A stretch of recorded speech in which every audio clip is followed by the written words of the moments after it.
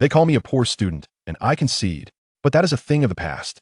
Ever since I had a peculiar dream in the classroom, where I encountered next year's examination questions. Moreover, I could absorb knowledge directly from the books, transforming it into genuine ability. Am I to rise against the odds? Chapter 1. The strange dream that Lu Yi had been resting his head on the desk for nearly half an hour, drooling as it trickled down onto the pristine exam paper, forming a line. It was the midterm examination. After completing the multiple choice questions, he found himself utterly lost with the subsequent essay questions. Of course, even the multiple choice answers were mostly selected at random. The questions on the paper remained static, as Lu Yi stared at them, and they seemed to stare back at him. After a while, he could no longer resist the urge to squint and slowly drifted into slumber, for he was utterly exhausted. The night before, he had only fallen asleep around 1 in the morning after helping his mother sell fried rice. Rising at 6 o'clock, he hurriedly rode his bicycle to school, thus having barely managed 5 hours of rest. It was no wonder he succumbed to sleep at his desk. In his dream, Lu Yi found himself in a peculiar realm devoid of people, surrounded entirely by books, various kinds of books, stacked upon towering shelves that reached the sky. In this dream, although he typically despised reading, a voice seemed to whisper to him, "What you see belongs to you." What did it mean that what he saw belonged to him? Lu Yi pondered the significance of this phrase, which eluded him. This dream was indeed strange, for while most people are oblivious to their dreaming state, Lu Yi was acutely aware of it. Surrounded by books, unable to escape, he idly began to flip through the volumes, particularly intrigued by the ancient texts he had never encountered before. As he gazed at these ancient tomes, he thought to himself that if he could sell them, they would surely fetch a handsome price. However, realizing he was in a dream, he wondered if he might find a book on dream interpretation to discern whether dreaming of so many books was a good or bad omen. Yet, instead of finding a dream interpretation book, he stumbled upon something that filled him with exhilaration, a compendium of alchemy and the past examination papers from the college entrance exams. The alchemy tome and the exam papers were positioned side by side on the shelves treatises on the refinement of precious metals and gemstones, as well as the examination papers. From every year since the exams began, each year stacked one upon another. Refinement of silver, refinement of gold, refinement of sapphire, refinement of diamond. 1978, 1979, 2020, 2021, 2022. The materials and years extended upward, the shelves, infinite, until they vanished from Lu Yi's view. Wow, this is it, Lu Yi exclaimed, overwhelmed with excitement. The book he yearned to see was positioned too high for him to reach. He sought a ladder, but all around him were merely books, no other objects in sight. However, this posed no challenge for Lu Yi. He swiftly began to rearrange the nearby books to construct a makeshift ladder. He aimed to ascend the literary ladder toward the pinnacle of knowledge. Moving books is truly exhausting. Lu Yi sighed deeply, placing the final stack of books down, just enough to allow him to tiptoe and grasp the edge of the coveted book. Without that last book, he wouldn't have been able to reach at last. He succeeded in pulling the book from the shelf. As he gazed at the golden numbers on the cover, a smile blossomed across his face. It was the examination paper for the 2022 college entrance exam. That is to say, next year, he would be sitting for the exam. Suddenly, a loud clap resounded against Lu Yi's head, startling him awake from his dream. "Who?" he muttered, still resting his head on the desk, his words escaping before he could move. Half awake and half asleep, Lu Yi was filled with indignation. Indeed, he had exerted immense effort to construct his literary ladder and had nearly obtained next year's examination paper. How frustrating it was to be roused just before gaining that insight. As Lu Yi's voice of outrage echoed, a chorus of laughter erupted in the classroom. "Lu Yi, what are you doing?" came the voice of his homeroom teacher, Ms. Lang Xiaoping, known affectionately as Wolverine by her students for her domineering presence and fierce speaking style. But oh no. Lu Yi snapped to attention, cursing inwardly. This was a mathematics exam, and hadn't the math teacher been supervising just moments ago? How had Wolverine suddenly taken over? "What exactly are you doing?" Ms. Lang's voice rang out again. "I was sitting in meditation." Lu Yi slowly lifted his head and unexpectedly blurted out a classical phrase. "Cut the nonsense," Ms. Lang Xiaoping retorted, her temper flaring. She had not anticipated this typically reticent student daring to speak back to her. "No, that's not what I meant, teacher." Lu Yi stood up and wiped the drool from the corner of his mouth, looking at Ms. Lang. "I meant meditation. It comes from the Shaw when Jiezi." Earlier, when he had been unable to find a book on dream interpretation, he had fortuitously stumbled upon a copy of the Shaw One Jiezi, which contained an explanation of dreams. In his moment of tension, he had inadvertently quoted it. "Speak plainly, what are you doing?" Ms. Lang demanded. "Sleeping," Lu Yi replied, looking down. Another wave of laughter erupted throughout the classroom. "Lu Yi, This is a midterm exam, and you dare to sleep? Ms. Lang fumed. While others are scheming to cheat, you don't even attempt to copy that, of course. I strictly oppose cheating and plagiarism. Now I understand why you transferred from paying school to our institution. You are simply a poor student. A self-destructive type of poor student. Could paying possibly allow you to remain there to wreak havoc? Ms. Lang mocked. She always spoke with a biting sarcasm. Despite being a female teacher, her style of communication was more audacious than that of her male counterparts, making the nickname Wolverine quite fitting. Go ahead, keep sleeping. They'll see how you fare, Ms. Lang said before turning to leave the classroom. Everyone, hurry up, you have 10 minutes left to submit your papers. The math teacher at the front of the class continued to call out, engrossed in his phone. Liu Yi slowly sat back down, staring blankly at the empty questions on the exam paper, still incapable of answering any of them. A mess. Lang was right, he was indeed a poor student, a quietly unremarkable one. Yet, Liu Yi had not always been this way. Previously, he had attended paying school, the top private institution in the city, where every student was a top performer. Of course, Liu Yi had still been a poor student at paying, albeit an exceedingly arrogant one that he hadn't gained admission through examination, but rather purchased his way in, with sponsorship fees amounting to 280,000 annually. However, he only flaunted his arrogance for a year before transferring to his current school. Benhai City No. 7 Middle School. Liu's father had once owned a construction company, specializing in various civil engineering projects, essentially a contractor. Last year, for reasons unknown, his father suddenly disappeared, and within a week, the court seized all their assets, claiming his father owed over 70 million in unpaid wages to laborers and several billion in project fees in less than a month. All their possessions were auctioned off under the swift and severe measures for unpaid labor wages. The events unfolded so abruptly that Liu Yi and his mother found themselves living in a small rented room provided by the court, with nearly no money to their names. Thus, the annual sponsorship fee of 280,000 was far beyond their reach now. Liu Yi stared blankly at the exam paper before him when the bell rang, signaling the end of class. My friend, the latest issue of Car World. A visibly battered and somewhat tattered magazine was thrust into Liu Ye's line of sight. The one presenting the magazine was Wang Long, affectionately dubbed Fat Dragon, due to his somewhat plump stature. Fat Dragon was the only close friend Liu Yi had made during his nearly year-long tenure at the 7th High School, a bond that could be likened to that of old comrades. Liu Yi had once been a vivacious and extroverted individual, even a bit audacious, indulging in smoking, drinking, fighting, and courting girls without restraint. However, ever since a family crisis struck, he seemed to transform into a different person, becoming taciturn and withdrawn.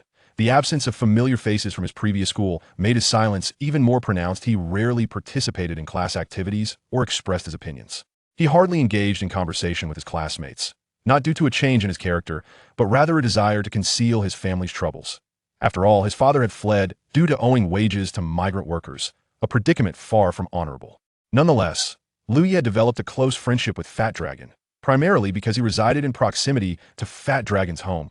Liu Yi lived in the Garden New Village, one of the oldest residential areas in Benhai City, nestled adjacent to the largest urban village, Jinshan Village.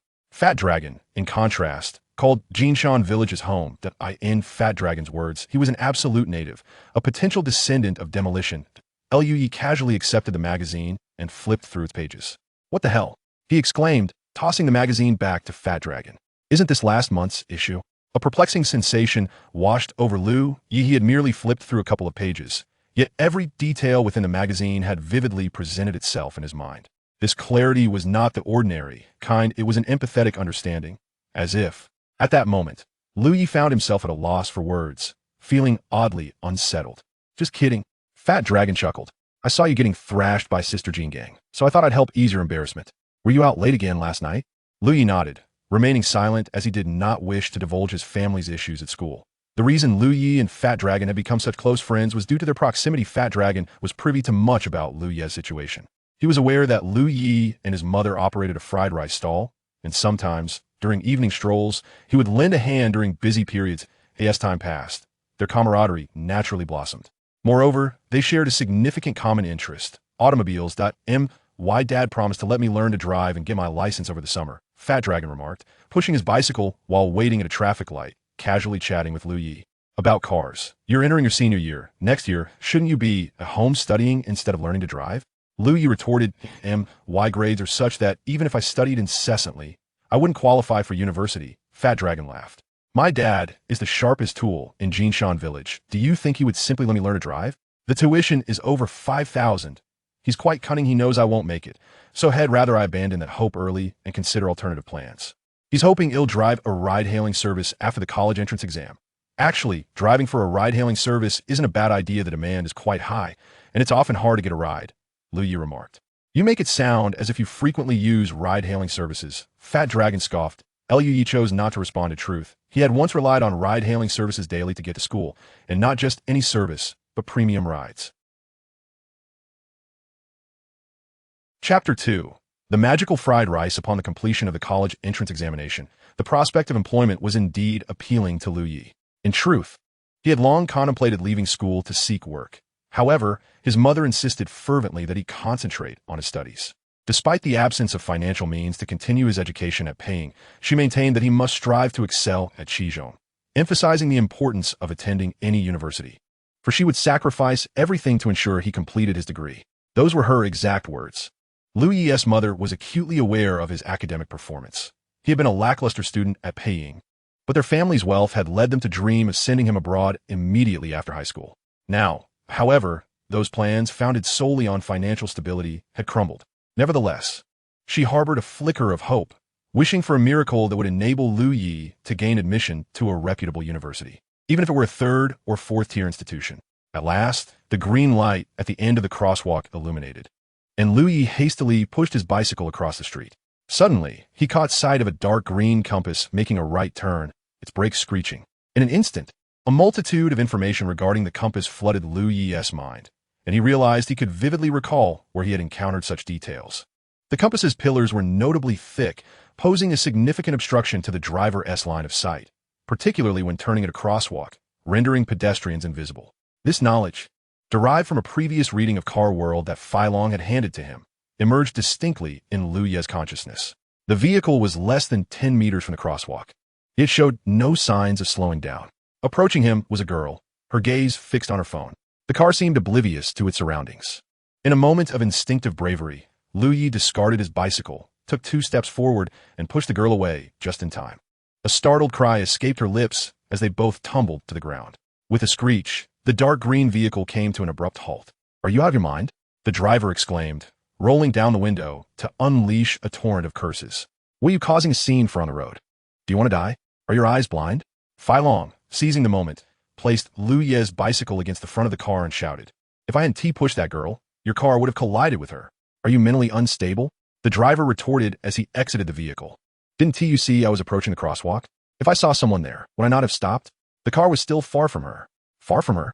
Fei Long bellowed in frustration. "Look at where your car is parked."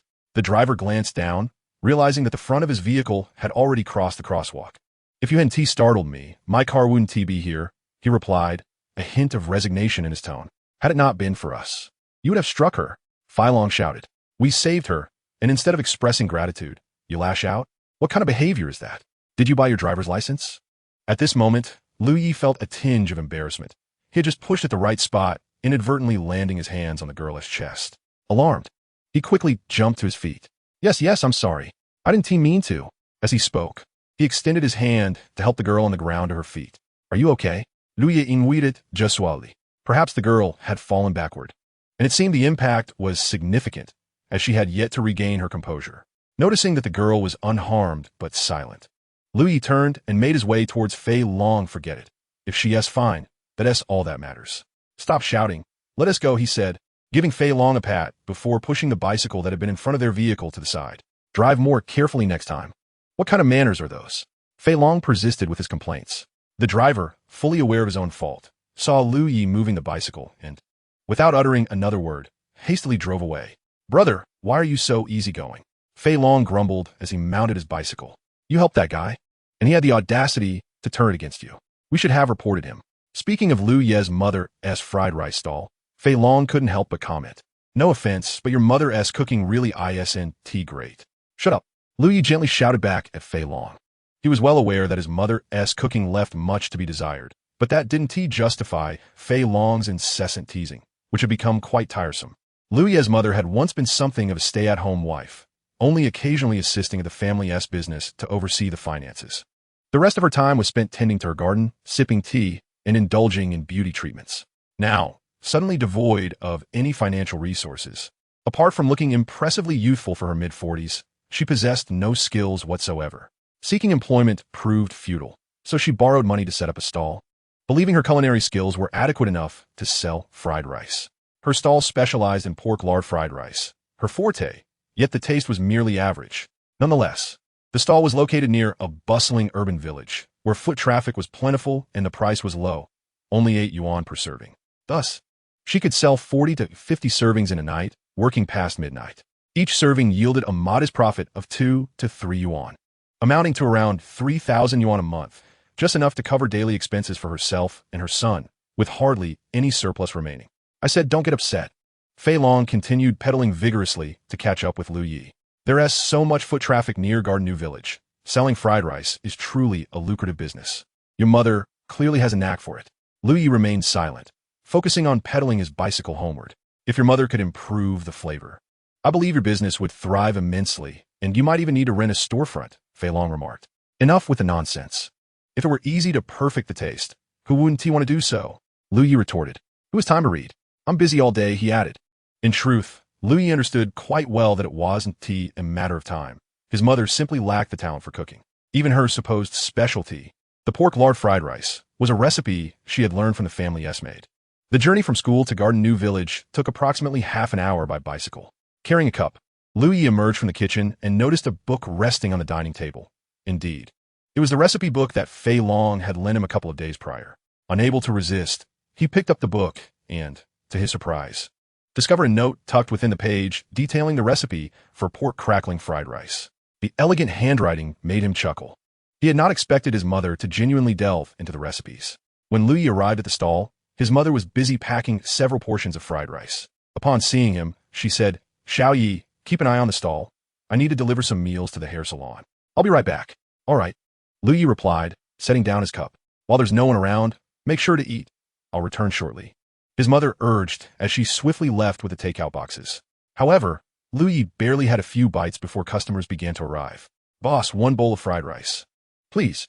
On occasions when his mother was absent, Lu Yi would take the initiative to fry rice himself, and his culinary creations were nearly as delightful as hers. Fortunately, most of the patrons were residents of the nearby urban village, where the prices were low and the slightly inferior flavor was of little consequence. "Please have a seat.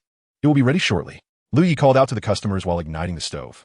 He found it curious that when he picked up the spoon to prepare the fried rice, the information he had seen in the recipe earlier that day effortlessly surfaced in his mind, including his mother's annotations. With the pan heated to the right temperature, he added the pork fat, allowing the cracklings to release their fragrance. Within 10 minutes, a serving of fried rice was ready. "You go ahead and eat. I'll take care of this," his mother said upon her return. "Yes, boss," a customer exclaimed, chewing on his rice. "Hello, what can I do for you?" His mother approached quickly, smiling. "Has the chef changed today?" inquired a young man in his 20s, clad in factory attire, clearly just off work. "I apologize. This dish was prepared by my son.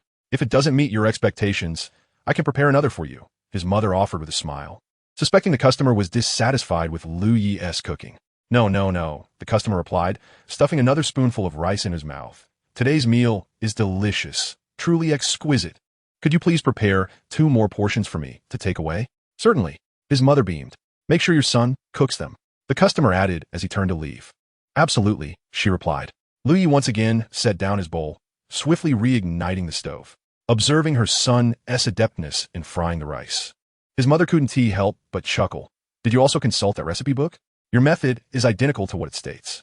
I followed the instructions as well, but the flavor hasn't improved significantly," she admitted while spooning the remaining fried rice from the pan into her mouth. This is genuinely delicious," she exclaimed, looking at Lu Yi incredulously. "What did you add?" "Nothing at all. I just made it casually," Lu Yi responded, equally perplexed. From the very first portion of fried rice he had prepared, he was curious, and now his bewilderment intensified. He had scarcely glanced at the recipe, yet his creation mirrored it perfectly. Moreover, what astonished Lu Yi even further was that not only did he execute the steps precisely as outlined in the recipe, but the results also adhered to the prescribed standards, as if he were a master chef, his techniques flawless and his timing impeccable. This sensation had first struck Lu Yi when he spotted the magazine handed to him by Fei Long at school. His mother served the meal to their guest and then turned to Lu Yi with a smile, inquiring, "How did you do that? Teach me, too." Caught off guard by his mother's question, Lu Yi found himself at a loss. He truly did not know how he had achieved it, as if this skill were innate, or as though someone were guiding his hands. The notion of fried rice vividly surfaced in his mind, the recipe's details crystal clear once more. Consequently, Lu Yi recounted the recipe verbatim to his mother, yet she shook her head in disbelief, responding, "But I followed this precisely.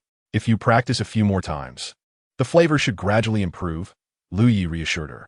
"You've learned swiftly, but your mother's growing old," she sighed.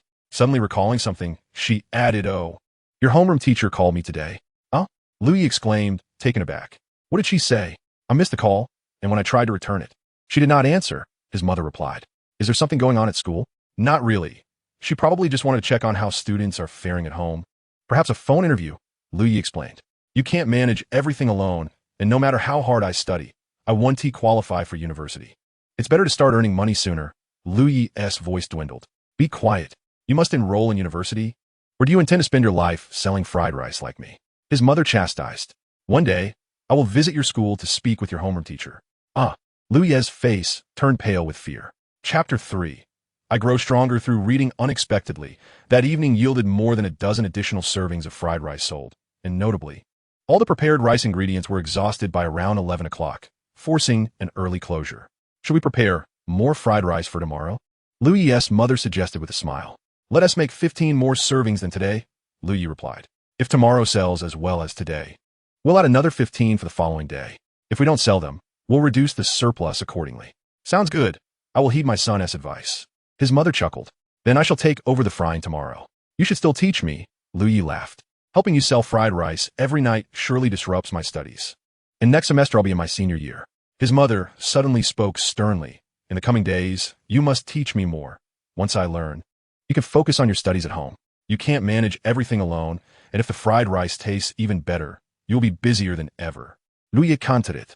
"It's only a year of busyness. We can discuss it again after the college entrance examination. If you do not qualify for university, you shall join me for a lifetime of selling fried rice." His mother lamented, letting out a sigh. "I wonder where your father has gone. It has been over a year, and he should at least call to let us know he is safe." Upon the mention of his father, Lu fell silent. He found himself at a loss for words. His father had always been preoccupied with social engagements, leaving little time for parental guidance, and generally tried to accommodate Lu's wishes. However, when it came to the matter of his father's alleged abandonment of workers' wages, Lu truly had nothing to say. In fact, Lu's mother had heard more than once that Lu's father was deceased, but she dared not believe it, nor did she wish to share this with Lu. A glimmer of hope lingered in her heart, much like her aspirations for Lu's acceptance into university. Lu had always despised history, with its demands for rote memorization. He had barely skimmed through half of the textbook, neglecting the latter sections. As he flipped through the pages of the history book, he did so as casually as one might peruse a cookbook, glancing superficially at each page. In less than 5 minutes, he had rapidly turned through half of the history book before closing it. He gently shut his eyes, straining to visualize the content he had just browsed. To his astonishment, the material he had casually flipped through vividly manifested in his mind, every punctuation mark and printing flaw crystal clear. Lu was utterly astonished and quickly retrieved his biology, geography, chemistry, and physics books, scanning through them just as swiftly before closing them again. He felt as though he had gone mad. It dawned on him that his eyes functioned like a scanner, enabling him to absorb the information from the pages with merely a glance, storing it in his brain. Yet, something felt amiss. It seemed too simple. He pulled out his middle school math textbooks, rapidly flipping through them from junior high to the second year of high school, spending about an hour to complete the 10 books. Next, Lu retrieved a collection of past exam papers from Huanggang and located the final exam from the second semester of his sophomore year, eager to test himself. In a mere 65 minutes, he completed the examination, feeling as though he had never taken so long on a test, yet he also experienced an unprecedented ease, as if the answers were already nestled in his mind, merely awaiting his pen. To his astonishment, upon checking his answers, he discovered he had scored 136 points. He stared incredulously at the numbers he had inscribed in black ink, scarcely able to believe it. Every question that had appeared in the textbook, including those that extended beyond its contents, he had answered flawlessly. The 14 points he missed were entirely outside the textbook scope. His heart raced with excitement as he couldn't help but repeat the process with history. To his amazement, he achieved a perfect score of 100. This was history. Scoring full marks required more than mere memorization of the textbook. It demanded a genuine comprehension of historical knowledge. Suddenly, Lu realized that he had not simply scanned the information into his mind like a machine. He had truly mastered it, just like fried rice. Lu Yi and his mother both consulted the recipe and followed it meticulously, yet only Lu Yi managed to achieve the desired outcome. Suddenly, Lu Yi recalled a dream. What you see is merely a reflection of yourself. A voice in the dream seemed to whisper to him, and at that moment, Lu Yi grasped the essence of those words. Overcome with joy, he slapped himself across the face. Ouch, that truly hurt. Unable to resist, he rubbed his cheek, realizing he was not dreaming. He thought of the dream and the regrets he held about the actual examination questions. However, at this moment, he felt no regret. After all, wasn't it true that diligent study could yield strength? Who needed the examination questions? Wasn't this akin to a jutsu from Naruto? As he marveled internally, he inspected his reflection in the mirror, scanning for any peculiarities in his eyes. They appeared unchanged, save for a few remnants of sleep due to late nights. He found no extraordinary abilities. This was not some jutsu. He did not discover any world-altering powers within his gaze. Aside from his enhanced vision, memory, and comprehension, everything else seemed ordinary. Yet, that was enough to keep Lu Yi awake at night. His mother knocked on the door as she left to buy groceries. Xiaoye, rise and shine. I'm off to the market, she called gently from outside.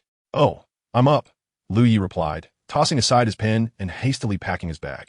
He had not slept a wink. How could he possibly doze off? Throughout the night, he had been engrossed in his books, moving all the textbooks from the shelf, as if constructing a staircase in his dream. He flipped through them one by one, page by page, even revisiting some elementary school texts. Today marked the second day of the midterm exams. Unfortunately, the core subjects, Chinese, mathematics, and English, had already been taken yesterday, leaving only history and physics as the subjects for today. Lu Yi quickly consumed a bowl of porridge before pedaling furiously toward school. At the entrance of the community, he spotted Fei Long and greeted him with a rare smile from afar. Hey, buddy, you seem thrilled today. What's the occasion? Fei Long chuckled. As Lu Yi approached, Fei Long's expression shifted to one of astonishment. What happened? Did you go thieving last night? What's wrong? Lu Yi asked, bemused by Fei Long's startled demeanor. Look at you. You've transformed into a national treasure. Fei Long exclaimed. Oh, Lu Yi suddenly understood and laughed. I was so absorbed in studying that I read until dawn. You're pulling my leg. You? Studying too hard? Fei Long laughed, adding, let us see how many exams you can ace. Believe it or not, I truly studied all night. Starting from elementary school, I'm determined to catch up on everything I missed, Lu Yi asserted earnestly. Wow, did your family's fried rice sales hit a slump, prompting you to buckle down? Fei Long teased. Get lost. Lu Yi retorted, just wait and see. There are still exams coming up. I'm going to crush it. You'll witness my true strength. Good luck with that. Fei Long laughed. I know your capabilities better than anyone. Very well, you overweight brat. Just wait. Lu Yi exclaimed, pedaling fervently as he sped ahead. Lu Yi, if you manage to rank among the bottom 5 in the class during the midterm exams, I shall serve you for an entire week, Fei Long bellowed in pursuit. It was the second day of the midterm examinations, and 4 subjects awaited them. The classroom was already brimming with students, all loudly reciting their notes. Lu Yi sought out Wolverine, for he could not shake off the anxiety stemming from yesterday's phone call. Although fortune smiled upon him yesterday when his mother did not answer, he was certain that, given Wolverine's character, another call would inevitably come today. It was not that Lu Yi relished the idea of venturing out. Rather, it pained him to see his mother in such a predicament. Once accustomed to a life of luxury, she now selflessly endured the smoke and dust of the streets, selling fried rice to make ends meet. In the eyes of the underachievers, Lang Xiaoping was synonymous with brutality, while the high achievers regarded her as epitomizing dedication. Upon seeing Lu Yi knock at the door, Lang Xiaoping's expression bore a hint of surprise. Lu Yi, what brings you here?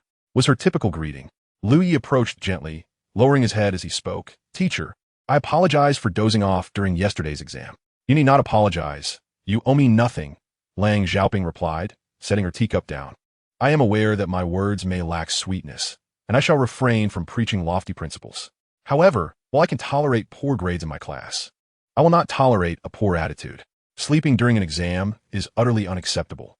I was wrong, and it will not happen again, Lu Yi responded earnestly. Is there something else you wish to say? Lang Xiaoping inquired. Did you, by any chance, call my mother yesterday? Lu Yi asked softly. Yes. Is there a problem? She replied. My mother has been unwell lately and missed the call. She asked me to convey her apologies and mentioned that she would come to see you in a few days, Lu Yi explained. There's no need for that. I will call your mother instead. If she is unwell, she should refrain from coming to school, Lang Xiaoping stated. Please, teacher, Lu Yi said with a smile. I understand my mistake and assure you I will improve my attitude. Could you refrain from calling my mother? As your homeroom teacher, it is my duty to inform parents of their child's situation at school. This is something they ought to know.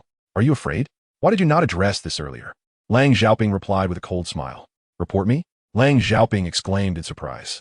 No, just reflecting the situation, Lu Yi chuckled awkwardly. Very well. This is as you say, Lang Xiaoping nodded. Chapter 4. Underachievers cannot become high achievers. The following day, the 15 extra servings of fried rice prepared by Lu Ye's mother sold out swiftly, and they finished even earlier than the previous day. Lu Yi could hardly believe it, nor could his mother, that a simple dish of lard fried rice could be hailed as the best fried rice anyone had tasted in decades. How exaggerated. Lu Ye's mother laughed as she spoke to her customers. It's delicious. Do come again.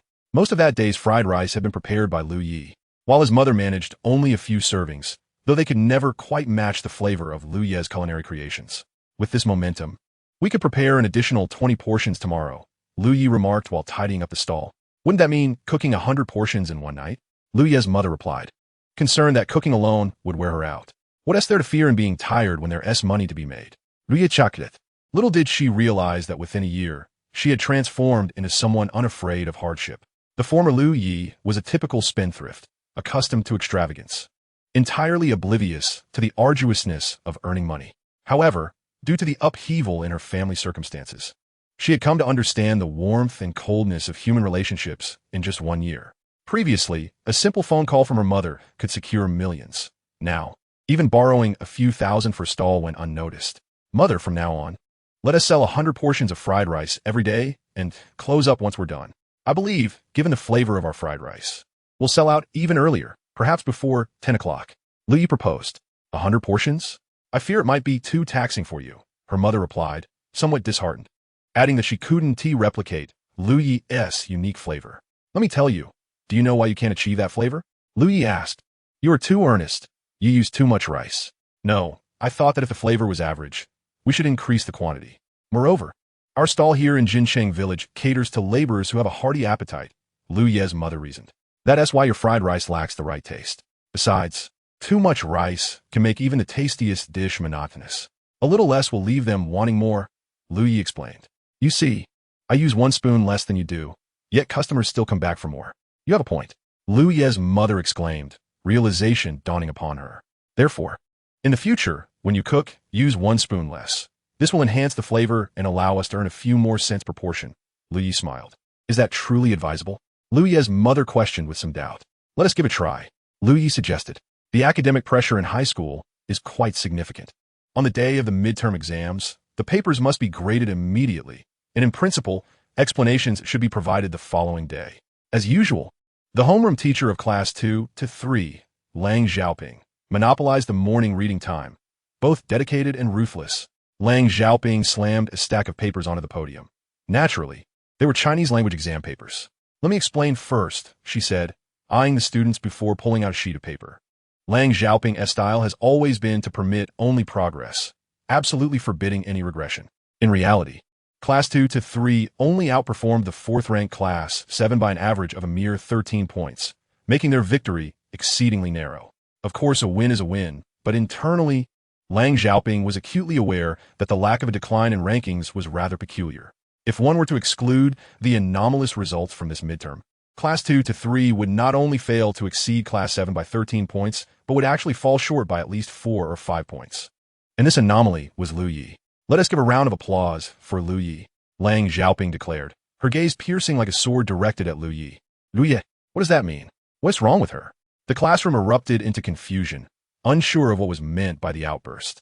Lu Yi, Lang Xiaoping exclaimed Lude. Please share your experience with everyone. How did you manage to be at the bottom in Chinese, math, and English, yet excel in politics, history, geography, physics, chemistry, and biology? Wow, impressive. Lu Yi stood there, bewildered by Lang Xiaoping's inquiry. What could he possibly say? Naturally, he found himself speechless. Rising to his feet, an awkward expression overtook him. He suddenly realized he had overstepped. He shouldn't have answered all the questions on the exam so openly. Who would believe him? He was considered a poor student. How could he possibly transform into a top scholar overnight? Teacher, I assure you, I genuinely took the exam myself, Lu Yi said, feeling embarrassed. Indeed, I never claimed you didn't, Lang Xiaoping retorted with a sneer. But I am asking you to enlighten us on how you achieved this feat. Lu Yi found himself at a loss for words, rendered speechless by the relentless questioning. From the bottom in Chinese, math, and English to the top in 6 subjects: politics, history, geography, physics, chemistry, and biology. Not even Wolverine would believe that. Lu Yi stood there, feeling the weight of dozens of eyes scrutinizing him in the classroom. He wished for a crevice in the ground to swallow him whole. Yet, he had genuinely studied all night, starting from middle school and even elementary school. Was his efficiency in learning tantamount to cheating? Why would no one believe him? I previously mentioned that you, Lu Yi, were so disheartened that you wouldn't even consider cheating. You turned the tables on me the very next day, slapping me in the face with your results, Lang Xiaoping chuckled. Of course, I never accused you of cheating. I lack evidence. The classroom erupted in uproar. Even if you had the textbooks wide open for copying, achieving such results is impossible. Lang Xiaoping continued. While it might be feasible to acquire the exam papers or answers for 1 or 2 subjects, obtaining them for all 6 is as challenging as landing on the moon. Lu Yi felt a surge of heat rising within him. He nearly rushed over to punch Lang Xiaoping in the face. Teacher, I assure you, I truly took the exam. I've been reviewing from the very basics of middle school, even elementary school. Lu Yi argued passionate. While his claims were indeed extraordinary, who would believe him? No matter how hard one tries, a poor student cannot become a top scholar overnight. Starting from elementary through high school, I certainly admire your determination. However, going from the bottom one day to the top the next, you became famous overnight. I should call you Baba. Lang Xiaoping mocked. Her words elicited raucous laughter from the entire class. This is genuinely my achievement, Lu Yi exclaimed, now agitated, clenching his fists. What are you shouting for? It's not that I don't believe you. Ask the class, who believes you? Lang Xiaoping pointed to the students, asking, who believes him? Silence ensued until Fai Long raised his hand. Teacher, I believe him. Lu Yi and I live close together. He truly started from scratch, and given the simplicity of this exam, his exceptional performance is understandable. Before Fai Long could finish his statement, Lang Xiaoping interjected, so you believe him, do you? Perhaps you should take a leaf out of my book and demonstrate such results next time. Believe it or not, if you possess any evidence that I have cheated, the school has the authority to expel me. In the absence of proof, I suggest you all keep your opinions to yourselves. Lu Yi, filled with indignation, took a seat with a huff. All right. Lang Xiaoping, taken aback by Lu Ye's boldness, found herself at a loss for words. After several attempts to gather her thoughts, she finally managed to express, you certainly possess a strong resolve. I hope you maintain this fortitude in the future. In 2 weeks, the monthly exam will arrive once more, and I'm keen to see what results you will yield. Let's hope for no unexpected twists. Who knows whose face will end up stinging? Rest assured, teacher, I am determined not only to excel in politics, history, geography, physics, chemistry, and biology, but also to achieve the highest marks in language, mathematics, and English. I am indifferent to the prospect of humiliation. I merely wish to assert that these are my results, and I have not cheated, Lu Yi retorted coolly. Very well, we shall await the outcome. Lang Xiaoping scoffed. During that day's early self-study session, Lang Xiaoping had intended to discuss the language examination papers. But Lu Ye's earlier confrontation had drained her of motivation. She instructed the distribution of the papers and stormed off to the office in a fit of anger. Lang Xiaoping was resolute in her disbelief that Lu Yi, a self-proclaimed underachiever, could suddenly rise to prominence overnight. It defied logic. Initially, she had chosen to remain silent regarding Lu Ye's anomalous performance, aiming to avoid attracting the attention of teachers from other classes, lest they jeopardize the 3rd position of Class 2 and Class 3 in the 2nd year. However, her thoughts had shifted. She hurried into the office and approached the desks of the history and physics teachers, inquiring whether there was any possibility of the examination papers or answers being leaked. The responses she received were uniformly dismissive. A leak is impossible unless hackers were to breach our computers. All the exam materials are stored there. This is not the college entrance examination. Who would go to such lengths for a mere midterm? Yet, Lang Xiaoping remained unconvinced. Suddenly, she recalled Lu Ye's words from the morning following the exam. He had assured her that he would study diligently and implored her not to call his mother to report him. Did this not clearly indicate that Lu Yi had prior knowledge of his impending success? The only plausible explanation was that he had, in a moment of desperation to prevent her from notifying his mother, managed to acquire the answers. Lang Xiaoping felt a surge of confidence in her deductive reasoning. With a wry smile, she retrieved her phone. Chapter 5. The phone incident. As a recent transfer student, Lu Yi had never quite endeared himself to his classmates. Coupled with his natural reticence, he exuded an air of mystery. Now, having risen to prominence seemingly overnight and boldly confronting those who doubted him, his enigmatic persona only deepened the intrigue surrounding him. In a matter of hours, Lu Ye's remarkable exploits spread throughout the school, and during lunchtime, discussions erupted regarding the student who had transformed from the bottom of the ranks in language, mathematics, and English to the top in politics, history, geography, physics, chemistry, and biology. Man, you are truly impressive. Come on, tell us, where did you get the answers? Fei Long quietly pulled Lu Yi aside in a corner of the cafeteria, speaking in hushed tones. Do you truly believe that I have transformed overnight? Lu Yi exclaimed in frustration. It's not that I doubt you, but such a miraculous change is simply implausible. This isn't merely a case of an underachiever rising to the occasion. This is defying the very laws of nature. Fei Long remarked dramatically. How should I put it? Lu Yi replied, his expression filled with exasperation. Not only do people not believe me, but they might even mistake me for a lunatic and send me to a mental institution. I assure you, I have genuinely started from scratch a long time ago. My excellent performance this time was largely due to luck. The exam was not particularly challenging.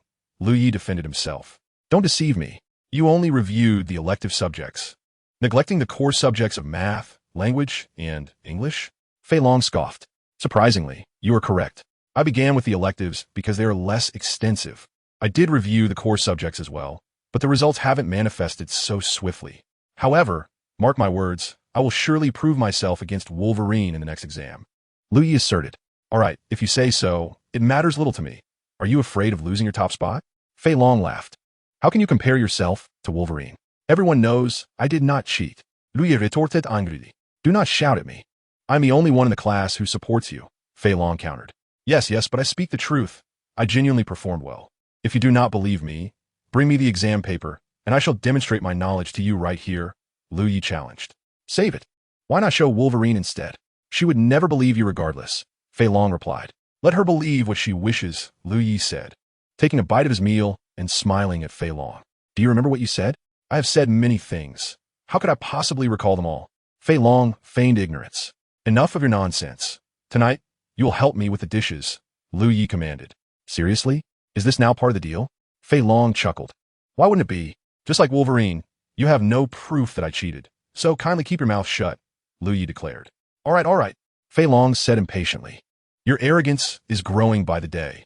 However, an unusual tension filled the atmosphere as Lu Yi called out to his mother at their stall, only to be met with silence. He could see that she was visibly displeased. Mother, what troubles you? Lu Yi inquired. His mother continued to work, ignoring him completely. What is wrong? Please speak to me, Lu Yi urged, growing anxious as he placed a hand on her shoulder. How have I upset you? Why did your homeroom teacher call me? I never expected you to turn out this way, his mother replied, picking up a large spoon to reprimand him. Seeing the spoon raised, Lu Yi quickly moved away. It is one thing to struggle academically, but why resort to cheating? Copying from a book is one thing. But stealing exam answers from the teacher's computer? How could you stoop so low? Do you even realize the severity of your actions? This is a crime. The contents of that computer are property. Do you understand? Lu Yi felt as if he had been struck by lightning. His entire being bristled with indignation. What nonsense? He shouted. Who are you insulting? His mother snapped back. No, I wasn't referring to you. I was talking about Wolverine, Lu Yi replied, his face a portrait of innocence. Wolverine, indeed. His mother, brandishing a large spoon, threatened to strike him. Mother, please refrain from hitting me. Can you allow me to finish my words first? Lu Yi pleaded as he ran alongside the road. What is there to say? You chose to steal the answers from the teacher instead of calling me for help. Why would you do such a thing? Even if the teacher informed me that you were asleep during the exam, I would only scold you a little. Is it really necessary to resort to stealing answers? The more she spoke, the more furious she became. After running a few laps around the stall, Lu Yi finally paused, allowing his mother to strike him a few times with the spoon. Mother, I assure you, I did not steal any answers. Consider this. Our family does not even own a computer, where I find a means to go online and steal answers. Lu Yi insisted. Do not try to deceive me. Can't you go to an internet CAF? His mother retorted angrily. I could, but you are well aware of my computer skills. If I possessed such capabilities, would I need to steal answers? I would still be able to help you sell fried rice every day, Lu Yi replied.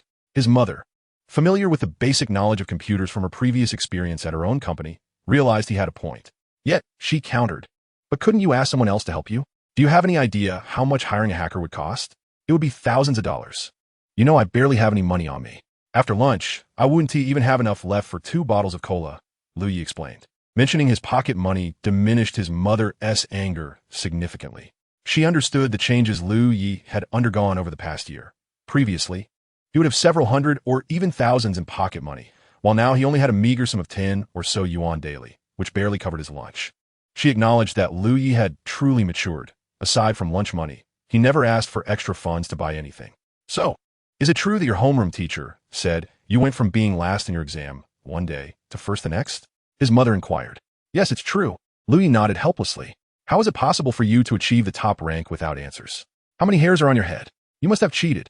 His mother exclaimed, her anger rising once more. Lu Yi realized he was in a predicament from which he could not extricate himself. What do you mean? She scolded, raising the spoon again and giving him a few hard taps on the backside. Mother, I genuinely did not cheat, nor did I steal answers from the teacher. Lu Yi shouted in frustration. I have been reviewing my elementary school textbooks.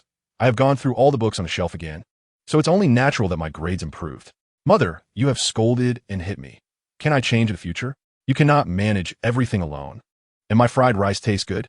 You wouldn't sell as much if you cooked, Lu Yi argued. Whether or not it sells is none of your concern. Are you leaving or not? If you don't leave, you'll be here selling fried rice for the rest of your life. I'm leaving, his mother declared, tossing aside the spoon and turning to walk away. Fine, I'll go, Lu Yi said, turning towards home in a huff. He felt as though his lungs might explode, wishing he could confront Wolverine at that moment and unleash a flurry of punches at her infuriating face. He found Lang Xiaoping truly detestable. They had agreed not to call his mother regarding his grades. Even if she doubted his results, she should at least provide some evidence. Yet, she shamelessly accused him of stealing the answers from the teacher's computer without any proof. It was utterly disgraceful.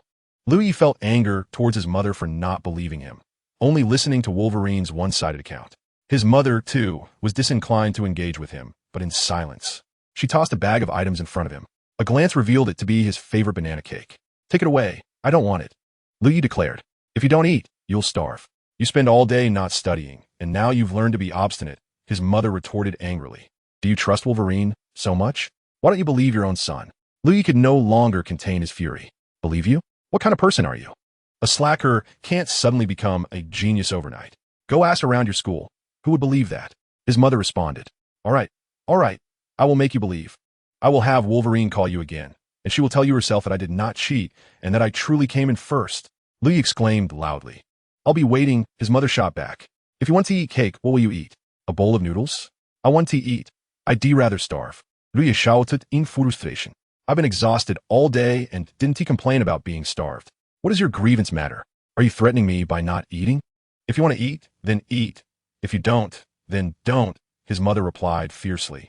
Her words struck a chord within Lu Yi. He realized he shouldn't be angry with her. She had changed so much for the sake of their livelihood. Is there a lot of fried rice left from tonight? Lu Yi attempted to ease the tension between them. From now on, the stall business has nothing to do with you. Don't ask. His mother's words left Lu Yi speechless. Chapter 6. How to Prove It. Lu Yi, why are you here looking for me instead of attending morning study? Lang Xiaoping glanced at him. Teacher, did you call my mother yesterday? Lu Yi inwided.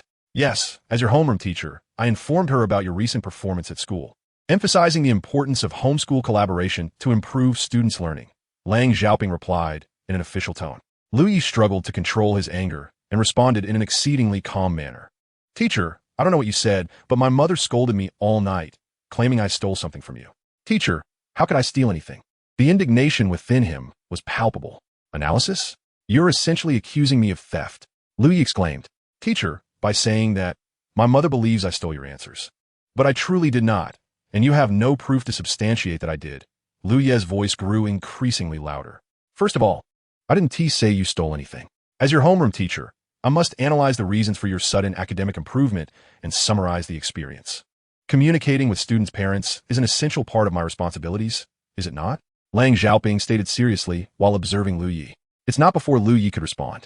Lang Xiaoping continued. Secondly, your grades have improved dramatically overnight. Until you prove that you truly achieved this through your own efforts as your homeroom teacher, Is it not within my rights to explore various possibilities? Should I not consult your mother regarding this matter? Lu Yi found himself momentarily speechless in the face of Lang Xiaoping's rebuttal. It seemed she was not entirely mistaken. As a homeroom teacher, it was indeed her prerogative to inquire about her students' circumstances with their parents. However, Lang Xiaoping's so-called analysis could easily be misconstrued by Lu Yi's mother as fact. Lu Yi stood there, momentarily stunned, while other teachers gradually entered the office. They naturally took note of the peculiar exchange between teacher and student. Though curious, they continued with their own tasks, listening in. Teacher, Lu Yi pondered before responding earnestly. Your analysis yesterday led my mother to believe it was true, and I received quite the scolding as a result. Could you please call her to clarify that this was merely your speculation? Speculation? Lang Xiaoping scoffed. Lu Yi, I can certainly make that call, and I could even apologize to your mother. However, you must first disprove my speculation and demonstrate that your grades were genuinely earned through your own merit. All right, teacher, I will show you, Lu Yi replied determinedly. In a few weeks, we have a monthly exam. If you can achieve the same results, then I will honor my word and apologize to your mother. Lang Xiaoping regarded Lu Yi intently. However, Lu Yi did not seem inclined to leave just yet. Teacher, I cannot wait that long. Could you please call my mother now? Lu Yi stated calmly. Lu Yi, Lang Xiaoping retorted angrily. Do not push your luck. I have been quite patient in this discussion. Why can't you comprehend straightforward conversation? Lu Yi, the physics teacher, seated opposite Lang Xiaoping, stood and placed a hand on Lu Yi's shoulder, smiling. Lang Laosher has made her position very clear. As long as you can prove that your grades are legitimate, she will call your mother, and I will bear witness. Teacher, I understand completely. However, I cannot wait until the next monthly exam for you to call my mother. She is reprimanding me daily. I cannot endure that long. Lu Yi turned to Lang Xiaoping. Teacher, it's merely a matter of proving it. I can do so right now. Right now? Lang Xiaoping was taken aback. Yes, right now, Lu Yi affirmed. And how do you propose to prove it? Lang Xiaoping asked dismissively. Isnt, it's simply a matter of an exam. Just give me another test, and I will take it in front of all the teachers in your office. That should eliminate any doubt, Lu Yi suggested. What do you think this is? Do you think I can conjure a test paper out of thin air like the Monkey King? Each exam paper is painstakingly crafted by the subject teachers according to your learning progress. It is not something that can be summoned at will, Lang Xiaoping replied tersely. Lu Yi remained unfazed, indifferent to the logistics of the examination. As both parties expressed their agreement, the physics teacher casually grabbed a pen and paper and swiftly wrote down a question. This question was directly drawn from the textbook, considered of moderate difficulty. If solved correctly, it would demonstrate that Lu Yi had reached an intermediate level in physics, approximately equivalent to an 80 score. The physics teacher, while speaking, handed a piece of paper and a pen to Lu Yi, stating that he would provide 10 minutes, which should suffice. Before the teacher could finish his sentence, Lu Yi interjected, Teacher, this problem is from the second-year physics textbook, page 39, question 3, and the answer is 78. Lang Xiaoping was taken aback and quickly glanced at the physics teacher, who was equally astonished. He had not anticipated that this boy could ascertain the answer with just a cursory glance, even specifying the textbook and page number with such clarity. The teacher remained silent, turning instead to retrieve the second-year physics textbook from his drawer and flipping to page 39. Wow, I didn't realize you were so familiar with the textbook. The teacher exclaimed in admiration. I've told you, I've thoroughly reviewed the textbook from cover to cover since elementary school. Lu Yi replied, somewhat proudly. What are you so pleased about? It's just one question. It's quite normal to guess correctly, Lang Xiaoping remarked. Then let the teacher give me another question. Lu Yi challenged. Very well, the teacher said, writing down another problem and silently handing it to Lu Yi. In less than 5 seconds, Lu Yi stated, this question is not from the textbook, but from the exercise book, second year, page 62, question 4, and the answer is 49 minutes. As he spoke, he looked at the physics teacher and asked, Teacher, do you need me to write down the proof process? No, that won't be necessary, the teacher replied, already astounded, and turned to look at Lang Xiaoping. Hearing the teacher's words and observing his expression, Lang Xiaoping couldn't help but wonder if Lu Yi truly had memorized the content of the book so thoroughly. Mr. Zhang, do you have any existing examination papers? Lang Xiaoping inquired. Yes, indeed, the physics teacher responded enthusiastically. After teaching high school physics for over a decade, he could not simply glance at a problem and recall its origin. Yet here was Lu Yi, who had done just that. At that moment, the teacher was even more eager than Lang Xiaoping to find a paper to test Lu Yi. Upon her suggestion, he was quick to comply. Please find a paper for Lu Yi to take, Lang Xiaoping urged. This paper will be significantly more challenging than the upcoming midterm exam. It requires a genuine understanding of the systematic knowledge in the textbook, not just rote memorization, the teacher stated as he handed the exam paper to Lu Yi. That is fine. I have only seen the material from the second semester of the second year so far. As long as it falls within that range, I'm ready. Lu Yi replied as he accepted the paper. The teacher turned to Lang Xiaoping, thinking that the boy was quite audacious. All right, go ahead. The teacher nodded with a smile. What's wrong? Can't remember? Lang Xiaoping called out loudly from the doorway. Submitting the paper? Lang Xiaoping was taken aback. She had only been gone for a little over half an hour. She approached the physics teacher, who handed the completed paper to her. The paper had already been graded, boasting a striking score of 96 in bold red numbers. Lang Xiaoping was utterly shocked, unable to believe that this boy might actually be extraordinary. Teacher, can this be verified? Can I call my mother now? Lu Yi asked Lang Xiaoping. However, Lang Xiaoping remained silent, meticulously scrutinizing each question on the examination paper. Noting her lack of response, Lu couldn't help but glance at the physics teacher. The teacher, after uttering a few words, exited the office. Has this fellow truly fled? Were you not meant to testify? A surge of frustration welled up within Lu, yet he felt utterly powerless. Chapter 7. The Underdog's Triumph. Lang Xiaoping, not uttering a word, turned and approached the geography teacher seated behind her. Mr. Chun, do you have any existing examination papers that the students haven't yet taken? Lang Xiaoping inquired. Mr. Chen glanced at her before responding with a smile. Indeed. Are you planning to test your geography skills? In truth, the entire office of teachers had developed an interest in Lu. Many of them had previously been unfamiliar with this transfer student, now observing him as though he were a curious spectacle, eager to see if he could indeed defy the odds overnight. You may take Mr. Zhang's seat. He has gone to teach a class, Lang Xiaoping stated calmly, placing the examination paper on the physics teacher's desk. Fine, Lu thought, indifferent to the method of assessment. Throughout that morning, Lu ceaselessly tackled 4 examination papers. Each paper posed a greater challenge than the midterm exam, yet his results were astonishingly close to perfection. The chemistry paper yielded his lowest score of 94, with a question he missed exceeding the knowledge expected of a second-year high school student. Nevertheless, Lang Xiaoping showed no signs of stopping. She continued to gather papers from various teachers and place them before Lu. Lu was unfazed, but the teachers in the office were utterly astonished, not only by Lu's remarkable abilities, but also by Lang Xiaoping's formidable approach. As they exited the office, the teachers exchanged knowing smiles, murmuring, no wonder the students call her Wolverine. She is relentless. During the midday break, Lang Xiaoping still did not relent. Let's eat and then continue, she said, entering with a takeout box and placing it before Lu. I'll finish this first, Lu replied without lifting his gaze. Once I complete this paper, there are 2 more. I'll set them here, Lang Xiaoping said, placing 2 additional papers on the desk and pressing them down with a book. Lu, taken aback, finally raised his head and asked, Teacher, aren't you supposed to supervise the examination? He had been working tirelessly through 5 papers, unaware of how many brain cells he had consumed. Wow, Lu exclaimed in astonishment. He had not anticipated the lavish meal Lang Xiaoping had prepared for him. Braised pork ribs, stewed chicken legs, eggs, vegetables, a seaweed soup, and an apple. This meal must have cost over 20 yuan. Lu typically refrained from spending so much on food, usually opting for a meat and a vegetable dish. Lu devoured his lunch voraciously, then painfully retrieved 30 yuan from his pocket and placed it in the drawer of Lang Xiaoping's desk. With a monthly allowance of 300 yuan, after deducting his lunch expenses, he found himself with barely anything left. Thus, parting with those 30 yuan truly pained him. After finishing his meal, Lu plunged back into answering questions with fervor. As he neared completion of the final examination paper, teachers gradually began to enter the office. They were astonished to see Lu Yi still here during the exam. One by one, they approached him to observe his progress, even casually picking up the 4 test papers that had been graded earlier that morning. Oh, a chorus of awe erupted, for each paper was nearly perfect. Is this for real? Some questioned incredulously. Didn't you see the exam in progress? It hasn't stopped since early morning. They've completed 6 papers already. An instructor who had been there since the morning explained. If these scores hold, he could gain admission to a 985 university. I must tell you, our school hasn't produced a 985 student in 5 or 6 years. Binhai City No. 7 High School is quite an ordinary institution within the city, with a college entrance examination pass rate of less than 30 for undergraduate studies.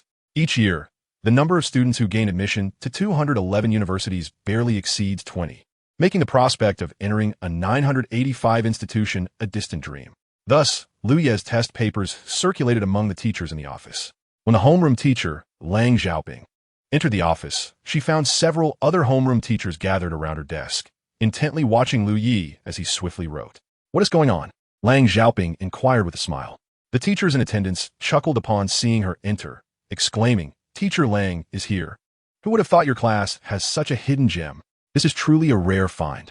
Lang Xiaoping merely smiled in response. As she approached, the onlooking teachers dispersed, and Lu Yi had just completed his test papers. Lang Xiaoping picked up the 2 papers Lu Yi had finished during lunch and placed them before the respective subject teachers. Smiling subtly as she said, "Give them a look."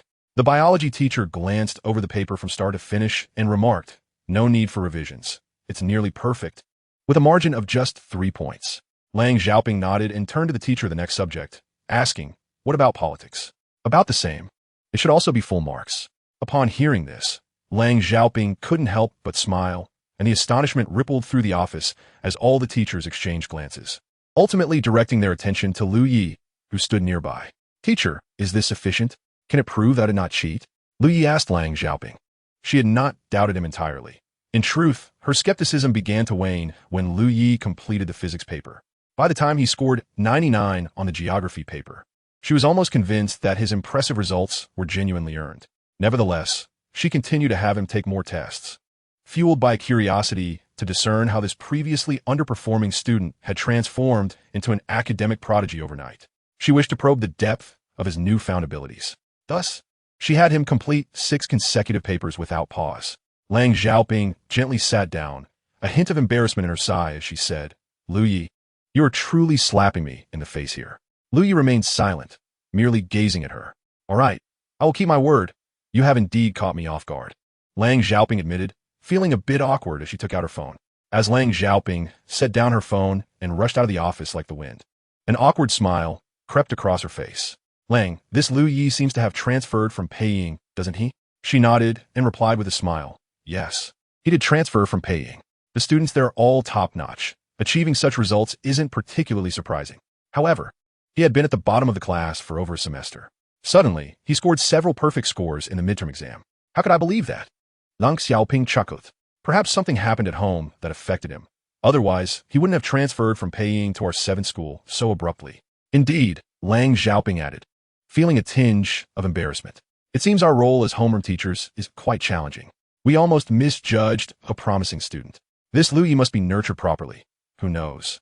Our school might achieve remarkable results in next year's college entrance examination." She mused, suggesting that they should inform the administration. "This score, not just at our 7th school, but even in the city, is exceptional." Teacher Zhang from physics exclaimed, "The paper I handed out this morning was quite difficult." Lu Yi from class 3 of year 2 spent 5 hours in the teacher's office completing 6 papers, and he scored nearly full marks on each one. Impressive. Fei Long was naturally the loudest cheerleader, exclaiming with enthusiasm, "Amazing." However, the excitement was not solely about academic achievements. Fei Long plopped himself onto Lu Ye's desk and discreetly passed a phone over. "Dude, check this out," he said. Upon seeing the phone, Lu Yi exclaimed, "Don't get me into trouble. I just got released from a tough spot. If that phone was confiscated, don't drag me into it. Cut the nonsense. Just watch the video on the phone," Fei Long insisted. Lu Yi took the phone, lowered his head, and began to watch beneath the desk. The phone was playing a rather unclear TikTok video, seemingly captured by a surveillance camera. "Wait a minute." Lu Yi looked up at Fei Long. Before he could finish his thought, Fei Long nodded vigorously. "Yes, that day, when you heroically lunged to save someone. Dude, look at the title. You're about to go viral." Lu Yi glanced down at the prominent text on the video. "High school student's incredible prediction saves a life in 1 second." "When was this posted? Who uploaded it?" he inquired. "Check it out. It was posted this morning." Fei Long pointed at the video. "The publisher is the Binhai Traffic Police, and it already has over 1 million likes." "Wow." Lu Yi laughed. "Is it really going to blow up?" "It absolutely will." Fei Long grinned. "Just don't forget about me when you hit it big. This video features you too. That moment when you stopped the bike was pretty cool." Lu Yi chuckled. "Maybe by the end of school today, someone will ask for your autograph on the street." "Are you dreaming? With that video quality, who is going to recognize those 2 middle school kids? Where would a reporter even go to interview them?" Lu Yi retorted. "Don't worry. I'll post this video in our class group chat right away. I'll send it to everyone I know, urging them to like it. And I'll create multiple accounts to flood the comments, claiming those 2 are from our 7th school," Fei Long declared with pride.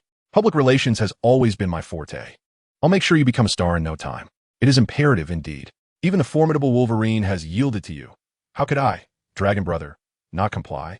As soon as I return home tonight and set down my backpack, I shall make my way there. However, I do hope for a bowl of fried rice. As my parents are conveniently absent this evening, remarked Fat Dragon with a serious expression. Scram, are you simply here to mooch off a meal? Retortet Luye. Chapter 8. The letter of commendation. As Lu Yi and Fat Dragon approached the fried rice stall, his mother was busy arranging tables and benches. Wang Long had arrived. Lu Yi's mother smiled at Fat Dragon and said, "Ah, Fat Dragon has come to dine. Mom, Fat Dragon is here to mooch. He will be here for the next 7 days to wash dishes." Lu Yi chuckled. "It's merely a meal. Does he truly need to lend a hand? Surely, one is not so petty." Lu Yi's mother responded with a smile. "Indeed, and he speaks the truth. Lu Yi is the most miserly of all." Fat Dragon chimed in. "To you, sister, you have lost the wager of 7 days of dishwashing. Even if you do not eat, you must still serve," Lu Yi declared. "You two ought to focus on your studies at school instead of gambling all day," admonished Lu Yi's mother. "What a trivial matter." Lu Yi laughed. "Did our homeroom teacher call you today?" "She did." Lu Yi's mother suddenly burst into laughter. "What now? Should I apologize to you?" "An apology is unnecessary. How could I dare demand such?" "However, knowing that she's aware of her mistake suffices," Lu Yi replied. "You little rascal, you've grown quite capable, haven't you? For your teacher to actually call me and apologize." His mother said, "You have no idea. To elicit an apology from her, I endured considerable trials and tribulations. At least a basin's worth of brain cells perished in the process," Lu Yi stated with utmost seriousness. "Your head is hardly the size of a basin." Fat Dragon laughed from the side. "You young ones understand nothing. This is a literary exaggeration. Do you not comprehend?" Lu Yi asserted. "Very well, continue to boast," Fat Dragon replied playfully, turning to Lu Yi's mother. "However, Annie, you are unaware that Lu Yi has become quite the sensation at school. He is truly on fire. Is that so?" Lu Yi's mother laughed. "In the teacher's office. He completed 6 exam papers in just 5 hours. 6. Our midterm exams require a full 2 days to finish. Yet Lu Yi accomplished this feat in mere hours. It is extraordinary," Fat Dragon exclaimed. "And that is not even the most astounding part. He scored full marks on every single paper." "Huh?" Lu Yi's mother's eyes widened in disbelief. She never expected her once underperforming son to achieve such heights. "Are you not exaggerating?" Lu Yi interjected. "He only managed a 94 in chemistry. Not every subject received full marks, did it?" "True, he scored 94 in chemistry, but that is not a reflection of your abilities. It is a flaw in the paper," Fat Dragon insisted with a serious demeanor.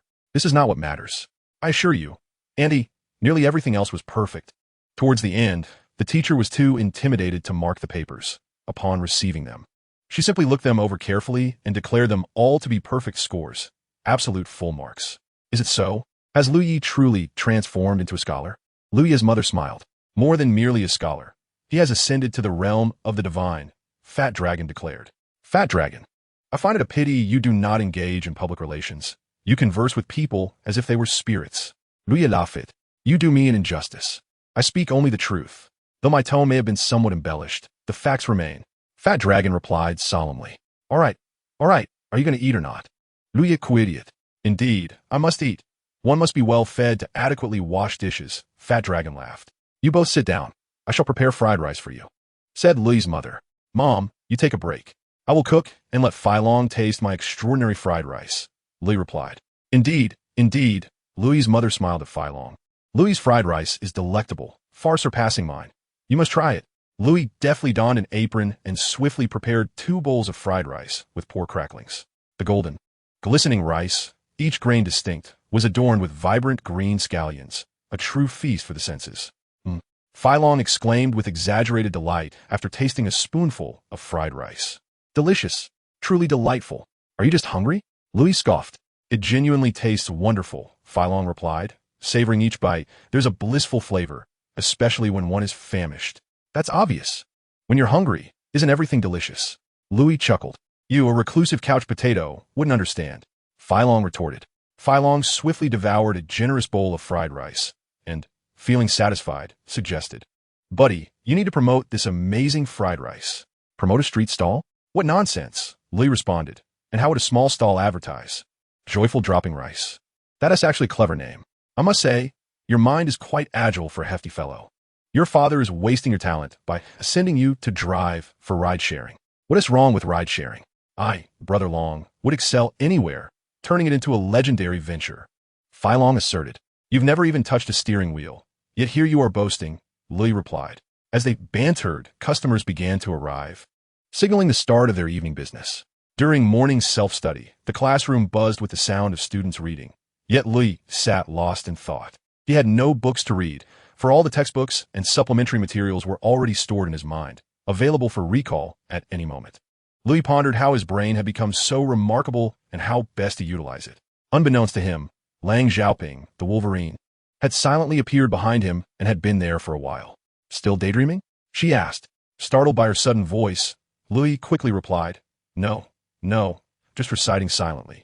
Your study method is quite unique, Lang Xiaoping remarked, placing 30 yuan in front of Lui. Is the 30 yuan in your drawer yours? Oh, teacher, that's for lunch. Lui explained. Keep it. Consider lunch on me, Lang Xiaoping insisted. No, it's fine, Lui replied. Take it. I'll treat you to fast food, and we'll be even, Lang Xiaoping declared before continuing on her way. Lui, merely being polite, quickly pocketed the money once she had left. Neither Lui nor Fei Long encountered any reporters or fans seeking autographs. However, Fei Long had indeed prepared a thick marker in his backpack. Though they did not receive the anticipated fame, an invitation from Wolverine awaited them. What? Fei Long reacted with a look of terror. Lui gazed at the grotesquely plump face of Fei Long, puzzled. If he had been summoned alone to the principal's office, it might have been due to his recent impressive achievements. However, accompanied by Fei Long, there was certainly no good news in store. Brother Long is indeed formidable, having reached such a level within the school leadership. The classmates in the classroom could not help but tease. Stop your nonsense. Teacher Lang Xiaoping shouted. Wang Long, what are you two dawdling for? Hurry up. Lu Yi and Fei Long followed their homeroom teacher, Lang Xiaoping, towards the principal's office in the administrative building. Teacher, what could the principal possibly want with us? Fei Long grinned, perplexed. Behind them, both Lu Yi and Fei Long were left in utter confusion. Teacher, on my honor, while my academic performance is average, I have always been law-abiding and well-behaved. Fei Long lamented. Is your academic performance merely average? Lang Xiaoping chuckled. Walking briskly, the trio soon entered the principal's office. To their surprise, there were not only the principal and the director of education, but also two police officers wearing large hats. Lu Yi and Fei Long exchanged glances, wondering what mischief they had gotten into that could implicate them.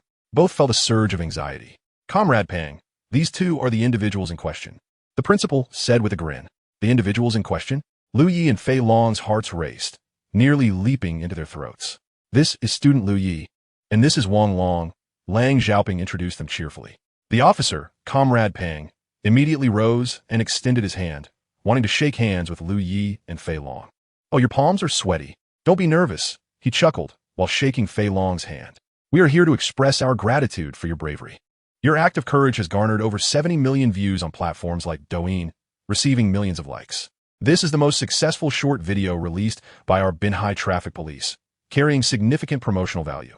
Our Municipal Public Security Bureau and Education Department are jointly organizing an initiative to promote traffic law observance, starting with education, and have decided to honor you both as exemplary figures.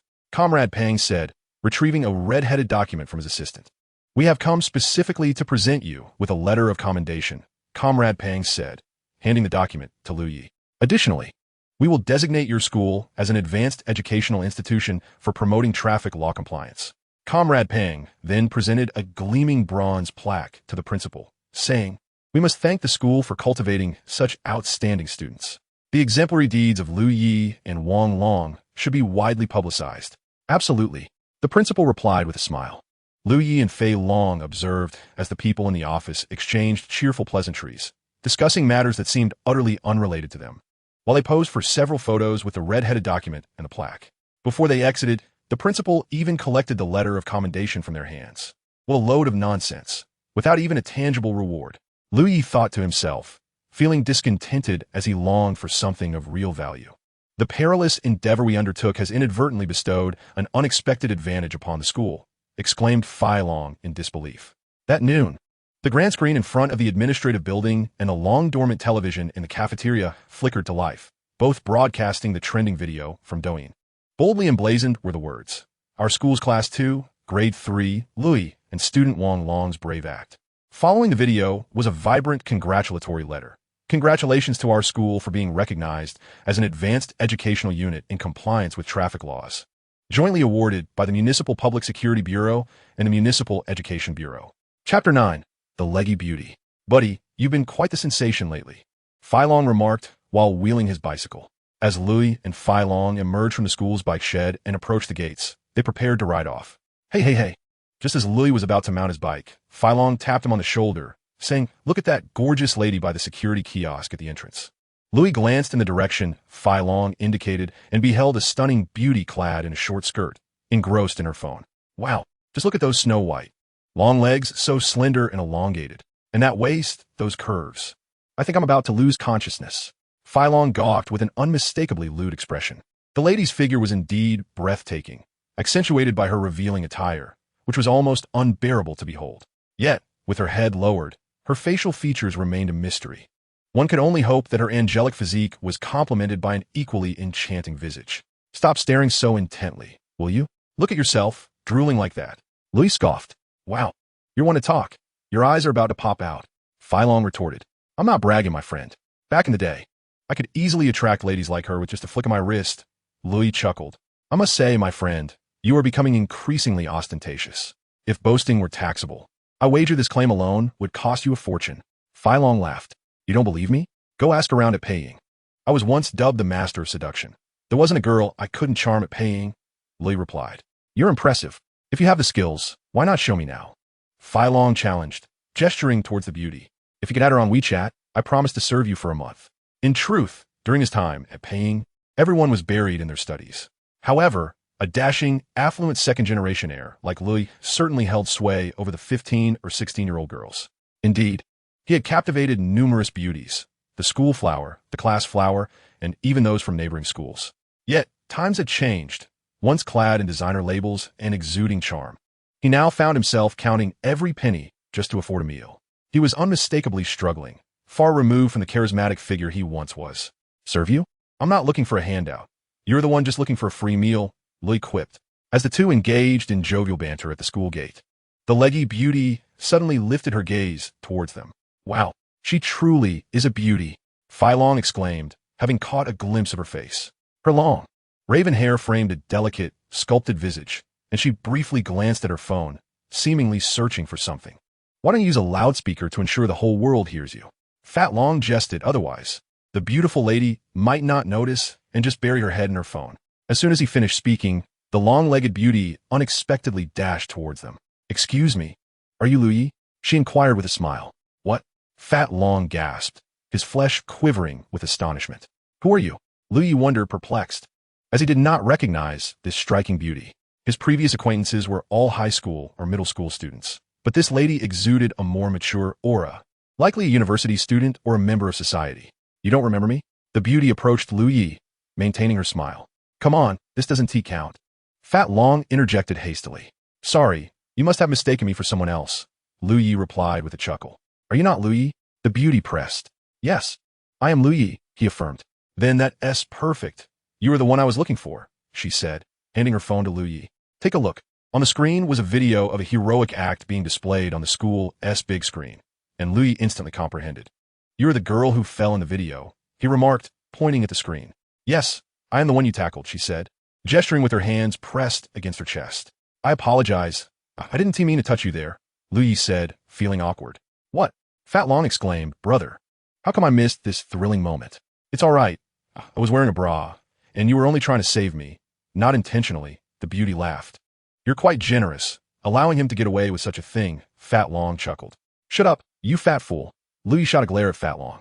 Ignoring Louis, Phat Long remarked, Hey, beauty, I'm Wong Long.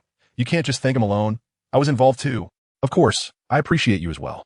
My name is Xiao Wei, the beauty responded with a smile. Let us not discuss anything else for now. Let us exchange WeChat, Louis suggested with a grin. Sound good, Xiao Wei replied. Hey, this doesn't count. Phat Long exclaimed anxiously. Why doesn't count? Don't you have any sense of trust? Louis said as he fished his phone out. This is quite a coincidence. The beauty specifically waited here for you, not the other way around. Phat Long argued while pulling out his own phone and opening WeChat. You gluttonous fool. You never mentioned that she couldn't approach me first. My charm doesn't require initiative.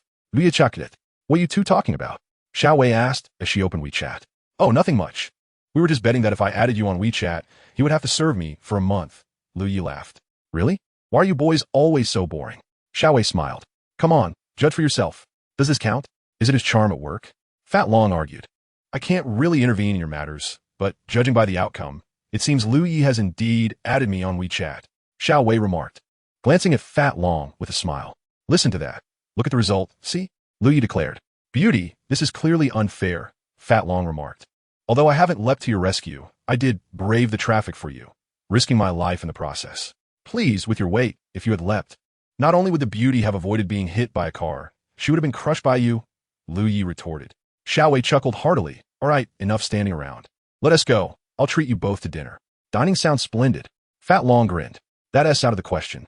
I specifically came to express my gratitude. Treating you to a meal is the least I can do. After all, you saved my life. Xiao Wei insisted. The gratitude is duly acknowledged. But let us save the meal for another day. I truly lack the time, Lu Yi replied. You talk too much. Lu Yi jabbed at Fat Long fried rice. What fried rice? Xiao Wei inquired curiously. Let me tell you, the fried rice Lu Yi makes is absolutely phenomenal. You've never tasted anything like it, I assure you. Fat Long boasted. Is that so? You're quite impressive, working part-time since sophomore year. I would have guessed. Xiao Wei gazed at Lu Yi in disbelief. Suddenly, Lu Yi questioned, wait, how do you know so much about me? You know my name, where I study, and even my grade? Of course. You are my savior. After all, Xiao Wei laughed. Have you two received any accolades? Indeed, both Lu Yi and Fat Long nodded. To be honest, I orchestrated that. My father works at the city's Education Bureau, and they were collaborating with the Public Security Bureau on an event. It was the perfect opportunity to find you both. Xiao Wei explained. I thought so. How could such a trivial matter have been elevated to a city-level commendation? Fat Long mused. How about this? Since Lu Yi's fried rice is so exquisite, may I join you for dinner? Xiao Wei proposed. That might not be appropriate. It's just a roadside stall over in Jinshan Village, Lu Yi replied, somewhat hesitant. Jinshan Village is filled with landlords. I've heard it's about to be demolished. Xiao Wei remarked.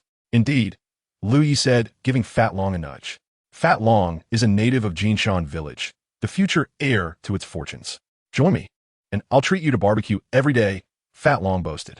Come on, you need to achieve something first. What kind of barbecue are you eating, Armani's? Lu Yi scoffed. Xiao Wei couldn't help but laugh at the banter between Lu Yi and Fat Long. Their dynamic was delightful. All right, let us go. Whose car will I take? Xiao Wei queried. Are we really going? Lu Yi asked. Absolutely. Let the beauty savor your legendary fried rice, Fat Long said with a grin. To win a beauty's heart, one must first conquer her stomach. Get lost. Can't you be a bit more courteous in front of a lady? Lu Yi cheated. Oh, courteous? Aren't you the self-proclaimed expert at charming ladies? Why the sudden shyness? Fat Long laughed. Xiao Wei felt a bit embarrassed, but quickly interjected. All right, let us go. Whose car am I riding in? Beauty, you should ride in my car.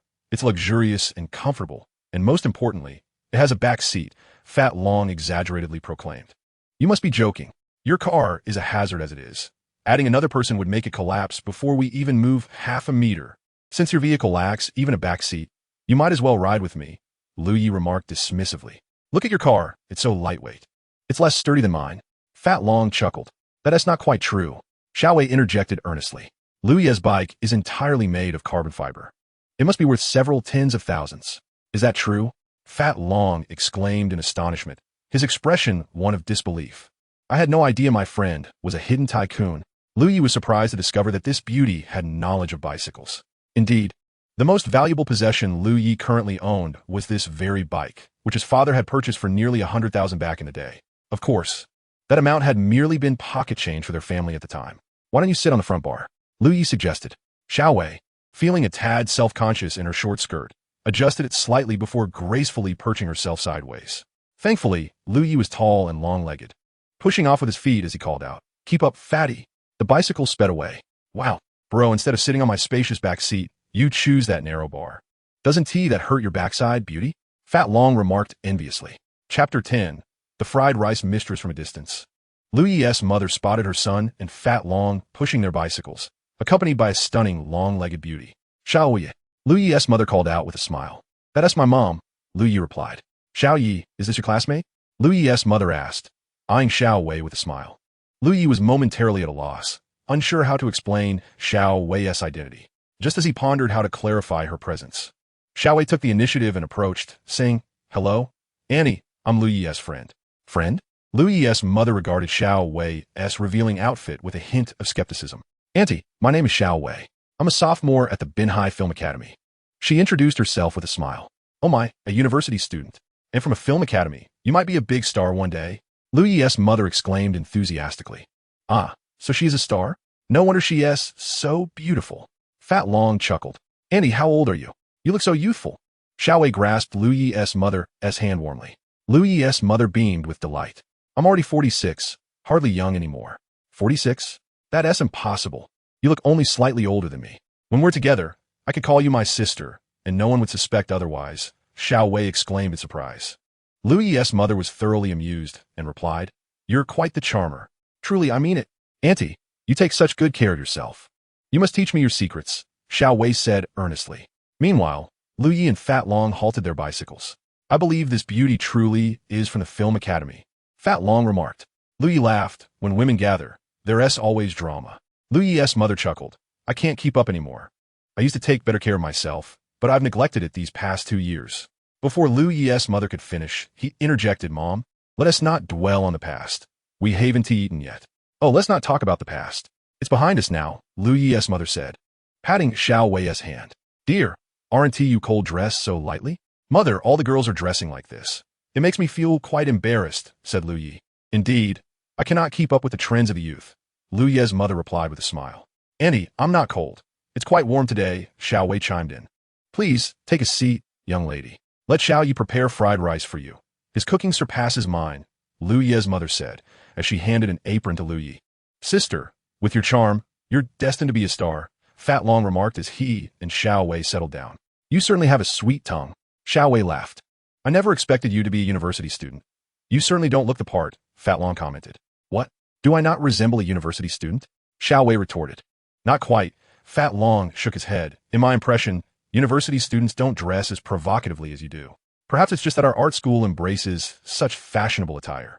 Xiao Wei replied, a bit embarrassed. While watching Lu Yi fry the rice, Lu Yi's mother discreetly asked, "This girl is truly beautiful. How did you come to know her? Isn't she lovely? Do you like her?" Lu Yi chuckled. "Your feelings are not my concern. However, you must focus on your studies, regardless of your social life. You must strive to enroll in a reputable university," Lu Yi's mother said with a serious tone. "What are you talking about? We've only just met." Lu Yi laughed. "Rest assured, I will ensure I get into a respectable university, and a prestigious one at that." The 3 servings of fried rice were prepared in no time. "Hurry and taste it. I assure you, it's delicious beyond compare," Fat Long urged as he handed a spoon to Xiao Wei. Eagerly, Xiao Wei scooped a spoonful into her mouth, the golden rice bursting with the rich aroma of pork fat, its savory smoothness elevating her taste buds to unparalleled heights. "Wow, this is truly delectable," Xiao Wei exclaimed. "Delicious, isn't it? We call it happiness rice," Fat Long grinned. "Happiness rice? That's quite a charming name," Xiao Wei replied. "I came up with that name. Clever, right?" Fat Long boasted. "I must say, I didn't expect your fried rice to be this delightful," Xiao Wei remarked to Lu Yi. "How much does this dish cost?" 8 yuan, Lu Yi answered. 8 yuan? That's incredibly cheap. In a 5-star restaurant, it would easily be priced at 80. Xiao Wei expressed her disbelief. "Not so exaggerated. It's merely a bowl of fried rice," Fat Long interjected. "It's no exaggeration. In a 5-star hotel, it could cost several hundred." Lu Yi laughed. "Several hundred for a bowl of fried rice? It sounds as though you've dined there yourself," Fat Long scoffed. "I have. A bowl of Yangzhou fried rice at the Shangri-La Hotel is 580, Lu Yi stated. "Is that true? You're just boasting," Fat Long replied. "Nonetheless, 8 yuan is exceedingly reasonable. Even 18 wouldn't be too much for such a delicious dish." Xiao Wei added, "We've always sold it for 8. Raising the price wouldn't be appropriate. Plus, most of our customers are workers, and a higher price wouldn't sell well." Lu Yi's mother smiled. "If it's this good, perhaps a video could make it go viral," Xiao Wei suggested. "We only sell about 100 portions a night. We can't handle more. So let's not aim for internet fame. We wouldn't want to block the street," Lu Yi concluded. "Indeed, I shall bring my classmates here to dine in the future," Xiao Wei remarked with a smile. After finishing her fried rice, Xiao Wei did not leave. Instead, she assisted Lu Yi in serving fried rice, much like Fei Long. Lu Yi's mother felt somewhat uneasy about it, thinking it unnecessary, as one person cooked while three others served. An extravagant arrangement indeed. It's quite all right, Annie. I am merely experiencing life. As a performing arts student, who knows, my teacher might ask me to portray a street vendor next time. Xiao Wei chuckled, adding, and what is serving a plate compared to the fact that Lu Yi once saved my life? As she spoke, Xiao Wei took out her phone and showed Lu Ye's mother a video from Douyin. Oh my, how did Xiao Yi manage to meet such a beautiful university student? So that's how it is. Lu Ye's mother laughed. By noon, the 100 servings of fried rice prepared by Lu Ye's mother had sold out, likely due not only to the delectable taste, but also to the added charm of a tall beauty serving the dishes. Xiao Wei's Film Academy, in fact, was not too far from Jingshan Village, approximately a 30-minute bike ride. Jingshan Village is a community within the city, home to a large number of working-class individuals. Though this place may be untidy and chaotic, it is undeniably vibrant. The three of them maneuvered their bicycles through the largest urban village in the city. Xiao Wei had never been here before, and her curiosity about everything was palpable. Thus, they decided to stroll rather than ride, exploring and sharing the peculiarities of their surroundings with Xiao Wei. Once they exited Jingshan Village, the world suddenly fell into a serene silence. As they walked and conversed, both Fei Long and Lu Yi displayed a keen interest in university affairs, incessantly questioning Xiao Wei like two high school students unfamiliar with the world. Suddenly, Lu Yi recalled a question he had been pondering recently and asked, "Beautiful lady, does the university library contain many books?" "Indeed, our Film Academy's library boasts over 400,000 volumes." Xiao Wei replied, "That many? Do they have every type of book?" Lu Yi inquired, astonished. "One would assume so. However, I seldom visit the library." Xiao Wei chuckled. "Can I go in and read?" Lu Yi asked curiously. "Buddy, what would you do in the library? You hardly strike me as a book lover." Fei Long laughed. "If I don't read, how can I achieve top grades? You, who lack knowledge, should refrain from associating with me." Lu Yi scoffed. "Top grades? Are you academically proficient?" Xiao Wei asked, intrigued. "I must tell you, just a couple of days ago, he was a slacker, what our old teacher would call a new breed of self-destructive slacker. Yet, astonishingly, he turned things around overnight." Fei Long animatedly recounted how Lu Yi had completed 6 exams in 5 hours, scoring full marks on each. Xiao Wei listened, wide-eyed, exclaiming, "Is that true? The school library is only accessible to enrolled students. You wish to enter to read?" "Yes, I seek a particularly vast library, one containing every type of book, alchemy, martial arts secrets, methods of acquiring wealth, and more, all-encompassing," Lu Yi explained. "Our academy's library likely doesn't have books on alchemy, but if you wish to visit, you may use my library card," Xiao Wei offered. "Really?" Lu Yi exclaimed in surprise. "Of course," Xiao Wei smiled. "And what about you?" Lu Yi asked. "Regardless of my infrequent visits, should I ever wish to go, I could simply borrow from a classmate. Many of my peers in our class scarcely frequent the library." As Xiao Wei remarked, "Is that so? I thought it was said that in college, aside from attending lectures, one spends their time in the library studying." Lu Yi responded. "That's true for other universities, but in our film academy, particularly in the acting department, time is a luxury. By the second year, most of us begin to take on roles, and by the third year, many are scarcely present at the academy," Xiao Wei explained. "How delightful!" Fei Long exclaimed. "This university sounds splendid, far more enjoyable than high school. Could I come by to see you on Saturday?" Lu Yi inquired. "Of course," Xiao Wei replied. "Oh, I want to join too. Please help me get a library card," Fei Long chuckled. "No way, I just want to read," Fei Long insisted. "You're not there to read. You're there to admire the beauties of the film academy, aren't you?" Lu Yi teased. "What's wrong with that? It prolongs life," Fei Long retorted. "Hey sister, don't all the beauties in your film academy aspire to be like you? Am I beautiful?" Xiao Wei laughed. "Absolutely. You are the most beautiful." Fei Long grinned mischievously. "I love hearing you say that, sister," Xiao Wei replied with a smile.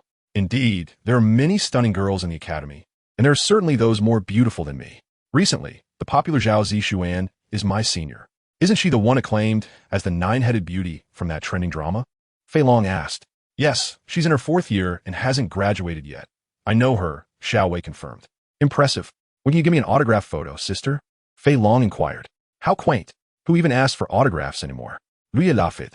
As the trio walked and chatted, they suddenly heard the roaring sound of cars up ahead. "Wow," Fei Long exclaimed. "A Porsche 911. That color is incredibly flashy." The three turned a corner, revealing a wide, straight avenue with 8 lanes in either direction. A crowd had gathered, and numerous cars filled the street. The noise of roaring engines mingled with the lively chatter of the crowd. This was the Outer Ring Road, not far from the Film Academy, newly paved and quite broad, yet sparsely populated with vehicles and people, making it a favored spot for the city's affluent youths to race. Lu Yi was quite familiar with this scene, having visited multiple times. Fei Long parked haphazardly and rushed over, circling the titanium pink Porsche several times. "What a striking color!" he exclaimed, touching and tapping the car. "Hey, what are you doing?" a voice shouted from the crowd. "Dude, this color is just fantastic." Fei Long grinned. "Where did you pop out from? If you damage it, can you afford to pay?" The man, dressed quite fashionably yet speaking harshly, retorted. Lu Yi and Xiao Wei approached, but the man continued to shout. "Just a touch? The custom paint job cost tens of thousands. Can you pay for it?" He bellowed arrogantly. Suddenly, he looked up and noticed Lu Yi and Xiao Wei approaching. And he paused in surprise. "Xiao Wei? Jiang Zijuan?" Xiao Wei exclaimed in shock. Fei Long turned to Xiao Wei and inquired, "Sister, is this person your friend?" Their demeanor leaves much to be desired. "Acquaintance, merely," Xiao Wei replied with a smile. Jiang Zijuan, observing the slow approach of Lu Yi with his bicycle, interjected rudely, "Xiao Wei, who is this person? Why does it concern you?" Xiao Wei retorted, "You are my girlfriend. It certainly matters to me." Jiang Zijuan exclaimed loudly. His voice drew the attention of a nearby group, who had been engaged in discussion. "Hey, Jiang Xiao, what's going on?" one of them asked. "My girlfriend," Jiang Zijuan declared. "Oh, when did Jiang Xiao acquire a new girlfriend?" "Shut your mouth, Jiang Zijuan. I am not your girlfriend. Let me clarify once again, we have no relationship." "Do not make baseless claims," Xiao Wei shouted. "Fine, ex-girlfriend then," Jiang Zijuan replied. I never accepted your pursuit in the first place," Xiao Wei countered. "Oh, someone from Jiang Zijuan's side jeered. "Jiang Xiao, didn't you say there's no girl you can't win over? Get lost. Stop the nonsense," Jiang Zijuan barked. Ignoring Xiao Wei, Jiang Zijuan shifted his gaze to Lu Yi. "Hey, you look rather innocent. Do you dare to pursue Jiang Zijuan's woman? Are you seeking discomfort?" Jiang Zijuan taunted. "Jiang Zijuan, can't you learn a thing or two?" Xiao Wei shouted at him, then turned to Lu Yi, saying, "Ignore him. Let us go." Lu Yi remained silent, pushing his bicycle. "Prepare to move forward. Why do you have to block the road? Do you want me to call the police?" Xiao Wei shouted. Oh. Jiang Zijuan laughed heartily. "Listen to her. She actually threatens me with the police." "Xiao Wei, have you become so dull after associating with a child? Have you forgotten who I am? In the entire coastal city, all law enforcement is under my influence. Call the police. You'll be waiting until tomorrow morning for them to arrive." His followers erupted in laughter, finding the notion of invoking the police against Jiang Xiao utterly ludicrous. "Sister, who is this person, so formidable?" Fei Long whispered curiously. "His father is the deputy director of the Municipal Public Security Bureau," Xiao Wei replied, exasperated. "Wow, no wonder he is so impressive," Fei Long exclaimed. "Let us see what he could do to us," Xiao Wei fumed. "Go ahead, but we're about to race. If our cars collide with you, we won't take responsibility. I've already informed you of the risks." Jiang Zijuan laughed. As Xiao Wei attempted to move forward, Lu Yi remained still, fully aware of the nature of such rascals. Having once been one of them, high-speed racing could indeed block the road, but it was rare for someone like Jiang Zijuan to be out racing so early. However, it was understandable, given that his father was the deputy director of the Public Security Bureau. These rascals had varying degrees of racing skills, often learned through reckless means. If the three of them were to proceed, it would indeed be quite perilous. "Bro, if you want to leave, how about a race?" Jiang Zijuan proposed. "I'll race on bicycles, but not cars." Lu Yi shook his head. "I don't have a car." Jiang Zijuan pointed to the surrounding lanes filled with vehicles. "No car? No problem. You can choose any car here. Let's place a wager, shall we? 100,000. Upon hearing this, a crowd of men and women surrounding Jiang Zijuan erupted in loud exclamations. "I bet on Jiang Xiao." "So do I." "Come, everyone, transfer the money to my phone. If you win, the money is yours, and the road is yours to traverse as you please. What say you?" Jiang Zijuan proclaimed loudly. "Apologies, but I have no money," Lu Yi replied, attempting to turn away. Observing Lu Yi pushing his bicycle to leave, Jiang Zijuan mocked, "I wonder, Xiao Wei, how did you come to fancy such a pauper?" He halted mid-sentence, swallowing the words unspoken, as he noticed Lu Ye's bicycle crossing his path. "Brother, having no money is no obstacle. You may use these 2 bicycles as collateral," Jiang Zijuan suggested. Lu Yi dismissed him, thinking there was no way he would stake his bicycle, the most valuable possession of his household. "Lu Xiao." Suddenly, from the back of the crowd, a scruffy figure clad in a black leather jacket emerged. "Lu Xiao, is that you?" The man hastened towards him. "Chu Ye." Lu Yi turned, astonished. "By heavens, it truly is you." Zhuge chuckled. You've come here as well? Lu Yi inquired. Of course. Wherever there are modified cars, you will find me. Old Zhu, he replied with a grin. But it has been a couple of years since I last saw you. Why do you appear so haggard? This composed demeanor is quite unlike you. Family matters have arisen. Lu Yi responded, somewhat embarrassed. I have heard about your family situation, Zhuge said, patting Lu Yi's shoulder before turning to Jiang Zijuan with a smile. Jiang Xiao, it's all a misunderstanding. This is Lu Xiao, one of us in the circle. Let him pass. Lu Xiao, is he not the fastest in Binhai? Murmured someone from the crowd. I care not for his speed. This is the racing lane. If he wishes to pass, let him race, Jiang Zijuan scoffed. Jiang Xiao, for the sake of old Zhu, allow Lu Xiao some leniency. He hasn't tea-driven in ages. Let it go for today, and I will arrange for the next time, Zhuge chuckled. Who do you think you are? Jiang Zijuan retorted angrily. Old Zhu, you are here for business. Do not overstep your bounds. Do you dare meddle in my affairs? As Zhuge and Jiang Zijuan exchanged words, Xiao Wei quietly inquired. Who is this Zhuge? Zhuge is the soul of Binhai's modified car scene. Over half of the modified cars in Binhai are his creation. He commands considerable respect in the circle, Lu Yi explained. Yet, despite Zhu Ji's stature, he found himself metaphorically struck by Jiang Zijuan.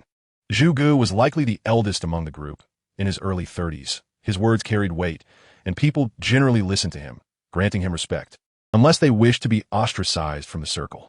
However, he dared not offend Jiang Zijuan, for his father held the position of deputy director in the Public Security Bureau. And Zhu Ji's business of modifying cars often skirted the edges of legality. A mere pretext could shatter his livelihood. Very well, you may resolve this amongst yourselves. I shall not interfere, Zhuge replied with a smile. Lu Yi patted Zhuge on the shoulder and said, Thank you, Zhuge. It's nothing. We'll take a detour.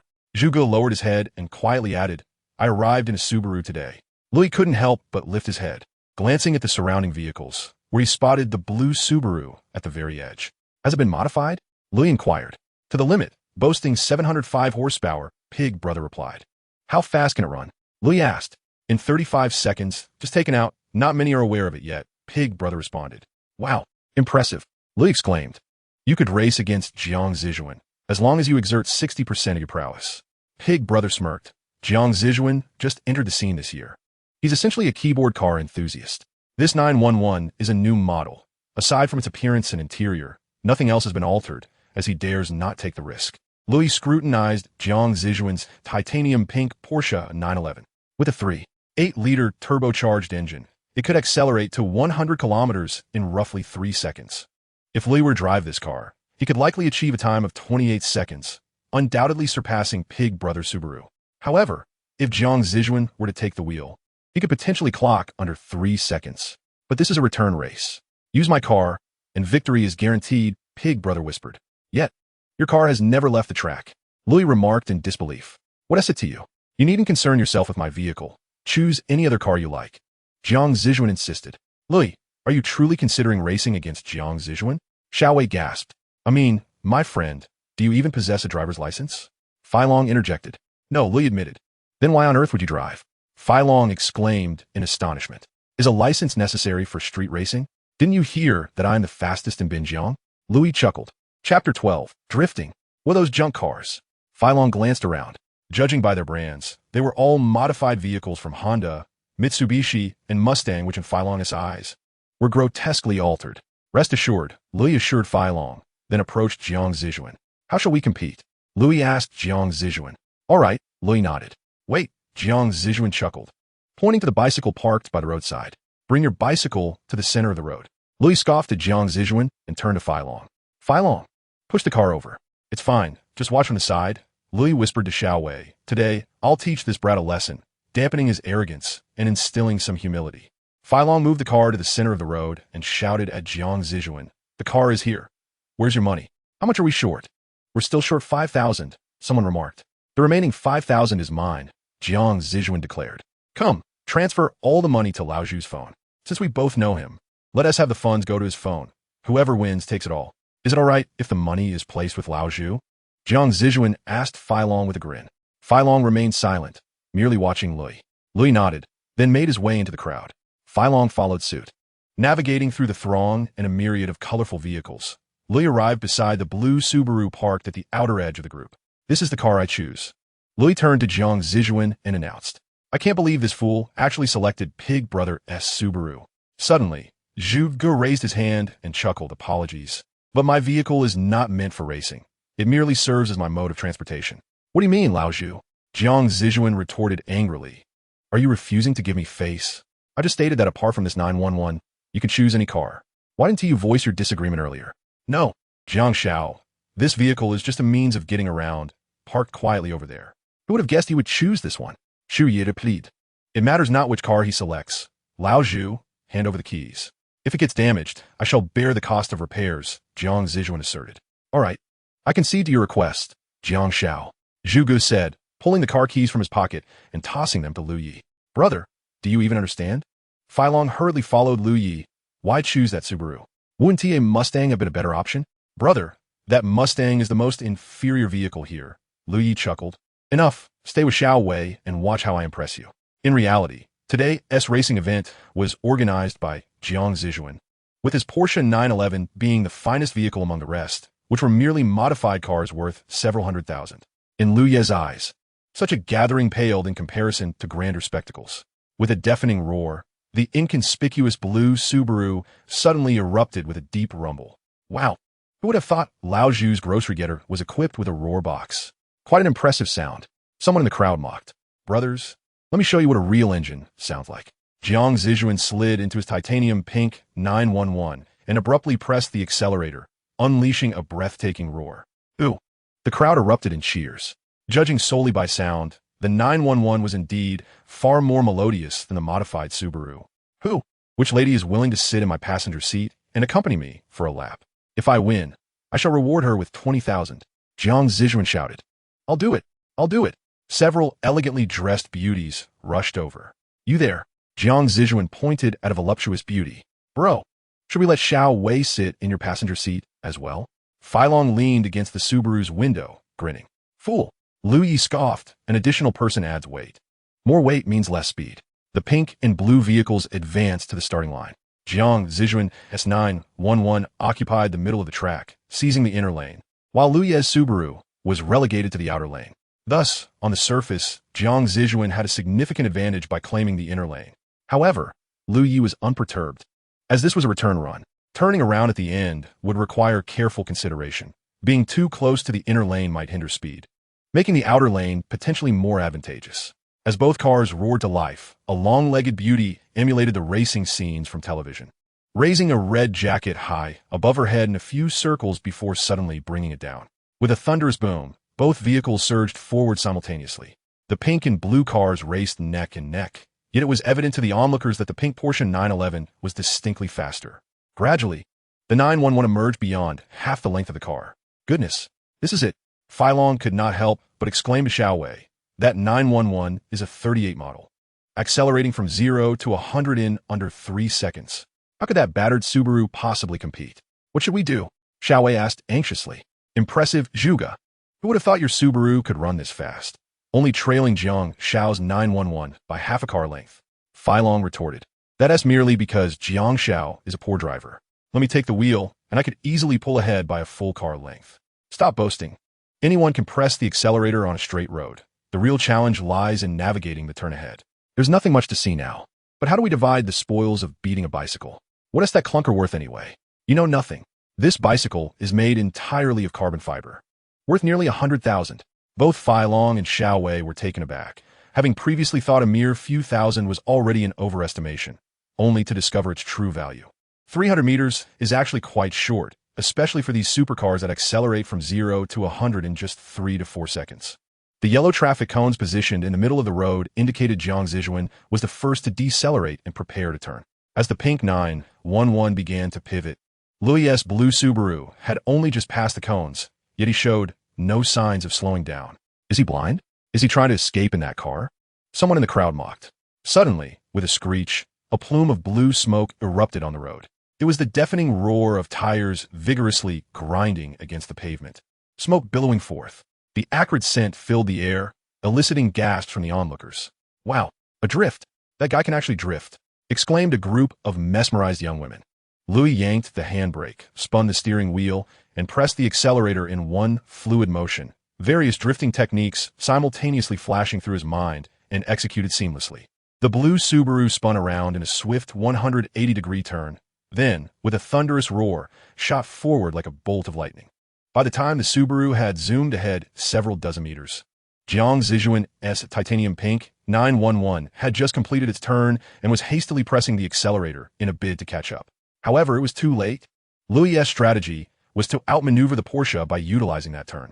Anyone can floor the accelerator on a straight path, but executing a drift in an instant is a skill not everyone possesses.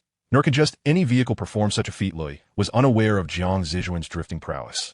But he knew that the new Porsche 911 lacked a handbrake, relying instead on an electronic brake, making drifting a formidable challenge that demanded exceptional skill. Louis elegantly parked the car and opened the door, captivating all the girls present with his suave demeanor, including Xiao Wei, who was pleasantly surprised. She had never anticipated that he could drive so well and look so dashing. Wow, dude, you're awesome. Who would have thought your driving skills were this impressive? You could drift too? Where did you learn that? Fei Long exclaimed in astonishment. I read about it. That issue of Car World you brought over last time had an article on drifting. Lee replied, Stop pulling my leg. You think reading can teach you that? I've read that magazine 3 or 4 times. Fei Long protested. Lu Xiao, Pig Brother, also came over. It had been 2 years since they last met, and your skills have certainly improved. That drift just now was truly magnificent, far surpassing your previous attempts. You must have practiced a lot, right? Surprisingly, I haven't practiced, Lu replied with a smile. However, I have been immersing myself in theoretical knowledge and reading extensively. With a screech, a titanium pink Porsche 911 came to a halt beside the already turned-off blue Subaru. With a loud bang, Jiang Zijuan exited the vehicle, slamming the door behind him. The crowd gazed at Jiang Zijuan, each one of them looking as dejected as wilted eggplants, having lost money in the process. Although for these young scions, this amount of money was trivial, losing still left a bitter taste. Lu handed the car keys to Pig Brother, saying, Thank you, Pig Brother. We'll be in touch. Forget it. Thanks, Pig Brother, but I'm done with this circle, Lu said with a chuckle. All right, let us go. Lu turned and began to push his bicycle away. Where are you off to? You need to collect your winnings first. Fat Dragon interjected. Let go. What is the money for? Lu whispered in Fat Dragon's ear, Don't take the money. Accepting it means gambling. What is there to fear? Fat Dragon muttered, then shouted, A bet is a bet. Pig Brother, transfer the money. Fat Dragon pulled out his phone, opened the payment QR code, and handed it to Pig Brother. Pig Brother glanced at the sulking Jiang Zijuan. Jiang Zijuan yelled, Old pig, why are you looking at me? Jiang Zijuan, can afford to lose. Just handle it according to the rules of the circle. Pig Brother nodded, took out his phone, scanned Fat Dragon's QR code, and transferred the 100,000 yuan. Get in. Lu mounted his bicycle, patting the front rack to signal Xiao Wei to hop on. Jiang Zijuan watched as Xiao Wei rode away on Lu's bicycle instead of his Porsche 911, his nose crinkling in anger. You little brat, stealing my woman. Just wait. Jiang Zijuan fumed. The two bicycles sped swiftly along the broad road, with Fat Dragon excitedly shouting. I must say, man, you really are impressive. I can tell you have many stories to share. Indeed, Lu replied, although you're selling fried rice with your mother now. I can't help but think your family must have been quite wealthy in the past, Xiao Wei remarked. I suppose so, Lu responded. Wow, I never would have guessed. No wonder you handle these luxuries so effortlessly. Fat Dragon chimed in. You foolish fatso, why did you accept that money just now? Lu quickly diverted the conversation. What is there to fear? Other people's money is off limits, but Jiang Zijuan's is definitely fair game. Fat Dragon insisted. What do you mean? Lu questioned, confused. Are you really that dense? If you get into trouble over that money, Jiang Zijuan will also face consequences. But who is Jiang Zijuan? Can he really be in trouble? Fat Dragon explained. All right, I must say, you're surprisingly clever for a fat guy. Lu remarked. Chapter 13, Gao Qiao. Lu and Fat Dragon were in quite the predicament. They had 100,000 yuan on their phones, which caused them great distress. It was indeed distress, not happiness. Of course, after the distress, there would also be a sense of joy. What was troubling them? They feared their parents discovering the money. Fat Dragon wanted to transfer the money to Lu, but Lu dared not accept it. What would he say if his mother found out? It is said that he raced wild cars with others and won, yet he is likely to be thoroughly punished by his mother. In the past, before any incidents at home, he often engaged in such reckless driving, and on several occasions, his mother found out. She would discipline him with a scratching rake until his body was bruised and even kept him confined at home for 10 days. Subsequently, he exclusively raced on proper tracks. as he no longer dared to partake in such unsafe and illegal activities. Conversely, Fai Long was in a similar predicament. If his father discovered an unexpected sum of 100,000 yuan on his phone, he would undoubtedly assume that his son was involved in dubious activities. These two, filled with trepidation, deliberated on what to do, and during lunch after school, they treated themselves to a lavish meal. However, even after their feast, they remained at a loss for a viable solution. Each held a cup of milk tea, contentedly sipping. As they passed a bank, Fai Long suddenly had a brilliant idea. Why not just deposit it in the bank? He proposed. Are you 18 yet? I scoff at that, Lu Yi retorted. To be honest, I just turned 18 last week. Fai Long boasted. Aren't you still a minor? Dude, I'm older than you, Lu Yi replied. Even if you're considered an adult, I'm still your elder. With nothing else to do at noon, Lu Yi followed Fai Long into the bank. Damn, I spent ages thinking about this. Fai Long complained. Hey, let us each open an account. We can deposit half each, Lu Yi suggested. You won that money. I don't want it. Just treat me to good food in the future, Fai Long replied. Seeing that Fai Long was unwilling, Lu Yi did not press further. The bank was relatively empty at noon. The process of opening accounts and depositing money was quite swift. Students from the 7th high school often strolled along this street during their free time. The street was old, surrounded by aging residential areas. It was narrow yet lengthy, winding through various shops selling secondhand goods, such as furniture, electronics, and books. The two boys leisurely walked, sipping their milk tea. Suddenly, they were called out from behind as they approached a stout utility pole. Clearly, these individuals were from 7th High. Are those seniors from the 3rd year? Fai Long remarked, squinting at the 4 approaching figures. Isn't that Gao Qiao? He exclaimed in astonishment. They seem to be members of the sports association. Though Lu Yi had only been at 7th High for a year, he had certainly heard of Gao Qiao's notorious reputation. In his earlier days, Lu Yi was also a struggling student, and he was well aware of Gao Qiao, the highest-ranked slacker at 7th High, who earned his nickname from his frequent brawls on the soccer field. His real name was Gao Shuoyang. The sports association was formed by Gao Qiao, comprising those unmotivated students at 7th High aiming for sports-related studies. But in reality, it was merely a gang of delinquents engaging in smoking, drinking, fighting, and chasing girls. Bro, did you offend them? Fai Long asked. I don't even know them. Maybe you've crossed someone? Lu Yi countered. Damn, Dragon Brother, I'm not on the same level as these academic underachievers. My family has billions waiting for me to inherit, Fai Long declared. After a brief exchange of words, the 4 individuals approached swiftly. What do you want? Lu Yi inquired. You must be Lu Yi, Gao Qiao said, pointing a finger at him. Is there something you wish to discuss? Lu Yi responded coldly. I heard you've been making quite a name for yourself lately. Overnight, you've transformed from the bottom of the class to the top. Impressive. Gao Qiao chuckled. If you have something to say, say it. Otherwise, we'll be on our way. Lu Yi stated, turning to leave. Did I tell you to go? Suddenly, someone burst out from beside Gao Qiao and shoved Lu Yi against the utility pole. You haven't finished speaking yet. Where do you think you're running off to? Gao Qiao laughed. Let me make myself clear. Making a scene at 7 middle school is one thing, but don't embarrass us by doing so elsewhere. Lu Yi felt a surge of anger at being pushed. A year ago, he would have retaliated instantly. But his temperament had tempered significantly since then. His family could not afford any trouble. He suppressed his fury, signaling to Fai Long to remain still. You know Xiao Wei, right? Gao Qiao continued. What does she have to do with this? Lu Yi jusit inyardi. Don't ever approach her again, understand? She is my brother's woman. If I see or hear about you meeting her again, I will confront you each time. Do you comprehend? Gao Qiao warned. And you? Gao Qiao suddenly turned to Fai Long with a menacing glare. Are you paying attention? A person nearby swung their hand and struck Lu Yi on the head. If you heard, then speak up, Gao Qiao demanded. These academic underachievers are really getting out of hand. Lu Yi shouted, suddenly hurling the remaining half of his milk tea at Gao Qiao's face, which turned white instantly. In the same motion, he slapped the person who had pushed him. Run, he yelled. Fai Long, still processing the situation, saw Lu Yi dash away. He too threw his milk tea at the nearest person and took off after Lu Yi. Damn it! Gao Qiao bellowed from behind. You two fools. I will break your bones today. Chase them. The street was narrow and long, winding without any turns, and the only way out was to reach its end. After running for several meters, despair began to creep in as they heard the voices of their pursuers and saw the seemingly endless road ahead. How do we escape? Fai Long gasped. Ask me? You should be familiar with this place, Lu Yi replied. As they turned a corner, Fai Long spotted a second-hand bookstore and grabbed Lu Yi, pulling him inside. This shop has a back door that leads to the neighborhood. We can get through there, Fai Long panted. They rushed into the bookstore, weaving through the packed stacks of old books. Who would have thought that you, a so-called slacker, will be so familiar with a bookstore? Lui remarqued.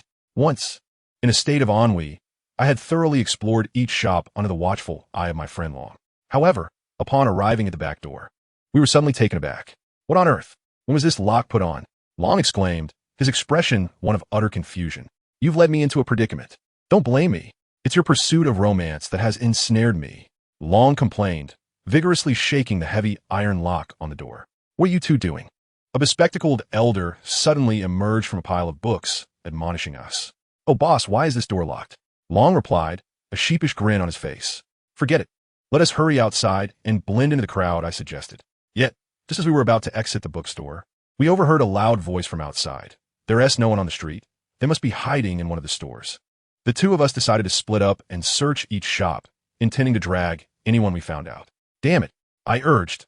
We need to confront them directly. Brother, those guys are athletes. I've heard they practice Tai Chi daily, with over 1,000 of them. Who would fear them? Long replied, anxiously. They'll find us in less than 10 minutes. It's better to escape while they're distracted in another store, I reasoned. Right, let us go, Long exclaimed, hastily trying to squeeze out. However, his ample figure proved a hindrance in the cramped bookstore. With a loud crash, Long's belly toppled a pile of old books. Damn it, you clumsy oaf, you're more of a liability than a help.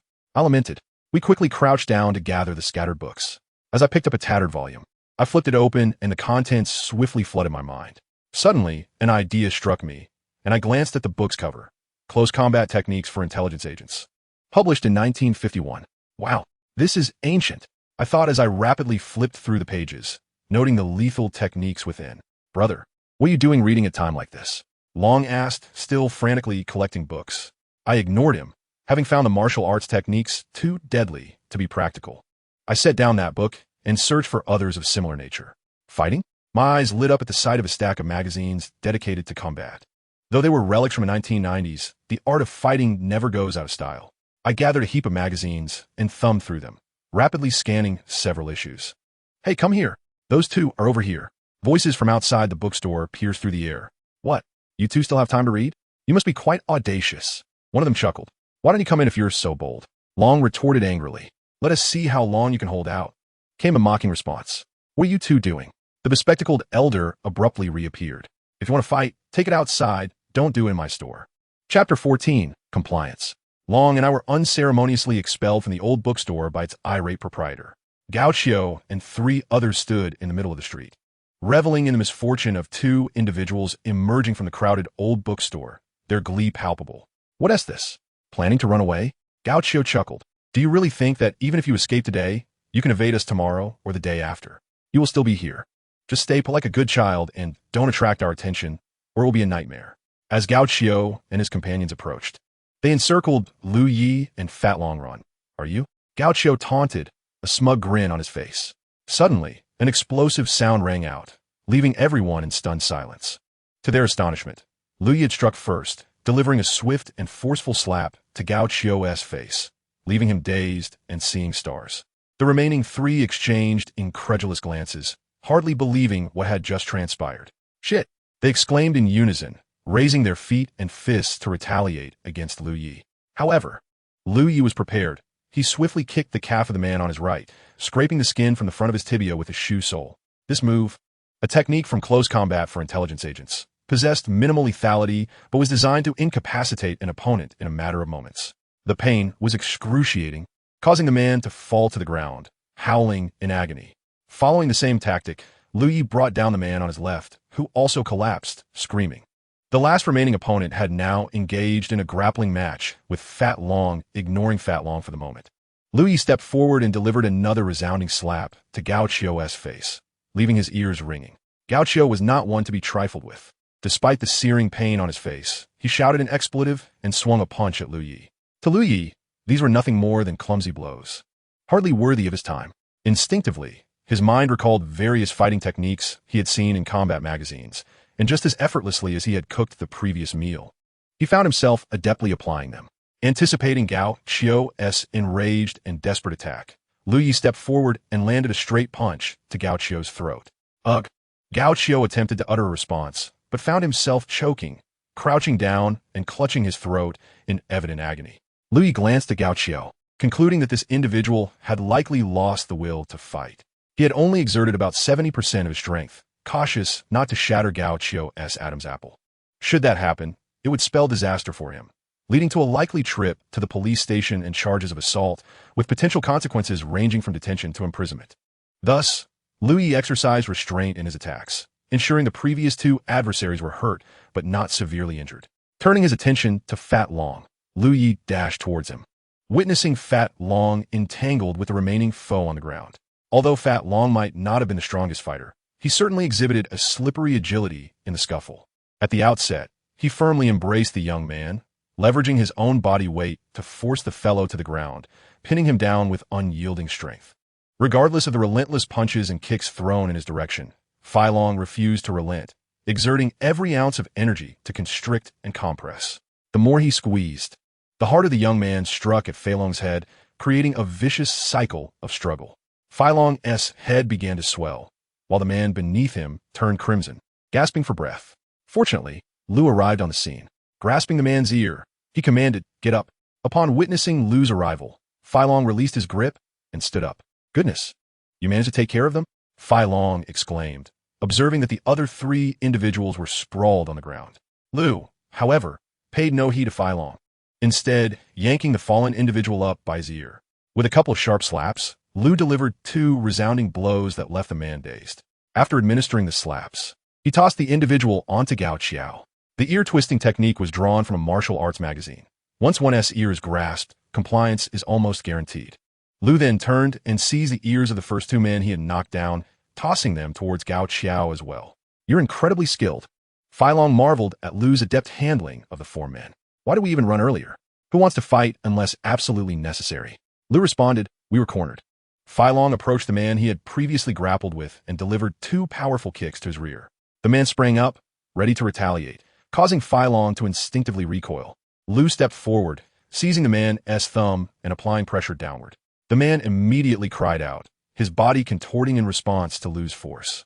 This technique was inspired by the 1951 publication Close Combat Techniques for Intelligence Operatives, which advocated for a direct break of the thumb, though Lu merely sought to restrain the individual.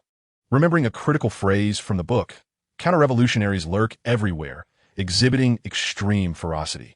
To instill fear in your enemies, one must be even more ferocious. Lu tightened his grip on the thumb while delivering a couple of slaps that left the man bewildered. "Do you dare to resist? You even think you can lay a hand on our brother Long? I'll ensure you remember this day," Lu warned as he continued to strike. The man, overwhelmed by the assault, was rendered speechless. "Stand there obediently, do you hear me?" Lu inquired, increasing the pressure. The man, in agony, nodded vigorously, affirming, "I hear you." Only then did Lu release him and crouch down to address Gao Qiu, who was still clutching his throat, his eyes bloodshot with rage. He glared menacingly at Lu, but lacking the capacity to resist, he merely gritted his teeth in silence. "Not speaking, are we?" Lu Yi seized Gao Qiu by the ear, twisting it forcefully as he demanded, "Will you speak?" Initially, Gao Qiu endured the pain, but as Lu Yi's grip tightened, he could no longer bear it and cried out, "Jiang Zijuan, please let go, it hurts."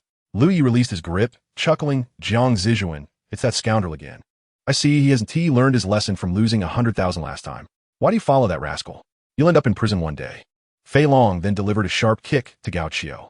Gao Qiu glared viciously at Fei Long, exclaiming, "How dare you stare at me?" Fei Long crouched down, pointing at Lu Yi. "Do you know who he is? You dare provoke us?" The others remained silent, and Fei Long continued, "Go ask around at Peiying who young Master Lu is. A notorious figure known for his ruthlessness. He transferred here after being expelled from Peiying for taking down countless people.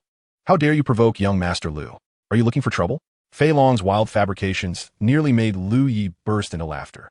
"Enough with the prattle," Lu Yi interrupted, patting Fei Long on the back before addressing Gao Qiu. "It's one thing for you all to neglect your studies, but to form a gang-like organization? Do you realize this is severely punished by the state? While I've kept to myself, you still dare to act recklessly." Lu Yi glanced at the other 3 and continued, "You all listen well. Behave yourselves here, or I will deal with you every time I see you causing trouble. Do you understand?" Gao Qiu remained silent, glaring at Lu Yi. "I asked if you heard me. Are you deaf?"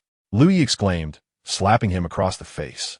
The sting resonated in Gao Qiu's ears, yet he clenched his teeth in silence. "Fine, I'll make sure you speak," Lu Yi said, delivering 2 more swift slaps. causing Gao Qiu's face to swell. Now do you hear me?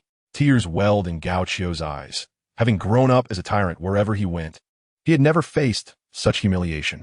Yet what could he do? The disparity in strength was insurmountable. They were swiftly brought down without a chance to resist. Are you convinced? Lu Yi pressed, staring at Gao Qiu. Once again, Gao Qiu remained silent.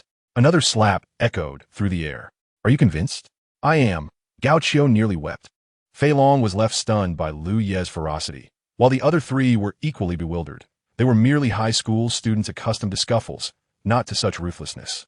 Lu Yi released Gao Qiu and turned to the one clutching his leg in agony. Do you hear me? Lu Yi inwaited. The other two, anticipating Lu Ye's gaze, hurriedly affirmed, we heard, we submit. With all four acknowledging, Lu Yi stood and declared, Fatty, let us go. Don't even think about revenge. Or, I'll make sure you won't recognize your own mother, he warned, turning sharply before continuing down the street. Damn, you are truly ruthless, Fei Long exclaimed as they exited the alleyway. One must be resolute in dealing with such individuals. Unless they are instilled with fear and submission, they will persist in their harassment. Thus, one must be unforgiving. When confronting adversaries, one must exhibit greater ferocity. By heavens, I am truly impressed, Brother Long. Fat Dragon chuckled. Moreover, why did you not act sooner? What were you thinking? He lamented, rubbing his head. Look at this. That ruffian has left my head nearly swollen. Is it comparable? Lu Yi retorted. To strike first is to engage in a brawl. To be pursued and retaliate is self-defense. Self-defense, you say? Do you take me for a fool? After inflicting such a beating, you still speak of self-defense? Fat Dragon laughed. Did you not see how Hai Qiao's face is swollen like a posterior? Chapter 15. I possess a library. Fat Dragon was genuinely concerned. Lu Yi had turned the four men into caricatures of themselves, especially Hai Qiao. Although there were no internal injuries or broken bones, their appearance was quite dismal. Yet Lu Yi dismissed his worries. Fear not, my good brother. I am well aware of these fellows. Even if they were to perish, they would never admit to being bested by me. Do not be deceived by their insignificance. Each possesses a stubborn temperament and a fierce sense of pride. As long as we remain silent, feigning ignorance, they shall certainly not disclose the truth. Rest assured, they will concoct some excuse. Perhaps they will claim to have tripped while running or that they were injured in a boxing match. After all, they're athletes, and excuses abound. Lu Yi chuckled. He was acutely aware, having once been a petty thug himself during his university days. Fat Dragon spent an anxious afternoon, and even as the school day drew to a close, he did not encounter Wolverine. The moment the dismissal bell rang, he hastily grabbed Lu Yi and dashed outside, wishing he could sprout wings and fly away. The sooner we leave this school, the more at ease I will feel. Fat Dragon exclaimed as he raced down the stairs. What? We have to wait another day? His heart sank further upon hearing this. What nonsense! Tomorrow is Saturday. Lu Yi laughed. By heavens, I'm truly muddled. Fat Dragon chuckled. Originally, high schools in Binhai City were scheduled for supplementary classes on Saturdays, but it was unclear who reported this, leading to a situation where only the third-year students partook in what was labeled voluntary extra classes, while all other grades enjoyed the weekend off. Fat Dragon sighed. Only 2 months remain. Next semester, we will be in our final year. I've heard that some schools even require half a day of classes on Sundays. It's utterly absurd. Enough with the complaints. Aren't those extra classes supposed to be voluntary? If you attend, it's merely a waste of time, Lu Yi remarked. How naive. Do you truly believe it's voluntary? It's merely a guise for mandatory classes. The notion of choice is a farce. Fat Dragon replied. Damn. Let us relish these final moments of freedom. Hurry. Xiaowei is awaiting us. Lu Yi urged. On Saturday, Lu Yi and Fat Dragon arrived at the Film Academy as promised, where they were escorted inside by Xiaowei, bound for the library. For Lu Yi and Fat Dragon, the library of the Film Academy was nothing short of monumental. The library building resembled the Pentagon, with a film-themed park at its center, surrounded by hexagonal libraries. The library comprises 6 levels, each one a hexagonal marvel, its vastness astonishing, brimming with books. Lu Yi and Fei Long stood at the entrance of the first floor, utterly taken aback. Don't just stand there in astonishment. This is merely the first floor. Xiaowei chuckled. She guided the 2 inexperienced high school students on a cursory tour from the ground up, providing a brief overview of the types of books housed in each area. Remember, no loud talking or eating is allowed inside, Xiaowei admonished, particularly emphasizing the need for caution, for if the library staff caught them, not only would they be barred from visiting again, but the individuals on their library cards would also face repercussions. Lu Yi and Fei Long nodded in agreement. Rest assured, We're merely here for novelty's sake. After a couple of visits, we likely won't return. Who reads books these days anyway? Fei Long laughed. All right then. Let us explore as we please, and we'll regroup at the entrance at noon. I'll take you both to our college cafeteria for lunch, Xiao Wei said. I've never eaten at a university cafeteria. I probably won't ever attend university, so I must savor it today, Fei Long replied with a grin. The three then dispersed to search for books. The library was immense, and the collection overwhelming. Lu Yi was at a loss for where to begin. He was unsure of which specific book to seek, only wishing for the existence of a certain volume, perhaps one on alchemy. Although the library featured a book search machine, it was utterly useless without any details such as the title or author. Thus, Lu Yi resolved to first understand the organization of a library's books. Xiao Wei's introduction had been too superficial, and she herself was not well versed in the arrangement of various categories. After wandering for quite some time, Lu Yi finally discovered 2 books concerning library management. He couldn't help but reflect on the irony of such a vast library housing only 2 volumes on its own management. He spent about 10 minutes scanning the contents of these books into his memory, akin to a high-speed scanner. Now, Lu Yi clearly understood how the books were categorized and stored within a library. This knowledge was crucial. Henceforth, no matter which library he visited, he would be able to locate his desired books in a remarkably short time. Armed with this newfound understanding, Lu Yi turned his attention to his primary interest, the fabled art of alchemy. Although reason dictated that it was unscientific, his curiosity remained piqued. After an extensive search in the sections dedicated to engineering, chemistry, and mineralogy, he found no texts on alchemy. However, he did peruse several volumes on minerals and metallurgy. It was only in the history section that he stumbled upon a book about elixirs, which detailed the rise and fall of alchemy throughout the ages. Ultimately, the consensus remained clear. Alchemy was a fallacy, and humanity has yet to fulfill its age-old dream of transmuting base metals into precious ones. It is hardly surprising to Lu Yi that the library lacks genuine tomes on alchemy. If such a craft truly existed, it is unlikely they would be housed within a library's confines. The books he dreamt of concerning alchemy were mere phantoms. Much like the annual examination papers, there could not possibly be a library in this world containing either. When Lu Yi discovered Fei Long in a secluded corner of the second floor, the lad was engrossed in a martial arts novel, oblivious even to Xiao Wei's call for dinner on WeChat. What are you doing, you glutton? Are you so captivated by your reading that you've forgotten to eat? Lu Yi exclaimed, snatching the book from Fei Long's hands. The Sentimental Swordsman and the Heartless Sword? Lu Yi gasped. Goodness, Fei Long. Weren't you immersed in those online cultivation stories? Why are you reading such an old martial arts novel? Written by Gu Long, Fei Long replied animatedly. I realize now that novels penned by earlier generations far surpass those currently found online. The latter are often lengthy and tedious, easily skimmed through.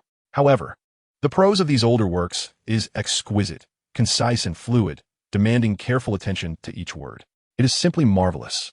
Casually flipping through the pages, Lu Yi suggested, let's have dinner first. Xiao Wei is waiting for us outside. We can return to this afterward. Reluctantly, Fei Long folded the book's pages and concealed it. Why bother? Who would vie with you for such a cliché martial arts tale? Lu Yi Sikofut. In truth, the university cafeteria was nothing extraordinary for Lu Yi and Fei Long. It was merely a larger version of their high school's cafeteria with a few more options. As for the taste, it was rather average. Fei Long ate somewhat distractedly, still pondering the martial arts novel. Lu Yi and Xiao Wei were discussing which university cafeteria along the coast was the best when Fei Long's silence prompted Lu Yi to shout, Hey, you fatso, can you focus on your meal? Enjoy your food. You won't always have access to this university fare. You ought to value it. Lu Yi said. No need to read further. Xu and Huan has defeated Shangwan Hong and ultimately ended up with Sun Xiaohong, while Lin Shirin and Long Xiaoyan remained at Xingyan Manor. Huh. Fei Long was taken aback, then exploded with anger. What the hell? Lu Yi, you scoundrel. I thought you were eager to know the outcome. So I just revealed it early. Lu Yi chuckled. Xiao Wei burst out laughing, spraying rice as she clutched her stomach in search of a napkin. What else do you wish to know? Who is stronger, Jing Wuming or Fei? Lu Yi continued teasingly. Stop. I beg you, please. If you continue, I'll turn my bowl upside down on your head. Fei Long pleaded, gripping his chopsticks. Focus on your meal, or I'll recount the duel between Li Shu and Huan and Shangwan Hong, Lu Yi warned. All right. I'm scared of you, brother. I'll eat properly. Fei Long replied with a grin. I never imagined you had read these martial arts novels too. Xiao Wei remarked. Not really. I only glanced through it while Fei Long was reading, and I got a general idea of the plot. Lu Yi laughed. But indeed, it is far more engaging than online stories. Absolutely. I recommend you both seek out works by Jin Yong and Liang Yuxing. They're truly incomparable to online novels. Xiao Wei responded with a smile. Dear sister, you possess a remarkable understanding. Have you read them all? Exclaimed Filong. Indeed, as students of performance, we are required to read novels that are frequently adapted into films. Who knows when we might find ourselves cast in a role? Replied Xiao Wei. I believe you would be perfect as Lin Xiener, the most beautiful woman in martial arts. Filong chuckled. After the three finished their lunch, they eagerly immersed themselves once more in the library. Filong hurriedly sought out the unfinished novel he had been reading, while Lu Yi, influenced by Filong, browsed through a dozen martial arts novels. Works by Jin Yong, Gulong, and others caught his attention. Having perused several martial arts novels, Lu Yi recalled the combat magazines he had seen at the second-hand bookstore yesterday. If only there were genuine martial arts manuals to glance at, he mused. He would master the techniques effortlessly, which would be truly astounding. Of course, he understood that such manuals did not exist, yet that did not quell his curiosity. After skimming through numerous martial arts novels, Lu Yi ventured into the sports section to seek out books on martial combat. He explored traditional Chinese martial arts forms, such as Bajikun and Wing Chun, reading 7 or 8 books, yet found them lacking in practicality. Upon comparison with the 1950s publication Close Combat Techniques for Intelligence Personnel, they seemed woefully inadequate. Abandoning the traditional martial arts texts, he turned to books on grappling techniques, Muay Thai practical skills, and combat training from special forces. He eagerly devoured another dozen books, finding them significantly more applicable. As Lu Yi immersed himself in these texts, he gradually experienced an unconscious shift in his perspective. The traditional martial arts books, which he had initially deemed impractical, began to reveal their value in his mind. He realized that the techniques of martial arts across the globe were fundamentally interconnected. For instance, there were numerous similarities between Bajikun and Muay Thai. While traditional martial arts may appear impractical, the limitation lies with those who practice them, confined within rigid forms. As Lu Yi continued to read, the various combat, fighting, and martial arts routines began to interconnect in his mind. What once seemed impractical now illuminated a newfound clarity regarding their utility and intricacies. Chapter 16. A return to the second-hand bookstore, Xiao Wei remarked. Indeed, each person may borrow 10 books. Only 10? That seems rather insufficient, Lu Yi replied, feeling it was too few. 10 is not too little, Xiao Wei exclaimed. If you read diligently, it would take at least half a month. Even skimming would require a week. Little did she know, Lu Yi could finish a thinner book in just an hour. And even the thicker tomes would take no more than 2 hours. He couldn't help but feel a tinge of regret. To think it would take an entire week to read just 10 books seemed a dreadful waste of time. If only I could borrow more. Lu Yi Sikit. Isn't my card available? Filong chimed in. What books do you wish to borrow? With mine, 20 books should suffice for you, right? Don't you still want to explore martial arts? How could you not aim for the heavens? Lu Yi laughed. I say, Lu Yi, are you truly serious about reading these books? Xiao Wei chuckled and said, stop spending every day in the library. How about we go hiking and camping next Friday? I could borrow an off-road vehicle and we could head to Wuyuan Mountain. What do you think? Wuyuan Mountain is located approximately 50 to 60 kilometers from the city, boasting breathtaking scenery. Although it has seen the development of comprehensive tourist facilities in recent years, a significant portion of its pristine ecosystem remains untouched.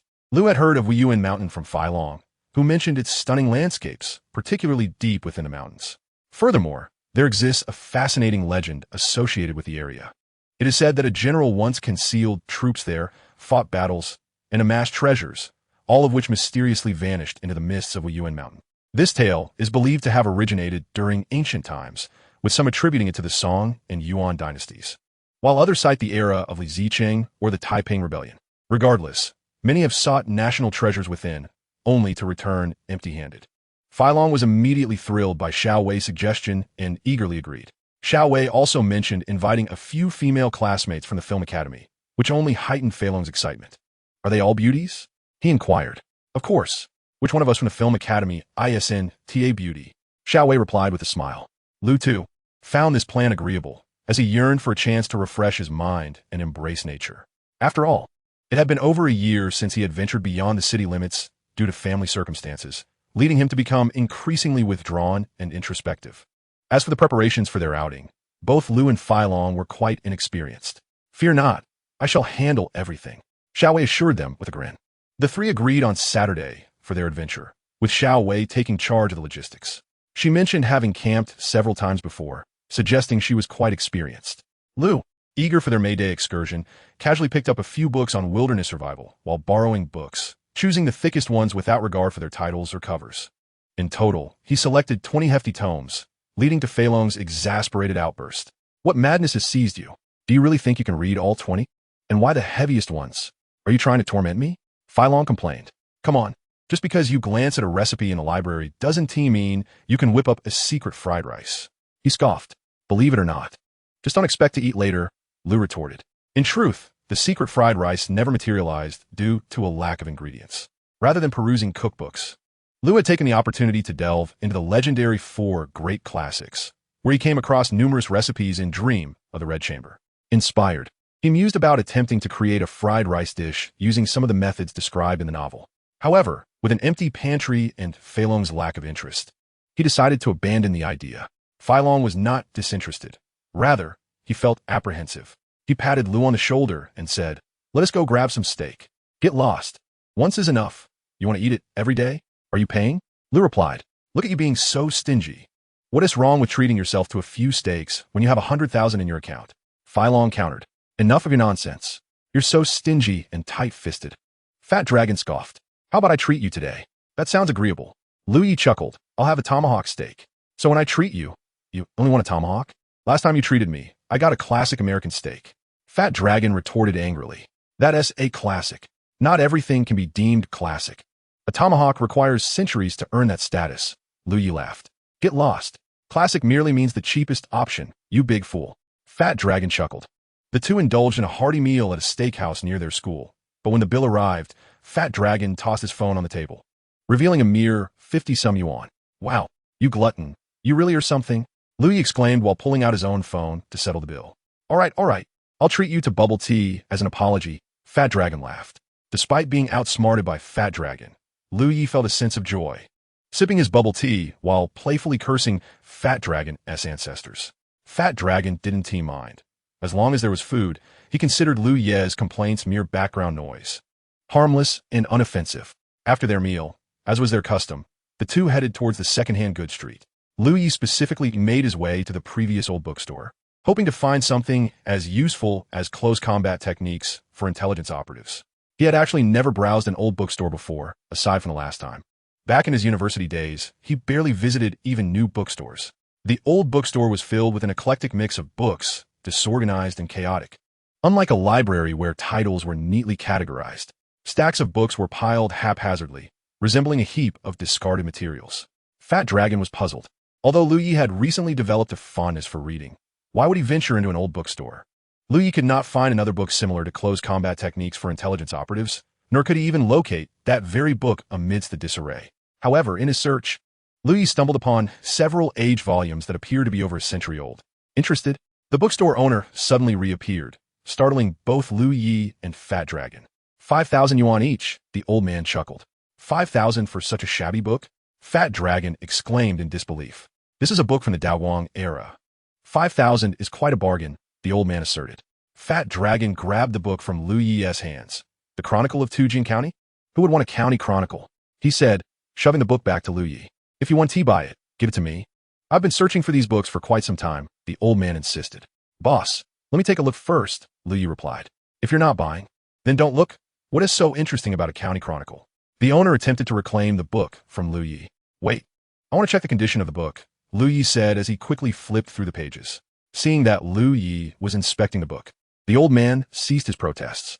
Lu Yi swiftly finished flipping through the county chronicle and handed it back to the old man, stating, the condition is poor, and the price is too steep. Let us keep looking. The old man, uninterested in their conversation, took the chronicle and disappeared into the back. Why on earth are you interested in county chronicles? Fat Dragon asked, perplexed. Out of curiosity. This chronicle of Tujin County is the record of our own county, Lu Yi replied. Impressive. You actually know that? I have never even heard of Tujiang, exclaimed Fei Long. You should read more books instead of just eating all day, Lu Yue replied. In truth, Lu Yue had only recently developed a passion for reading, realizing its utility and the immediate empowerment it provided, which ignited his enthusiasm. Previously, he was even less dedicated than Fei Long, spending his days in leisure and idleness. The two exited the old bookstore and headed toward the school. Unfortunately, fate conspired against them, as they soon spotted Gao Xiao and his gang from a distance. The four were rolling up their pant legs, surrounding a short student by a roadside tree, conversing about something. Goodness, what shall we do? Fei Long fretted. Should we turn back and find another route? Why should we fear them? Lu Yue scoffed.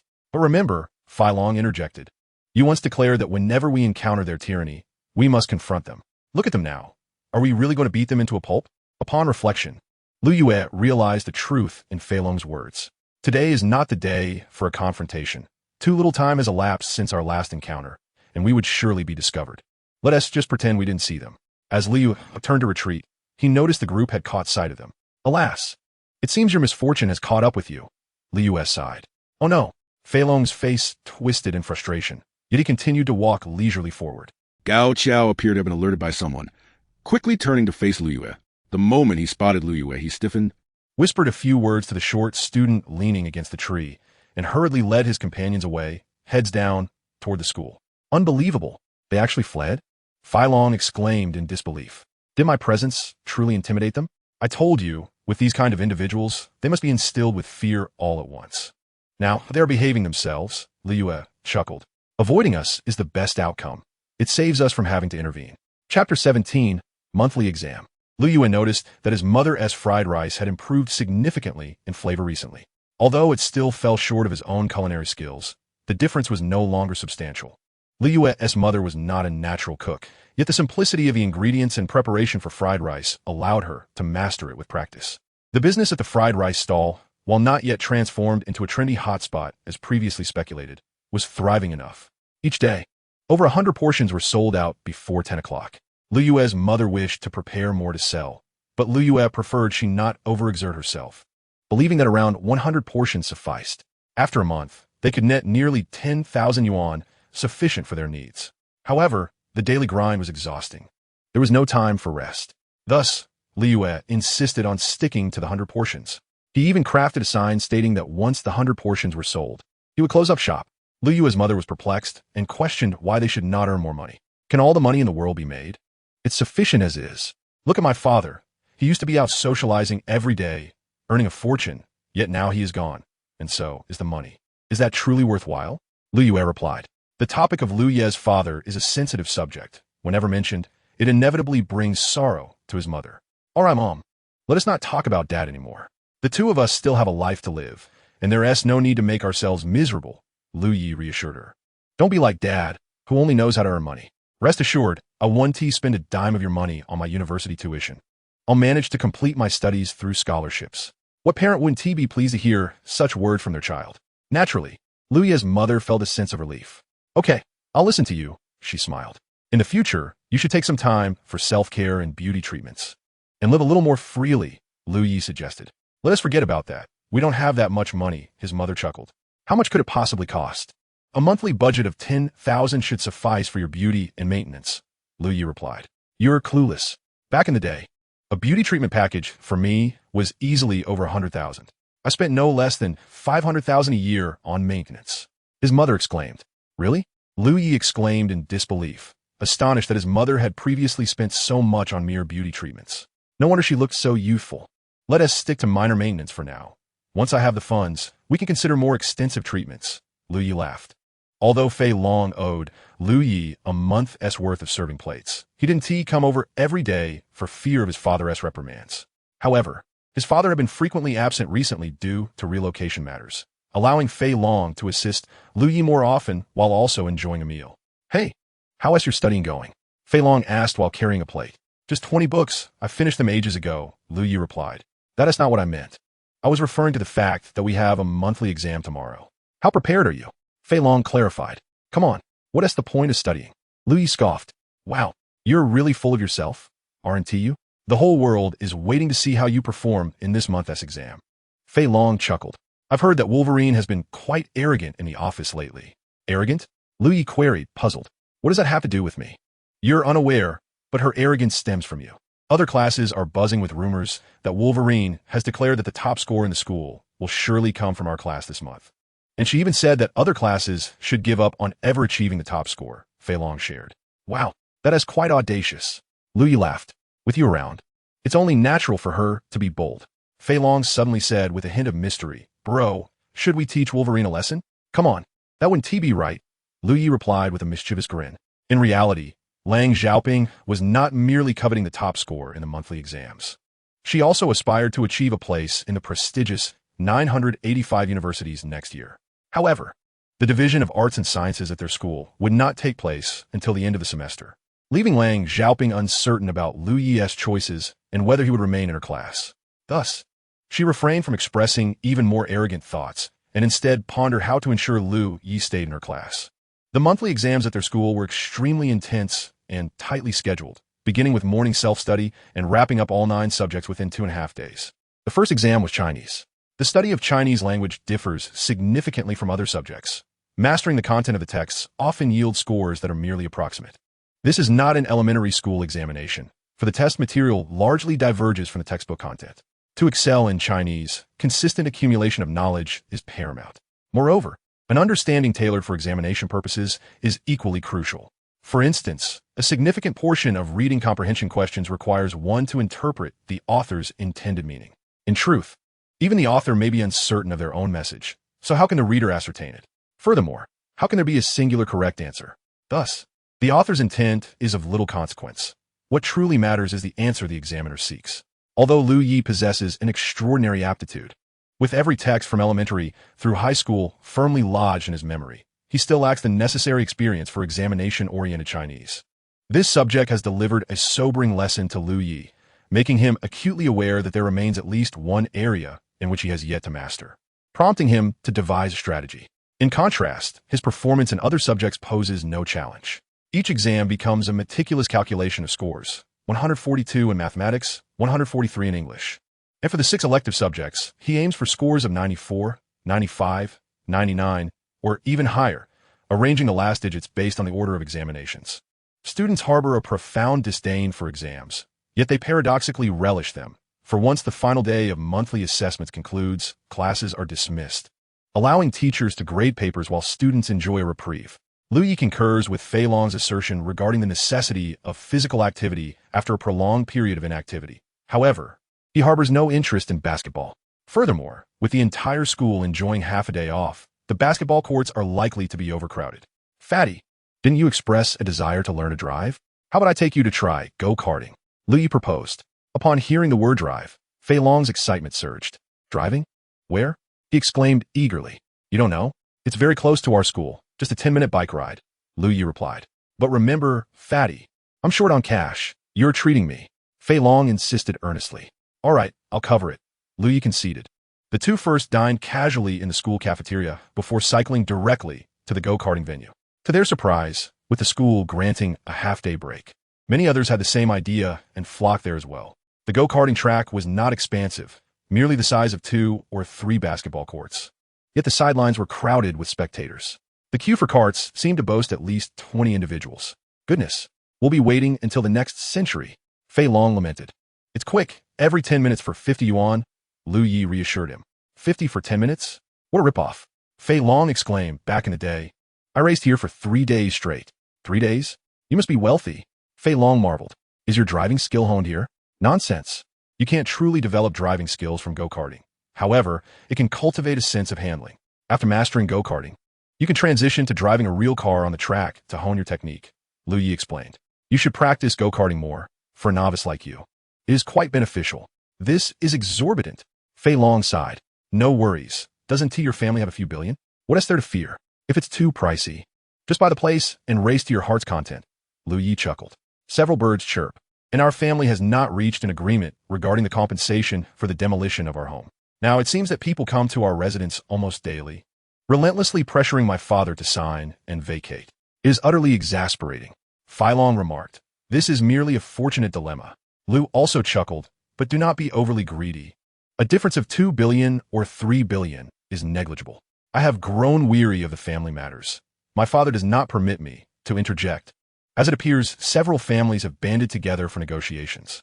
As Fei Long spoke, he approached the sidelines, observing the go-karts racing past on the track. Suddenly, Fei Long exclaimed, "Isn't that our class monitor?" Lu followed Fei Long's gaze and saw 2 go-karts collide at a sharp turn ahead. Indeed, the pink go-kart bore the class monitor Guman. From a second year, class 3.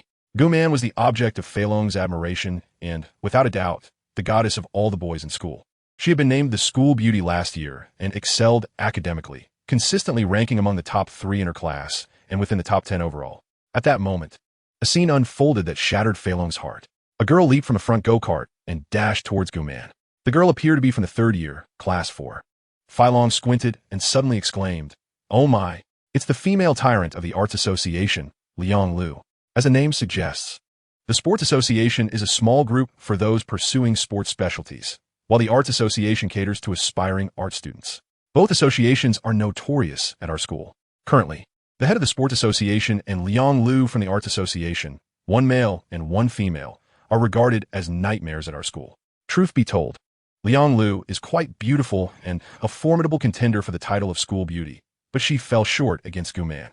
A conflict erupted between Guman and Liang Lu, the details of which are best left to the imagination. Guman was strapped in by her seatbelt and unable to move, flailing her arms helplessly. "This is utterly lawless," Fei Long exclaimed as he dashed onto the track. "Fatty, don't go in there. The cars are moving too fast. You might get hit," Lu shouted in alarm. However, Fei Long was undeterred, charging forward bravely. Chapter 18, discreetly done. Lu, with no other option, followed Fei Long onto the track, raising his arms to signal the vehicles to stop while closely trailing Fei Long. "What are you doing?" Fei Long seized Liang Lu's hand and shouted. In a stunning display of agility, he managed to force Liang Lu away. "Monitor, are you all right?" Fei Long unbuckled Guman's seatbelt and pulled her up. "Thank you, Wang Long," Guman said, her eyes brimming with tears. Her face flushed crimson, causing Fei Long's heart to ache. "Let us not continue playing. Let us sit aside and rest for a moment," Fei Long suggested. Guman nodded and followed him off the track. Fei Long quickly purchased a bottle of water and handed it to Guman, asking what caused the altercation with that female tyrant, Liang Lu. Guman accepted the water and expressed her gratitude. "I'm not sure. She seems to have it out for me. This isn't the first time. She confronted me outside of school previously. I heard it's because she is displeased that I was named school beauty. Oh my, this woman is nothing but trouble. So petty," Fat Dragon exclaimed in anger. Guman cast a glance at him, and Fat Dragon immediately chuckled. "I am not referring to you, but to someone like Liang Lu." Guman forced a smile and then turned to Lu Yi, saying, "Are you two here to play go-karting as well? I've never seen you around here before." "Oh, this is our first time," Fat Dragon replied. Guman took a sip of water, suddenly recalling something, and anxiously said, "You both should leave quickly. I must go as well." "Why?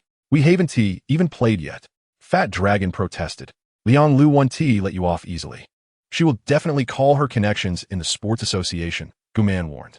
"The Sports Association? You mean Gao Xiao and the others?" Fat Dragon inquired. Guman nodded. "Exactly. We should leave now." "What about Gao Xiao? What can he do? He wouldn't dare harm us," Fat Dragon laughed. "Also, why don't you report Liang Lu's bullying to the school?" Guman retorted. "It would be pointless. Without evidence, these people would never admit to anything. Besides, I heard that Liang Lu and Gao Xiao have passed their art and physical exams, which essentially grants them a spot in the college entrance examination. The school 1T take action against them. No wonder they are so arrogant," Fat Dragon remarked. Turning to Lu Yi, "Bro, what do you think? Should we help the class monitor once and for all?" Lu Yi grinned. "Of course.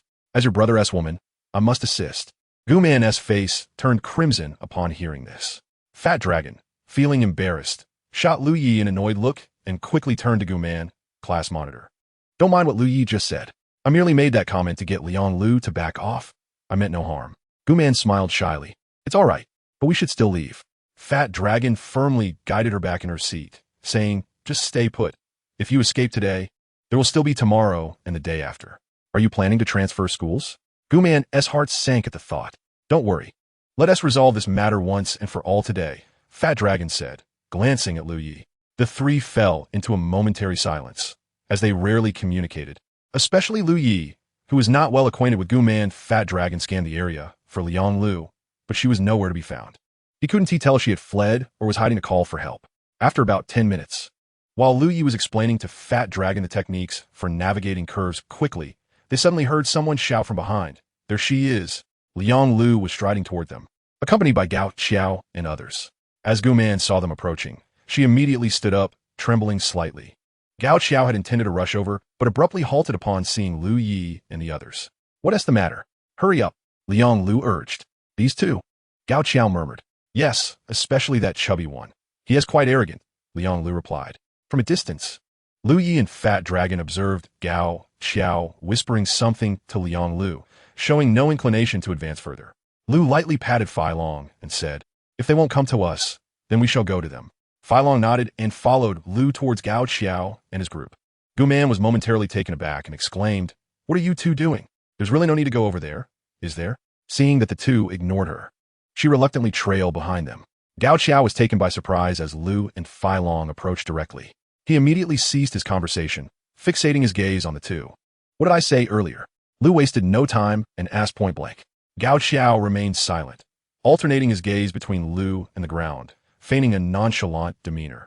Liang Lu, astonished and infuriated, shouted, "Gao Xiao, who is he to speak to you like that?" Gao Xiao continued to remain silent, along with the others from the sports committee, who also hung their heads in quietude. In the future, refrain from stirring up trouble for no reason. Why not just focus on your studies?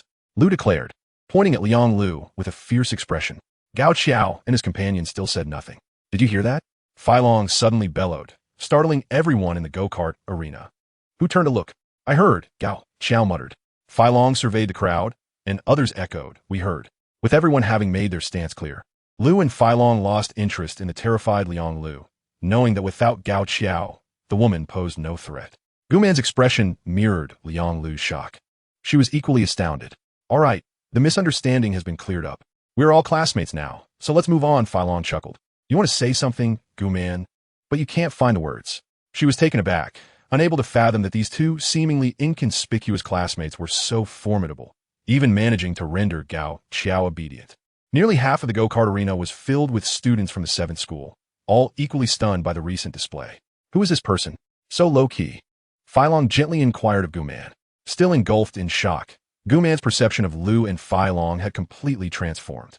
"You all can play," she replied. Just then, an empty cart became available.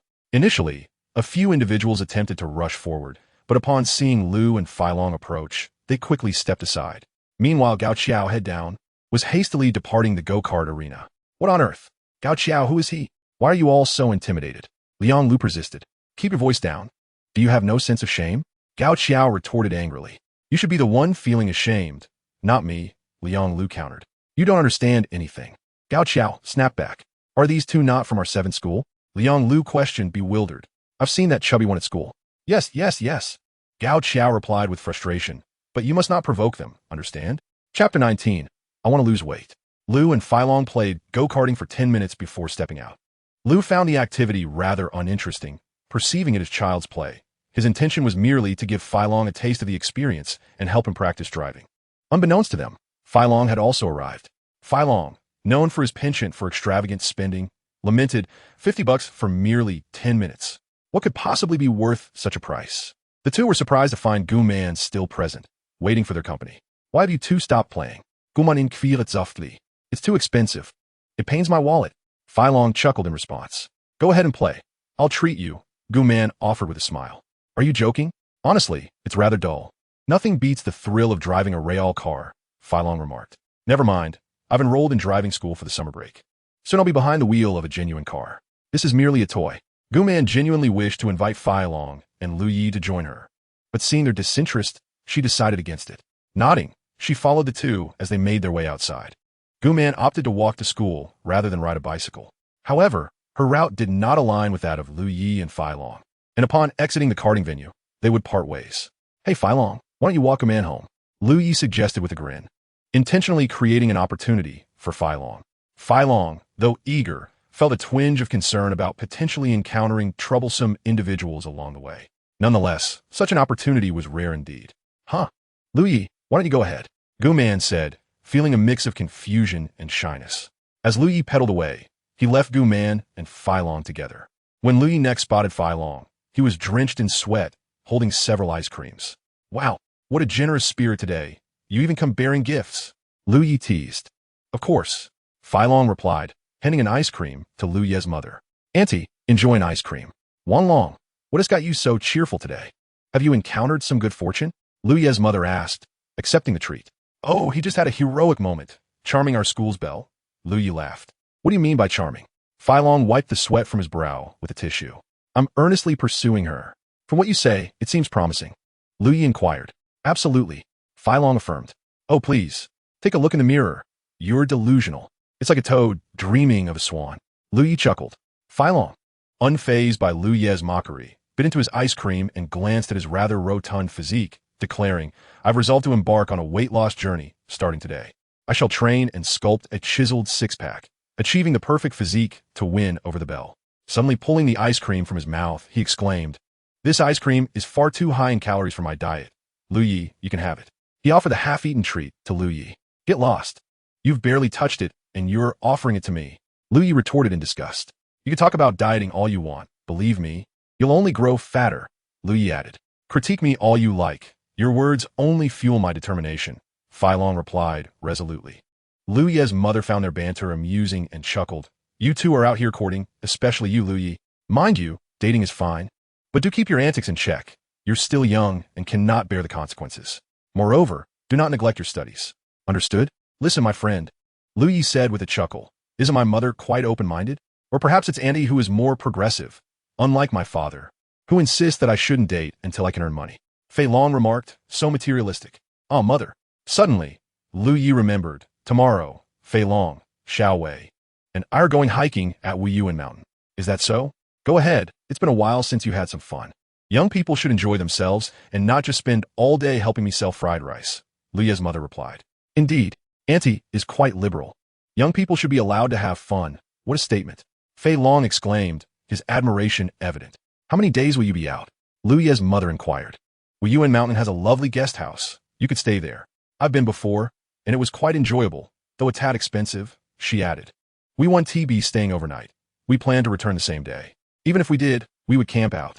Camping is far more enjoyable than staying in a guest house, Lu Yi asserted. Just a heads up, there might be no signal in the mountains. So please refrain from calling unless it's urgent. The next morning, Xiao Wei arrived in an SUV. She greeted them promptly, and Lu Ye's mother reiterated her advice. Make sure to take good care of the girls while you're out. Don't worry, Annie, we are very gentle, Fei Long chuckled. And you too. Behave yourselves and don't get into any mischief, Lu Ye's mother cautioned. Xiao Wei felt a bit embarrassed by Lu Ye's mother's words. Her cheeks slightly flushed. As the three of them jumped into the car, Fei Long curiously remarked, Sister, weren't you supposed to bring along a beautiful classmate? I heard she didn't want to come because you're both high school students. As Xiao Wei started the car and drove off, she laughed. So what if we are in high school? Aren't you just 2 years younger? Fei Long scoffed. Look at your entertainment circle. ISNT at all the rage to date younger people? Xiao Wei burst into laughter. Who are you referring to in the entertainment industry? You, of course. It's only a matter of time. You'll regret not seizing the opportunity to date a younger girl. Fei Long grinned. If I had known your classmate wouldn't come, I would have invited Guman. Who is Guman? Xiao Wei asked. Our school S-Bell, Lu Yi replied. This fellow has been daydreaming about pursuing her. Who would have thought, little chubby? You dare to chase after the school beauty? Do you need a few tips from your sister? Xiao Wei teased, glancing at Fei Long in the rearview mirror. Absolutely, I need to learn, Fei Long exclaimed excitedly. All right, just tell me how you want to serve me. Brother Long is always ready for action. Fei Long laughed. Be careful, you chubby boy. You better behave in front of your sister. If you make any crude jokes, I will make sure you regret it. Xiao Wei responded with a smile. Unjust. Sister, which of my words was inappropriate? Don't misunderstand, Fei Long protested, looking aggrieved. Fine. Then don't try to learn any major tricks, Xiao Wei replied. Is it wrong for me to admit my mistakes? I'll do everything you say today. Please spare me. Fei Long pleaded. The three of them chatted and laughed as they drove out of the city towards Wuyuan Mountain. Xiao Wei mentioned that she had been to Wuyuan Mountain once before, where she camped and was captivated by the breathtaking scenery. As one ventures deeper, there exists a place known as Lianhua Ping, a remarkably flat and expansive basin surrounded by mountains, which becomes shrouded in mist by nightfall, creating an ethereal ambience when the wind stirs. The trio had no intention of camping, thus they carried only light burdens. Each person bore a small backpack containing provisions such as biscuits, chocolates, and bottled water, enabling them to embark with ease. Their goal was to ascend to the peak of Muyu Mountain, known as Guzi Lao, and if time permitted, to visit Lianhua Ping. This route was not part of a formal scenic climbing trail, but rather a less trodden path favored by outdoor enthusiasts. Among the three, only Xiao Wei possessed some experience in outdoor climbing and camping, having summited 2 mountains prior, including this particular path. It was evident that this route had been traversed many times, as markers dotted the way alongside discarded water bottles and other litter, rendering the difficulty quite manageable. None of the trio were accustomed to such wild paths, especially Lu and Fei Long, who were filled with wonder and curiosity at every turn. Fei Long, in particular, chattered incessantly, posing questions left and right. Xiao Wei naturally slipped into the role of both guide and seasoned outdoor expert, providing explanations as they progressed. By around noon, the three finally reached the summit. Their light load indeed allowed for swift ascent. At the peak, they posed for various photographs for about 10 minutes before Xiao Wei suggested a picnic atop the mountain. It's about time we had our picnic. If we don't eat soon, I might just collapse. Fei Long exclaimed. What nonsense! How could you possibly collapse without food? Lu retorted with a laugh. Ignoring Lu, Fei Long set down his backpack and, with a flourish, produced a hefty 25-liter bottle of cola. Tell me, if we don't eat, am I not destined to collapse? He declared with satisfaction. Goodness, I'm nearly overwhelmed. Lu responded incredulously. Upon witnessing Fei Long's grand reveal of the enormous cola, Xiao Wei nearly doubled over with laughter. You glutton. I'm truly impressed you managed to lug such a massive bottle of cola up here. She chuckled. Surprised? Happy? Fei Long grinned. What else did you bring? Lu inquired, rummaging through his backpack. Aside from the cola, Fei Long's bag contained only a box of Snickers, nothing more. You glutton. So you only brought a bottle of cola and a box of candy? Lu exclaimed in disbelief. Does drinking cola help with weight loss? Ridiculous. He laughed. Chapter 20. The Colossal Cola. Xiao Wei unfurled a picnic mat upon the ground and, with a magician's flair, unveiled 4 boxes filled with exquisite fruits and pastries from her backpack. Goodness, sister, you are like a celestial being, conjuring such a feast in an instant. Fei Long exclaimed excitedly. Pairing it with my cola makes for an unparalleled delight. Lu could hardly believe the abundance of delicacies Xiao Wei had managed to carry. Lu, what did you bring? Quickly. Show us. Fei Long urged. Reluctantly, Lu opened his backpack, sheepishly admitting, I brought a few apples and some compressed biscuits. What? That's it? Fei Long gasped in astonishment. Is that all? Before Lu Yi could speak, Fei Long snatched the backpack from his hands and turned it upside down. What the heck? You even brought a rope? Fei Long exclaimed. Is there no food? None, Lu Yi replied. But I brought a Swiss Army knife, he added with a smile. Oh my. Fei Long nearly choked on his surprise.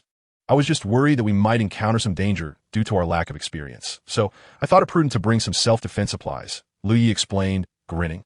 Where on earth did you learn that? Fei Long chuckled. I read it in a book, Lu Yi responded.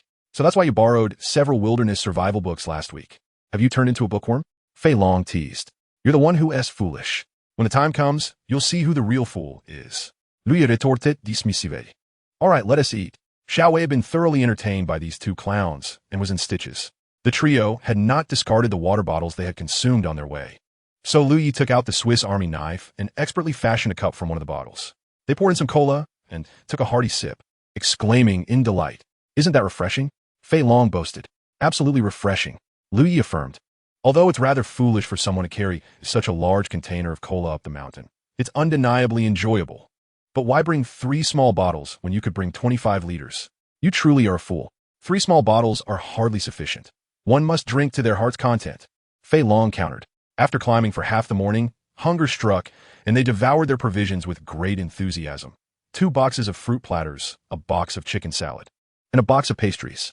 These were all lovingly prepared by Xiao Wei the previous night, resembling light fare. Sister, this mountain climbing requires substantial energy. Why bring such light snacks? Wouldn't a big box of braised chicken legs be more delightful? Fei Long complained while munching on the somewhat bland chicken salad.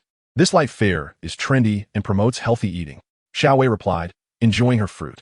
Indeed, it would be perfect if we could have some braised delicacies or barbecued treats along with a bit of beer. Lu Yi agreed. Absolutely. Barbecue and beer are a must. Fei Long chimed in. Oh, now that's an idea. Fei Long laughed. Fortunately, Xiao Wei had thoughtfully considered Fei Long's hearty appetite when packing these 4 boxes, ensuring they were all of substantial size. Within half an hour, the trio had polished off the entire assortment of light snacks. Fei Long, still feeling unsatisfied, pulled out a box of Snickers from his backpack and offered it to Xiao Wei and Lu Yi. This thing is too high in calories. I dare not indulge, Xiao Wei remarked with a look of disdain. Lu Yi took one, but the fruit boxes, while not small, were insufficient for both him and Fei Long. They were still hungry. All right, since we still have time, let us head to Lianhua Ping, Xiao Wei suggested as she began to tidy up. Wait, Fei Long suddenly interjected. We've only drunk a third of this massive bucket of cola. Are you really going to make me carry it back down? I can't drink too much. It's easy to gain weight. Xiao Wei laughed. You made your own bed, now lie in it. Liu said. Goodness, you people are so inconsiderate. You were just shouting in delight, and now that you're satisfied, you leave me to deal with this? Fei Long complained. Xiao Wei laughed uncontrollably and remarked. You chubby fool, your words are simply asking for a beating. But I'm merely speaking the truth, Fat Dragon retorted. Sister, wasn't tea that exhilarating just now? Get lost. Xiao Wei chuckled. All right, let's each have another drink, Liu Yi said. 2 drinks, Fat Dragon bargained. No more, Liu Yi declared, casting aside his cup. Hey, just 1 cup each. Fat Dragon exclaimed as he hurriedly filled 3 cups with cola, though it was still a meager amount compared to the large barrel. The trio continued their journey, with Fat Dragon carrying most of the cola, frequently calling out, Does anyone want some cola? Lianhua Ping exceeded Liu Ye's imagination, and when the 3 entered from the valley, they were utterly astounded. It was vast, larger than a football field, and remarkably flat, with lush green grass that resembled a verdant carpet. Wow, this is practically a football field, Fat Dragon exclaimed. Indeed, it is a natural football pitch, Liu Yi marveled. And surrounded by towering mountains, playing football here would be delightful. Is this truly natural? Liu Yi couldn't help but ask. Of course, in the depths of these mountains. Who could possibly undertake construction? Xiao Wei replied. Liu Yi nodded in agreement. Camping here would indeed be delightful. Next time, we'll come prepared with tents and a barbecue grill for a cookout, Xiao Wei laughed. That's a must. Fat Dragon chuckled. Next time, I'll bring Gu Man along. The 3 ventured onto the carpet-like grass of Lianhua Ping, tossing their backpacks aside and rolling around in the grass. Liu Yi lay back, gazing at the sky and the surrounding mountains, when a thought suddenly struck him. He stood up and began to examine the ground closely, pulling out his military knife to dig a few times. This isn't natural, Liu Yi suddenly shouted. Could it be artificially constructed? Fat Dragon scoffed. Come look at this. The soil has issues, Liu Yi urged. Fat Dragon and Xiao Wei hurried over, puzzled. What is wrong with the soil? They inquired. Look, Liu Yi pointed to the pit he had just dug. The top 10 centimeters are soft soil, but beneath it suddenly turns as hard as stone. See? Liu Yi demonstrated with his knife, revealing some whitish soil on the blade. This has clearly been compacted by human intervention. Fat Dragon took Liu Ye's knife and walked several steps away to dig another hole. The result was the same. The top 10 centimeters were soft, then hard. Whitish soil below. Wow, it really is like this, Fat Dragon exclaimed after digging 3 or 4 holes in succession. But who in their right mind would construct a football field in these mountains? Xiao Wei wondered. Hey, Fatty, do you remember those county records from the old bookstore? Liu Yi suddenly asked. County records? The ones from Jiang? Fat Dragon replied. Tujian county records, Liu Yi clarified. Oh right, Tujian. What about them? Fat Dragon inquired. Wow, dude, you only skimmed through those books. How do you remember their contents so clearly? Fat Dragon was astonished. Oh right, both Fat Dragon and Xiao Wei exclaimed in unison. Once, this area was a swamp, likely filled in by human intervention. The road is quite smooth.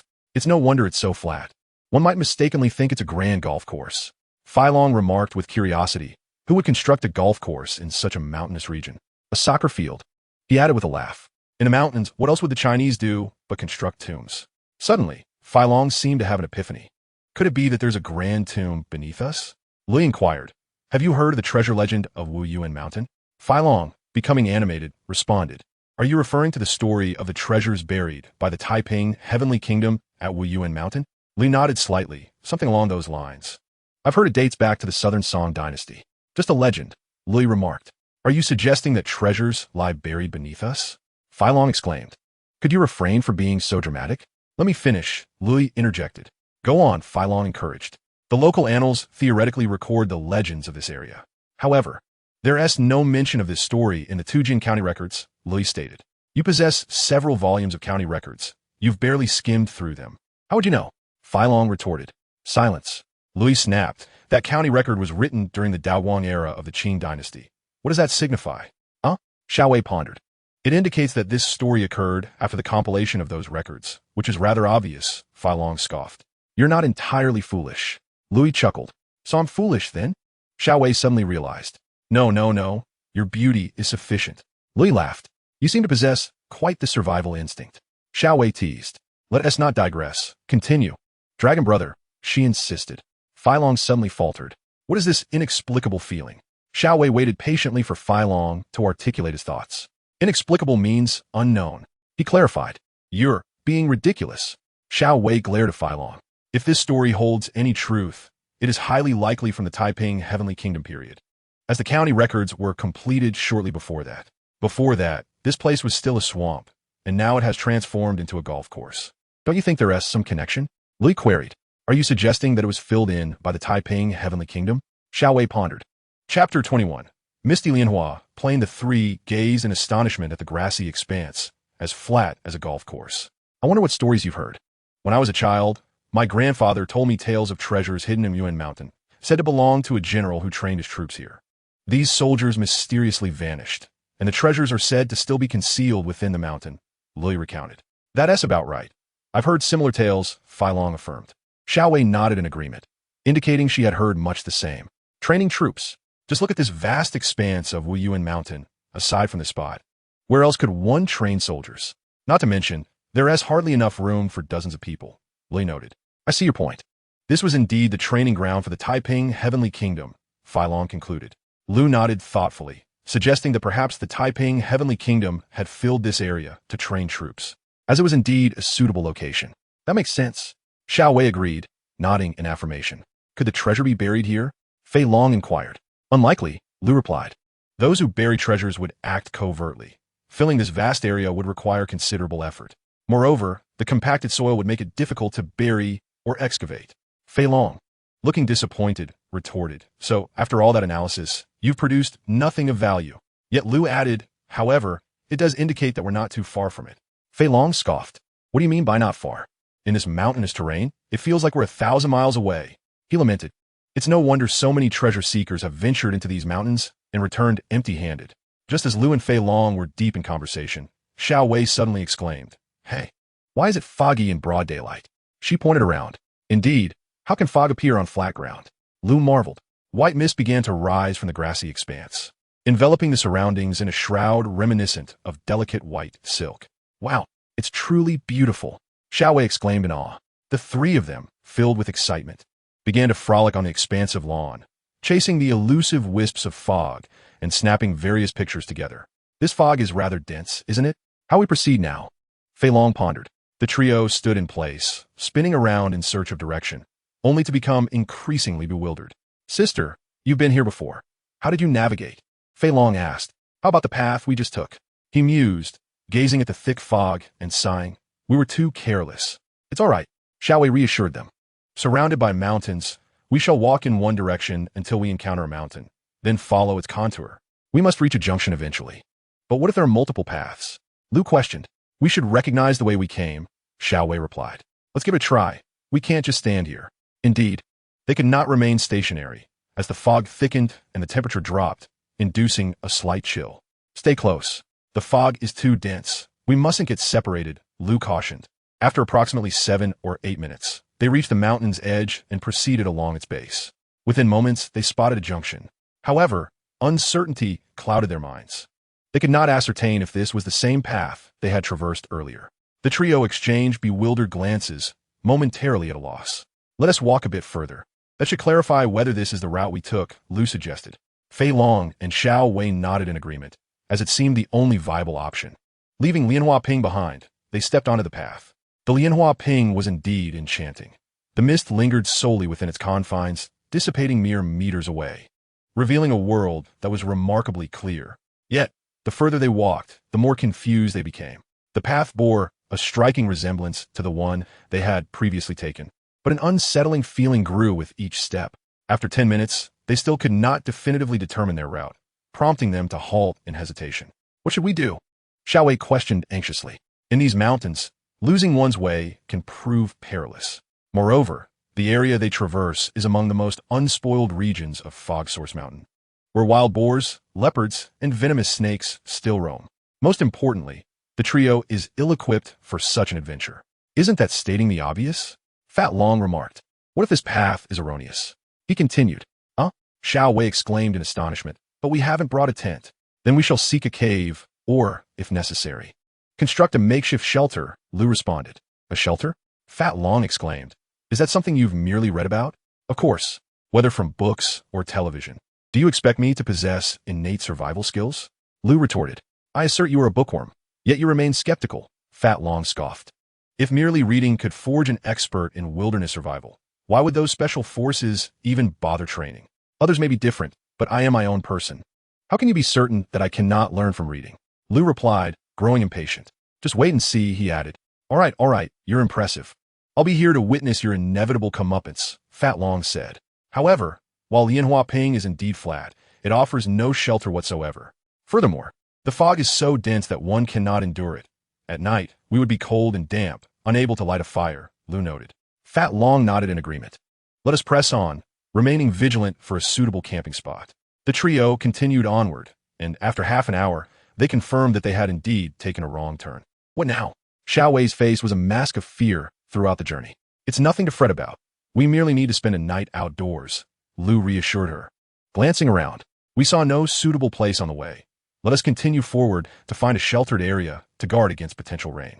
No sooner had Lu spoken than a thunderous clap resounded overhead. Goodness, you jinx. You predict rain, and it arrives. Fat Long chuckled. Cursed luck. This is truly unfortunate. Lu exclaimed, gazing skyward, where mere moments ago the sky had been clear, now transformed into a murky gray. Xiao Wei, observing the sudden change, couldn't help but chuckle bitterly. Did we neglect to consult the almanac before venturing out today? Let us hasten our pace. No time to dawdle, Lu urged as he quickened his stride. Yet, no matter how swift their pace, they could not outpace the fickle weather, particularly in these mountains where conditions shift abruptly. Within minutes, they felt raindrops begin to fall. It's raining. It's hitting me. The heavy-set man shouted from the rear. We must find shelter. Lu halted, scrutinizing their surroundings. You two stay here. I'll scout ahead. The area was surrounded by large rocks, with trees and underbrush densely packed nearby. Lu veered off the path, navigating along the rocks. And after traversing through thick shrubs for several hundred meters, he discovered a large rock that had formed a slight indentation. Though this hollow was small, insufficient for the three of them to sit, it was the best option they had encountered thus far. Lu hurried back to fetch Fat Long and Xiao Wei. Is this it? Xiao Wei gasped, gazing at the shallow indentation in disbelief. Time is of the essence, and while we may not have found a better campsite, this is presently our best option. The path is also clear. It's hardly spacious enough for a single hefty individual, scoffed Xiao Wei. You could talk about the fat guy, but must you include the word dead? Protested Fei Long. Enough of the chatter. It's about to rain. Let us get to work. Work? What for? Fei Long replied, sitting down to await the downpour. Wait for what? This tiny place hardly accommodates you alone when it rains. Will you stand outside to shield us? Retorted Luye. Then what do you suggest we do about what the book says? Fei Long couldn't help but mock. Well, I and Fei Long shall gather some branches, and you, beautiful lady, go find some dry twigs and hay for tonight's fire, Lu Yi instructed. Chop what? With my hands? Fei Long questioned. Don't I have a Swiss Army knife? Lu Yi responded, producing his knife. This thing is so small. Can it really chop wood? Fei Long questioned incredulously. You know nothing. This is a Swiss Army knife, Lu Yi exclaimed, then turned to Xiao Wei, instructing her to collect some dry materials nearby. Not a one or two far. It has so many functions. How does it look like something from a street vendor? Fei Long remarked, closely examining the knife while following Lu Yi. But soon enough, the Swiss Army knife amazed Fei Long, especially when Lu Yi unfolded the saw and effortlessly cut through branches as thick as 2 fingers. In just over 10 minutes, he had a pile of branches. Impressive. Fei Long exclaimed, I must get one of these too. This one costs 1,600, Lu Yi replied. What? Fei Long's face turned pale. This little knife costs 1,600? Why don't you just rob a bank? Chapter 22. Hot Cola. Lu Yi leaned the branches he sawed against a rock to create a slope, then covered it with broad leaves for rain protection. He initially intended to saw some bamboo for a more aesthetically pleasing shelter, but as the raindrops intensified, time became a luxury he could not afford. The rock hollow, which could barely accommodate Fei Long's ample frame, transformed into a small rainproof hut with the slanted branches.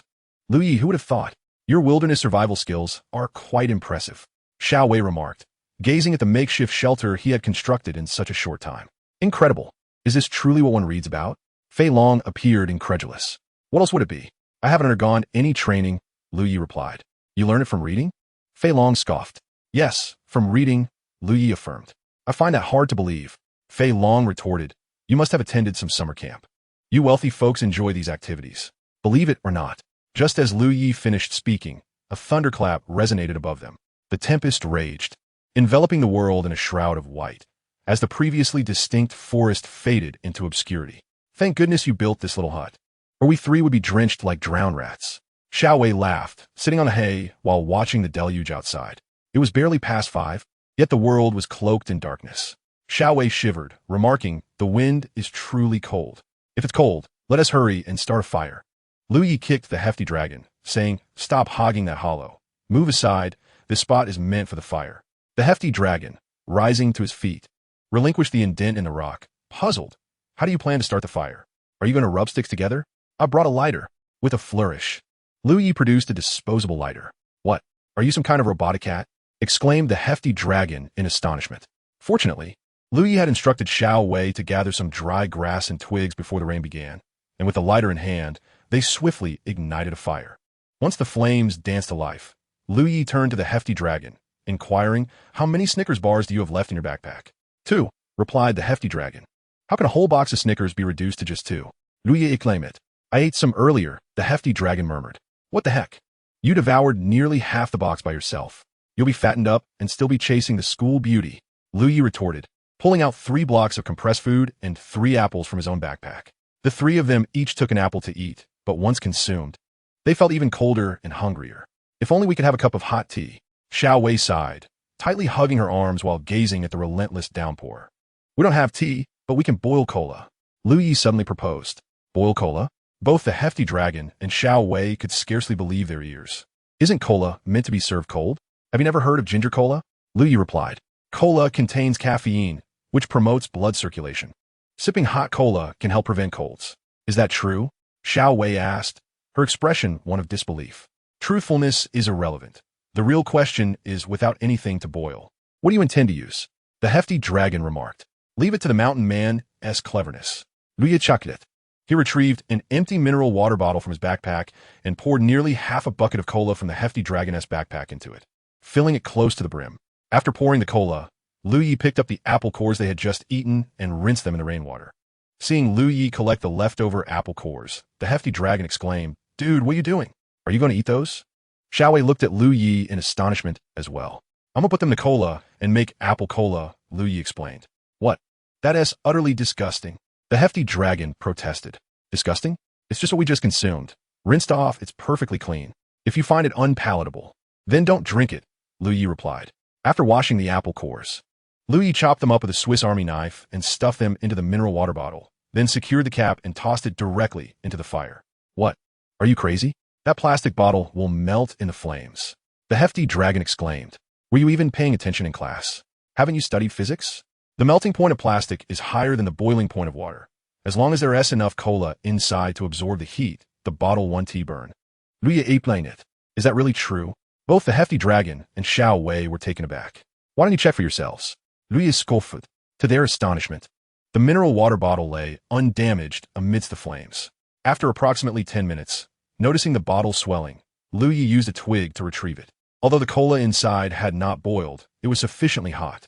Each person was given a steaming cup of cola, and Lu Yi took a sip, exclaiming, "There is a hint of apple fragrance. Drinking this warm beverage instantly makes me feel cozy." Xiao Wei, holding her steaming cola, recalled the leftover apple core she had just placed in, feeling somewhat reluctant to drink it. "Should I drink it? It will warm my body," Lu Yi suggested. "It's too hot.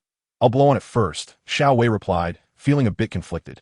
Fei Long, holding his cola with a look of disdain, couldn't help but try a small sip after seeing Lu Yi enjoy it so much. "Wow." He smacked his lips and took another gulp. "Indeed, it's quite delightful," Fei Long said as he continued to drink. It's warm and comforting." In fact, he finished his cup in one go. "Weren't you reluctant to drink?" Lu Yi chuckled. Ignoring Lu Yi, Fei Long looked at the steaming cola in Xiao Wei's hands and said, "Sister, if you're not going to drink, shall I help you with it?" As girls are naturally more sensitive to cold, Xiao Wei yearned for a cup of hot tea, but the apple core unsettled her. However, seeing Fei Long gulp it down made her reconsider, and she boldly declared, "Drink? Why would I drink?" With determination, Xiao Wei took a small sip, and it felt like she had discovered a new world. The hot cola warmed her stomach immediately, and soon her entire body felt much more comfortable. This is so warm," she remarked as she drank, realizing that she could no longer count on the cola in Xiao Wei's hands. Fei Long turned to Lu Yi and said, "Buddy, let us brew another bottle. I haven't had enough." "All right," I'll brew another bottle, and later we can enjoy it with the compressed biscuits, Lu Yi replied. He prepared another batch of hot cola, this time without the apple core. The combination of hot cola and compressed biscuits was indeed a perfect match. However, the biscuits were rather unpalatable. When Fei Long took a bite, he exclaimed, "What on earth? This thing is so dry it's like eating sand. That's why it pairs well with cola." Lu Yi explained. The advantage of compressed biscuits is that they are extremely dry, and when they encounter water, they expand. A small piece can fill you up quite well. Although they don't taste good, they are essential for survival in harsh environments, which is why the military favors them. You surprise me, Lu Yi. You seem to know quite a bit, Xiao Wei remarked with a hint of admiration. You're not telling me that you learned all this from books, are you? Fei Long asked. What is wrong with reading? You can gain knowledge from it. The wisdom contained in books is invaluable, Lu Yi replied with a smile. Wow, you're quite eloquent now, Fei Long remarked. But wait, weren't you different before? I remember you used to be worse than me. How come you suddenly became so knowledgeable? Reading. Lu Yi laughed. I've developed a newfound love for books lately and have learned so much.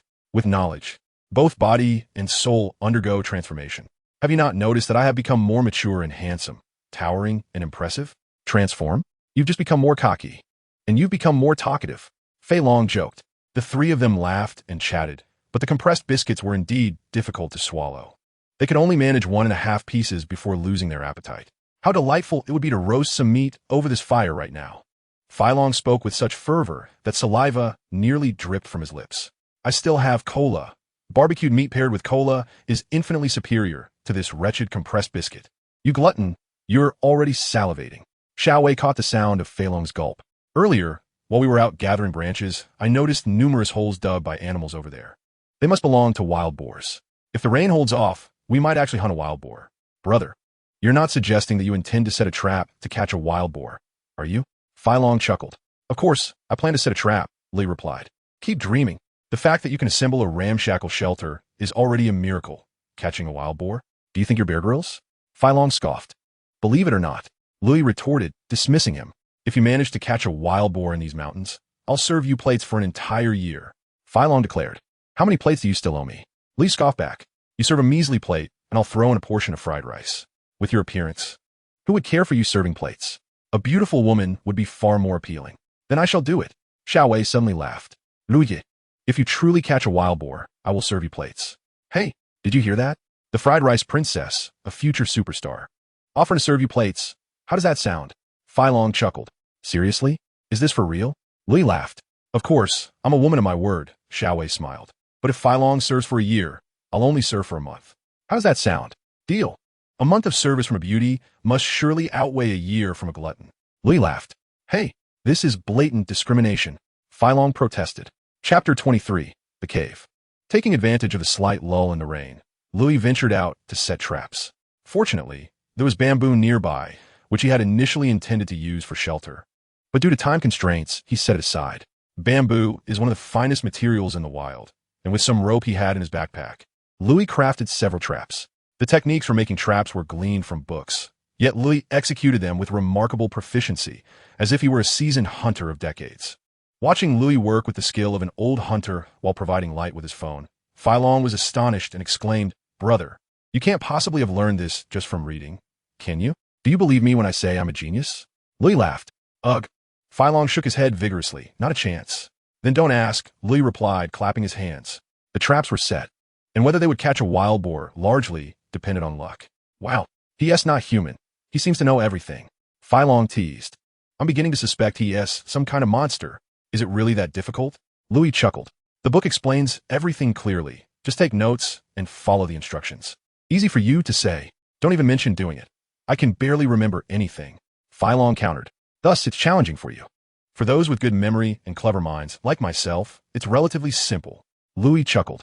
Good grief. If this rain continues, there is no chance we'll catch a wild boar tonight. Louis sighed. Don't worry. Even if we don't catch anything, I'll still commend your efforts. Fei Long settled down with a smile, exclaiming, how dreadfully dull. Sister, why not regale us with some gossip from your Phil Academy? Very well, Xiao Wei replied with a chuckle. Let me share some tales about the hottest stars and their exploits during their time at the Academy. After a while of gossip, the trio found themselves yawning, the fatigue from a day's hike weighing heavily upon them. Unbeknownst to them, they gradually leaned against each other and succumbed to slumber by the fire. They awoke quite suddenly to the biting cold. The fire had extinguished, yet the rain continued to fall. What time is it? Xiao Wei murmured, her eyes heavy with sleep. Just past midnight, Lui replied. Let us rekindle the fire, Xiao Wei suggested. It's rather chilly. We're out of firewood, Lui exclaimed after rummaging around for a while, managing to gather only a few twigs. Goodness, it's only midnight, and without fire, we might freeze to death. Fei Long shivered in dismay. As Fei Long groped around, he suddenly discovered a warm spot within a rocky crevice. Hey, this rock is quite warm. We can huddle against it for warmth, he declared, kicking aside the remnants of the extinguished fire before settling into the nook, pressing his back against the stone for heat. Move aside, let the lady go first, Louis remarked. Why not all squeeze in? If the beauty sits down, we might just squish her into a dried fig. Fei Long jested. All right, let us squeeze in, Xiao Wei said, taking a seat and pushing against Fei Long. Louis positioned himself on the other side, both of them playfully compressing Fei Long in the middle. Hey, I said a squeeze, but not like that, Fei Long protested. Just because I'm a bit heavier doesn't mean you can trample me. The more he complained, the more enthusiastic Louis and Xiao Wei became, relentlessly jostling him. Fine, you win, I'm out, Fei Long declared. Suddenly, with a loud crack, he vanished from view. Fei Long, Louis exclaimed, noticing only his legs remained visible, while his upper body had disappeared. What's going on? Came Fei Long's voice, revealing that he had merely lain down. What the heck? Did you break the rock? Louis gasped. Break it? Hurry and pull me up. Can a rock be broken like that? Fei Long shouted. Louis and Xiao Wei swiftly helped him up, illuminating the rocky surface with a phone flashlight. To their astonishment, a substantial hole had formed in the rock, seemingly quite significant. How could the stone have suddenly cracked? Xiao Wei wondered. I suspect our prolonged fire in this crevice has weakened the rock, and when Fei Long pushed, it finally gave way, Louis theorized. This hole is fortuitous. We might freeze outside, so let us venture inside. It'll surely be warmer without the wind, Fei Long suggested, raising his phone to peer into the darkness. Louis grasped Fei Long's arm, saying, Wait a moment. Don't rush in. The moment this hole was opened, there might still be toxic gases inside. Let the air circulate for a bit. Louis is right. That is precisely what the tomb raiding novels indicate, Xiao Wei agreed. Suddenly, Fei Long had a revelation. What, this is a tomb? Goodness, we might have stumbled upon something monumental. Hey, do you have any black donkey hooves? What nonsense. Instead of reading proper books, you delve into such ridiculous tales. How is that nonsense? Tomb raiding novels can be quite captivating, Xiao Wei protested. You're right, sister. Such a wonderful genre, Fei Long exclaimed. You know about novels too. All this talk of black donkey hooves is fabricated. Exchanging fresh air is what truly matters, Louis remarked. Are we ready yet? Can we go in? Fei Long asked anxiously. Just wait a moment. Are you in such a hurry to meet your demise? Louis repeated. After a few minutes, Fei Long inquired again, and after several repetitions, Louis felt the air had been sufficiently exchanged. He picked up a stick and cautiously extended it into the hole. Once the stick heated up, he switched on his phone and entered. Upon entering, the space appeared surprisingly small at first glance, illuminated only by his phone's light, revealing mere stone walls, barely enough room for the three of them to stand. I said, don't all turn on your phones. Just one will suffice to conserve battery. Louis suggested. Let us use mine, Fei Long offered. This isn't a cave, it's merely a hollow stone. It sounds expansive, yet it's all just rock. Xiao Wei noted. Hey, look up, Fei Long suddenly exclaimed, holding his phone aloft. The overhead space seemed vast. It looks like a staircase over there. Can we climb up? Liu Yi and Xiao Wei followed Fei Long's phone light, and indeed spotted what appeared to be a section of stair-like rock formations. Though clearly not man-made, more likely a natural occurrence. Let us go. Let us see what's up there, Liu Yi urged. Isn't it dangerous? Xiao Wei expressed her concern. It's fine. Let us take it slow. It's freezing outside, and if we're going to stay here, we must ensure it's safe, Liu Yi reassured. Xiao Wei agreed. Her curiosity piqued and decided to follow along. Fei Long led the way, with Xiao Wei in the middle and Liu Yi bringing up the rear. Hey, take it easy. Be careful and don't touch anything recklessly, Liu Yi cautioned. Stop scaring me, Liu Yi, Xiao Wei exclaimed, halting in her tracks. Don't worry, beautiful. I'm just teasing Fei Long to make him cautious, Liu Yi chuckled. Are you kidding? Do you think I'm a lightweight? A single hand? If it's a beautiful woman's hand, I'd kiss it, Fei Long boasted. What if it's a man's? Liu Yi laughed. Then I'd sever it. Fei Long replied. You too. Enough chatter, Xiao Wei admonished. Wow, just how high is this? When we reached the top, Fei Long gasped, clearly out of breath. Quit the chatter. Keep climbing, Liu Yi urged. Suddenly, Fei Long exclaimed, Oh no, as the light ahead vanished. "Hey, where's the fat guy?" Xiao Wei cried out as darkness enveloped her. "What the heck? Fatty, where did you disappear to now?" Luya shouted. "Stop yelling. I finally reached the top." Fei Long's voice emerged suddenly. "Wow, this space is enormous. You reckless fool, shine the light for us," Lu Yi said, pulling out his phone to illuminate the area. Suddenly, a sound echoed from above. A sudden scream startled Xiao Wei, causing her to stumble backward. Fortunately, Lu Yi quickly activated his phone and, seeing Xiao Wei fall, immediately lunged to catch her, pressing her against the steps. With a loud thud, his phone slipped from his hand. The two were pressed closely together, and Lu Ye's heart raced uncontrollably. Xiao Wei, still reeling from the shock, could distinctly feel the rapid beating of Lu Ye's heart against her back. "Goodness, you nearly scared me to death," Lu Ye murmured before shouting. "You clumsy oaf, what on earth was that noise?" "Xiao Wei, are you all right?" he inquired. I'm fine, she gasped, "but your heart is racing so fast." "Wow," Lu Yi exclaimed, his legs trembling at the sight from the light below, which seemed to extend at least 5 or 6 stories high. "Lu Yi, your hand," Xiao Wei said softly. Suddenly, Lu Yi realized that his hand had again wandered to an inappropriate place. "I'm so sorry, it wasn't intentional," he chuckled awkwardly. "This is the second time. Who would believe it wasn't on purpose?"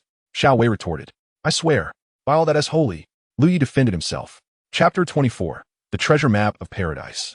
Fi Elling had just shouted and then fell silent. Sensing something was amiss, Lu Yi called out, "You lazy oaf, at least make a sound." "Goodness, goodness, goodness," Fi Elling exclaimed, uttering the word thrice. "Speak clearly," Lu Yi yelled, pushing Xiao Wei to climb up. Xiao Wei had turned on her phone's flashlight, and, as they ascended the rocky steps, they stumbled upon a vast platform. Lu Yi noticed Fi Eling's phone light shining several dozen meters away, hinting at the great size of the platform. "What do you see, you lazy oaf?" Lu Yi shouted. Come quickly, come quickly." Unable to articulate whether it was excitement or fear that choked his words. "Dead bodies," Fi Ling suddenly exclaimed. "Dead bodies?" Lu Yi and Xiao Wei halted in their tracks, taken aback. "Skeletons. Let us go take a look," Lu Yi said, turning to Fi Ling and shouting. "You lazy oaf, can't you express yourself clearly? A dead person and a skeleton are not the same. Come quick. There are so many," Fi Ling urged. Lu Yi grasped Xiao Wei's hand firmly, saying, "Hold on to me, it will be all right." He hurried over and followed the direction illuminated by Fi Ling's phone. Goodness gracious! Everywhere, there lay a stark expanse of human skeletal remains. The bones were positioned in various postures. Some lay down, others sat, and many still bore faint traces of clothing. "Is this a mass grave?" Lu Ye gasped in astonishment. Who were these people? Upon seeing the white bones, Xiao Wei felt less frightened and couldn't help but ask. "Let us go over and take a look," Lu Yi said, pulling Xiao Wei's hand as they approached the skeletal remains. The cave platform was strewn with human bones, and beside them lay an array of rusted weapons. It was evident from their shapes that there were many swords and knives, and the ground was littered with numerous metal tips, likely from decayed wooden shafts. "These must be ancient people," Xiao Wei remarked.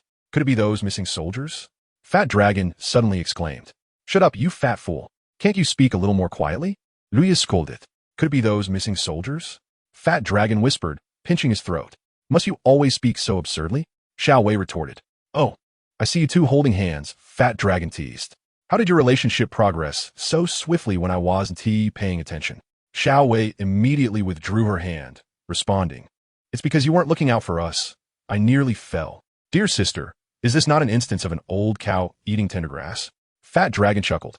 "Do you wish to meet your end?" Xiao Wei blushed, her voice laced with anger.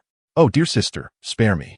Let's continue our treasure hunt." Fat Dragon quickly changed the subject. The bones on the ground were devoid of their original garments, all decayed beyond recognition. Apart from a few skeletons adorned with rusted metal armor, the majority were stark white. "What era do these belong to? Could it be the Taiping Heavenly Kingdom?" Xiao Wei inquired. "It's hard to tell. The weapons and armor seem too ordinary," Lu Yi replied, as he searched for any artifacts that might indicate the period. "Goodness, just scrap metal, no valuables," Fat Dragon complained. The platform led to another 2-meter-wide passage, which appeared to be quite deep and dark, its destination unknown. As the trio ventured into the passage, small rooms began to appear on either side. They entered one to find it contained only a few large jars, with little else of note. Fat Dragon peered into the jars, which also seemed empty. Do you think treasures were once stored in these jars? He wondered. Not likely. They seem more suited for grains or water, Luyi remarked. After inspecting several rooms along the passage without any significant discoveries, the three reached an end that revealed a much larger chamber. In the center of the room stood a stone table and stone stools, upon which sat a stark white skeleton. This must be a person of great importance, Fat Dragon speculated. Examining the armor on the skeleton, Luyi noted. It appears to belong to a general. Hey, it seems there are inscriptions on the stone table, Xiao Wei exclaimed. Luyi glanced at the table and indeed found words. But they were not inscribed upon the stone. Instead, they were on a piece of paper thickly coated in dust. He gently blew away some of the dust. A treasure map of the Heavenly Kingdom? Goodness. Fat Dragon gasped. What does it say? I can't see. Xiao Wei held her phone closer to illuminate the paper. It's all dust. Let me blow it off, Fat Dragon said, reaching for the paper. Don't touch it, Luyi urged, but it was too late. Fat Dragon had seized the paper and blew on it, causing it to disintegrate into dust. This isn't my fault. Fat Dragon protested. I merely blew on it lightly. I did nothing. You absolute fool, Luyi exclaimed in frustration. The paper was already in tatters, merely leaving an outline. It turned to dust the moment you touched it. How could I have known such specialized knowledge? Fat Dragon muttered. Goodness, this is a relic, Luyi lamented. The crux of the matter is that the treasure map has vanished. Feilong is, in fact, even more distressed than Luyi. You are more of a hindrance than a help, Luyi remarked. I merely wish to see more clearly. Feilong replied, somewhat aggrieved. All right, cease the quarrel. It is gone, so it is gone, Xiao Wei interjected. I find myself indifferent to the treasure itself. I am merely curious about what was inscribed upon it. What was written? Luyi continued. Essentially, it conveyed that they were soldiers of the Taiping Heavenly Kingdom, besieged in this location, intending to remain here long-term until the opportune moment arose to break free. However, they were encircled and hunted by the Qing soldiers, ultimately sealing off the entrances and exits to evade capture. In the end, they perished from starvation. Goodness, brother, you managed to remember all that? Feilong exclaimed in disbelief. What about the treasure map? Did you manage to note that down? Feilong asked. All you think about is treasure. Luyi replied. Did you actually remember it, brother? Feilong pressed. Damn it, yes I did. Luyi affirmed. Incredible. This is fantastic. Feilong laughed. Where is it hidden? Let us embark on our treasure hunt. You truly noted it down? Xiao Wei asked, astonished. Can we genuinely seek treasure? She inquired with excitement. Indeed. But let us first address the matter at hand. Feilong chuckled. Let me search for anything of value around here. You clumsy oaf. Try not to stir up trouble. Luyi cautioned. This room was quite simple. Aside from Luyi, the other two found merely a black iron shard on the stone table, with nothing else of interest. The trio emerged from the passage and began to meticulously search the expansive platform outside, attempting to uncover anything of worth amidst the skeletal remains. They discovered a few copper coins, but nothing else of significance.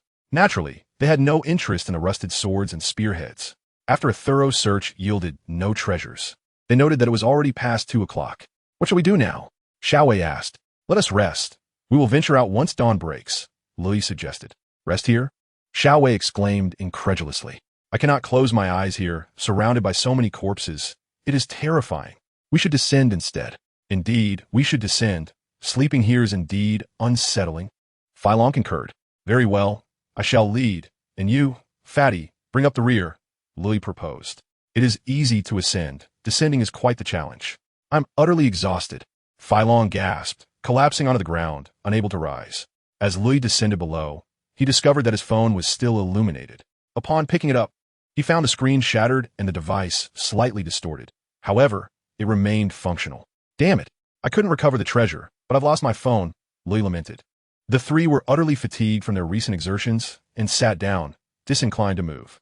Yet, when it came to sleeping, none could find rest. Fear kept them awake, as they were apprehensive of what might ensnare them should they close their eyes, with countless ominous bones overhead. As dawn's first light began to filter in, the trio emerged from the cave. The rain had ceased, and the air outside was refreshingly crisp, prompting them to inhale deeply. The morning retained a lingering chill, and Luyi noticed that Xiao Wei was shivering, prompting him to gather the remaining twigs on the ground and reignite the fire. The firewood was insufficient, so Luyi resorted to sawing off some drier branches from within the small hut to fuel the flames. As he had done the previous night, Luyi brewed a bottle of cola. The three of them sipped the cola while Xiao Wei inquired, Lu Yi, what shall we do about the cave? After a moment's contemplation, Lu Yi suggested, perhaps we should report it to the authorities. After all, this is a historical artifact. Artifact, my foot. There's nothing of value here. Fei Long retorted. You know nothing. This is quite significant for the study of the Taiping Heavenly Kingdom's history, Lu Yi countered. He shot a glance at Fei Long, adding, the most valuable item is that piece of paper which you ruined. How was it my fault? It would have crumbled in my hands. Could anyone else have taken it? Fei Long protested. Whatever. Lu Yi dismissed him. Let us just block the cave entrance with stones for now and discuss it when we've exited.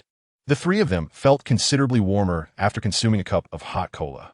Chapter 25. The valley path is blocked. Rain had intermittently poured throughout the night, ceasing only at dawn, yet the sky remained shrouded in a gray haze. With the rain having fallen all night, the animals were reluctant to venture out. Lu Yi stated as he led Fei Long and Xiao Wei to inspect the traps set the previous night. Unsurprisingly, the traps were empty. Fortunately, we didn't catch a wild boar. Otherwise, my sister would have had to serve you for a month, Fei Long boasted. If given a bit more time, I guarantee I could catch one for you, Lu Yi replied. I wonder what roasted wild boar tastes like. It must be exquisite. Fei Long pondered, saliva nearly escaping his mouth.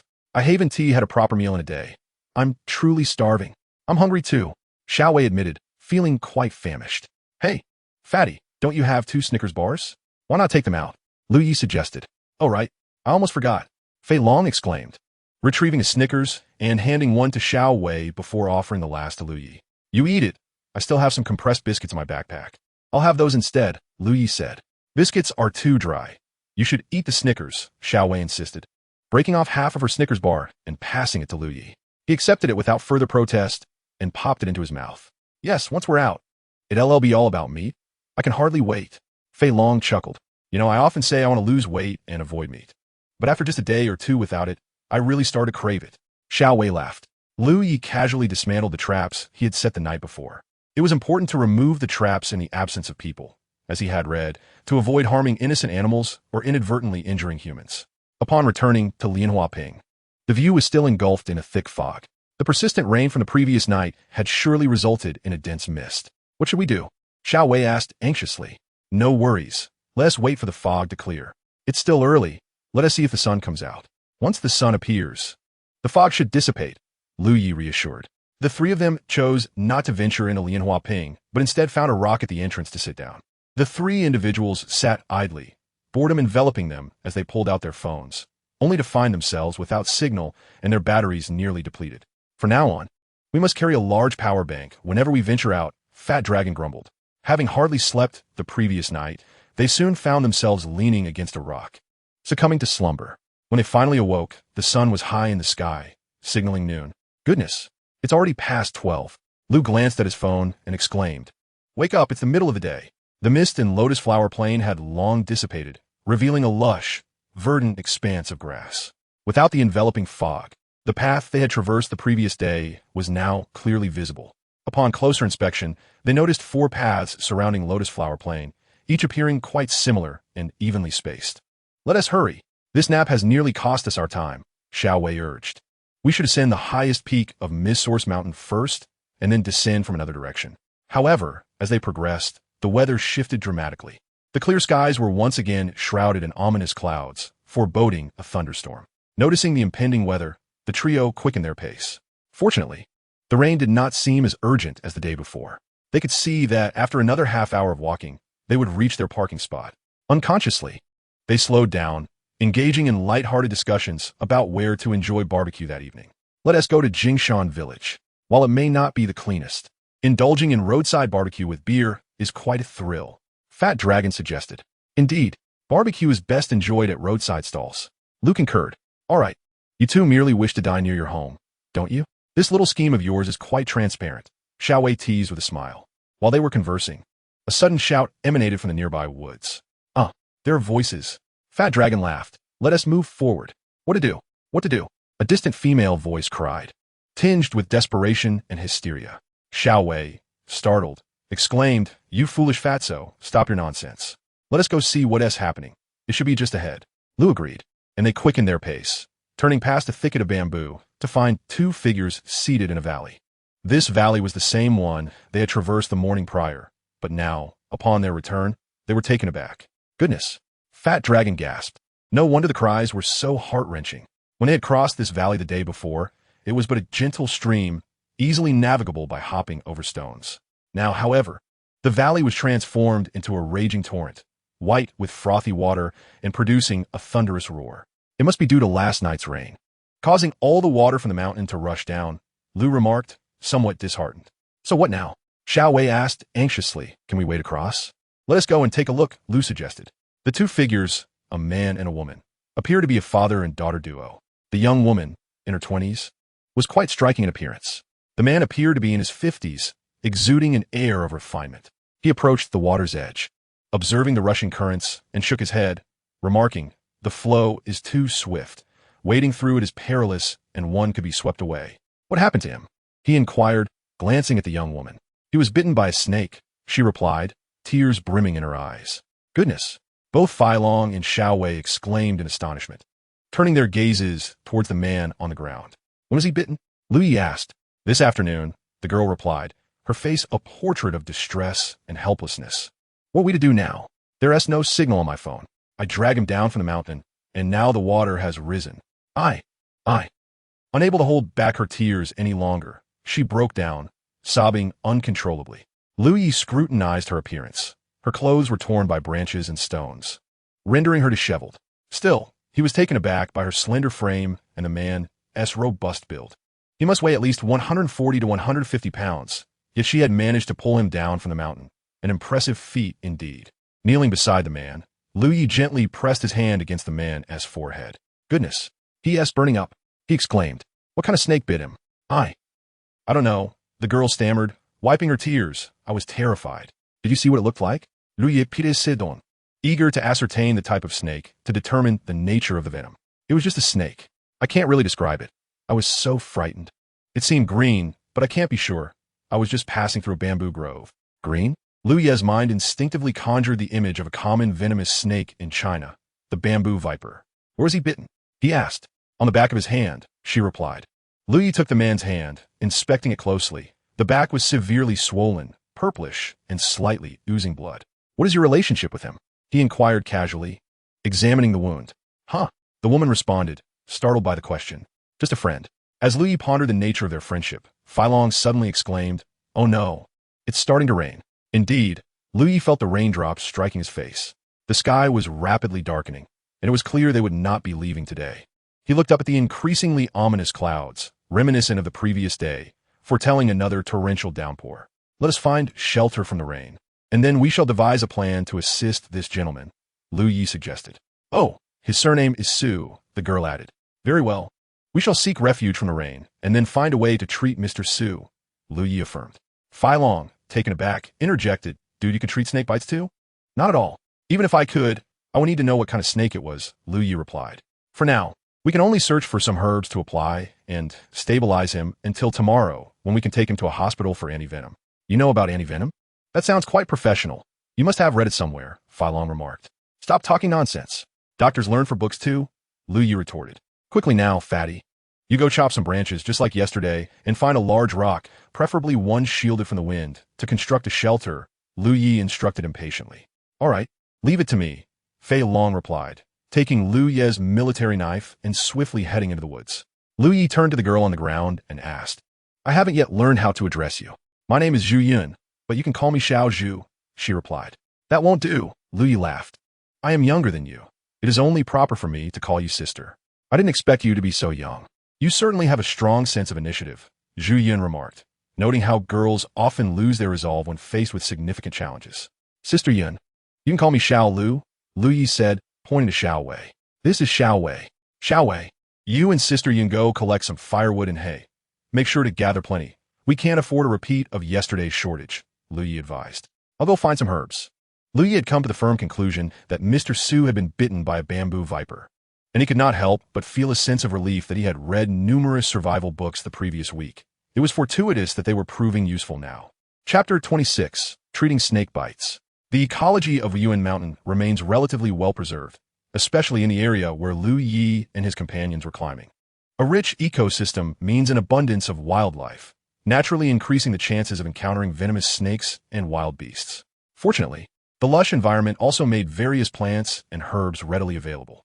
Having perused first aid books on wilderness survival, Louis already had a remedy in mind for treating bamboo viper bites.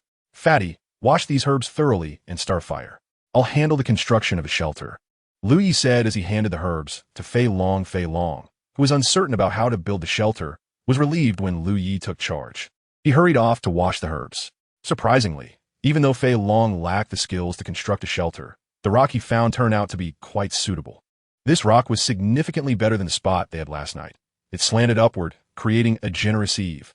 Louis leaned the branches against the rock and began to weave them together in a simple crisscross pattern to form an exterior wall. Once the wall was complete, he piled leaves on top to provide waterproofing and wind protection. After the shelter was built, Louis and Fei Long carried Mr. Su, who was resting by the water's edge in the valley, over to the newly constructed shelter. They laid him down on a bed of grass. The fire was now crackling, and thunder rumbled ominously overhead. Julian looked at the motionless Mr. Su, tears streaming down her cheeks.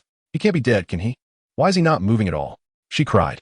Fortunately, they had not discarded the empty cola bottle, as Xiao Wei, an environmentalist, insisted on taking all garbage down the mountain to dispose of properly. Louis filled the 25-liter cola bottle with water and chopped the herbs, tossing them into the bottle. Bro, who can drink an entire bottle of that at once? Fei Long exclaimed in astonishment at the filled cola bottle. He needs to drink continuously throughout the night for the herbs to clear heat, detoxify, and promote urination, Louis explained. Now, we can only hope for the best. As the cola bottle simmered over the fire, Louis used the freshly boiled water to clean Mr. Su's wound, washing away blood and any residual venom. Should we cut him to let some blood out? Fei Long Dao. Is this how it's portrayed on television? No, it is no longer feasible. This was bitten at noon, and now 5 or 6 hours have passed. The snake venom has long since circulated through the body, making bloodletting futile, as it cannot expel the venom. Louis applied the crushed herbs onto Mr. Su's hand, then sought a piece of cloth to wrap it, but found none in the vicinity. Unable to procure anything else, Louis resorted to using his military knife to slice a portion of his clothing, tearing off a piece to bandage Mr. Su. He must awaken. He needs to drink more water. Look at his lips. They are parched. His body is dehydrated, which is detrimental to the liver's detoxification process. Louis addressed Zhu Yun. What should we do? Zhu Yun was at a loss. You should wipe his face with cold water and see if you can rouse him, Louis suggested. Zhu Yun followed Louis's advice, repeatedly splashing cold water on Mr. Su's face, then gradually feeding him the boiled herbs. Mr. Su was in a daze, yet he managed to swallow the herbs she administered. The rain began to pour, much like yesterday, a torrential downpour engulfing the surroundings in a haze. What should we do? There is no signal on our phones here. Zhu Yun, who was feeding the herbs, felt tears welling up, fearing that if they did not reach a hospital soon, something dire might happen. Do not worry. We will surely find a way out by tomorrow, Louis reassured her. If worst comes to worst, we will wade through the water to seek help. Thank you so much. Zhu Yun expressed her gratitude with a deep bow. There is no need for thanks. Anyone would lend a hand in such circumstances. One cannot turn a blind eye to suffering, Louis remarked, emphasizing the importance of keeping Mr. Su hydrated with the herbal concoction throughout the night. After toiling for a while, they all felt a gnawing hunger. Noticing the grumbling stomachs of the three, Zhu Yun explained. We initially carried food, but I discarded everything to carry him down. Otherwise, we would have had plenty to eat. It's all right. I still have a piece of biscuit, Louis said, producing the last of his compressed biscuit, dividing it into 4 portions to share. You all eat. I've had my fill at noon, and I'm not hungry now, Zhu Yun stated. Observing Zhu Yun's refusal to eat, Louis offered her portion to Xiao Wei. You should eat more. The 2 of us can manage, Louis chuckled. I want meat. Fei Long lamented with a woeful expression. Brother, why don't you go hunt a wild boar? Seriously? Using compressed biscuits as bait to catch a wild boar? You can't be serious, Fei Long replied incredulously. We have no other options. This biscuit has a bit of a scent. If we soak it in water, it will turn into a large mass, which we could attempt. If only it wouldn't rain tonight, Louis remarked. Today, the rain was somewhat considerate, pouring heavily for a spell before gradually easing, and soon the dark clouds dissipated, revealing a sky adorned with twinkling stars. Louis, accompanied by Fei Long, ventured into the forest to set traps. Having previously scouted several areas where wild boars frequented during his herb-gathering excursions. After 2 days of rain, it is likely that the wild boar is as famished as we are. With the weather now turning splendid, it may very well venture out in search of food come nightfall. The path lies ahead. You may be a theoretical type, but capture it first and then speak. I'm already prepared for a meal, Fat Dragon scoffed. Greetings, is it little Lu? I extend my gratitude for rescuing me. Just now? Xiao Zhu has relayed the situation to me, Mr. Su said weakly. Do take good care of yourself, and remember to drink plenty of herbal water, Lu Yi advised. Mr. Su nodded, acknowledging, since I have awakened, it seems there will be no grave matter. At the very least, my life is preserved. Did you catch sight of the snake that bit you? Lu Yi inweeded. Mr. Su shook his head and sighed. I did not pay attention at the time. I thought I had merely been pricked by a bamboo branch. By the time I realized the pain in my hand was severe, the snake had already vanished. Lu Yi nodded and said, Rest for now. I shall assist you in changing the external medicine again tonight. Mr. Su expressed his gratitude. Thank you so much.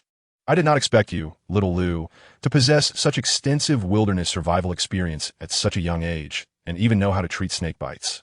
It's nothing really. I simply enjoy reading, and I've learned all this from books, Lu Yi replied. Reading is a good habit. Young people should indeed read more. Mr. Su smiled, curious about where little Lu is currently studying. Oh, I'm still in high school, in my second year, Lu Yi admitted somewhat bashfully. Oh, I would not have guessed you were merely a high school student. I am astonished at how composed you are in your actions. Truly, the younger generation surpasses the last. Mr. Su remarked with a hint of nostalgia. Indeed, with the advancement of technology, young people today acquire far more knowledge than we did back in our time, naturally making each generation stronger than the last. Society is ever progressing, and thus each generation inevitably excels the previous one. This is indeed a product of the times. Fat Dragon chuckled. You speak wisely. That is certainly true, Mr. Su smiled. Are you also a high school student? I share the same class as him, Fat Dragon replied. As they conversed, a chillingly fierce cry of an animal echoed from the forest. What was that sound? Both Zhu Yun and Xiao Wei were taken aback. Goodness, could it be real? Fat Dragon exclaimed. Quickly, Fatty, Lu Yi urged as he turned to head into the woods. To his astonishment, Lu Yi's trap had indeed caught a wild boar. While the boar was not large, it appeared quite intimidating. Its two white tusks protruded, and it was foaming at the mouth, thrashing about with the rope and snaring its feet, emitting distressing squeals. What should we do? Fat Dragon was momentarily at a loss, gazing at the formidable tusks of the boar. We must kill it. What other option is there? Lu Yi stated. How do we kill it? It won't let us near. I've heard wild boars are ferocious. Even tigers and leopards dare not confront them, Fat Dragon argued. You must think of a solution. Lu Yi insisted. We should fetch 2 slender bamboo poles, sharpen them, and pierce the boar. Goodness, isn't that a bit too cruel? Fat Dragon protested. Cruel, you say? Lu Yi queried. Well, somewhat, Fat Dragon nodded. Then shall we release it? Lu Yi proposed. No, Fat Dragon immediately objected. Even if it is cruel, we must pierce it. Otherwise, would you not be being even more cruel to my stomach? Thus, do not complain excessively. One cannot be a scoundrel yet wish to maintain a facade of virtue. Lu also chuckled, remarking on one's desire for pork while lamenting its brutality. Soon enough, you shall be the one to pierce it. Brother, I made a mistake. Is that not sufficient? Fat Dragon laughed. The two fashioned 2 slender bamboo poles into sharp points and proceeded to slay the wild boar ensnared by surrounding branches. The boar was relatively small, weighing approximately 30 pounds. They brought it to the water's edge, where they used a machete to eviscerate it, discarding all the entrails due to time constraints. The remaining clean meat from the wild boar was estimated at around 10 pounds. Yet it was ample enough for a hearty feast for the group. Chapter 27. Old Su. As the fire blazed, Lu constructed a simple rack to skewer the boar's meat with bamboo and roast it over the flames. How about that? The roasted meat you desired, Fatty, is now ready. Lu chuckled. Without any seasoning, I wonder how it will taste, Fat Dragon mused, rubbing his hands in anticipation. You are insatiable, wanting seasoning. Why not ask for some beer while you're at it? Lu retorted, albeit with a hint of humor. Nevertheless, Lu managed to procure some wild herbs from an unknown source, crushing them to enhance the flavor of the pork. Indeed, a few bottles of beer would make this perfect, Fat Dragon replied with a grin. Be content, Lu laughed, reminding the two to remember to serve him a plate. Not me. It's the lovely Xiao, Fat Dragon countered. Serving plates is fine, but you must also prepare me a bowl of fried rice, Xiao Wei added with a smile. The freshly killed wild boar sizzled on the fire, releasing an intense aroma of meat. Wow, it smells divine. Even Mr. Su, lying on the ground, could not help but rise. The wild boar meat was entirely natural, and given the animal's modest size, the meat was exceptionally tender. In their haste to roast, Lu and Fat Dragon had sliced each piece thinly, about the thickness of a finger, allowing them to cook in roughly 10 minutes, yielding 1 skewer per person. Wow, this is exquisite, Fat Dragon exclaimed as he bit into the roasted meat, juices streaming down his chin. Indeed, it is incredibly fragrant with a hint of sweetness. Xiaowei noted. The tender and juicy meat of the young boar was perfectly roasted, despite the lack of seasoning. It was a rare delicacy for those who had been famished for so long. Even the weary Mr. Su could not resist indulging in a skewer, praising the exquisite flavors of wild game. Astonishingly, the entire 10-pound boar was devoured by this group in a single night, particularly with Fat Dragon, whose hands and face were slick with oil as he savored the ribs. Once satisfied, the group enjoyed a cup of dandelion tea brewed by Lu, and soon, fatigue overcame them. Lu suggested they rest, tending to Mr. Su with another herbal remedy, noting his improved spirit. You should sleep. Rest is the best remedy, Lu advised Mr. Su. Young man, thank you, Mr. Su replied. No need for gratitude. We shall speak of it tomorrow, Lu responded with a smile. The following morning, Lu observed that the water flow in the valley remained consistent with the previous day, showing no signs of abating, the current still quite swift. What shall we do? Must we wade through the water? It is impossible to stand, Fat Dragon exclaimed. Lu glanced at the surface of the water, which spanned approximately 30 meters, not particularly wide, but the current was ferocious. There was no alternative. He had to wade through it. If he delayed any longer, Mr. Su's hand would surely be rendered useless, he murmured. Is that true? He seems to be doing quite well now, much more spirited than yesterday, Fei Long remarked. That's merely the effect of my herbal remedies. However, traditional Chinese medicine acts slowly, and it cannot outpace the venom of the snake. If we don't use Western medicine to detoxify him, his hand will undoubtedly require amputation, Lu responded. Come on, that sounds a bit exaggerated, Fei Long exclaimed in surprise. Keep your voice down. We mustn't frighten him. For someone who is poisoned, maintaining a calm demeanor is paramount. Any agitation could accelerate the heartbeat, allowing toxins to permeate the body further, which would increase the burden on the organs responsible for detoxification, Lu cautioned. How do you know all this? Fei Long asked, astonished. I read, Lu replied simply. Upon returning to the shelter, Lu shared his plan with everyone. Xiaowei expressed her concerns. Can't we wait a little longer? The water is flowing down from the mountains, and it didn't rain last night. Surely it will gradually recede? It will recede eventually, but we cannot predict when, Lu explained. The critical issue is that Mr. Su cannot afford to wait. We must expedite his transport to medical assistance. Lu, I feel much better. It shouldn't be a significant problem. Your herbal remedies are indeed effective, Mr. Su said, smiling at Lu. The current is quite strong, and one could easily be swept away. Perhaps we should hold off a bit longer. It's all right. I believe the water will remain at this level for a while. Rather than waiting idly, we might as well take a calculated risk, Lu asserted. I will wade across alone and then return with assistance. Seeing Lu's determination, the others refrained from voicing further objections, as there seemed to be no better alternatives.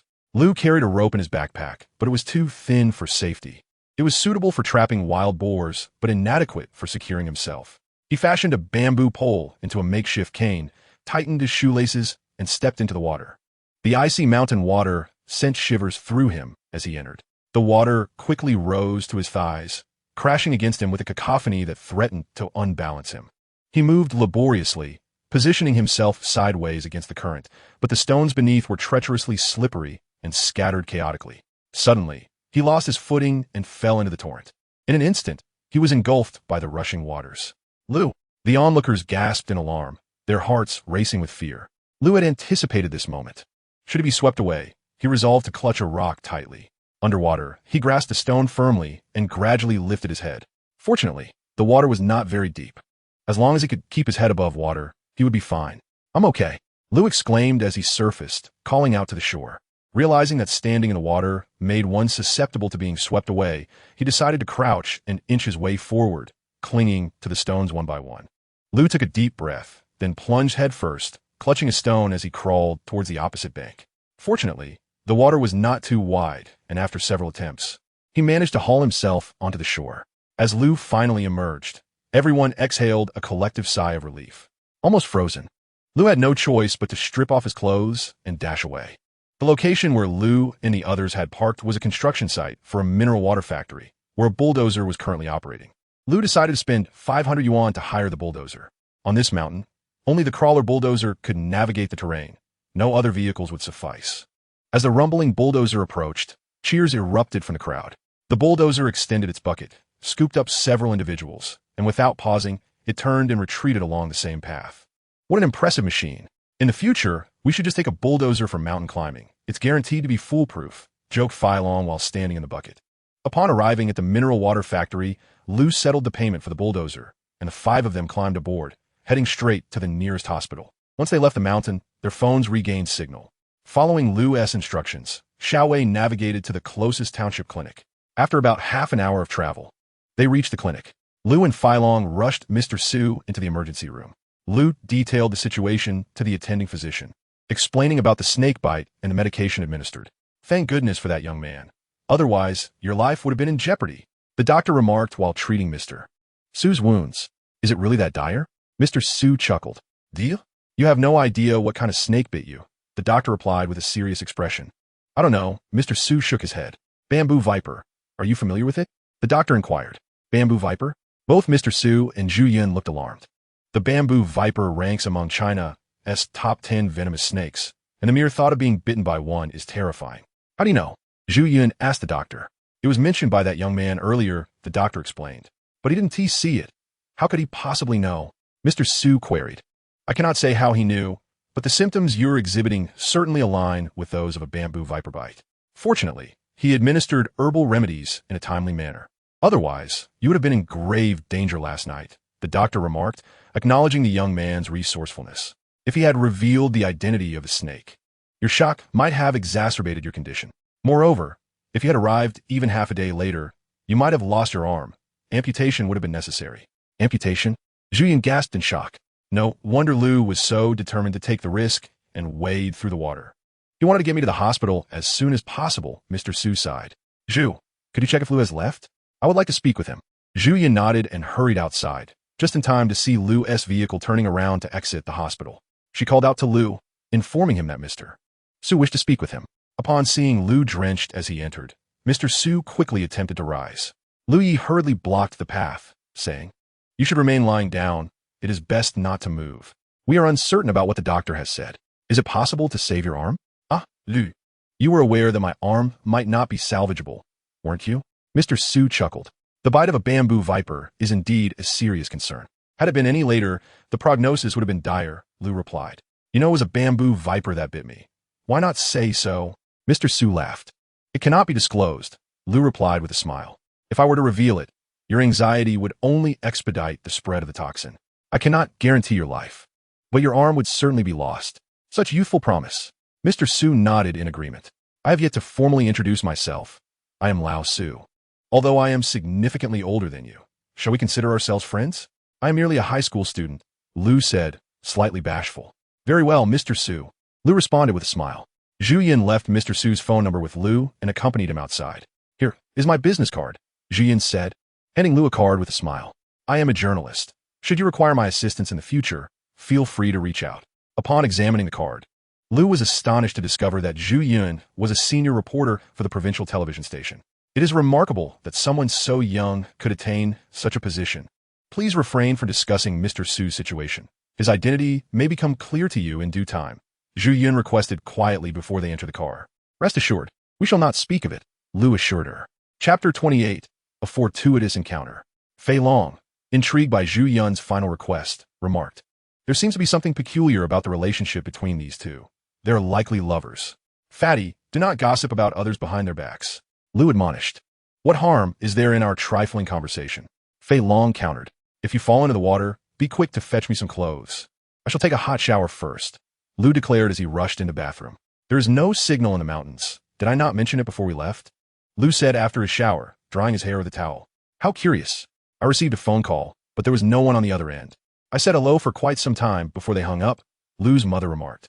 Which number appeared on your phone? Lu inquired. It was a local landline, his mother replied, handing him the phone for inspection. Indeed, it was a local landline number, offering no additional information. Perhaps it was a wrong number. There are many scam calls these days. Just ignore it in the future, Lu suggested. Have you eaten yet? His mother asked. Not yet. Could you please fry me a bowl of rice? I am hungry, Lu replied. The first working day after the May Day holiday was, of course, the first day of school for Lu. However, the coveted title of the top student in the entire school did not belong to her, but rather to someone else. She had missed the top spot by a mere point, which infuriated and baffled Lang Xiaoping.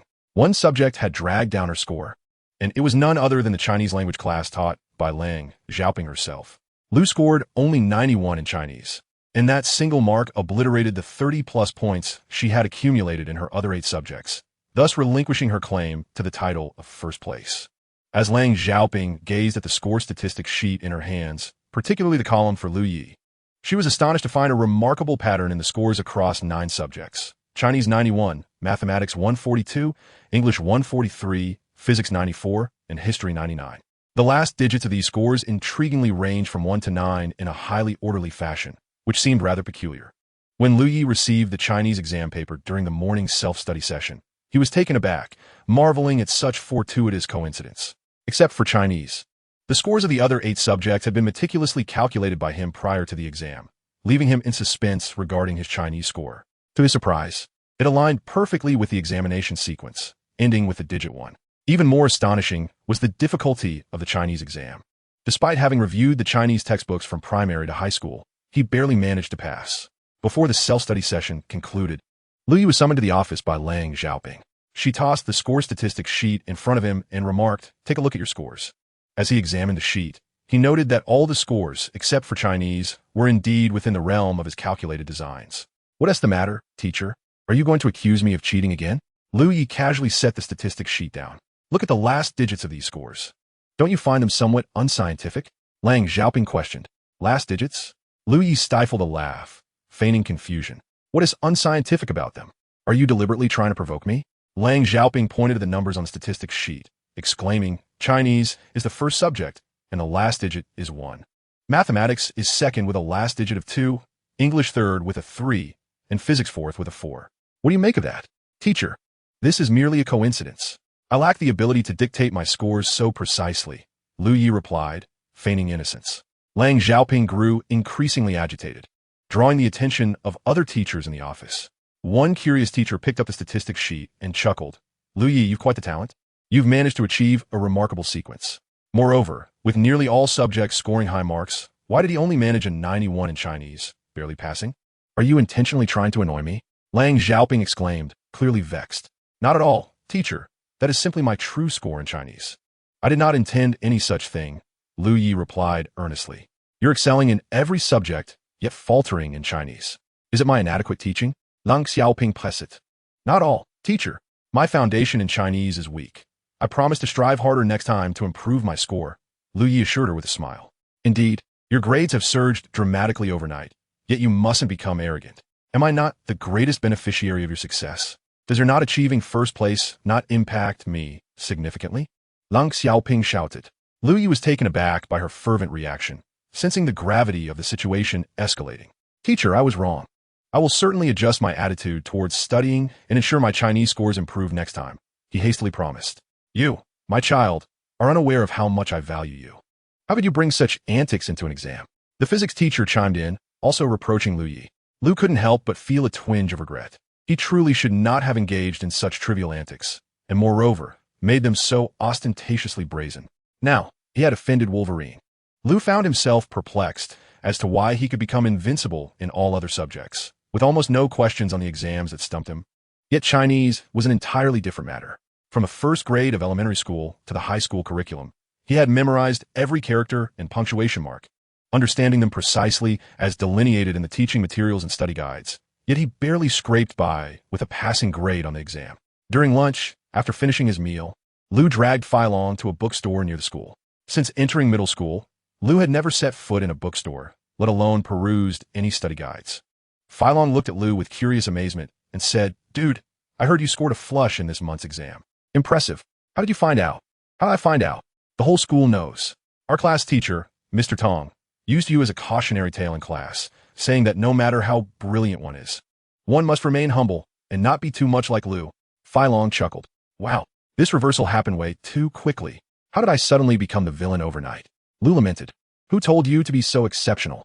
Scoring a flush in the exam? I'm genuinely impressed." Philong laughed. "Why would someone as brilliant as you still look at study guides?"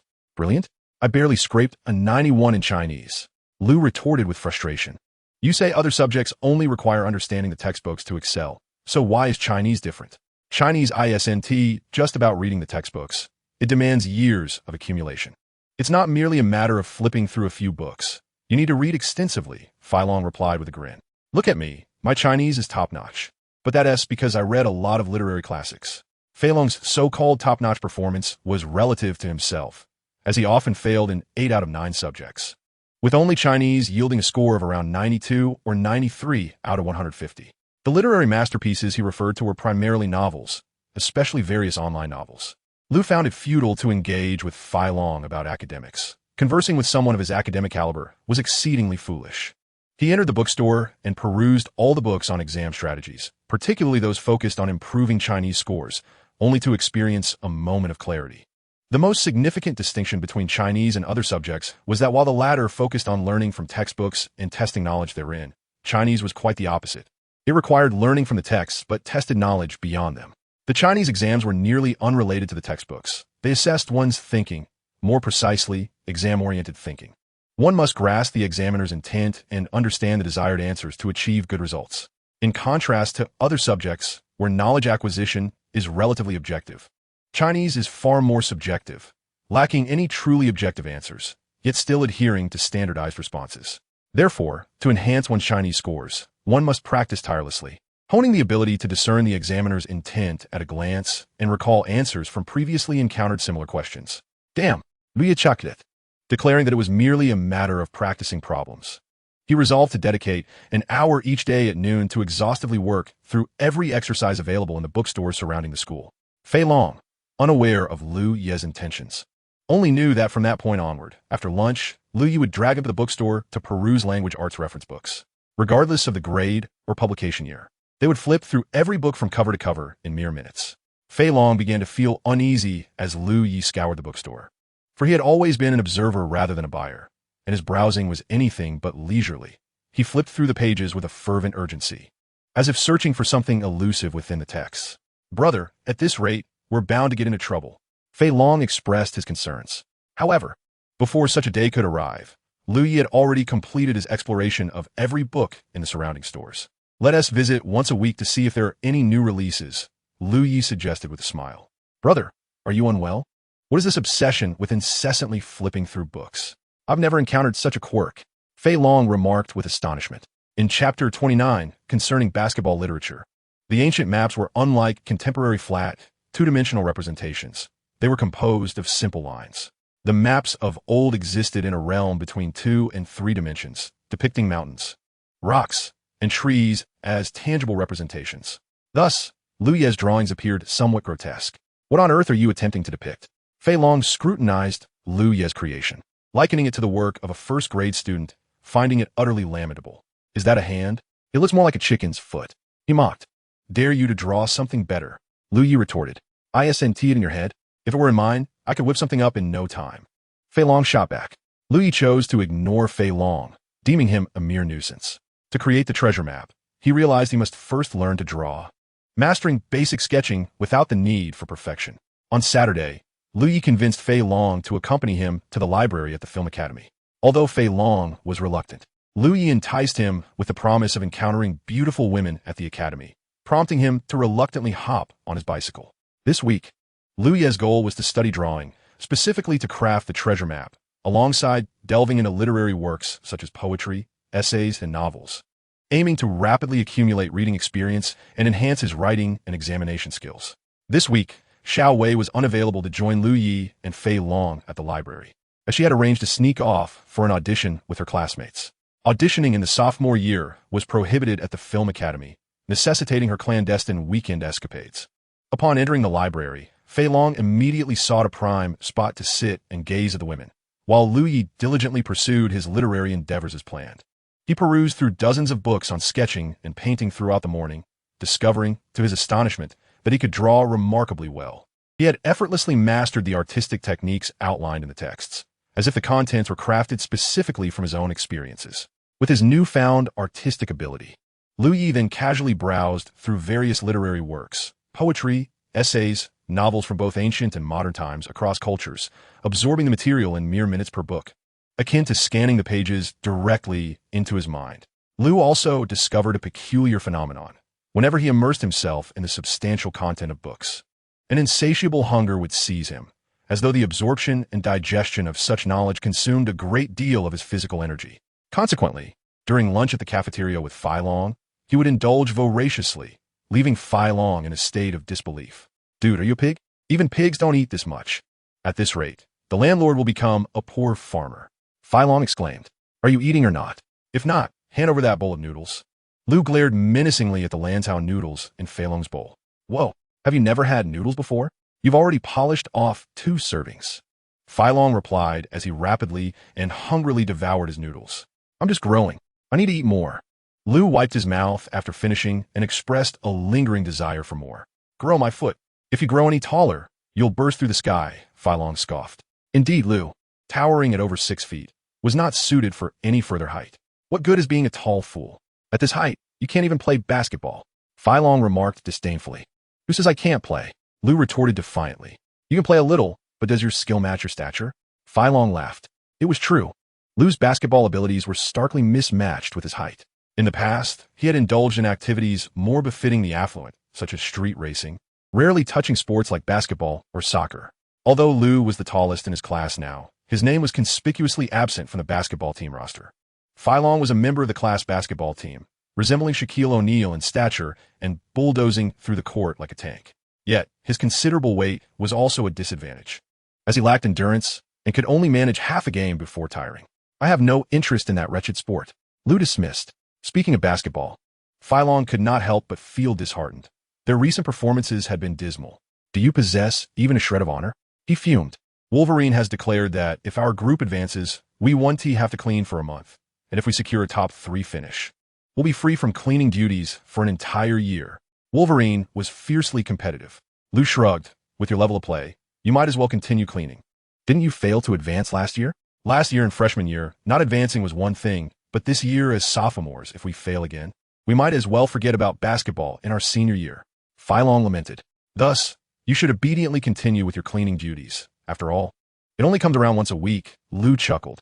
Stimulated by Fai Long's comments at lunch, Lu found himself perusing basketball literature. There was an abundance of books dedicated to the sport, covering everything from the fundamentals of dribbling and ball handling to the intricacies of layups, dunks, and overall tactical applications. Lu flipped through dozens of volumes, but as boredom set in, he found it increasingly difficult to continue. He was uncertain whether basketball books were akin to other genres, where mere observation would suffice for mastery. However, he had previously found martial arts literature to be instantly comprehensible. Unfortunately, without a basketball at hand, he could not validate his newfound knowledge. Having moved to a rented room in Jingshan Village with his mother over a year ago, it was the first time they had received visitors. The speaker is none other than his Aunt San. Previously, when the family had not encountered any misfortunes, Aunt San would visit regularly, sharing afternoon tea with his mother. Since the incident that befell the family, this was the first time Lu Yi had seen her. In truth, he held no ill feelings towards her, with the family's predicament leading them to abandon their villa for a rental. It seemed best that no one disturbed him and his mother. Aunt San, I come with no ulterior motives. Firstly, I wanted to see you and Xiao Yi, as I have not visited in quite some time. You want to hold it against me, will you? Aunt San chuckled. Sister, don't be so formal. We sisters are not estranged, Lu Ye's mother replied with a smile. Secondly, Lao Yang's business has been struggling, and he is in dire need of funds for turnover. I feel somewhat awkward approaching you, but I wonder if you could manage to help us with a portion of the 1 million I lent to your family. Aunt San continued. Lu Yi was taken aback in the room, utterly astonished by the revelation of the debt his family owed to Aunt San. He had always believed that his family was affluent, never considering the possibility of borrowing money from others. Chapter 30, A Clear Account Among Brothers. Lu Yi could hardly fathom how his family could be in debt. He had thought that before the calamity, they were abundantly wealthy. Although his father was not a renowned entrepreneur, Lu Yi had always perceived their finances as inexhaustible. Thus, even after losing their villa and seeing all their assets frozen, he had never despaired. He assumed that regardless of their circumstances, there would always be some financial cushion to rely upon. However, when his mother resorted to selling fried rice to make ends meet, he felt a wave of despair wash over him, and his demeanor turned suddenly somber. To make matters worse, who would have imagined that they were burdened with such considerable debt? Lu Ye's mother felt a chill in her heart and pleaded, Sister, you know our circumstances.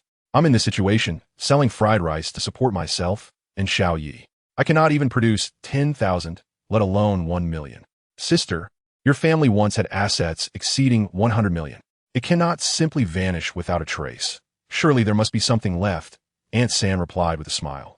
This 1 million isn't something I expect you to repay in full. Whatever you can gather will suffice. Lu Ye's mother, growing agitated, exclaimed this situation arose so abruptly. Lao Lu showed no signs of distress beforehand. We were unprepared.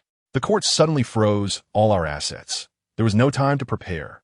If there had been any remnants, would I be dragging Xiao Yi along to sell fried rice every night? As she spoke, tears welled in her eyes as she reflected on the hardships and grievances she had endured over the past year. That wretched Lao Lu vanished overnight, leaving us without a word. How are we to survive?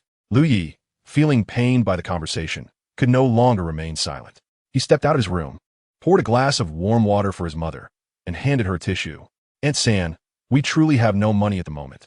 Lu Yi gently addressed her from behind his mother.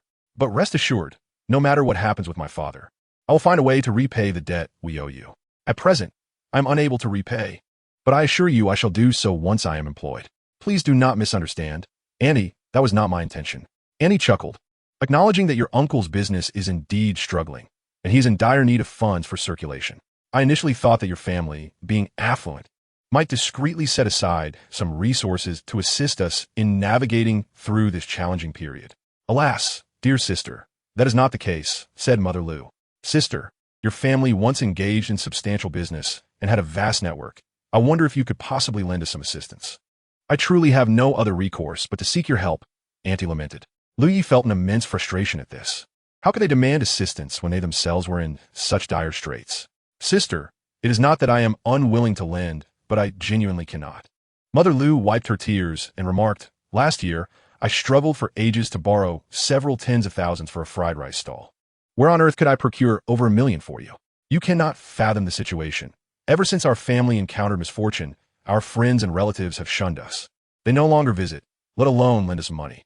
Upon hearing this, Auntie felt somewhat embarrassed and quickly replied, it is understandable that people would hesitate to intrude during such a difficult time, fearing it may upset you further.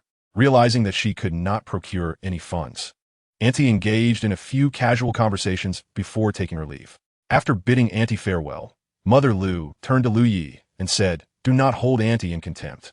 She lent us money without a second thought when we were prosperous. That was when we were financially stable, and she was concerned about your repayment. Moreover, wasn't Uncle's business overseen by your father? Lu Yi retorted angrily. That may be true, yet it is only fair for those to whom we owe money to request repayment. We cannot blame them for that, Mother Lu replied. However, it is excessive to pressure someone so. They have already stated their financial constraints. Yet still expect you to borrow funds, Lu Yi argued. Perhaps Uncle's business is genuinely facing difficulties, Mother Lu suggested. Have you not noticed the luxury bag Auntie carries, which must be worth several tens of thousands? If she were truly in trouble, why not sell it instead of coming here to solicit money? Lu Yi contended. This is a different matter. It is entirely reasonable for those to whom we owe money to ask for repayment. We cannot afford to disregard their requests. We can only plead with them, Mother Lu stated. Yet she is your biological sister. Is this behavior justifiable? Lu Yi retorted angrily. Dear, remember what I have said. Even among family, debts must be clearly accounted for. Just because they are relatives, we must ensure clarity in financial matters, Mother Lu advised. Due to the family assets being seized and auctioned, theoretically, their family would not be pursued for debts related to business. However, the private loans taken by father and mother, especially those from friends and relatives, are inescapable. Even if father were to vanish from existence, mother would still bear the burden. Unbeknownst to him, mother was carrying such a heavy load of debt. Mother, please tell me the truth. How much do we still owe? Lu Yi inwided. 378,000. Mother Lu replied softly. Lu Yi inhalet, sharply, astonished. 378,000. How many individuals in this world would never earn such an amount throughout their entire lives? If he and mother were to sell fried rice, how many bowls would they need to prepare? It would likely encircle the earth several times. How could this be so? Wasn't our family once affluent? Why are we now borrowing money from everywhere? Lu Yi questioned in utter confusion. The wealthier one becomes, the more one resorts to borrowing. In business, borrowing is an inevitable necessity, for it is through loans that one can generate profit, sighed Lu Ye's mother. Lu Yi, momentarily perplexed by his mother's words, offered comfort, saying, don't worry, Mom.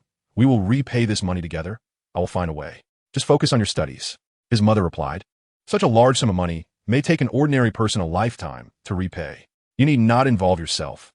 Let me bear this burden. They will not pursue you. Lu Yi found himself at a loss for words. What could he possibly say? After all, what solutions could a high school student conjure? Money, swiftly acquiring it, was the only viable remedy to their predicament. Moved by a sudden inspiration, Lu Yi picked up a pen and began to sketch the treasure map he had glimpsed in the cave of Wuyuan Mountain. He pondered that if he could indeed uncover the treasure depicted in the drawing, perhaps it would resolve his family's debt. He opened a drawer and retrieved a piece of iron. The iron was dark and coated with a layer of grimy filth. Chapter 31. The Iron Plate. The grimy iron piece was enveloped in dirt. Lu Yi tossed it into a bowl and soaked it in hot water. Before long, the water turned a deep crimson. Astonished, Lu Yi realized that the iron was stained with blood. As he retrieved the iron from the bowl, he noticed intricate patterns etched upon its surface and began to wipe it vigorously with a cloth. Surprisingly, the more he polished the iron, the duller it became, devoid of any luster, resembling a matte finish. Oddly enough, this once lightweight piece of iron grew heavier as the grime was removed. To his astonishment, Lu Yi discovered that this was not merely an iron piece, but a dull iron plate adorned with an image of a mythical beast.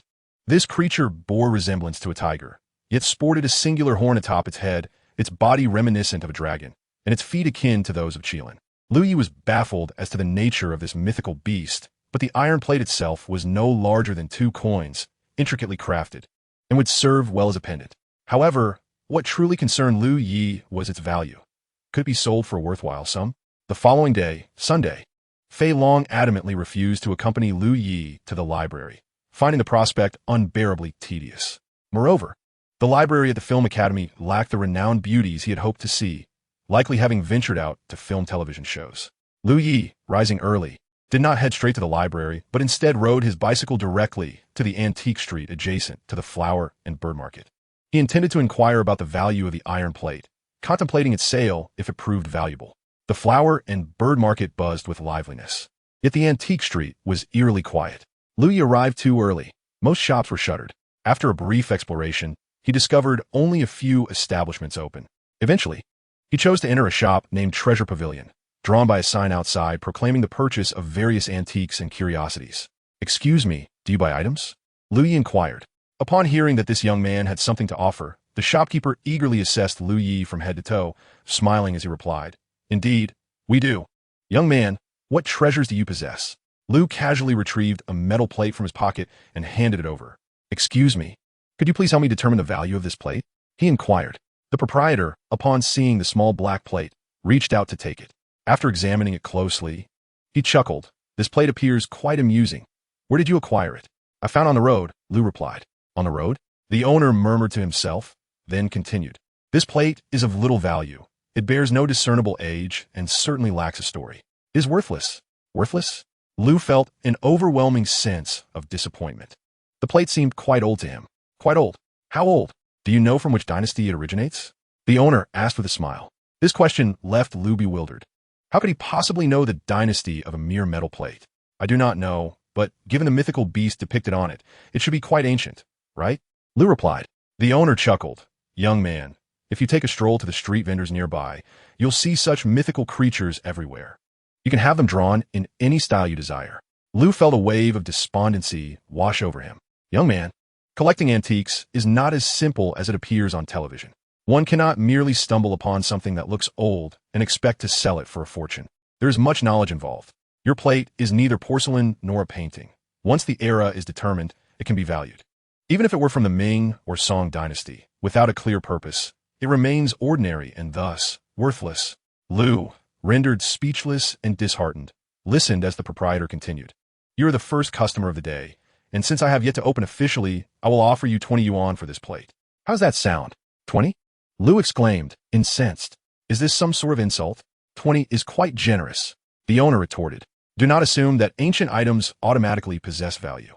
The Han Dynasty's 5 cash coins, which have existed for centuries, are of similar size and worth only a few yuan. Ah, you young man, if you do not wish to sell, then don't." "Why the fuss?" the owner said. Lu took back the iron plate and turned to leave. 50 would be fair. After all, I just found it. The owner called after him as Lu walked out the door.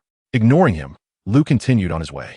"If you decide to sell it later, bring it back. No one will offer you a higher price than I have, the owner laughed, dismissing the plate's significance. Clutching the metal plate, Lu pondered whether it might at least date back to the Qing dynasty. Wasn't it commonly believed that older items held greater value? Furthermore, could it be true that Han artifacts were only worth a few yuan? Was this man attempting to deceive him? Lu had always thought that the older the item, the more valuable it became. Even ancient refuse should be considered a treasure today. As it turned out, the proprietor's offer was indeed the best.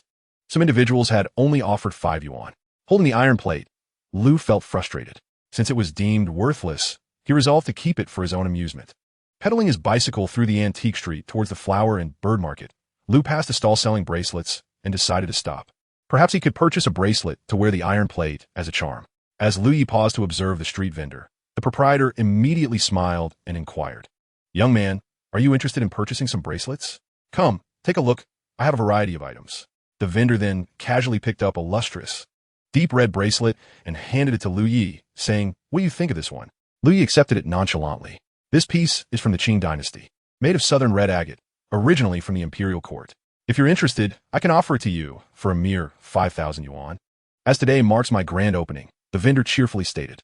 As Lu Yi examined the beads of the bracelet, feeling their icy coolness, he remarked, "Boss, this isn't agate. It seems more like glass." Lacking knowledge about bracelets, he merely spoke offhandedly. Yet, as he did, his left hand twitched unexpectedly, startling him. "Are you all right, young man?" the vendor asked, noticing Lu Ye's sudden movement. "It's nothing, just a bit chilly this morning," Lu Yi replied, clutching the iron plate in his left hand. He had just perceived an intense warmth emanating from it. In Chapter 32, The Command of Listening, Lu Yi once again felt the iron plate, only to find it remained cool to the touch. Could it be an illusion? He pondered. "Whatever glass you think it is, if you don't like it, feel free to choose another," the vendor said, unaware that Lu Yi had inadvertently identified the bracelet's true nature. The vendor swiftly reclaimed the bracelet from Lu Ye's hand, then presented another, a light yellow bracelet, stating, "How about this one? Genuine beeswax for just 2,000 yuan. After feeling it, Lu Yi casually remarked, "Isn't this plastic?" "Goodness!" Lu Yi exclaimed, as the iron plate in his hand once again flared with heat, only to return to its previous state in an instant. "What did you say?" the vendor inquired. "Nothing," Lu Yi hastily replied. "I don't have the funds. Just give me something affordable yet attractive." "Why didn't you say so earlier?" the vendor retorted, discarding the so-called beeswax bracelet and gesturing toward the collection of white-spotted bracelets. "Those are all Bodhi bracelets for 50 yuan each. Take your pick." Lu Yi glanced at them and replied, 50 is too steep. Never mind." He turned away, pushing his bicycle. Lu Yi spent 10 yuan on a Bodhi bracelet, then unstrung it to add the iron plate, wearing it on his wrist. He was astonished by the sudden warmth of the iron plate, confounded by the reasons behind its heat and the possible principles at play, or whether he had simply imagined the sensations. Lu Yi was certain he had distinctly felt the two changes at the vendor's stall. Riding his bicycle to the library of the Film Academy, Lu Yi's curiosity about the iron plate grew. He intended to investigate what manner of plate it was. Generally, those unfamiliar with an object's name or origin would require extensive research, taking anywhere from days to months or even years. However, Lu Yi was different. His mind was already equipped with systematic knowledge of library management, knowing exactly where to find specific books. Moreover, his reading efficiency was remarkably high, in less than 2 hours. He had perused through over 30 volumes. His engagement with literature transcends mere reading. He thoroughly assimilates the essence of every book he peruses, as if each volume were a manuscript of his own creation. Lu has finally discerned the name of the mythical beast inscribed on the iron tablet. It is known as the Tea Listening. The Tea Listening possesses a tiger's head, a single horn, canine ears, a dragon's body, a lion's tail, and the feet of a qilin, embodying characteristics that defy singular identification. It seems neither fully dragon, nor tiger, lion, qilin, or dog. This creature has the remarkable ability to discern the authenticity of all things through listening, particularly adept at perceiving the whispers of the human heart. As for the origins and value of this tablet, Lu has scoured numerous tomes, even delving into magazines dedicated to antiques, yet his inquiries yielded no revelations. Through his extensive examination of antiquities, Lu has garnered considerable insight into the realm of cultural relics. The iron tablet he holds resembles a diminutive token, yet its purpose remains elusive, for it bears no inscriptions. The era of its origin is equally indeterminate. However, Lu is now acutely aware that if he cannot elucidate the narrative surrounding this token, It is indeed, as the owner of the treasure pavilion once remarked, it holds little worth. Gazing at the vividly rendered tea listening on the tablet, a name unexpectedly springs to Lu's mind. The tea listening token. The tea listening token? With one hand elevating his wrist and the other examining the iron tablet, he contemplates its ability to hear hearts and discern truth. Could it be? Suddenly, Lu recalls the morning's events at the bead stall. He promptly indicates a magazine titled Cultural Relics before him, remarking softly, "This is a magazine from the 1990s. The tea listening token on his wrist remains unchanged, still icy to the touch. Has he overthought this? Lu shakes his head with a wry smile, dismissing it as mere fiction. He raises his left hand and tightly grips the iron tablet on the bracelet, gently tapping the magazine on the table with his right hand. Amusedly thinking, isn't this the very magazine? His left hand tingles as if bitten by ants, and the iron tablet suddenly warms once more. Goodness! Lu seems to grasp something significant. This is undoubtedly no mere illusion. Holding the tea listening token, he comprehends that it only attunes to the whispers of the heart. Pointing toward a nearby shelf housing a book titled Natural History, he muses, "That is a book published in 2015. Lu is filled with doubt. Indeed. It is a publication from 2015. Could he be mistaken? Approaching the book, he opens it to confirm that it is indeed from 2015. Yet, why does the tea listening token not respond?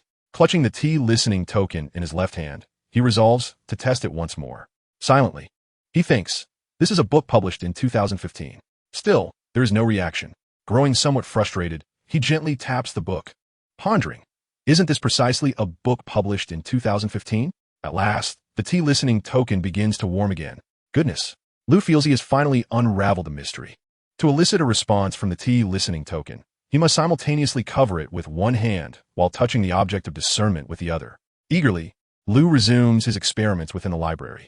The girl he observed is a student from the film academy. Lu reflects, yet the tea listening token remains unresponsive. As Lu walked past, he gently brushed against the girl, silently reciting a mantra as the dieting ling on his wrist began to radiate warmth. I'm so sorry, Lu exclaimed joyfully to the girl. The dieting ling would only heat up when it discerned the truth of his heart's intentions. A lack of reaction indicated falsehood. Goodness. Lu gazed in astonishment at the small black iron tag on his wrist. This could be a game changer. It can actually distinguish truth from deception. He mused aloud, contemplating whether this dieting ling could help him recover from the considerable debts weighing heavily on his shoulders. However, knowledge cannot be acquired without effort. Lu had spent the morning absorbing a plethora of literature on antique collectibles, particularly volumes akin to an introduction to antique investments, which illuminated the profound complexities of the antique market. Without years of experience or extensive knowledge, he recognized that he was ill-suited to navigate this domain. Despite possessing the dieting ling, while the dieting ling could help him discern the authenticity of items, it would not provide insight into their true value. Distinguishing falsehoods could protect him from losses, yet it would not yield profits. True understanding is essential for discovering treasures and seizing opportunities for wealth. Thus, Lu understood that to harness the full potential of the dieting ling, he must first cultivate a robust foundation of knowledge. Fortunately, this challenge did not daunt him. Starting that afternoon, he voraciously perused every book related to antiques and history in the library, leaving no magazine on art, ceramics, or collectibles unexamined. The vast expanse of literature could overwhelm the average person, perhaps taking multiple lifetimes to complete, even if one managed to read every volume. Retaining a significant portion of that knowledge would be a daunting task. Yet for Lu, these concerns were negligible. Once he had skimmed through the pages, it all became a part of him. Lu harbored an ambitious plan. He intended to read every book related to historical antiques in the library and commit them to memory. Chapter 33, Repairing Through Reading. Lu had not anticipated that as the clock approached 7, his mother had yet to return from her stall. Guests had arrived at their home, as if his third aunt had opened the floodgates for relatives who had not visited in ages. Today it was his eldest aunt, undoubtedly here with her hand out for money.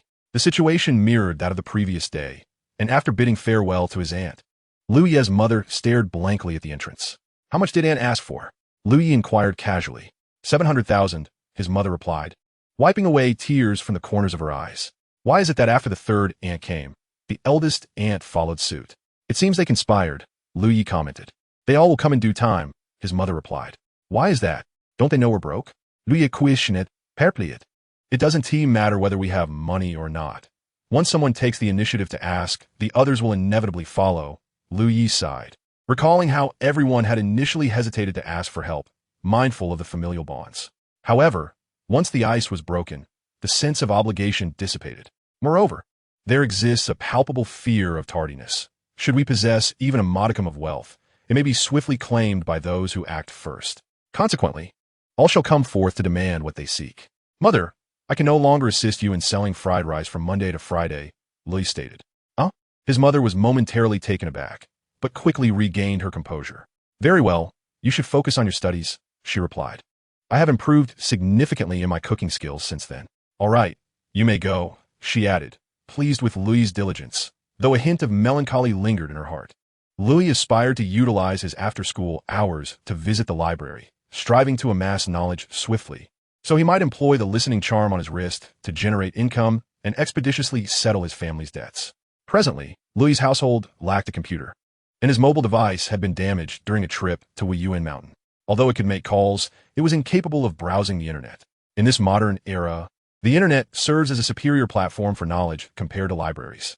Numerous electronic libraries and ebooks are readily available online, most of which can be read conveniently, far surpassing the accessibility of physical libraries. Furthermore, the collection at the Film Academy Library is limited, given Louis's reading pace. It would not be long before he exhausts the relevant materials. However, the field of antique collectibles spans thousands of years, and the resources at the Film Academy are insufficient to transform Louis into an expert. Thus, acquiring a computer or tablet is essential for him to expedite his knowledge accumulation and personal development. Yet, in their current situation, purchasing a computer is utterly impractical, regardless of Louis's financial capacity. Despite these challenges, Louis persevered for merely 4 days before he was relieved of the burden. One day, upon exiting the Film Academy library and passing by the student dormitory, he witnessed a young woman discarding an old laptop into a trash bin. An idea struck him, and he promptly retrieved it. The pink laptop appeared relatively new, having been used for less than 4 years, as indicated by the label on its underside, adorned with an array of stickers. The following day, he perused dozens of books on computer hardware and repair within the library, then spent 50 yuan at an electronics market to acquire a few capacitors and basic tools, successfully restoring the pink laptop. While undertaking the repairs, he intentionally set the laptop on the dining table in the living room, leading his mother to believe it belonged to one of his classmates. Upon learning it had been salvaged from the trash, her heart ached with emotion, tears threatening to spill. Once their family had thrived, acquiring the latest and most expensive electronic products. Now, they were salvaging discarded items. Witnessing Louis's newfound maturity brought her comfort, and she fought back tears as she smiled. When did you learn to repair computers? By self-study through reading, Louis replied with a grin. Mastering various skills will make earning a living easier in the future. Mother, look, the computer is fixed, he exclaimed, pointing to the illuminated screen. Now I need not go to the library at night. Many books are available in online libraries, making research much more convenient. Indeed, you may take charge of your studies, and I will focus on earning a living to support your university education. His mother responded with a smile. The computer has been acquired, yet a significant dilemma arises, as there is no internet connection at home, leaving Liu Yi in a predicament. Engaging an operator to install broadband costs no less than 700 or 800 yuan annually, a topic Liu Yi finds difficult to broach with his mother. However, after enduring this frustration for half a day, he devised a solution the very next day. While hardware can be learned and resolved, software is even easier to master. Liu Yi successfully hacked into the neighboring router, thereby accessing the complementary broadband. Fei Long, upon seeing Liu Yi, would invariably inquire if the treasure map had been completed. When Fei Long finally laid eyes on the map, he could not help but exclaim, "Wow, my friend, you are truly a genius. Last week, your drawing resembled something a dog chewed on, and now it looks as if it has been printed." Liu Yi retorted, "I have always claimed to be a genius. You simply did not believe me." "Of course I believe you. When shall we embark on our treasure hunt?" Fei Long queried. "I doubt 2 days on the weekend will suffice, and there are no significant holidays on the horizon. Perhaps we should wait until summer vacation and invite Xiao Wei to join us," Liu Yi suggested. "Wait until summer vacation?" Fei Long replied, a hint of impatience in his tone. "What are you rushing for? If there truly is treasure, it will not vanish," Liu Yi reassured him. "If we're to undertake this venture, we must be prudent. Besides, it will be just the 3 of us digging, and we cannot embark on such an endeavor without essential equipment." "Equipment? Are you suggesting we bring a bulldozer?" Fei Long chuckled. "Enough. We must learn from past experiences," Liu Yi replied with irritation. "We need tents, shovels, and other necessities. The crux of the matter is time. We currently have no justification to remain outside for more than 2 days. Fei Long acknowledged Lu Ye's reasoning. His curiosity about treasure hunting was piqued, but he had no genuine desire for the spoils. He was well aware that if they were to discover something of great value, they would not dare to claim it, as it would be illegal and could lead to incarceration. However, Fei Long soon found himself in another quandary. But I have driving practice during the summer, he lamented. It only takes a few days to practice after passing the first theory test. There will be ample time in between, Lu Yi reassured him. I could teach you driving, and who knows, I might even take the driving test with you. It's only a matter of time. Upon hearing that Lu Yi intended to take the driving test alongside him, Fei Long's spirits lifted. That sounds fantastic. With you, the first speedster had been high. Passing will be a matter of moments. Chapter 34, Internship. Fei Long had been particularly busy lately due to the school basketball tournament, spending his afternoons practicing diligently after class. He even forsook his outings with Lu Yi to the bookstore after lunch. Without Fei Long accompanying him, Lu Yi seized the opportunity to ride his bike to the antique street. Lu Yi did not venture to the antique street in search of treasure or bargains. Rather, he sought to validate his accumulation of knowledge. Having perused an extensive array of books on antique investment and appraisal, he felt that, in terms of knowledge, he had attained a level equivalent to more than a decade of experience, surpassing many shop owners in the antique business. Lu Yi frequented the antique street solely to observe and never to sell. He had silently established a personal rule. He would not engage in transactions until he had read 10,000 books, even if an opportunity presented itself to earn money.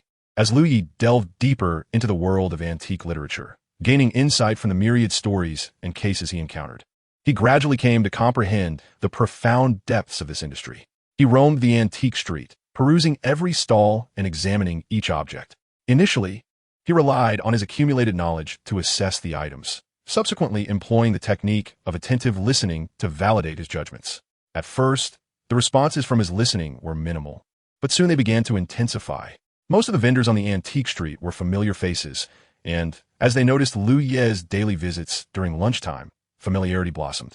Observing this young man who merely observed in silence and refrained from making purchases piqued their curiosity. Through casual conversation, he quickly became acquainted with the vendors along the street. Lu Yi hesitated to reveal that he was merely a high school student, opting instead to present himself as a university student studying history, who came each day to admire the antiques and learn. The vendors, recognizing him as a university student and discerning that he was not there to haggle or scout for bargains, naturally felt a sense of warmth towards him. With this newfound camaraderie, conversations flourished, leading to the sharing of industry norms and anecdotes. Occasionally, the vendors would inadvertently showcase their prized acquisitions to Lu Yi. Through attentive listening, discovered that many insights could not be gleaned from books. The internet proved to be a remarkable resource. Previously, Lu Yi would spend 5 to 10 minutes perusing physical books in a library. However, online reading accelerated the process significantly. The time-consuming act of flipping through pages consumed nearly 90% of his time with physical books, whereas online, one could scroll to the end or set pages to turn automatically, drastically reducing the time spent on a single book to merely a couple of minutes. One day, as school concluded, Lu Yi, as per his usual routine, grabbed his backpack and prepared to dash off, only to be intercepted by his homeroom teacher, Ms. Lang Xiaoping. Lu Yi, please do not leave yet, she blocked his path. Confused, Lu Yi recalled that since the upheaval during the last monthly exam, he had not exchanged a word with Ms. Lang, aware that she still harbored resentment towards him. What is it, teacher? He inquired. Could you stay and play basketball? She asked. Before Lu Yi could decline, she continued. Qian Feng injured himself during practice today and cannot play. Could you take his position? Qian Feng, the center of the class basketball team, was second only to Lu Yi in height, making him a crucial asset on the team. Teacher, my skills are quite poor. No one wants to play with me. Lu Yi chuckled in response. I'm not very knowledgeable about basketball, but you're the tallest in our class. Surely, you can at least grab a few rebounds and serve as a basic presence on the court? Ms. Lang replied. It was evident that Ms. Lang lacked a true understanding of basketball, for height alone does not guarantee success in the sport.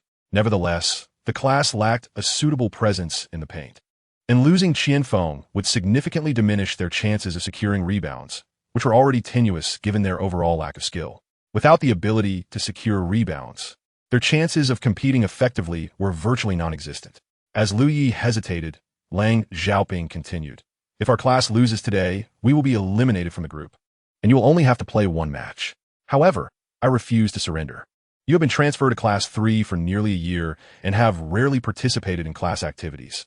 Can you make an exception today? With Lang Xiaoping's words laid bare, Lu Yi found it difficult to decline. Additionally, he had previously perused literature on basketball, uncertain if the knowledge could translate into practical skill as it had in martial arts. Fine, Lu Yi acquiesced, but I have no clothes or shoes. It's all right. Just use your height to grab some rebounds and show everyone your determination not to give up. Lang Xiaoping responded. When Qianfeng was present, Class 7 was no match. Without him, defeat is inevitable, so do not fret. Lu Yi remained silent, yet unease simmered within him. What did she mean? Was he merely to be a decoration? Clearly, she had no intention of utilizing his abilities. Why not simply select someone else? Nevertheless, having agreed, he could not retract his promise. His only recourse was to prove himself. Lu Yi had not anticipated the basketball court would be surrounded by a throng of spectators, with nearly all his classmates in attendance. Typically, he would dash away after class, eschewing any collective activities. When classmates saw Lang Xiaoping arrive with Lu Yi, they were taken aback. Lu Yi, he plays basketball? What nonsense. We've seen him in PE. He's just a tall oaf who travels while shooting. I don't know. Is there no one else in our class? Lu Yi remarked it. There are others. But you're too tall. No need to waste resources, Fei Long chuckled. It's fine, just go. We're bound to lose anyway. Lang Xiaoping handed Lu Yi Qianfeng's jersey, instructing him to wear it over his attire. However, Lu Yi was clad in denim jeans and canvas shoes, making him appear as though he had hastily thrown himself together. Qianfeng, the captain of the basketball team, could hardly believe that Lang Xiaoping had brought Lu Yi to substitute for him, cursing inwardly but refraining from voicing his discontent, as she was, after all, the homeroom teacher. Qianfeng held Lu Yi in disdain, at least in terms of basketball. When Lu Yi first transferred, Qianfeng had attempted to recruit him for the team, only to discover during PE that Lu Yi traveled while attempting a layup. Although Qianfeng could not play, he limped at the sidelines, urging everyone, "Get your all today." At the start, Lu Yi was a substitute, ready to replace anyone needing rest. Lu Yi, once you're on the court, focus solely on grabbing rebounds. You can do that, right? Lu Yi, taken aback, nodded nonchalantly. Chapter 35, The Utility Player. Once you're on the court, you must run. Ignore everything else. Just wait under the basket for the ball, grab it, and pass it immediately. No dribbling required, understood? Qianfeng instructed Lu Yi. Lu Yi thought to himself, so you view me as merely a tool, do you? Yet, he refrained from expressing his dissatisfaction and simply nodded in agreement. Everyone, take note. Lu Yi will focus on rebounding. Do not pass the ball to him, Qianfeng declared. This is not right. It renders the competition rather lopsided. Fei Long could hardly bear to listen any longer. Regardless of Lu Ye's lack of skill, such blatant discriminatory arrangements are unacceptable. What do you expect him to do with the ball? Can he even dribble? Qianfeng glanced at Fei Long and remarked, he can at least avoid causing a hindrance, even if he can't dribble. Fei Long was a loss for words. Indeed, Lu Ye's basketball skills were utterly inadequate, and he struggled to comprehend why Lang Xiaoping had recruited him. Is there anything unclear? Qianfeng asked the group, and the teammates voiced no objections, rallying together to shout their encouragement. The basketball tournament at the 7th middle school, like most school competitions, lacks a professional touch. Each class's basketball team typically has no coach, often relying on the homeroom teacher to fill that role. However, in the case of Class 3, their homeroom teacher, Lang Xiaoping, being a woman, does not play basketball and lacks understanding of the game, thus refraining from involvement in on-court strategies. The standout player of Class 3 is Qianfeng, who serves as both captain and de facto coach, making all strategic decisions on the court. Lu Yi was taken aback when Qianfeng appointed him to start the game.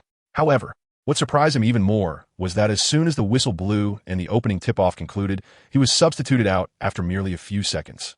Qianfeng intended for Lu Yi to fulfill a pivotal role by securing the opening possession, which he accomplished with remarkable finesse. Yet, he was promptly replaced, leaving everyone on the court and sidelines bewildered, and Lu Yi particularly embarrassed. This maneuver, while appearing professional, is quite uncommon in high school basketball. Lang Xiaoping furrowed her brow as she observed Lu Yi slowly making his way to the sidelines. Lu Yi was astonished by Qianfeng's decision. He had anticipated at least a couple of minutes on the court before being substituted, not just a matter of seconds. The 7th class was a long-standing rival of Class 3, having eliminated them the previous year, and once again, they faced off. In reality, the strength of Class 3 is not significantly inferior to that of Class 7. The margin in a game typically hovers within 10 points. However, Today, as circumstances were different, as Qianfeng, the core player of Class 3, was sidelined, creating a noticeable disparity in strength. This, however, is to be expected, given that this is merely an amateur school basketball competition where a final score of 40 to 50 points is quite normal. The players possess limited skills, resulting in low efficiency and poor shooting accuracy. From the sidelines, Qianfeng yelled in frustration at the 13-point deficit. Run. Don't let them shoot easily. As fatigue set in, the first half continued without a break. Let Lu Yi in. We need someone for the rebounds, Failong suggested. Qianfeng glanced at Lu Yi, acutely aware of the importance of rebounds, yet he remained apprehensive. In previous games, he had been the one to secure rebounds and initiate offensive plays. Entrusting this role to Lu Yi was a daunting prospect. In amateur basketball, the significance of rebounds becomes even more pronounced compared to professional games. Due to the player's abysmal shooting accuracy, out of every 10 attempts, 7 resulted in mere rebounds. Thus, the rebounding ratio far exceeded that of a professional match. Lu Yi stood awkwardly on the sidelines. Had he not promised Lang Xiaoping, he would have turned and left without a second thought. However, he reassured himself that there would be no next time.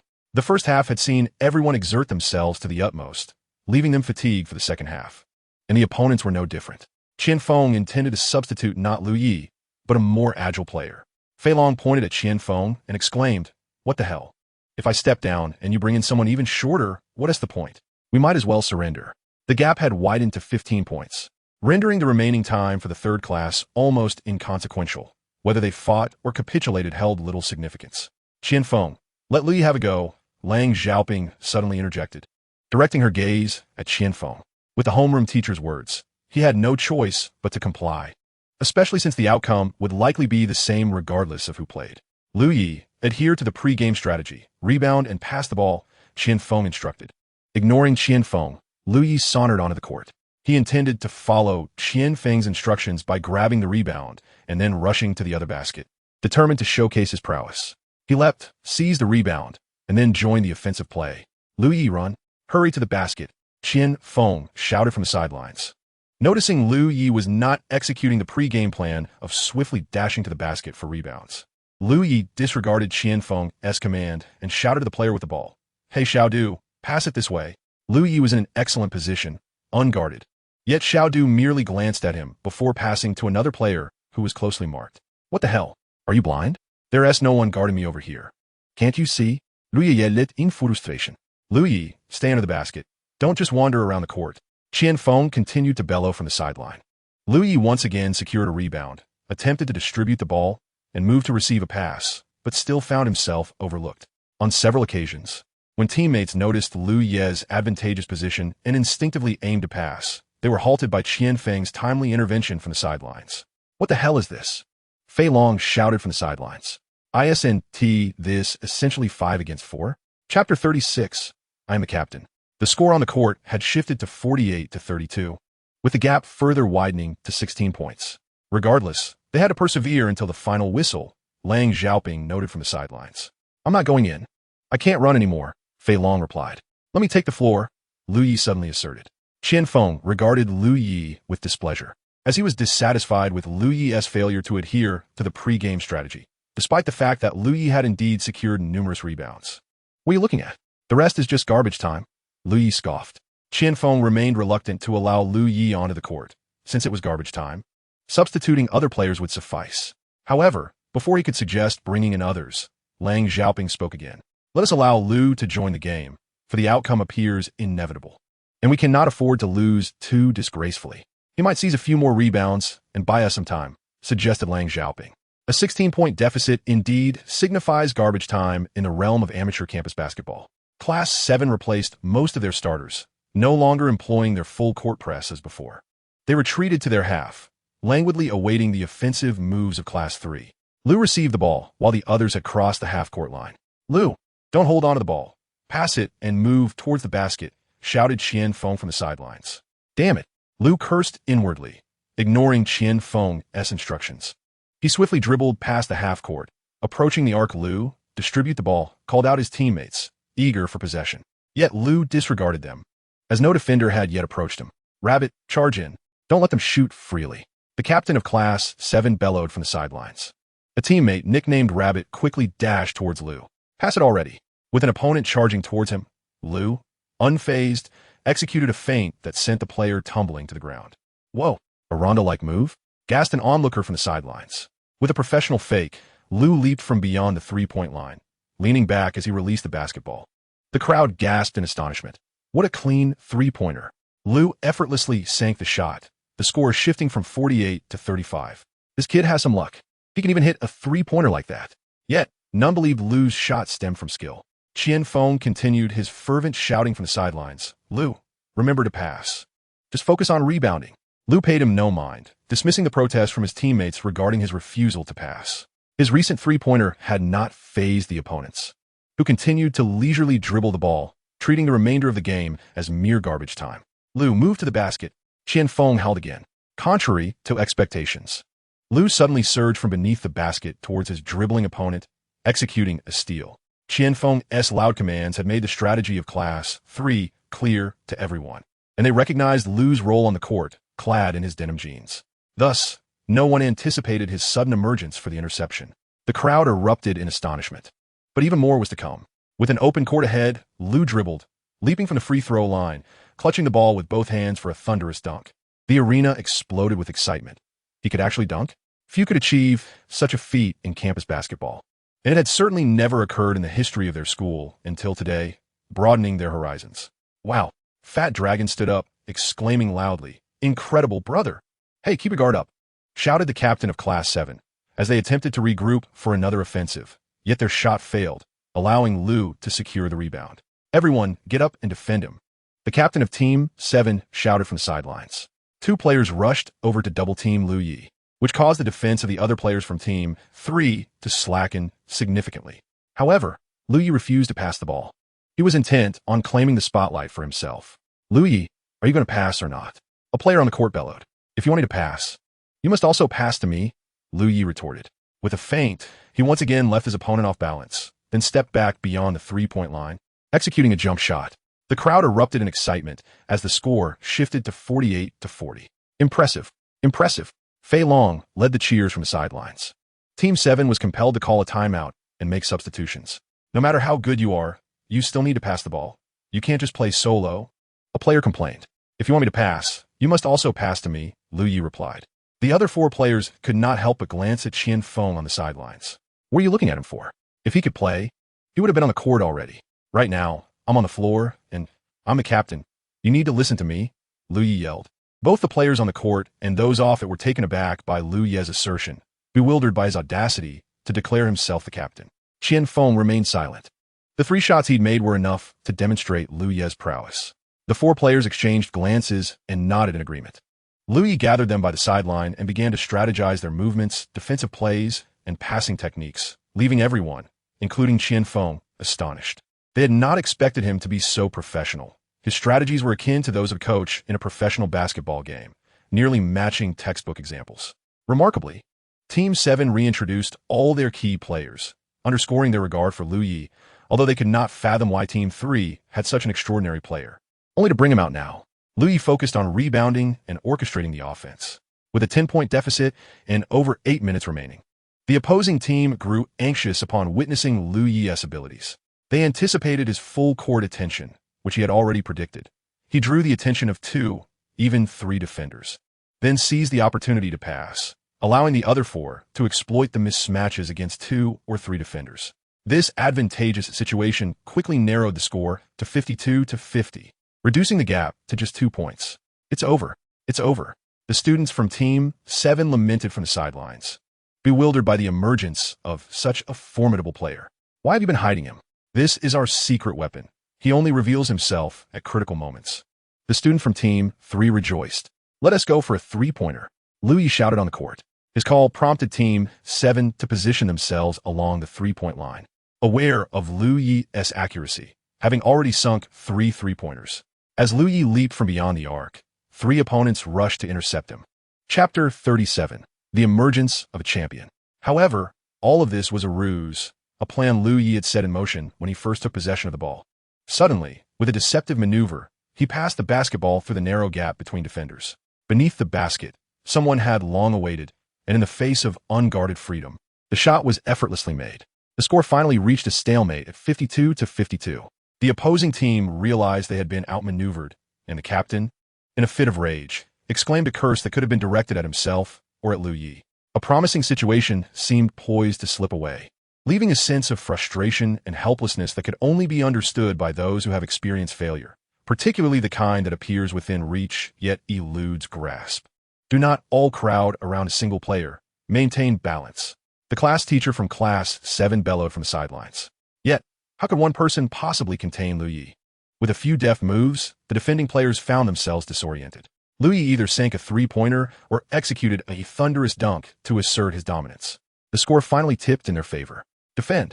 Send more players to guard him. That's all that is needed. The class teacher, witnessing Lu Yi traverse the court unimpeded, could not help but shout for additional support. However, concentrating too many defenders on one player left others unattended, allowing Lu Yi to distribute the ball to teammates, creating an overwhelming numerical advantage. The players of Class 7 found themselves in disarray, uncertain of their tactical approach. With a score of 55-66, Class 3, led by Lu Yi, had transformed the remaining 3 minutes into mere garbage time within a span of just 7 minutes.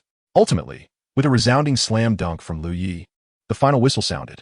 The score settled at 57-76. Wow, I thought you were merely a bronze player, but it turns out you're a champion. Fei Long shouted from the sidelines. Why didn't you show this skill sooner? Qian Feng limped over with a grin. I don't particularly enjoy basketball. I would have come if it weren't for Teacher Lang, Lu Yi remarked as he removed his jersey and tossed it to Qian Feng. Wait, this jersey belongs to you now. You are the captain from here on out, and I respect that, Qian Feng replied. We've qualified for the next round. We'll compete in the top 8 next week, and you still need to play. I only agreed to play one game for Teacher Lang. The rest is up to you all, Lu Yi said, picking up his backpack and turning to leave. Lu Yi, since you've led us to victory, you should continue playing in the upcoming matches, Lang Xiaoping chimed in with a smile. Qian Feng has already declared you captain. Lu Yi was taken aback and asked, Is that true? Lang Xiaoping, looking at the students who had gathered around, cheerfully asked, Do you all agree with this decision? Agreed, came a chorus of approval from the students. What do you say? Lang Xiaoping extended her hand with a smile. Deal. Lu Yi clasped her hand in agreement. Qian Feng handed the jersey back to Lu Yi, saying, You'll lead the practice sessions from now on. We'll discuss it tomorrow, Lu Yi replied, shouldering his bag and departing. Wow, so cool. The girls on the sidelines couldn't help but swoon at the sight of Lu Yi's graceful exit. Lu Yi had been at the school for a year, rarely speaking, yet no one anticipated his prowess on the court. It seemed he was also adept at driving, perhaps even having participated in professional racing. The speaker was none other than the school belle, Guman. How do you know? I witnessed him at the go-kart track explaining to others how to drive. He sounded very knowledgeable. Guman chuckled, remarking that he seemed quite formidable in a brawl, instilling fear in the members of the sports association. Is that true? A companion exclaimed. Hey, slow down a bit. Fei Long shouted as he chased behind. Damn it, I've already wasted an hour. Can you hurry up? Lu Yi retorted while pedaling furiously. You're driving a luxury car worth 100,000. How can I catch up with my rickety bike that cost a few hundred? Fei Long complained. Weren't you just a novice at basketball? How did you suddenly turn around? Fei Long finally caught up beside him. Damn, I have plenty of skills, some of which I didn't even know I possessed. And who said I was bad at basketball? I just don't enjoy playing, Lu Yi replied with a grin. You can tell how good someone is at basketball in just one gym class. You guys are being too presumptuous, Lu Yi scoffed. So, as the saying goes, the journey reveals the horse's strength. Observe more and refrain from hastily judging others. Lu Yi surprisingly took on a lecturing tone, leaving Fei Long to nod in resignation. All right, you're impressive. The next afternoon after school, Lu Yi insisted on treating Fei Long to a meal, but Qian Feng rushed over, eager to drag Lu Yi to practice basketball. Practice? I don't have time for that. You all can go ahead, Lu Yi stated. No, since you agreed to play, you must take it seriously. Can you not act aloof? Qian Feng retorted angrily. I truly don't have time. I'm not trying to show off. I'm not a superstar, Lu Yi replied. You want to be the captain. You tell us what to do. The team needs to practice and build chemistry, Qian Feng insisted, and the other players gathered around. Exactly. Since you joined, the team has completely transformed. We need to practice to develop our synergy, the other players chimed in. Lu Yi acknowledged their point, regardless of his strength. He couldn't single-handedly take on 5 opponents. All right, let me explain the tactics to everyone, Lu Yi said as he approached the blackboard at the front of the classroom and sketched a basketball court. Lu Yi, resembling a professional basketball coach, began outlining strategies. including player positioning, defensive cooperation, ball distribution, substitutions, and rotations, which were essentially similar to previous ones. Chinfeng, will you be able to play next week? Lu Yi inquired. Yes. I just have a muscle strain. I'll definitely be fine by next week, Chinfeng assured him. Furthermore, there was no need for them to practice synergy. In our amateur league, any notion of coordinated teamwork was rather trivial. The primary issue in amateur games was shooting accuracy. If they could enhance their shooting precision, they would not only score quickly, but also significantly reduce offensive rebounds, denying the opponents scoring opportunities and minimizing their own exertion. Lu Yi astutely pinpointed the crux of the matter. Everyone nodded in agreement, acknowledging its truth. Thus, from now on, you all must practice shooting diligently every day to find your rhythm and improve your accuracy, Lu Yi instructed. The strategy on the court will revolve around me. I will draw the defense while you all contribute to scoring. With this approach, I assure you, at least in our school, we have no rivals. Although Lu Yi's strategy was straightforward and somewhat aggressive, it was remarkably effective due to his prowess, resembling the dominating style employed by many professional basketball teams. After Lu completed his tactical explanations, he allowed the players to practice on their own time. He, as usual, rode his bicycle to the antique street for his internship after lunch. Chapter 38. The Porcelain Brush Pot. In Binhai City, aside from the antique street, there exists the antique market and the Huaxia Collectibles Trading Center. These locations serve as the primary venues for the buying and selling of antiques and artworks in Binhai. Of course, beyond these establishments, there are numerous scattered trading spots throughout the city, albeit lacking in scale and regularity. Thus far, Lu had only visited the antique street, primarily due to its proximity and convenience. Moreover, the antique street is quite accessible, featuring a mix of shops and stalls, offering an eclectic array of items ranging from a few yuan to those priced in the millions. However, it is noteworthy that over 90% of the goods on the antique street are replicas, with the remaining items worth little more than a pittance. In contrast, the antique market and the collectibles trading center exude a more upscale ambience, devoid of stalls, and filled with lavishly decorated antique-style shops. Someone like Lu, who appears as a young man of modest means, would feel out of place in such venues. Even if he ventured there, he would likely face disdain. Hence, Lu's initial plan was to start from a more approachable antique street, aiming to transition to the antique market once he achieved some success. Over the weekend, Lu diligently pursued his goal of reading 10,000 books, nearly without rest. Among these, at least 70% were historical texts and materials, while the remaining 30% focused on antique appraisal and investment. Therefore, he recognized the necessity of continuous learning, as ample resources abound online. In this era, regardless of wealth, anyone with a modicum of cultural knowledge, or who perceives themselves as knowledgeable, aspires to dabble in collecting and seizing opportunities. Consequently, the items at the antique street have likely been scrutinized countless times. After days of observation, Lu had perused nearly all the offerings without discovering anything worthy of acquisition. That afternoon, after lunch, Lu had no intention of returning to the antique street. Instead, he was drawn along by Fai Long for a leisurely stroll outside the campus. Why aren't you practicing? Lu asked in surprise. If you're not going, why should we? We stand around every day on the court practicing our shots, looking like fools, and everyone laughs at us, Fai Long replied. Let them laugh. They'll know your prowess in due time, Lu retorted dismissively. Anyway, I'm not practicing today. My wrist hurts, Fai Long stated. Fine, practice or don't. I'll still surpass those fools, Lu boasted. Seriously? Do you think you're a star? Fai Long scoffed. As they bantered, they unwittingly wandered into the street lined with second-hand goods, a place filled with all manner of old items. The two had often strolled this street before, but rarely ventured into the shops, typically coming here post-lunch merely to pass the time. However, since Lu Yi has become accustomed to interning at the antique street for nearly half a month, he finds himself irresistibly drawn to old objects, eager to investigate them. Thus, while passing a shop selling second-hand porcelain, he unconsciously stepped inside. Fei Long, puzzled by Lu Yi's sudden interest in browsing shops, couldn't help but exclaim, "What is so fascinating about these broken vases and bowls?" The store was filled to the brim with items of all sizes, from towering vases taller than a person to small, inconspicuous porcelain frog figurines. Fei Long, disinterested in entering, feared that his considerable stature might accidentally topple something, leading to a mishap. Growing impatient, he shouted from the entrance, "What's so interesting? Just grab something. How about this piece? The color is quite appealing, and it would make a splendid pen holder," he suggested. Lu Yi ignored Fei Long's remarks and continued to scan the shop. Noticing nothing worthy of his attention, he turned to leave. "Have you seen this?" Isn't it quite nice? Fei Long pointed at a brightly colored pen holder on a nearby shelf. Lu Yi glanced at the pen holder. It indeed appeared to have some age. When he first entered, he had been preoccupied with examining the contents inside, paying little attention to the porcelain pieces at the entrance. This pen holder looked relatively new. Perhaps it was made in Jingdezhan. As Lu Yi approached to inspect the pen holder more closely, he was taken aback. He lifted it from the shelf and examined the mark on the bottom, which read Qianlong period. Lu Yi couldn't help but take a deep breath. The mark appeared quite authentic.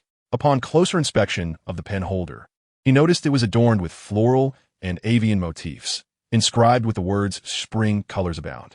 The rim was embellished with delicate enamel patterns, exuding an air of elegance. Furthermore, the pen holder was in excellent condition, which explained why Fei Long found it appealing. Excitedly, Lu Yi inspected it again, holding the pen holder in his right hand while grasping the listening charm on his wrist with his left, softly murmuring to himself, "This is a Qianlong period polychrome pen holder." His heart raced in tandem with the warmth emanating from the charm. "Goodness, have I truly stumbled upon a treasure?" he exclaimed, calling gently towards the shopkeeper. "Excuse me, how much for this item?" $20 and it's yours," replied a somewhat plump middle-aged woman who stood up and tilted her head to examine the pen holder in Lu Yi's hand. "How about 10? Lu Yi countered. Fine. We haven't opened for business yet today," the woman said impatiently. After paying, Lu Yi wrapped the pen holder in several sheets of newspaper and turned to leave with Fei Long. Lu Yi never imagined he would discover such a treasure in this unassuming second-hand street. However, it was not entirely surprising. After all, this place was known for selling used goods, attracting customers seeking inexpensive items, typically those without the means to consider the possibility of stumbling upon something valuable. Thus, a remarkable find in this locale would not be scrutinized repeatedly by countless collectors as it would be on the antique street. Once outside the second-hand porcelain shop, Lu Yi acquired a foam box to protect his new acquisition.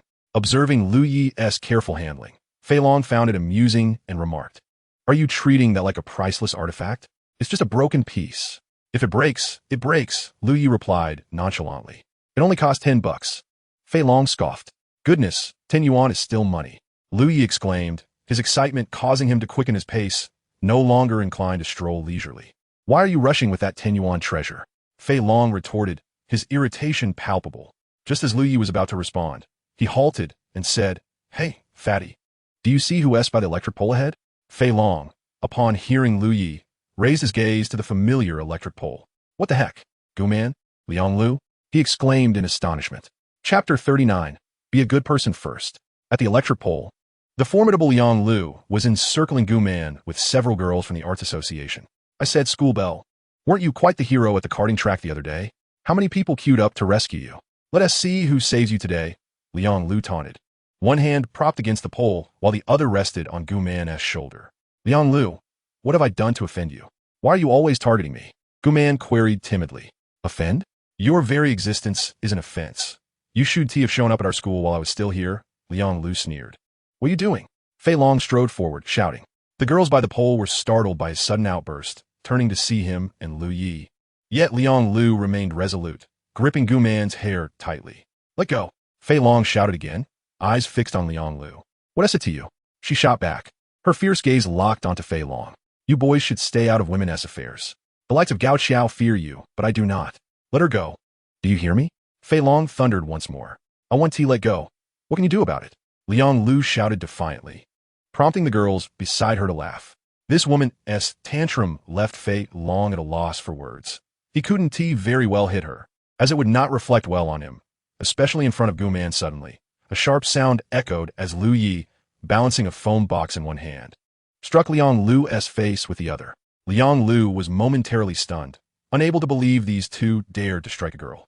The surrounding girls exchanged alarmed glances. Finally releasing her grip, Liang Lu touched her face, taking a moment to comprehend what had transpired. She glared at Lu Yi. "You dare hit a girl? A girl?"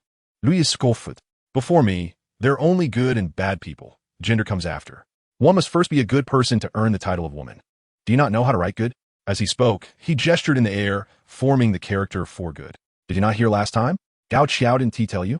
Stop bullying others, or I will hit you every time I see you," Lu Yi declared, delivering another sharp slap to Liang Lu. "Can you be a good person?" Liang Lu had never anticipated that Lu Yi would truly strike her, let alone deliver 2 slaps in quick succession. Her tears swirled in her eyes, yet she bravely held them back, refusing to let them fall. What skill is it to strike a woman? If you possess any true ability, then strike me dead. Liang Lu stood there, her eyes ablaze with fury, exuding an air of defiance. Lu Yi recognized his folly. Reasoning with a woman was utterly futile, and strength held no sway. Unlike Gao Qiao, who could be subdued by force, a woman was a different matter entirely. Is it a display of prowess to hit me? Then does striking others count as a feat? Lu Yi remarked with a smirk. Very well, I shall refrain from striking you. But how about I bring in a few formidable women to entertain you? His words left Liang Lu and her companions momentarily speechless. In a confrontation between the sexes, women possess an innate advantage. They can resort to tantrums, and men often find themselves at a loss. However, when faced with equally fierce women, they falter. Observing Liang Lu and her group momentarily stunned, Lu Yi bellowed, "Get lost. Do not let me catch you bullying anyone again." Liang Lu spun around and hurriedly fled with her companions, tears streaming down her cheeks. "Guman, are you all right?" Fei Long inquired with concern. Guman, still in a daze, was jolted back to reality by Fei Long's question, hastily replying, I'm fine.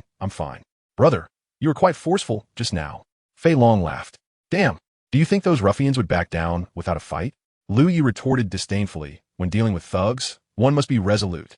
In truth, Lu Ye's 2 slaps to Liang Lu were not delivered with the same fervor as he would have used on Gao Qiao. He had measured his strength to avoid leaving marks on her face.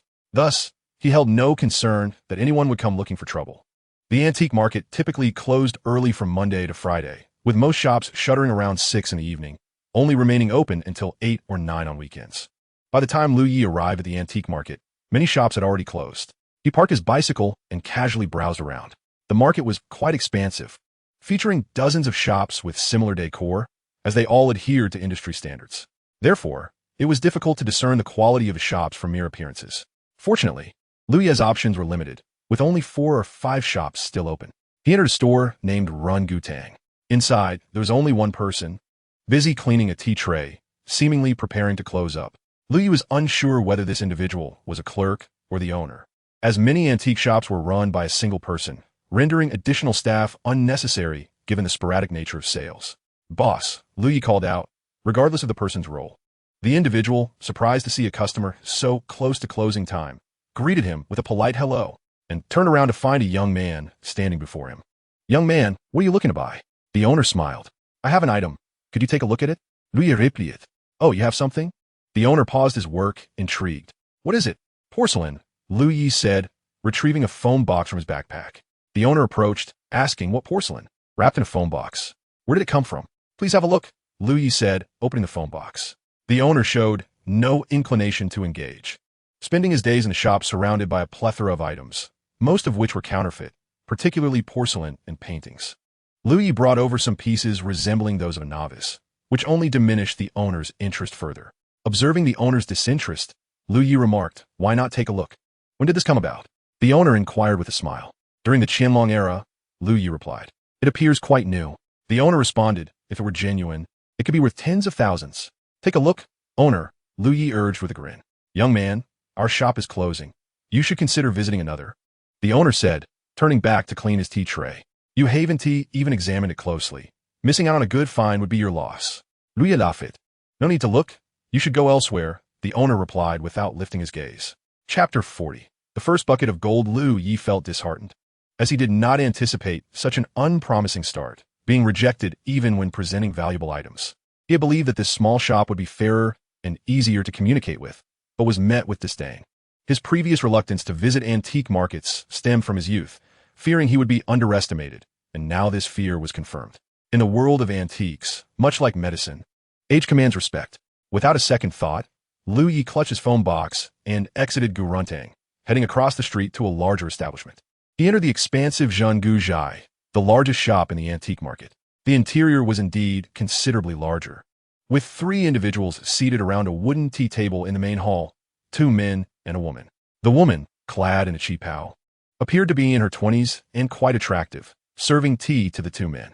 One man, older and in his 50s, wore glasses and exuded a scholarly demeanor. The other, younger and around 40, was fondling a string of agarwood beads.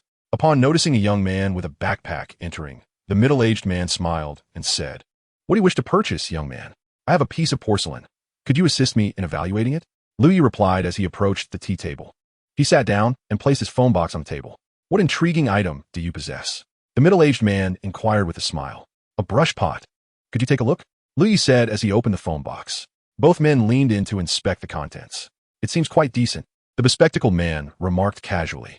The female shop assistant placed a cup of tea in front of Lu Yi, while the middle-aged man gently nudged the cup closer, saying, Young man, have some tea while we examine this. As he reached for the white gloves offered by the female assistant, he hesitated and instead handed them to the bespectacled man across the table. Mr. Hu, might you take a look first? The middle-aged man proposed. Mr. Hu, intently observing the pastel brush pot, appeared intrigued and responded, Certainly, I shall take a look. Teacher Hu swiftly donned a pair of white gloves and carefully retrieved the pen holder from the phone box, scrutinizing it with utmost seriousness. After several minutes of contemplation, Teacher Hu nodded in approval, gently placed the pen holder down, and removed his gloves to hand them to Zhao Chuan, saying, Take a look. Zhao Chuan remained silent, putting on the gloves to examine the pen holder with the same meticulous attention. As he inspected it, he inquired, What is your name, young man? Oh, my surname is Lu, replied Lu Yi. May I call you Xiao Lu? Zhao Chuan suggested. That would be fine, Lu Yi responded. May I ask your esteemed surname? Lu Yi inquired with a smile. My surname is Zhao, Zhao Chuan replied, turning to glance at the young female clerk beside him. The clerk promptly retrieved a business card from the tea table and handed it to Lu Yi. Mr. Lu, here is our boss's business card. Lu Yi received the card with both hands. It was quite simple, the front displaying Zhenguzhai Zhao Chuan, followed by contact details. The reverse side read, Antique Appraisal. Trading, Exchange. Xiao Lu, where did you acquire this pen holder? Zhao Chuan asked with a smile. Lu Yi understood Zhao Chuan's implication, both concerned about the provenance of the item and attempting to glean information that might lead to further treasures. Studying history, are you? Which university do you attend? Teacher who wore glasses, suddenly interjected. Lu Yi was momentarily taken aback, realizing that Zhao Chuan referred to this person as teacher. Goodness, could he be a university professor? This lie could backfire spectacularly. Oh, I attend Binhai University, Lu Yi replied, steeling himself. I happen to know many professors from Binhai University. Teacher who remarked with a smile. Lu Yi's heart sank. Thankfully, this fellow was not from Binhai University. Where did you find this pen holder? Zhao Chuan inquired again about its origin. Lu Yi smiled without replying, casually lifting the teacup from the table to take a sip. Not receiving an answer, Zhao Chuan chuckled and added, Are you considering making a deal? How about a price, Boss Zhao? Lu Yi proposed. What price can you offer? Zhao Chuan picked up the colorful pen holder once more and stated 10,000. Fixing his gaze on Lu Yi, Zhao Chuan continued, Surely you jest, Boss Zhao. Let us speak candidly. It's merely a pen holder, with many circulating on the market, worth only this much. If it weren't in decent condition, it wouldn't even reach 10,000. If I recall correctly, a pastel piece from the Guangxu era, nearly identical in style and design, was auctioned for 80,000 a few years back. Given the passage of time, it should be approaching 100,000 by now, Lu Yi remarked. Both Teacher Hu and Zhao Chuan were taken aback, surprised by the young student's profound understanding of the market. Boss Zhao, do not underestimate the youth. Teacher Hu chuckled. In this age of advanced technology and transparent information, young people are quite adept at their pursuits. Xiao Lu, this piece is from the Qianlong period, while that one is from the Guangxu era. It is not always the case that older items are more valuable, Zhao Chuan observed with a grin. That is indeed true, Lu Yi replied with a smile. However, items of identical style and condition are naturally worth more as time passes. That should be indisputable, correct? Impressive. Teacher Hu exclaimed. Boss Zhao, if you don't want it, I shall take it. It would look splendid in my study. The market for pen holders has not fluctuated significantly in recent years, as such items are abundantly available. How about this? Since it is our first collaboration, I will offer the highest price of 50,000. Zhao Chuan chuckled, stating that, of course, it couldn't compare to the auction price. If you were to take it to the auction house, you would incur various fees, and there's no guarantee it would fetch a good price. Let us settle on this. I won't mention figures like 100,000 or 80,000. How about 60,000? Lu Yi responded with a smile. Agreed. I appreciate the straightforwardness of youth, Zhao Chuan said, extending his hand. At this price, Zhao Chuan could easily earn a profit of 20 to 30,000, which he was more than willing to accept. For Lu Yi, it was not a loss either, as he had no channels of his own. Taking it to the auction house would only complicate matters and wouldn't necessarily yield a better price. Lu Yi shook hands with Zhao Chuan. In the future, If you have anything good, bring it to my Zhenggu Zhai. I guarantee a fair price, Zhao Chuan said with a smile. Do you prefer cash or a bank transfer? A transfer, please, Lu Yi replied. How about we add each other on WeChat first? Zhao Chuan suggested, opening his phone. After they exchanged WeChat contacts, Lu Yi sent his bank account details to Zhao Chuan, who promptly transferred the amount using his phone. Everything is so convenient nowadays. Teacher who remarked, unlike in the past, when one had to go to the bank and transactions at this hour were simply impossible, you would have to wait until tomorrow. Many deals turned sour just by waiting. Indeed, the youth of today are remarkable. Heroes emerge from the young, Zhao Chuan laughed. Lu Yi confirmed receipt of the funds and didn't linger at Zhenggu Zhai, exchanging a few pleasantries before leaving. Zhao Chuan cheerfully escorted him to the door, reminding him, take care on your bike, Xiao Lu. Feel free to come over for tea anytime. Chapter 41, The Unyielding Straight Man.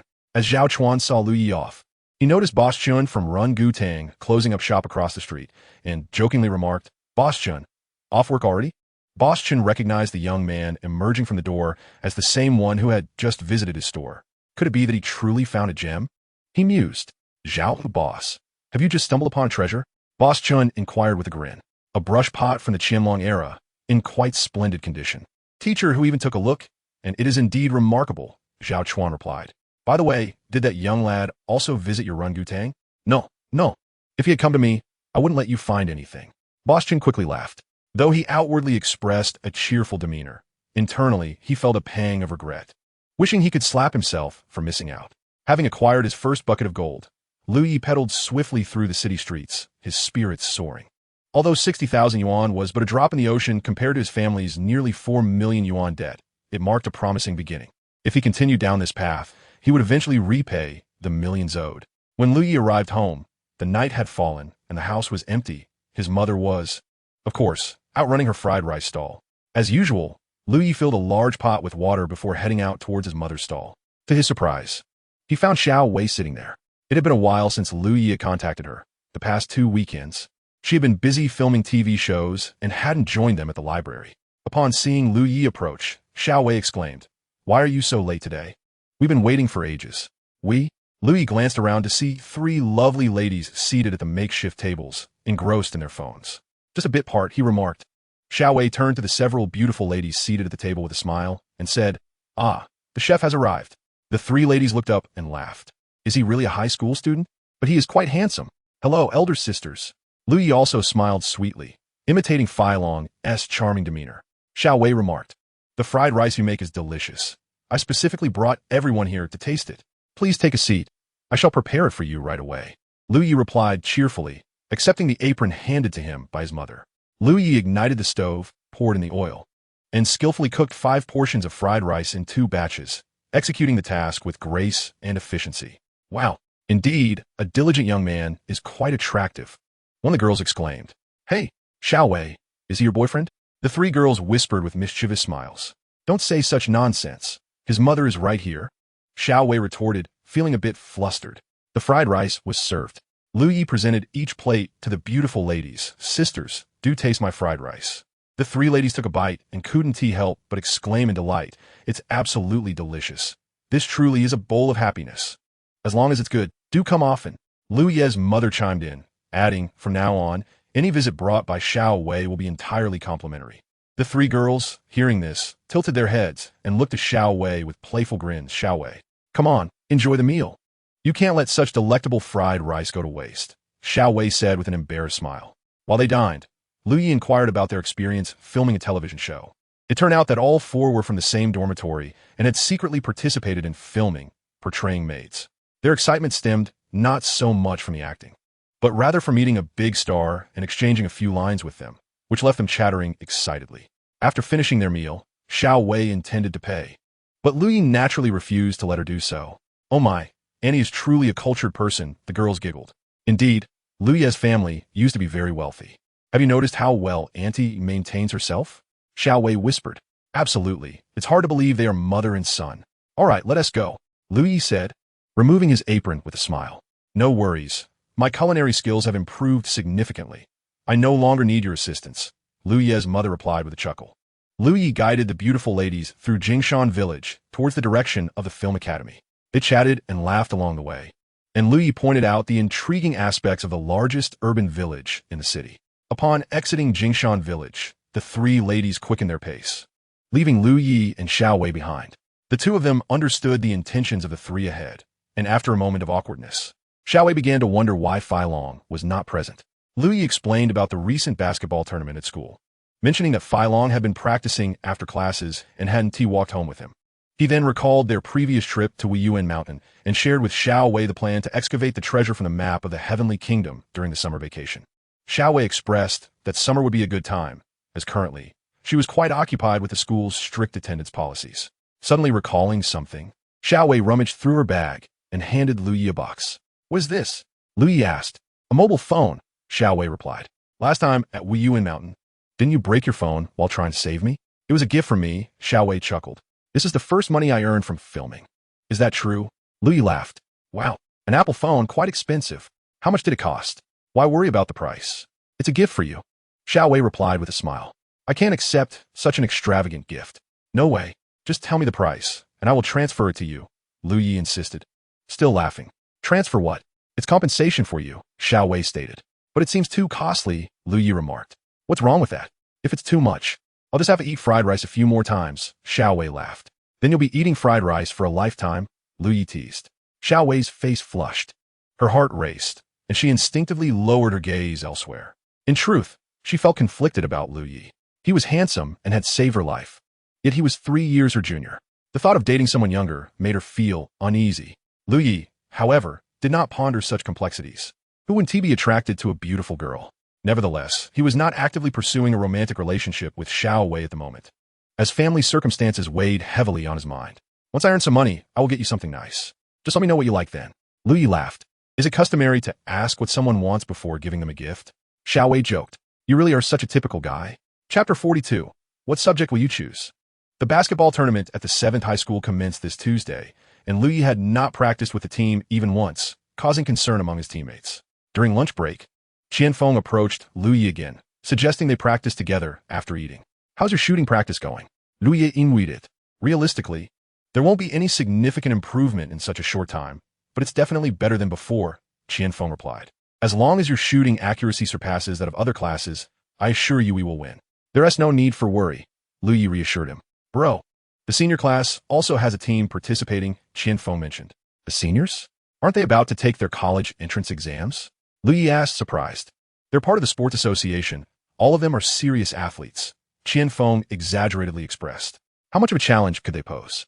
"Rest assured, as long as they're not a professional team, we can handle it easily," Lu Yi said as he led everyone to the cafeteria for lunch. After their meal, Lu Yi contemplated visiting a nearby bookstore. It had been quite some time since his last visit, and he was eager to discover any new literature and language study materials. He wished to review them promptly, for the upcoming monthly examination was approaching. Moreover, following this exam, the school would begin to separate students into science and arts tracks, and Lu Yi remained utterly perplexed about which path to choose. Speaking of subject selection, Fei Long couldn't help but ask, "Bro, what subject are you choosing?" "I don't know yet. I haven't thought about it." "What about you?" Lu Yi replied. "For me, it doesn't really matter what I choose. Whatever you pick, I'll choose the same," Fei Long joked. "Come on, are you going to haunt me forever? I certainly don't want to be in the same class as you." Lu Yi laughed. "That's not up to you." Fei Long chuckled, rushing out of the school with Lu Yi, only to encounter Gu Man at the entrance. She was holding several cups of milk tea, seemingly waiting for someone. "Ah, class monitor, buying so much milk tea, is it for me?" Fei Long grinned cheekily. "Here, take it." Gu Man surprisingly handed the milk tea to Fei Long and Lu Yi. "No, I was just joking," Fei Long chuckled. "I bought it for you too." Gu Man replied with a smile. "Were you waiting for us?" Fei Long teased. "Yes. I didn't get the chance to thank you both yesterday," Gu Man said. "Especially grateful to you, Lu Yi, for stepping in." Lu Yi, unfazed, accepted the milk tea and remarked, "We're all classmates. You should really thank Fei Long. He has always been quite concerned about you." Gu Man blushed at the compliment and quickly changed the subject. "Where are you two headed?" "We're going to browse some bookstores." Lu Yi replied. "Then we'll join you," Gu Man smiled. "All right, let's go." Lu Yi leisurely strolled ahead, sipping his milk tea. "Hey, good day, body. With the subject selection coming up, are you choosing arts or sciences?" Fei Long suddenly recalled this crucial question. "Me?" Gu Man began, then paused. "What about you both?" "We're not sure yet. We haven't really thought about it," Fei Long laughed. "I haven't decided either," Gu Man admitted. You don't have much to ponder. You're good at everything. So any choice will suffice, Philong replied. However, overall, arts might suit you better, especially since most girls tend to choose that path. That's debatable. Both streams have their merits. It's essential to reflect on it thoroughly. What do you think, Luyi? Comment smilet. Yes, it warrants careful consideration. Luyi Juswali responded. Throughout the afternoon, Luyi led Philong and Guman through 7 or 8 bookstores, but they found little in the way of new study materials. The few new arrivals were largely similar to the old ones, yet Luyi absorbed everything indiscriminately. In the afternoon, during the basketball quarterfinals, they faced a first-year team, and Luyi effortlessly led Class 3 to victory, achieving a record-breaking score of 102-45 in the history of their school. This match made a significant impact on the school, as Luyi's previously doubted ability to dunk was now witnessed firsthand, elevating him to the status of a basketball star at their institution. The members of the basketball team became unwaveringly loyal to Luyi, adhering strictly to his directives. He instructed them to continue practicing their shooting, emphasizing the necessity of accuracy, for even in professional basketball, shooting precision is fundamental. During the lunch break, the team members went to practice shooting, leaving Luyi free from Philong's antics. He rode his bike to the antique street, having not visited in a few days, curious about any new items that might have appeared. Finding treasures on the antique street is certainly possible, although it is a rarity, and persistence is key. Arriving late means that good items are likely claimed by others. Greeting a few familiar vendors, they smiled upon seeing him. Young man, it's been a few days since your last visit. Boss Zhang, do you have any new arrivals? Luyi inquired with a grin. The Xuanda items are truly remarkable. May I learn a bit? Luyi asked, smiling. No problem. Feel free to take a look, Boss Zhang replied cheerfully. Luyi donned white gloves and began to examine a statue of Buddha with great care. Upon closer inspection, the statue of the Buddha appeared to be shrouded in a layer of soot, suggesting it had endured the passage of time. Lu gently clasped the bracelet in his left hand and silently mused.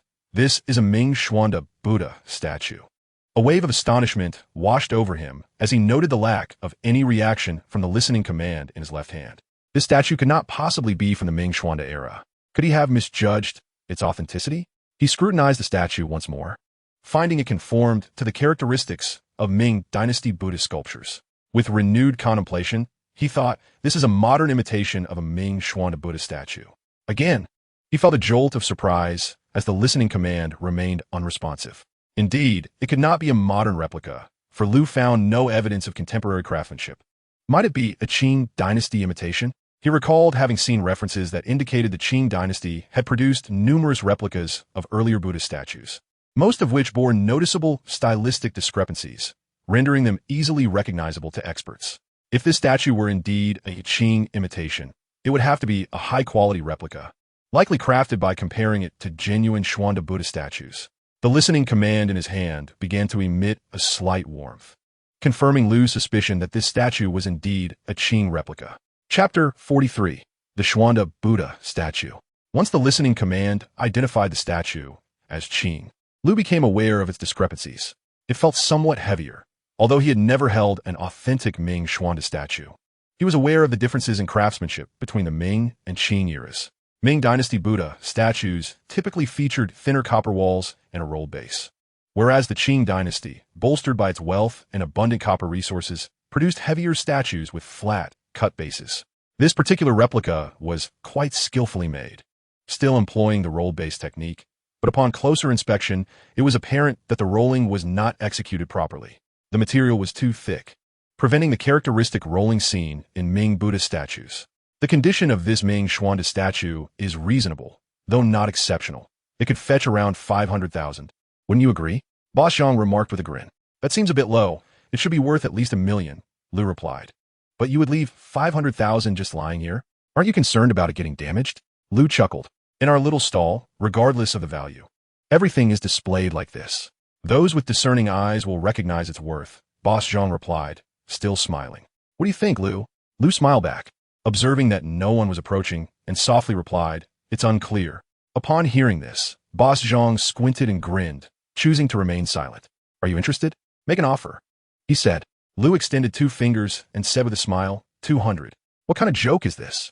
Boss Zhang retorted quietly. Even if it's a replica, it's a high-quality one.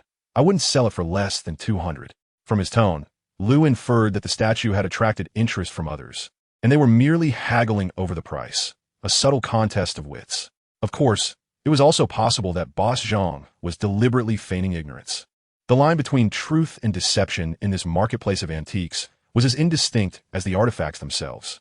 This Buddha statue had likely been viewed by many, and while Boss Zhang must have recognized it as a fake, he probably remained unaware that it was a high-quality Qing imitation. Lu could tell by Boss Zhang's demeanor that he believed it to be a modern reproduction. The exquisite high-quality replicas from the Qing dynasty are indeed scarce. Without the discerning eye of a connoisseur, one might struggle to differentiate them. I wonder where Mr. Zhang acquired this particular statue. Ah, Xiaolu, what treasures are you seeking? I have some new arrivals. Come take a look. The vendor diagonally opposite Mr. Zhang, overhearing their conversation, chimed in with a grin. I say, old Wang, Xiaolu is still with me. After spending over a decade in the antique street, how can you still be so oblivious to the etiquette? Even young students are more discerning than you. Mr. Zhang retorted angrily at old Wang. Why are you shouting? Xiaolu is quite familiar here. What nonsense rules are you rambling on about? Old Wang shot back, equally irked. Mr. Zhang chose to ignore old Wang and turned to Xiaolu, smiling. How much do you have? Upon hearing this, Xiaolu sensed an opportunity and promptly revealed his WeChat balance on his phone. Only 483 yuan. All right, here you go. Take it, Mr. Zhang said, handing over the payment QR code while softly advising, stay away from that Wang. He has no sense of propriety. In our line of work, adhering to etiquette is crucial. One must never conduct business with those who lack it.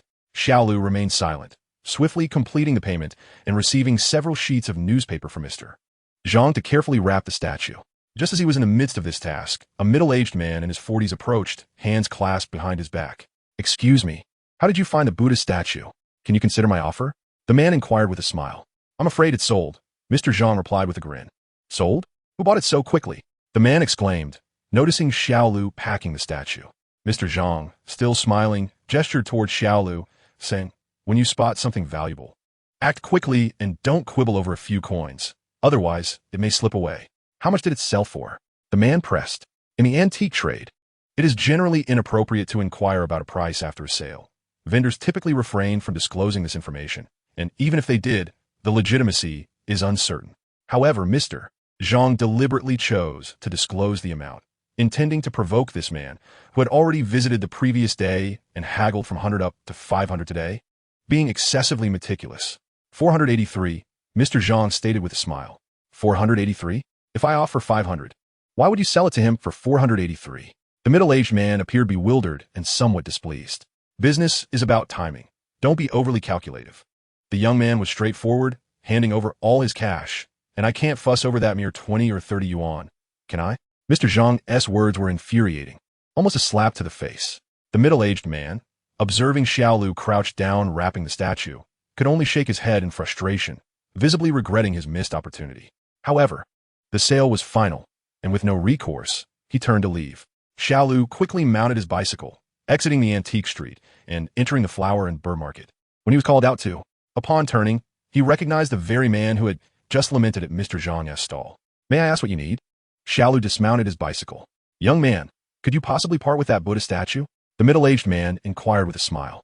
Lu glanced at the middle-aged man, who appeared to be around 50 years old. His thinning hair gleamed with oil atop his head, and he held a pair of walnuts in his hands. Smiling warmly at Lu, how much are you asking? Lu inquired directly about the price, for he knew the essence of the transaction lay solely in the cost. Regardless of whom the item was sold to. I bought it for 483. I can offer you 600. What do you say? The middle-aged man replied with a grin. Lu chuckled in response. Do you take me for a fool? How can you say such a thing? You've barely taken a few steps and already profited 120 yuan.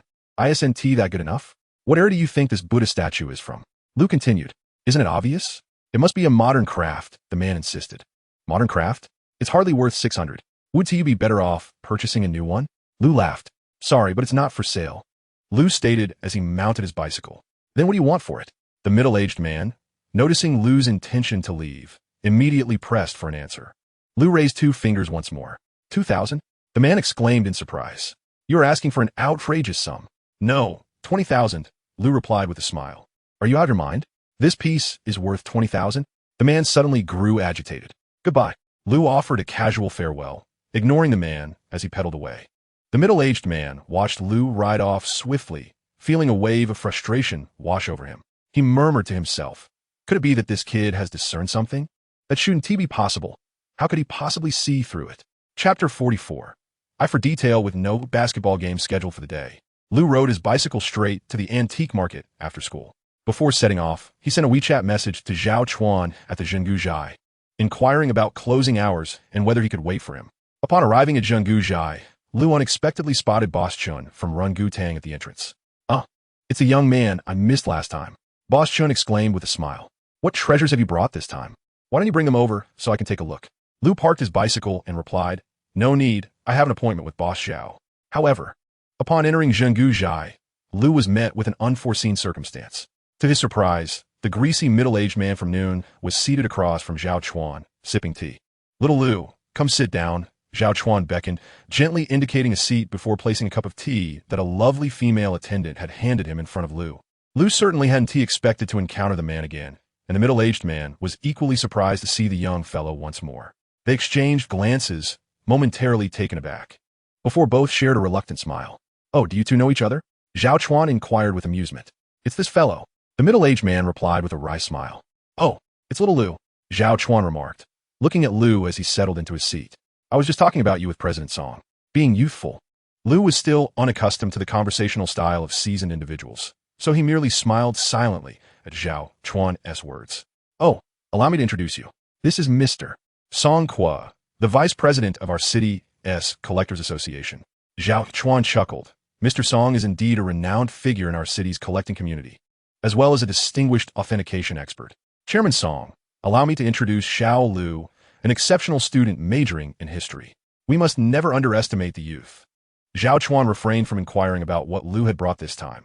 Instead, he gestured towards the tea table, inviting him to partake in the tea. Lou had perused numerous books related to industry transactions and had read many novels about antiquities and appraisals, familiarizing himself with the customs of the trade. The shopkeeper, Zhao Chuan, did not ask Lou what he had brought, and Lou remained silent, especially with a third party present. This intermediary harbored a gap with him, and the nature of Zhao Chuan's relationship with this individual was uncertain. Thus, he quietly sipped his tea, noticing the silence between Zhao Chuan and Lou. Song Kua finished his tea and remarked, "You two carry on your discussion. I shall take my leave." Zhao Chuan took a seat and continued, "Business is fundamentally about relationships, and this is especially true in the realm of antiques. So, what treasures have you brought today?" Lou smiled at Zhao Chuan. "Surely Boss Xiao can guess. Could it be that item you competed with Chairman Song for at noon?" Zhao Chuan laughed. "Competed?" Lou replied, "I did not compete with him. I negotiated directly with the seller and secured the price on my own. He was too calculative and ended up losing it to me, only to attempt to acquire it from me afterward." "Is that so? How much did he offer you?" Zhao Chuan inquired with a grin. 600, Lou said, pulling a Buddha statue from his backpack. 600? This old Song is quite the strategist. Zhao Chuan chuckled. It seems he miscalculated. Zhao Chuan donned gloves and carefully unwrapped the layers of newspaper encasing the statue, lifting it delicately in his hands. He did not reveal his own assessment, but instead turned to Lou with a smile. "What do you discern from this piece?"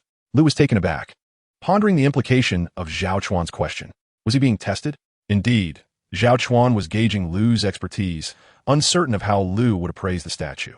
Although Lou had recently acquired a Qianlong period porcelain brush pot, that piece did not pose a significant challenge to one's discerning eye.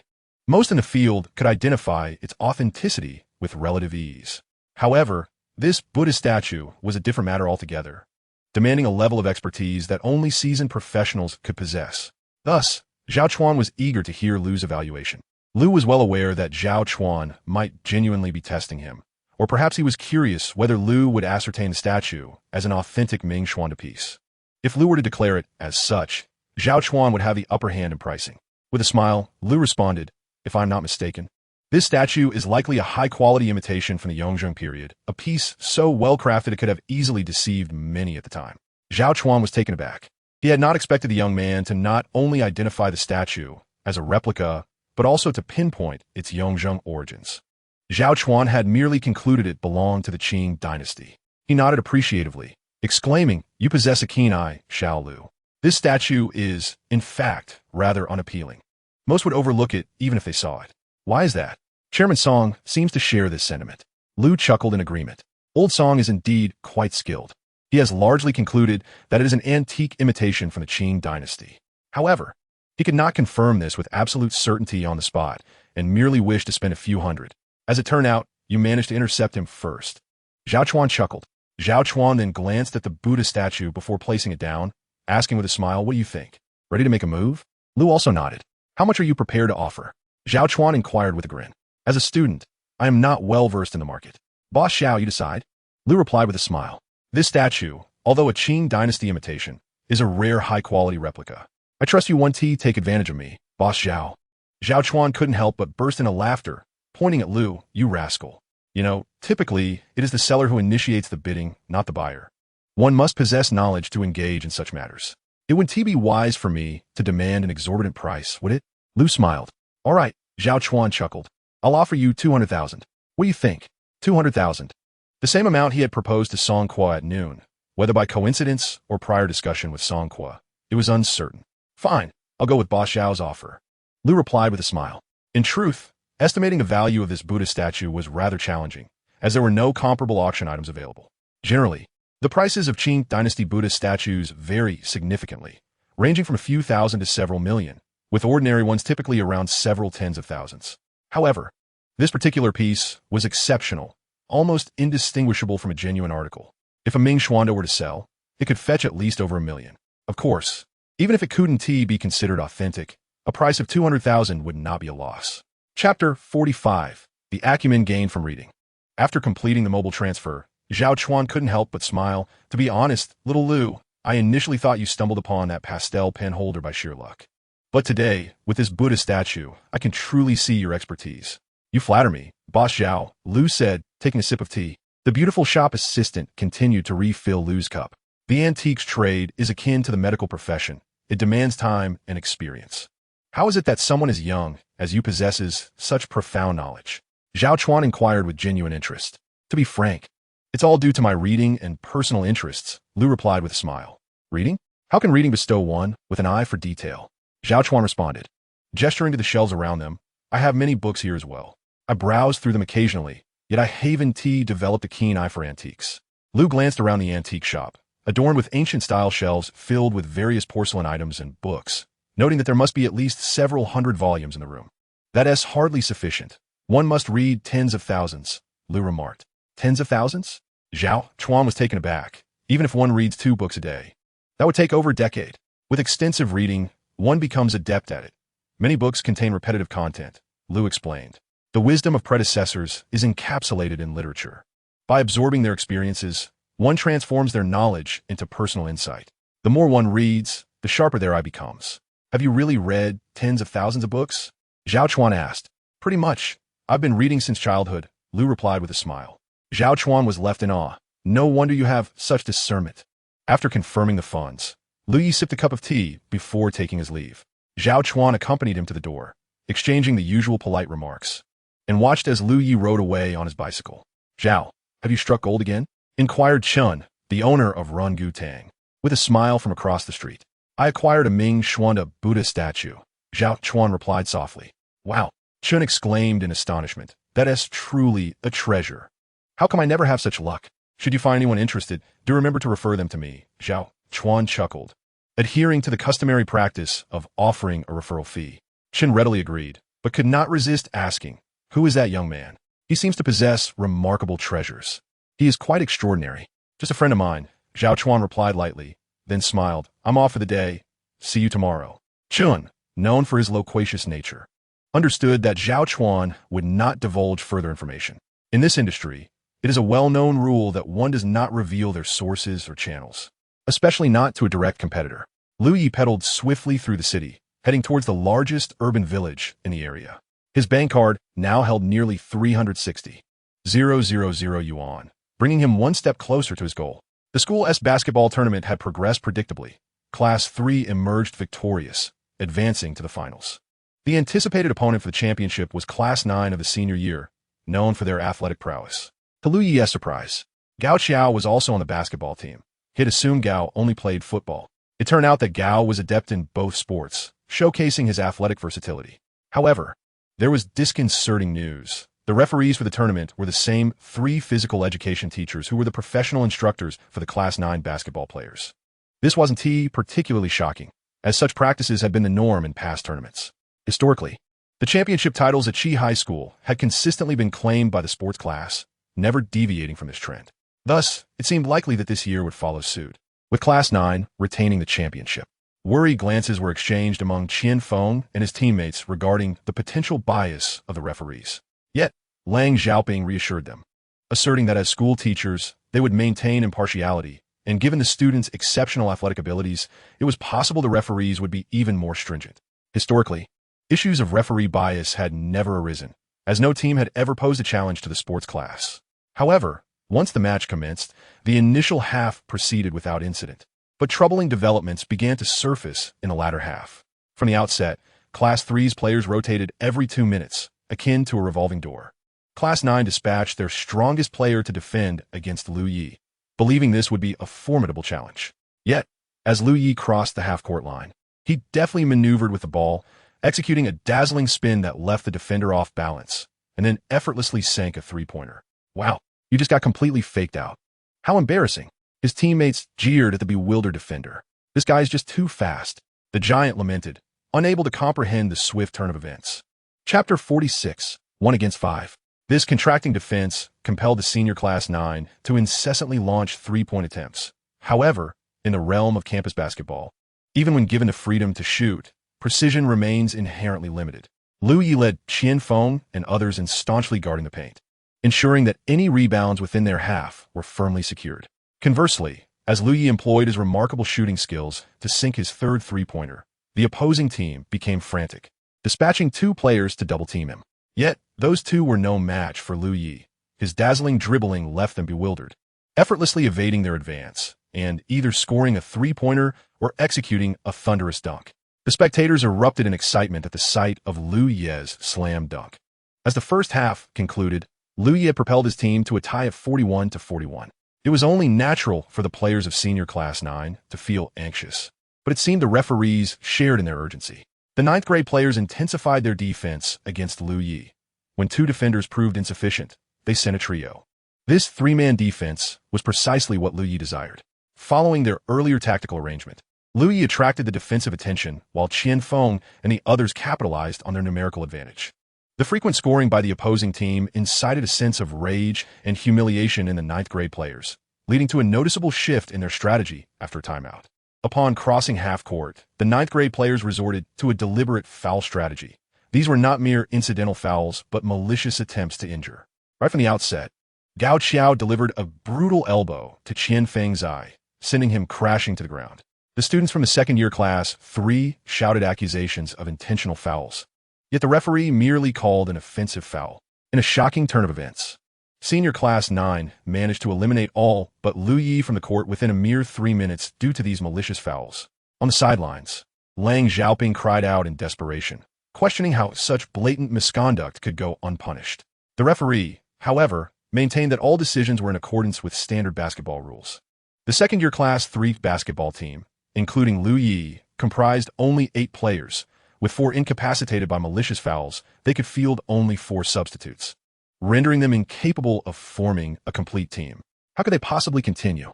Lang Xiaoping stood dumbfounded on the sidelines, repeatedly imploring the physical education teacher to acknowledge the obvious intentional fouls. The teacher, feeling helpless, replied, "The rules are as such. Do you think I am unaware? This is clearly foul play, an act of violence, a violation of sportsmanship. Shouldn't they be ejected immediately?" Lang Xiaoping exclaimed in frustration. "We cannot continue like this." Lang Xiaoping, known for her fiery temperament, found it unbearable to participate in such an evidently unfair match. "We shall play," Lu Yi retorted defiantly. "How can we play? 4 against 5? Lang Xiaoping shouted back. Lu Yi gathered a few teammates aside to quietly devise a new strategy, then rallied them with a spirited cheer before returning to the court. As the whistle blew, the entire crowd fell into a stunned silence. 4 against 5? Unbelievable. Go Lu Yi. Go Class 3. The students on the sidelines began to chant. "Unfair referee. Unfair referee." Some voices from the crowd joined in, echoing their discontent. The referee remained unfazed, continuing to officiate the game. Lu Yi seized the ball while the other 3 players dispersed to create space. Aware of Lu Yi's prowess, Gao Qiao and his team refrained from resorting to foul play against him. As Lu Yi crossed the halfway line, the other 3 players suddenly sprinted into action. Instead of attempting to dribble past his opponents, Liu Yi astutely chose to pass the ball to a teammate in an open position. Once the ball was released, he immediately surged towards the basket. The recipient of the pass, without hesitation, transitioned the ball and launched a shot at the hoop. Liu Yi leaped midair, executing an alley-oop dunk that electrified the crowd. Unbelievable. What a display. One would think it was a 5 against 4. The athletes from the sports team felt utterly embarrassed. Whenever the opposing team attempted a three-pointer, the players from Class 3 would leap to obstruct the shot. However, when it came to inside shots, they essentially conceded, recognizing the challenges of defending against a 5-on-4 situation and the risk of incurring fouls. Thus, they opted to relinquish the interior defense. Class 9 of the senior year frequently scored within the paint, and with minimal interference from Class 3, their offensive tempo was rapid, rarely requiring the full 24 seconds. Curiously, the point differential did not diminish. Rather, it continued to widen. The tactics employed by Liu Yi were crystal clear to everyone on and off the court. He deliberately allowed his opponents to score 2 points inside, only to retaliate with his own offense. As soon as Liu Yi possessed the ball, the spectators erupted in thunderous cheers, urging him to dunk once more. Yet, Liu Yi chose to refrain from dunking at that moment. After crossing the halfway line, he and his teammates swiftly maneuvered to disrupt the opposing players, preventing them from interfering with Liu Yi. This allowed Liu Yi to take an unimpeded jump shot from beyond the arc. His shots flew towards the basket with the precision of a cannonball, each one finding its mark. For every 2 points scored by Class 9 in the paint, Class 3 countered with 3 points from the perimeter, rapidly expanding the point differential through swift offensive exchanges. Even the referees appeared taken aback. During a break, Liu Yi could not help but inquire of Lang Xiaoping whether they should maintain a 10-point margin. Lang Xiaoping retorted furiously, "What 10 points? Score as many as we can. A team like this deserves to be taught a lesson." Such boldness drew admiration from the students on the sidelines. In less than 5 minutes, all 3 of Liu Yi's teammates were gradually sidelined. Nevertheless, the point differential had ballooned to 32 points, with Class 3 firmly in the lead. "Play hard," Liu Yi bellowed. Addressing the 5 inept players, "I will handle them myself."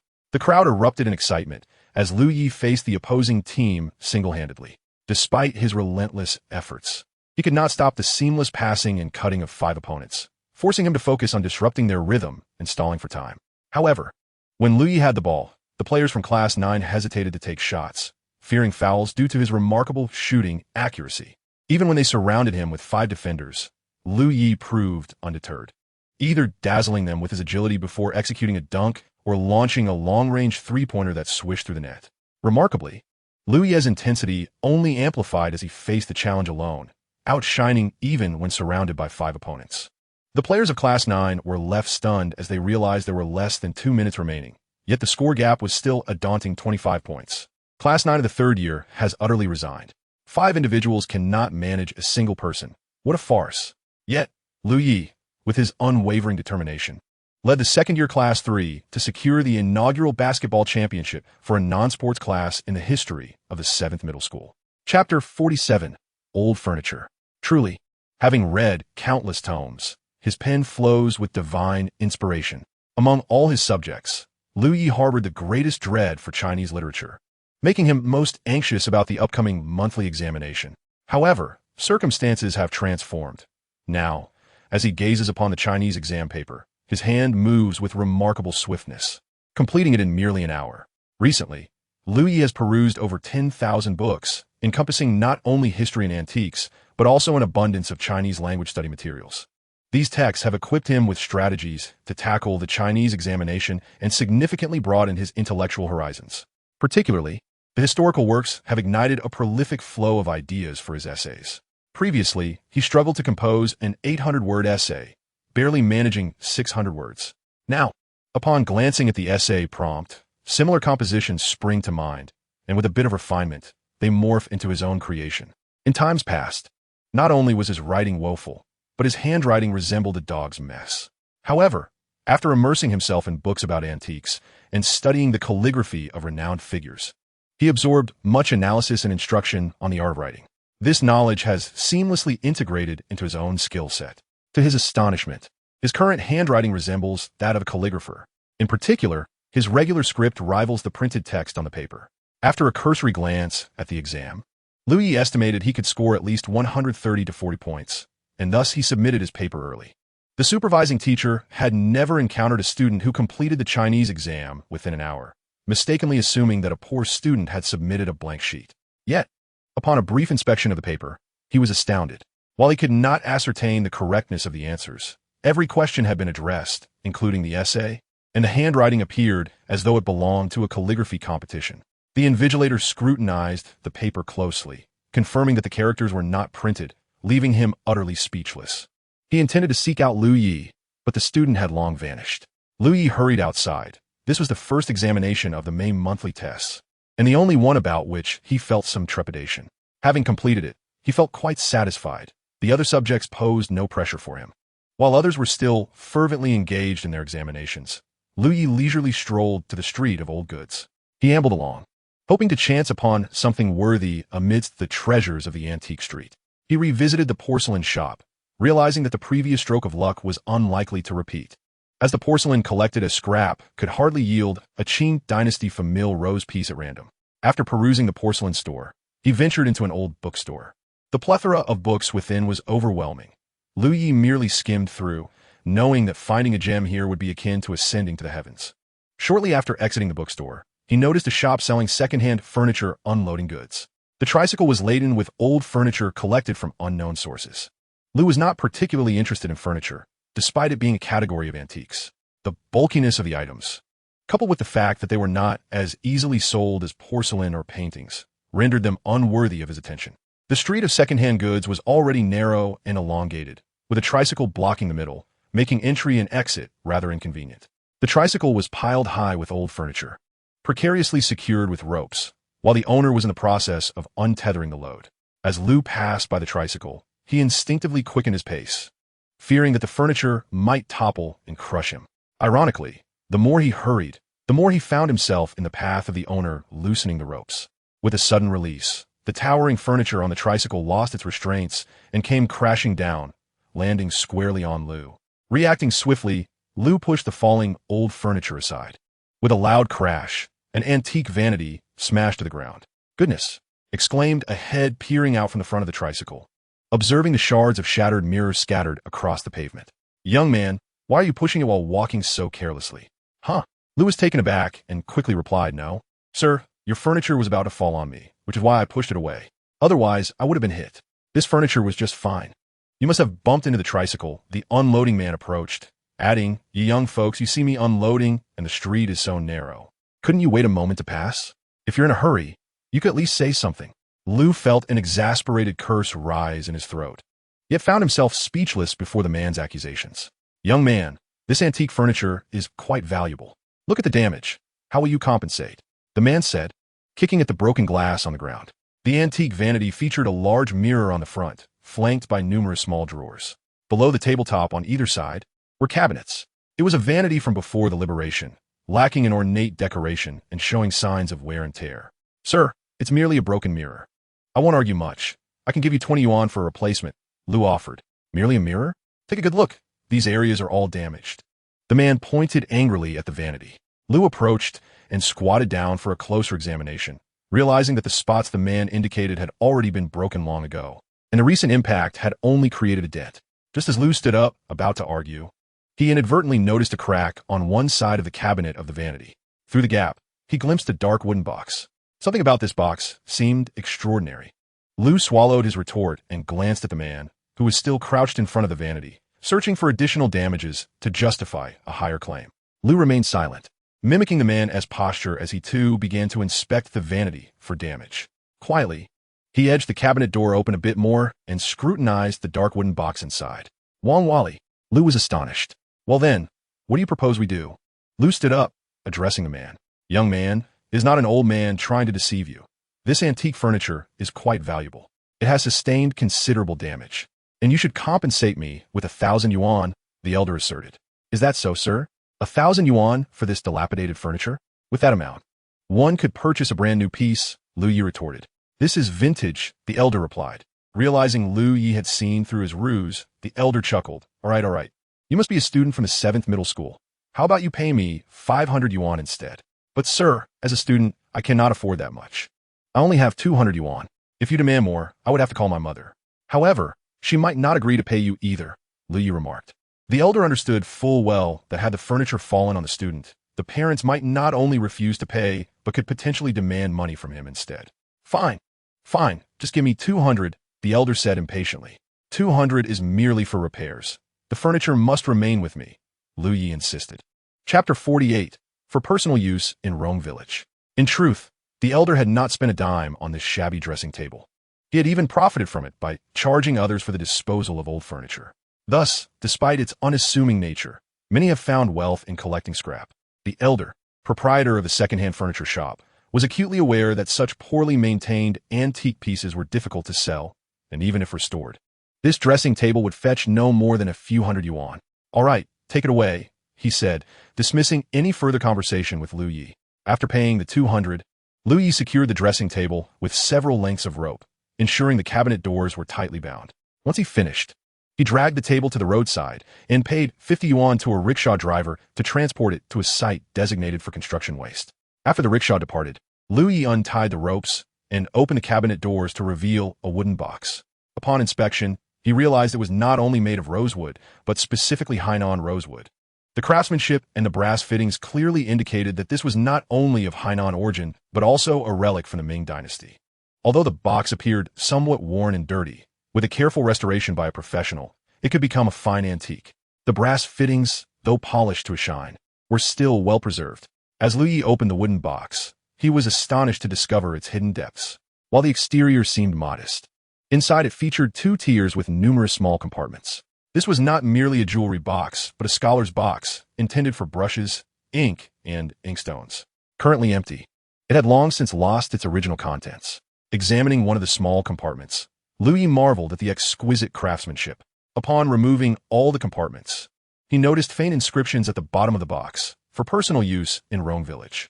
These words were small and faded, hardly discernible unless one looked closely, which he could now do under the bright sunlight. Rome Village? Suddenly, a name flashed in Lu Ye's mind. Liguandi. Wow, could it be that this writing box was once used by Liguandi? Lu was astounded. This was truly a precious find. Li Guangdi is indeed a renowned figure. A distinguished minister during the Kangxi era of the Qing dynasty. He played a pivotal role in pacifying the Sanfan and unifying Taiwan. Li Guangdi, styled Jin Qing, with the sobriquet Hoan and the alternate name Rong Siyuan, is indeed the one in question.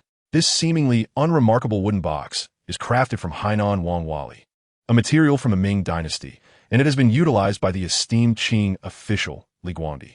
This significantly enhances its value. Die Dingeling fehlt als Leitwurft, as everything was indeed within Lu's appraisal, filling him with immense joy. He never anticipated that his expertise and identification had reached such an elevated level. Though Lu was elated, he perceived that this box was not yet suitable for sale, as its condition appeared somewhat lacking. If only he could enlist a professional for minor restoration, it would surely enhance its value. Perhaps, once restored, its price could even double. Antique restoration is a highly specialized and rather obscure craft, not something just anyone can undertake. Lu wished to have the Wangwali box slightly restored, as it bore considerable dirt, and the wear on the copper fittings was particularly pronounced. In truth, it was not a significant restoration. He merely wished to enhance its aesthetic appeal for a better sale price. However, restoring antiques cannot be done lightly. After all, the essence of these items lies in their age and historical memory. If they're excessively restored, they lose their worth. Lu sent a WeChat message to Zhao Chuan, inquiring whether there were any antique restoration and cleaning services available in Binhai and about the typical charges. Listening to Zhao Chuan's voice message, Lu couldn't help but click his tongue in disbelief at the exorbitant cost. Zhao Chuan explained that antique restoration involves considerable risk. If done poorly, the restorer could face dire consequences. Hence, not all items are accepted for restoration. Lu pondered this, but the high price of several thousand discouraged him. He thought it better for him to earn that money rather than letting someone else profit from it. As long as it is a skill, as long as it is documented in books, there is nothing he cannot master. Furthermore, if he learned antique restoration, he might even find a way to earn a living from it in the future. In reality, the restoration of cultural relics is a highly specialized field, with many universities offering dedicated programs. However, there is scant information available online regarding antique restoration, and the Film Academy's library lacks relevant texts. Nevertheless, Lu had heard that Binhai University offers a program in the restoration and preservation of cultural relics, and surely their library must be replete with pertinent literature. Yet, Lu could not access the library at Binhai University due to the absence of a library card. However, he noticed numerous students setting up stalls beneath the dormitory, and upon closer inspection, he discovered they were soon-to-graduate students selling their belongings. The stalls featured an eclectic assortment of items, including desk lamps, basins, shoes, clothing, mats, and quilts, as well as various books. Most were selling their former textbooks, primarily general courses, with few specialized texts available, as many students tend to take their specialized books with them. At last, Lu stumbled upon a few volumes from the history and archaeology department among the wares, though they were quite scarce. He engaged in conversation with a student manning a stall, expressing his interest in acquiring several professional books on artifact restoration, offering to purchase them at their original price. Original price? The student exclaimed in surprise. Isn't it better to buy new books at the start of the semester? No, he replied. I wish to get a head start on my studies. I need them urgently. Do you have any? Indeed, you've come to the right person. I'm majoring in artifact restoration, the student responded, handing over his stall to a classmate and leading him to his dormitory. To his astonishment, the university dormitory was in a state of disarray, resembling a pigsty, with books and trash strewn all over the floor. Goodness, is this a refuge? He remarked. Not quite a refuge, the student laughed. In a few weeks, everyone will scatter in different directions. Right now, it's a time for selling and discarding.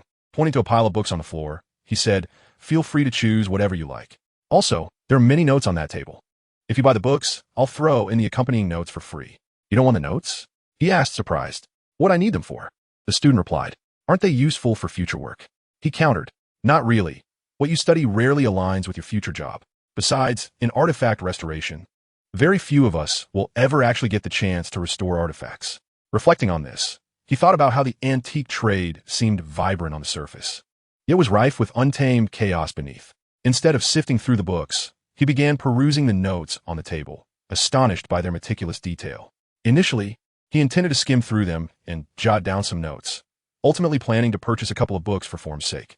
However, he felt it unnecessary to engage in any underhanded dealings among fellow students.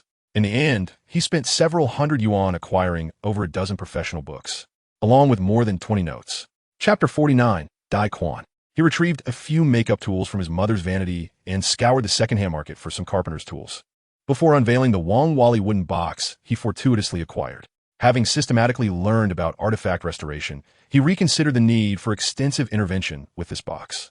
It became apparent that it merely required a gentle cleaning to enhance its appearance. He refrained from altering the bronze fittings, regardless of their wear, opting only to cleanse the grime from them. The wooden portion of the box also needed only a simple cleaning. After meticulous cleaning, the box revealed the marks of time, with both the bronze and were displaying a rich patina that significantly elevated its aesthetic appeal. Originally shrouded in layers of dirt, the unique fragrance of Hainan Wang Wali was thoroughly concealed. Once the exterior grime was removed, the box exuded a rich and elegant aroma. Observing the box's transformation, he felt an overwhelming sense of accomplishment, even more exhilarating than when he first discovered it. He found the process of restoring artifacts quite enjoyable, realizing it not only could be profitable, but also immensely gratifying. If he were uncertain about his future, perhaps establishing a studio for artifact appraisal and restoration would be a splendid endeavor. Lu had indeed developed a profound interest in the restoration of cultural relics. Not only did he diligently search for information, but he also sought out various related tools. After the Ming Dynasty Wang Wali wood box was restored, Lu took it to the antique market to meet Zhao Chuan. In Zhao Chuan's Zhengu Zhai, at the tea table, besides Zhao Chuan and his beautiful assistant, there were two others engaged in conversation over a piece of porcelain. Upon seeing Lu enter, Zhao Chuan quickly invited him to sit down. As Lu settled in, he recognized one of the two individuals as teacher whom he had met during his first visit to Zhengu Zhai.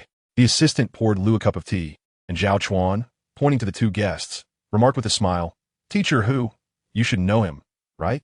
Teacher Hu, I know him, but last time, Ba Xiao didn't provide a proper introduction. Lu replied with a smile, feeling more at ease in social settings than before. Ah, yes, this is Hu Liming, the vice president of the provincial museum, Zhao Chuan introduced. Regarding your previous inquiry about relic restoration, Teacher Hu is an expert in this field, particularly skilled in the restoration of bronze artifacts. Teacher Hu, Lu found it slightly perplexing. After all, Hu is the vice president of the provincial museum and should be addressed as Director Hu. Zhao Chuan chuckled. Teacher Hu was previously a professor at the School of History and Archaeology at Binhai University before transitioning to the museum as vice president. But he prefers to be called teacher by everyone. Hello, teacher. The title of teacher is everlasting, Hu Liming said with a smile. The title of director is merely an administrative position, temporary in nature. I still prefer teacher. Please call me Hu Laoshi. Teacher Hu, Lu exclaimed with a grin, prompting laughter from those present. Zhao Chuan then gestured towards the other guest. This is Dai Quan, the general manager of Yichuan Auction House. Yichuan is the largest auction company in our city and even in the province. Hello, Mr. Dai. Lu smiled. Mr. Dai, this is Xiao Lu, Zhao Chuan said, looking at Dai Quan with a grin. Don't underestimate Xiao Lu's youth. He has been immersed in historical and cultural literature since childhood, having read over 10,000 various books. His proficiency in relic appraisal is quite formidable. In truth, this was rather typical. Experience in the antique trade is often valued with age. And someone as young as Lu was naturally not taken seriously by Dai Quan. Sensing Dai Quan's skepticism, Zhao Chuan continued, you shouldn't doubt him. He was the one who appraised that Qing dynasty imitation Ming Xuanda Buddha statue last time. Oh, Dai Quan was taken aback. He had personally assessed that Qinghai imitation Ming Xuanda Buddha statue, appraising it at 160,000. Later, he consulted 2 appraisers to confirm it was indeed a Qing imitation.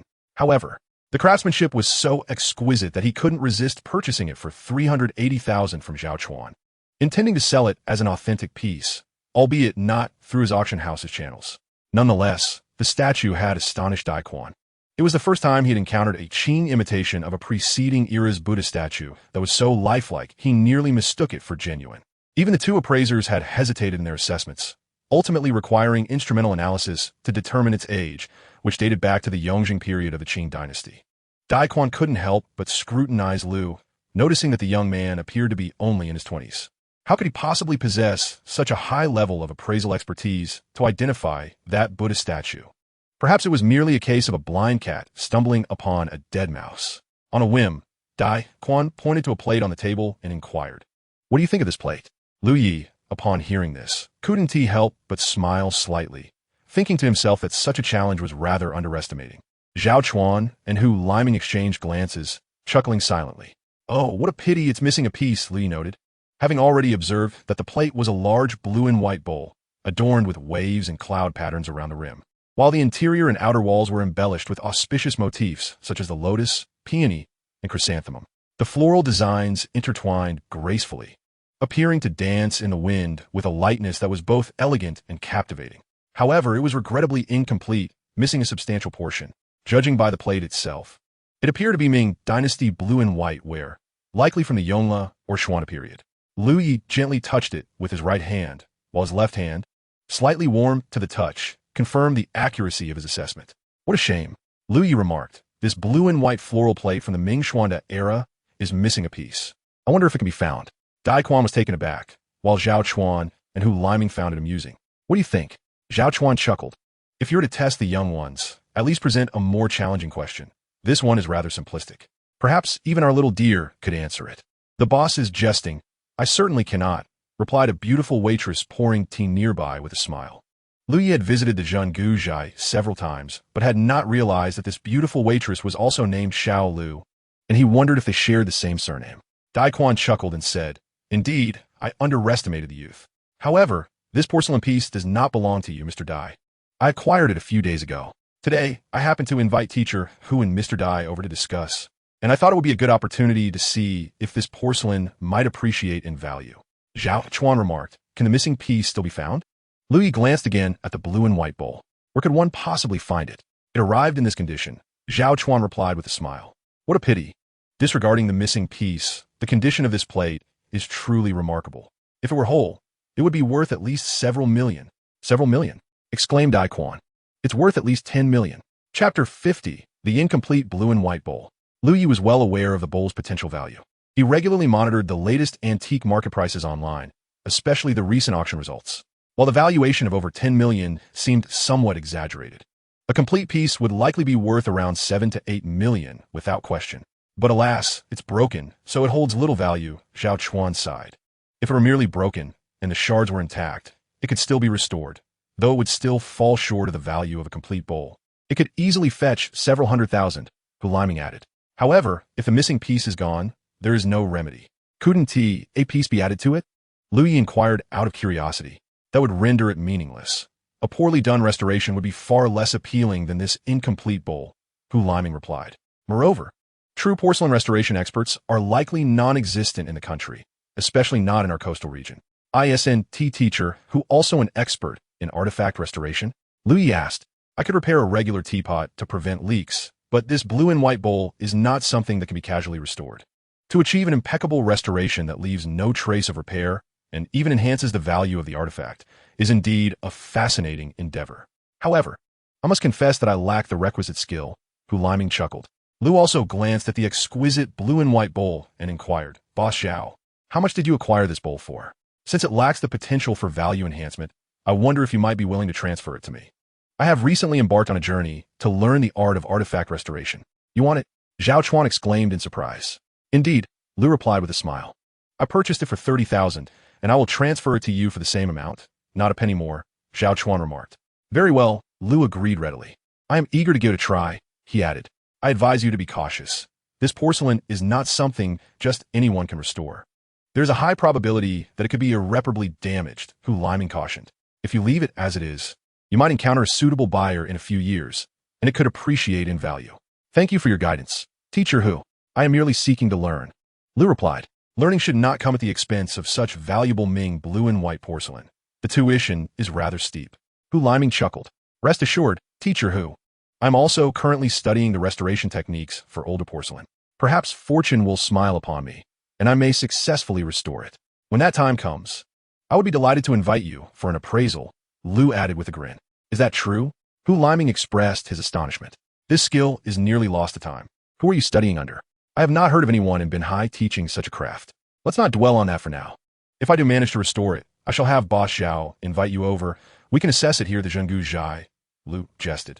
Very well, if you truly can restore it. However, I must warn you, if you utilize modern techniques, you will ruin the centuries-old blue and white porcelain, Hu Liming cautioned. Do not worry. I'm fully aware of that. Lu laughed. Young man, if you genuinely believe you can restore it, do remember to call me to witness the process. I might even consider acquiring it, Dai Quan said with a smile. Let us not discuss acquisitions just yet. It wouldn't be appropriate for me to buy items from my own store, Zhao Chuan chuckled. Of course, Boss Zhao will take precedence. If he declines, I can always auction at my auction house, Dai Quan remarked. Director Dai is quite astute, directly steering business toward the auction house, Zhao Chuan laughed, prompting hearty laughter among the group. Seeing that Lu had indeed accepted the flawed blue and white bowl, Zhao Chuan instructed the staff member, Xiao Lu, to pack in a silk box. Have you brought something noteworthy today? Zhao Chuan asked. With Director Dai present, you should let him have a look. So he no longer doubts your abilities, Xiao Lu. With a smile, Lu retrieved a Ming Dynasty Wan Wali from his backpack and gently placed it on the table. Oh, it resembles a Dai, Quan noted. Lu chuckled. Boss Zhao, please take a look. Let us first allow Teacher Hu and Director Dai to evaluate it. Zhao Chuan politely deferred. Hu Liming and Dai Quan exchanged glances, and Dai Quan remarked, It must be Teacher Hu has made the request. I am merely an amateur in your esteemed presence. You, however, are a seasoned expert in the field. I would not dare overstep. Director Dai, you are a veteran in this arena. Without expertise, how would you dare to run an auction house? That would be a recipe for disaster, Hu Liming laughed. I can manage business, but appraisals rely on the assistance of esteemed experts like you. Dai Quan replied with a grin. Dai Quan speaks the truth. Typically, auction houses do not employ a multitude of appraisers, as is a costly endeavor. After all, skilled appraisers are often seasoned experts of advanced age. Auction houses generally focus on their items and engage relevant experts on a temporary basis for evaluations. Thus, local experts like Hu Liming serve as the exclusive appraisers for the auction house. Hu Liming gently picked up the wooden box from the table and examined it meticulously. After his inspection, he remained silent and directly handed it to Dai Quan. Dai Quan, in turn, scrutinized it with equal diligence. It appears to be from the Ming Dynasty. Judging by the craftsmanship, while examining, Dai Quan exclaimed, Is this made of Hainan Wan Wali? Hu Liming chuckled. I must say, Mr. Dai, your discernment is indeed commendable. In reality, Dai Quan operates an auction house, and the items he handles are appraised by experts. His appraisal skills pale in comparison to Zhao Chuan, who runs an antique shop. Is it truly Wan Wali? Dai Quan inquired, looking at Hu Liming. Zhao Chuan took the wooden box from Dai Quan's hands and examined it carefully, even bringing it close to his nose for a thorough sniff. It should be Wang Wali, Zhao Chuan remarked. Xiao Lu, where did you find this? Lu Yi smiled, but remained silent, realizing that Zhao Chuan's question was unnecessary. What do you think? Shall we make a deal? Zhao Chuan asked with a grin. Of course. That depends on what price boss Zhao offers, Lu Yi replied with a smile. You want me to start the bidding? Zhao Chuan responded. Go ahead, we are well acquainted. And we both understand the market. You wouldn't take advantage of me, Lu Yi laughed. Zhao Chuan nodded in agreement. Indeed, we are quite familiar with one another. If it were anyone else, I would never make the first offer. But you, Xiao Lu, are an exception. Just bring me all the good items in the future. I always bring you good pieces, Lu Yi declared. Let me think. Zhao Chuan pondered for a moment. Last year, a similar Wang Wali box sold for 130,000. How about I offer you 100,000? Given that a sale at auction for 130,000 would incur various fees, Zhao Chuan's offer of 100,000 was quite fair. However, Lu Yi did not accept that price and smiled. This piece is worth much more than that. You all surely have not grasped its true value. Chapter 51. The True Value. True value? Could there be a story behind it? Hu Liming remarked as he picked up the box once more for another inspection. He opened the box and removed the small compartments, examining the bottom with great care. Lu Yi, smiling, turned to the young woman pouring tea and asked, Do you have a flashlight? The young woman casually handed him a small flashlight, which he took, switched on, and then passed to Hu Liming. Hu Liming received the flashlight and shone it onto the bottom of the box. It seems there are inscriptions. Dai Quan, leaning forward, also gazed at the bottom. Being younger and having better eyesight, he spotted the writing first. For personal use at Rome Village, Hu Liming finally discerned the small characters. Who is Rome Village? Dai Quan inquired. Hu Liming shook his head and passed the box to Zhao Chuan. Zhao Chuan took it, examined the bottom closely, and finally noticed the characters. Dai Quan had already opened his phone and began searching online. Rome Village, Li Guangdi. Zai Guan et Ge Lim, Li Guangdi. Hu Liming immediately took Dai Quan's phone and began to look through it. After finishing, he handed the phone to Zhao Chuan. Xiao Lu, this writing box was once used by Li Guangdi. Its value is indeed vastly different, Hu Liming remarked. This writing box must be auctioned. Only artifacts with a story can fetch a good price. Dai Quan chuckled. Xiao Lu, why not take it to auction together? Yes, Yu. I will help you secure a favorable price. I say, Dai, that's quite brazen of you. You're openly trying to undermine my business. Zhao Chuan laughed. Zhao is getting upset. Fine, you two negotiate, and if you can't come to an agreement, I'll step in, Dai Quan responded with a smile. Lu Yi remained silent, unsure of the nature of the relationship between the two men. Although they could sit together for tea and conversation, once business interests were involved, relationships could easily sour. The value of this writing box had indeed increased significantly, but don't heed Dai's words. If you go to his auction house, he might take a hefty commission, and you might end up with less than what I offer, Zhao Chuan jested. How about this? I'll give you 380,000 outright. What do you say? As Zhao Chuan spoke, he did not look at Lu Yi, but rather at Dai Quan. Don't look at me. Focus on Xiao Lu, Dai Quan interjected. If Lu Yi remains silent, I will too. You two reach an agreement, and then I'll chime in, to avoid further claims of me encroaching on your business. Hu Liming found the banter between the two businessmen amusing, but chose not to speak. The first time Lu Yi came to sell a familiar rose pen holder, he had interjected, only to be half-jokingly rebuked by Zhao Chuan. Although many in the industry no longer adhere to the rules, Hu Liming still viewed them as a form of culture that ought to be respected. Lu Yi, without much contemplation, nodded in agreement. I didn't expect the young man to be so straightforward in business, Dai Quan remarked, surprised that Lu Yi accepted the price without even a token counteroffer. In reality, aside from Lu Yi's eagerness, he was also uncertain of the appropriate value of the item, as the appreciation of items once owned by celebrities is notoriously difficult to assess. However, conversely, it was indeed as Dai Quan said, such items should be sent to auction. For auctions amplify the celebrity effect and yield greater value. Nevertheless, Lu Yi was reluctant to complicate matters and wished to consider Zhao Chuan's feelings, as they would need to collaborate in the future.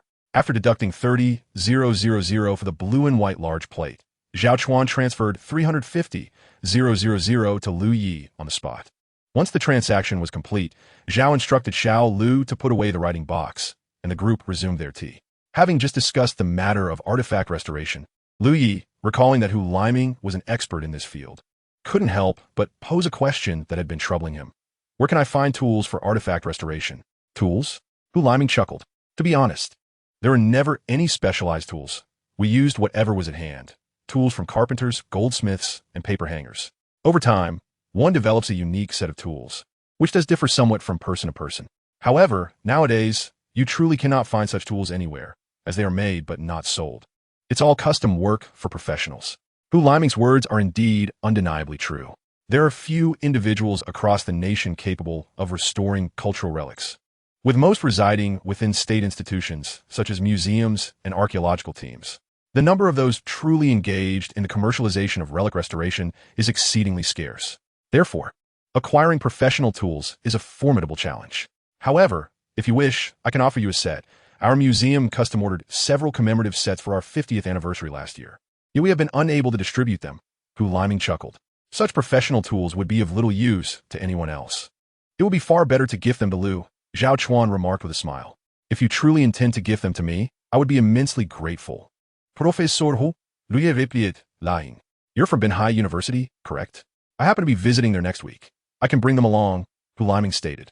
Upon hearing this, Lu Yi immediately felt embarrassed. Professor Hu, I must apologize. I am actually not a university student. What? Both Hu Liming and Zhao Chuan exclaimed in surprise. Yes, I am a student. Lu Yi clarified hurriedly, I am a high school student. What? Everyone at the tea table was astonished. I previously claimed to be a university student studying history because I feared you might look down upon me for my youth. In this field, being young can lead to condescension, Lu Yi confessed, feeling somewhat sheepish. Indeed, this is not your fault. It is a characteristic of the industry, Hu Liming chuckled. Lu, you genuinely astonish me. I did not expect a high school student to possess such an impressive level of expertise in relic appraisal. You are indeed a rare talent. What year are you in? I am in my second year of high school and will participate in the college entrance examination next year, Lu Yi replied. Professor Hu, I have yet to finalize my plans. Lu Yi continued with a smile. Which high school do you attend? Hu Liming inquired. 7 Middle School, Lu Yi answered. 7 Middle School? Hu Liming's demeanor cooled significantly, as it is known to be one of the less reputable schools in Binhai, with few students qualifying for 211 universities and even fewer for the prestigious 985 institutions. Binhai University is a 985 university. Thank you, Professor Hu. I have not yet made up my mind, but regardless of which university, I am confident I can gain admission. Lu Yi smiled. Youth is indeed filled with ambition, Hu Liming exclaimed with a grin. I wish you success in your examinations next year. You can collect that set of tools from the museum anytime from Monday to Friday. Chapter 52. The Mystery Box. After enjoying a few cups of tea at the antique shop, Lu Yi departed, as the significant age gap made it challenging to engage in meaningful conversation with Zhao Chuan and the other middle-aged individuals. Spending too much time in their company left little to discuss. Upon exiting the antique market, Lu Yi made his way directly to the cultural street, having already formulated plans in his mind regarding the restoration of the incomplete blue and white bowl in his backpack. As he wandered through the cultural street, Lu Yi greeted several familiar vendors before stopping at a stall selling ceramic shards. There were a few vendors offering a unique product, ceramic fragments, priced from a few dimes to several tens of yuan. The stall was adorned with a large cloth, covered with shards that appeared to be neglected. Noticing Lu Yi rummaging through the broken porcelain, the vendor did not even inquire about his intentions. Lu Yi sought a few blue and white shards that would closely match the color and shape of the bowl in his backpack, preferably dating back to the Ming Dynasty. However, this vast collection of porcelain shards, numbering in the thousands, if not tens of thousands, would take an eternity to sift through one by one. Lu Yi gently turned the shards with his right hand while his left hand concealed the listening command, silently reflecting that among them were pieces of Ming Dynasty blue and white porcelain. The listening command emitted a slight warmth, bringing Lu Yi joy, although he confirmed the presence of Ming blue and white porcelain within this heap. The task of locating them would undoubtedly prove laborious. Casting a glance at the stall owner, who was engrossed in his phone and seemed oblivious to Lu Yi, he seized the opportunity to split the shards into 2 halves. He then methodically verified whether either half contained Ming blue and white porcelain. Utilizing the discerning capabilities of the listening command and employing the process of elimination, Lu Yi swiftly identified 3 or 4 pieces of Ming blue and white porcelain among the myriad shards. While their colors were satisfactory, their shapes did not match the dimensions of his large bowl. Refusing to concede defeat, Lu Yi ventured to another stall in search of porcelain fragments. After scouring several vendors along the antique street, he ultimately found 3 pieces that met his criteria, spending a mere 7 yuan. Even more astonishingly, upon testing them with the listening command, he discovered that these fragments dated from the late Yongle period of the Ming Dynasty, closely aligning with the age of his bowl, something that could hardly be discerned even with instruments. With the corresponding fragments in hand, Louis realized he still lacked several other components that he needed to procure. The restoration of porcelain involves not merely filling in gaps, but achieving a seamless integration, which is the true challenge and showcases the artistry of restoration, particularly in the realm of commercial antiques. This task is far more demanding than the preservation of artifacts within a museum, where the focus lies in maintaining the object's original appearance and historical value. In contrast, the essence of commercial antique restoration is to enhance the value of the piece, which may sometimes necessitate modifying its appearance.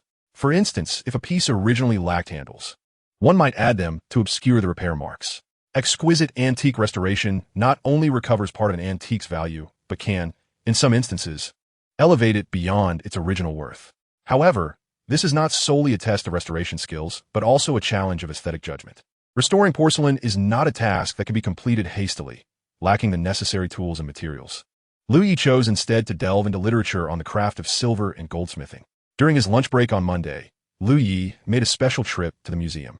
To be honest, it was his first visit, yet he had no time to explore as he had classes in the afternoon. After gathering his tools, he casually wandered through the antique street, which was conveniently located near the museum. As he passed the stall where he had previously purchased a Buddha statue, he noticed a gathering of 4 or 5 people animatedly discussing something. Listening in, he realized they were engaged in a blind box opening. Louis had seen such activities on Douyin, where many claimed to have struck it rich, though he suspected it was merely a ruse. A group of 4 or 5 individuals was engaged in a spirited negotiation with the vendor, each contributing their opinions, insisting that a mere 100 yuan was a fair offer, while the vendor staunchly maintained his asking price of 500. Asserting that the box contained treasures of considerable worth, procured from a prominent family in his hometown. Louis, however, exhibited little interest in such mystery boxes, intending to depart when the vendor spotted him and called out, "Ah, Louis has arrived. Would you care to examine this box? I assure you, it holds valuable items, unlike those who are merely chattering about 500. Upon being addressed, Louis greeted the vendor and cast a careful glance at a rusted iron box resting on the ground, its age indiscernible. Yet it bore a copper lock, seemingly untouched for ages. Intrigued, Louis pondered whether he might use his listening command to ascertain what secrets lay within. He crouched down, grasped the box, and shook it gently, hearing a distinct clatter from within. Observers speculated that it must contain coins, which would hardly hold any value. What coins? Look how long this box has been sealed. It could very well contain something precious, Mr. Zhang chimed in, but we won't know until it's opened. Disregarding the murmurs around him, Louis scrutinized the copper lock, noting its significant rust and the long duration it had remained unopened. With the listening command firmly in hand, he silently mused that the box likely contained artifacts predating the Qing dynasty. To his astonishment, the command indeed began to radiate warmth, indicating the presence of Ming dynasty items. As he delved deeper, Louis discovered that the box held relics from the Song dynasty, yet he remained cautious, recognizing that not all Song artifacts were inherently valuable. A coin, for instance, might be worthless. He wondered if there might be jade or gold within. Realizing that the box contained gold from the Song dynasty, he stood and addressed the vendor. 300, I shall take it. The vendor readily acquiesced. 300? Very well, it's yours. After completing the transaction, Louis prepared to leave with the box, only to find the onlookers urgently pressing him to open it. What, that little copper lock? Is it truly worth anything? How we missed that? They exclaimed, speculating that the young man was hesitant to reveal a potential treasure. Having perused several books on ancient locks, Louis was well versed in the structure of the small copper lock adorning the iron box. Chapter 53. The colorful and auspicious golden hairpin. Seeking a secluded spot, Louis adeptly utilized the restoration tools gifted to him by Hu Liming to pry open the iron box. It was not particularly large, and upon lifting the lid, he discovered that its contents were wrapped in old newspapers. As he unwrapped the bundle, he was astonished to find several coins, specifically the Yuan Shirkai dollar, resting at the bottom of the box. Casually nudging the coins, he was startled to notice that among the 5 yuan coins, one was distinctly different in color. No way, Louis exclaimed, realizing he had stumbled upon a gold coin. Although his interest in antiques from the Republican era was limited, he surmised that this gold coin, being made of gold, must be worth a significant sum. What a windfall, he thought, reveling in his good fortune. Lou was filled with joy. This blind box had proven worthwhile, and the crucial revelation awaited him. The voice of the deity revealed that within this box lay treasures of the Song dynasty. specifically gold artifacts of considerable value. Lu carefully tucked away 5 yuan coins before meticulously unwrapping layers of newspapers. The paper, now yellowed and brittle, emanated a distinct scent of age. Upon glancing at the date inscribed on the newspaper, Lu was astonished to discover it dated back to 1967. He mused whether this iron box had remained sealed since then, untouched by time. Lu possessed a keen understanding of history, recognizing that 1967 was a year rife with turmoil, a time when affluent families likely concealed their valuable antiques within such boxes. Yet, the passage of years may have claimed the lives of those who hid them, and the box itself might have been discovered by some unknown individual at an uncertain time, rusted and inaccessible, eventually sold for a mere few hundred. As Lu peeled away the layers of newspaper, he uncovered a piece of blue fabric. Unfolding it, he was greeted by the sight of a gold hairpin, a gold pin from the Song dynasty. At first glance, the pin seemed unremarkable. Likely dulled by years of neglect, its color deep and muted, lacking any luster. However, as he held it up to the sunlight for closer inspection, he discerned that this ancient ornament was simple yet exquisite. The pin's subdued hue obscured its inherent beauty, yet the quality of gold jewelry could be restored, and Lu was more than capable of doing so. The contents of the iron box were few, yet they had already stirred immense excitement within Lu, particularly the gold pin, which he estimated to be worth several $100,000. When the results of the May monthly exam were released, he could easily surmise his performance by observing the triumphant expression on Lang Xiaoping's face. Originally, the scores were to be announced during the morning study session, but to ensure absolute accuracy, he had endured the entire morning, confirming the results before finally sharing them.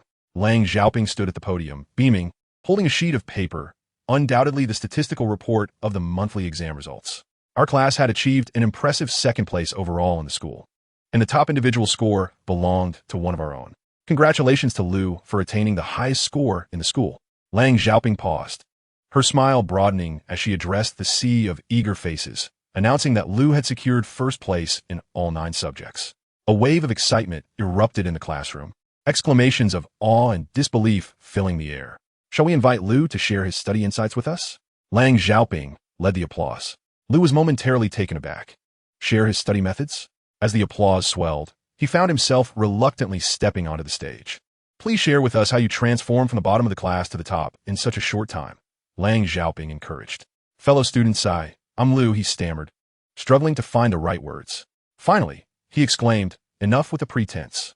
The classroom fell silent for a moment, bewildered. What do you mean, no pretense? I can't believe you're a hidden genius. Why didn't you show this talent during the college entrance exams? Wouldn't that have been astonishing? The murmurs of disbelief continued. Lang Xiaoping was taken aback, exclaiming, could the academic prodigy kindly share their study methods? What? The genius is expected to share their techniques? Lu Yi remarked in astonishment. Though we may not attain their remarkable grades, we can certainly learn from their methods. Please enlighten us, Lang Xiaoping urged. Oh dear, Lu Yi sighed. In truth, there is no extraordinary method. It's merely about reading.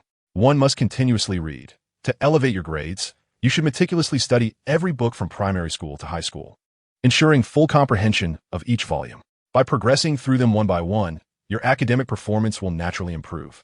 Is it really that simple? The students below gasped in disbelief. Indeed, it is, Lu Yi replied, noting their incredulous expressions. That's how I did it. Fai Long, equally astonished, interjected, weren't you a university underachiever? How did you transform into a top student? Should I need your validation for my academic prowess? Lu Yi retorted, pedaling furiously towards home. Hey, you chubby fellow, why'd you stop helping me serve plates? How many days do you owe me? I'm quite overwhelmed lately. I hardly have time for that, Fai Long grumbled. What are you complaining about? With billions at home, what do you have to worry about? Lu Yi said, billions my foot. The agreed compensation is no longer recognized. Moreover, due to my family's lack of signatures, the compensation for the entire Jinshan village has been stalled, leading many villagers to incessantly visit my house in protest, Fai Long lamented. That shouldn't be the case. If they're upset, they should be taking their grievances to the relocation office, not your home, Lu Yi remarked, puzzled. Who knows? Those fools even threatened that for every day we delay, the developer incurs over $1 million in interest. If we don't sign, the developer will deal with us. Is that so? With government-led relocations, shouldn't it be the authorities handling this? Lu Yi questioned. Goodness, this money is hard to come by. Lu Yi chuckled. Chapter 54. The burden of debt. Before even stepping inside, Lu Yi was met with the sound of his mother weeping. Sister-in-law, I assure you, I'm not pressuring you. I'm at my wit's end and have come to request your assistance. Have I ever asked you for money since old Lu's incident? I know, Tianhai, you truly haven't asked for anything. Our entire family is grateful to you, Lu Ye's mother replied, her voice choked with tears. Zhang Tianhai was a familiar figure to Lu Yi, often visiting their home for drinks as he was a close friend of his father's. Previously, he had collaborated with Lu Ye's father in business, supplying modest construction materials. Who would have thought he would come today, alongside his wife, to solicit money? Tianhai, I genuinely have no funds to spare. All our assets have been auctioned by the court, Lu Ye's mother wept. Look at this home, whatever you could take. You have already taken. Unfortunately, even this house is under court rental. Otherwise, it would have been yours as well. Sister-in-law, your family's assets are worth billions. Surely, you have something hidden away. Today, no one will know if you give us something. At least the principal, Zhang Tianhai's wife pleaded. Sister-in-law, I will kneel before you. I beg you, please return our money. As Lu Yi pushed open the door to his home, he beheld Zhang Tianhai's wife kneeling on the floor alongside his own mother. Both women overwhelmed with tears and sorrow. Zhang Tianhai remained silent, casting a glance at Lu Yi before lowering his head, sighing heavily.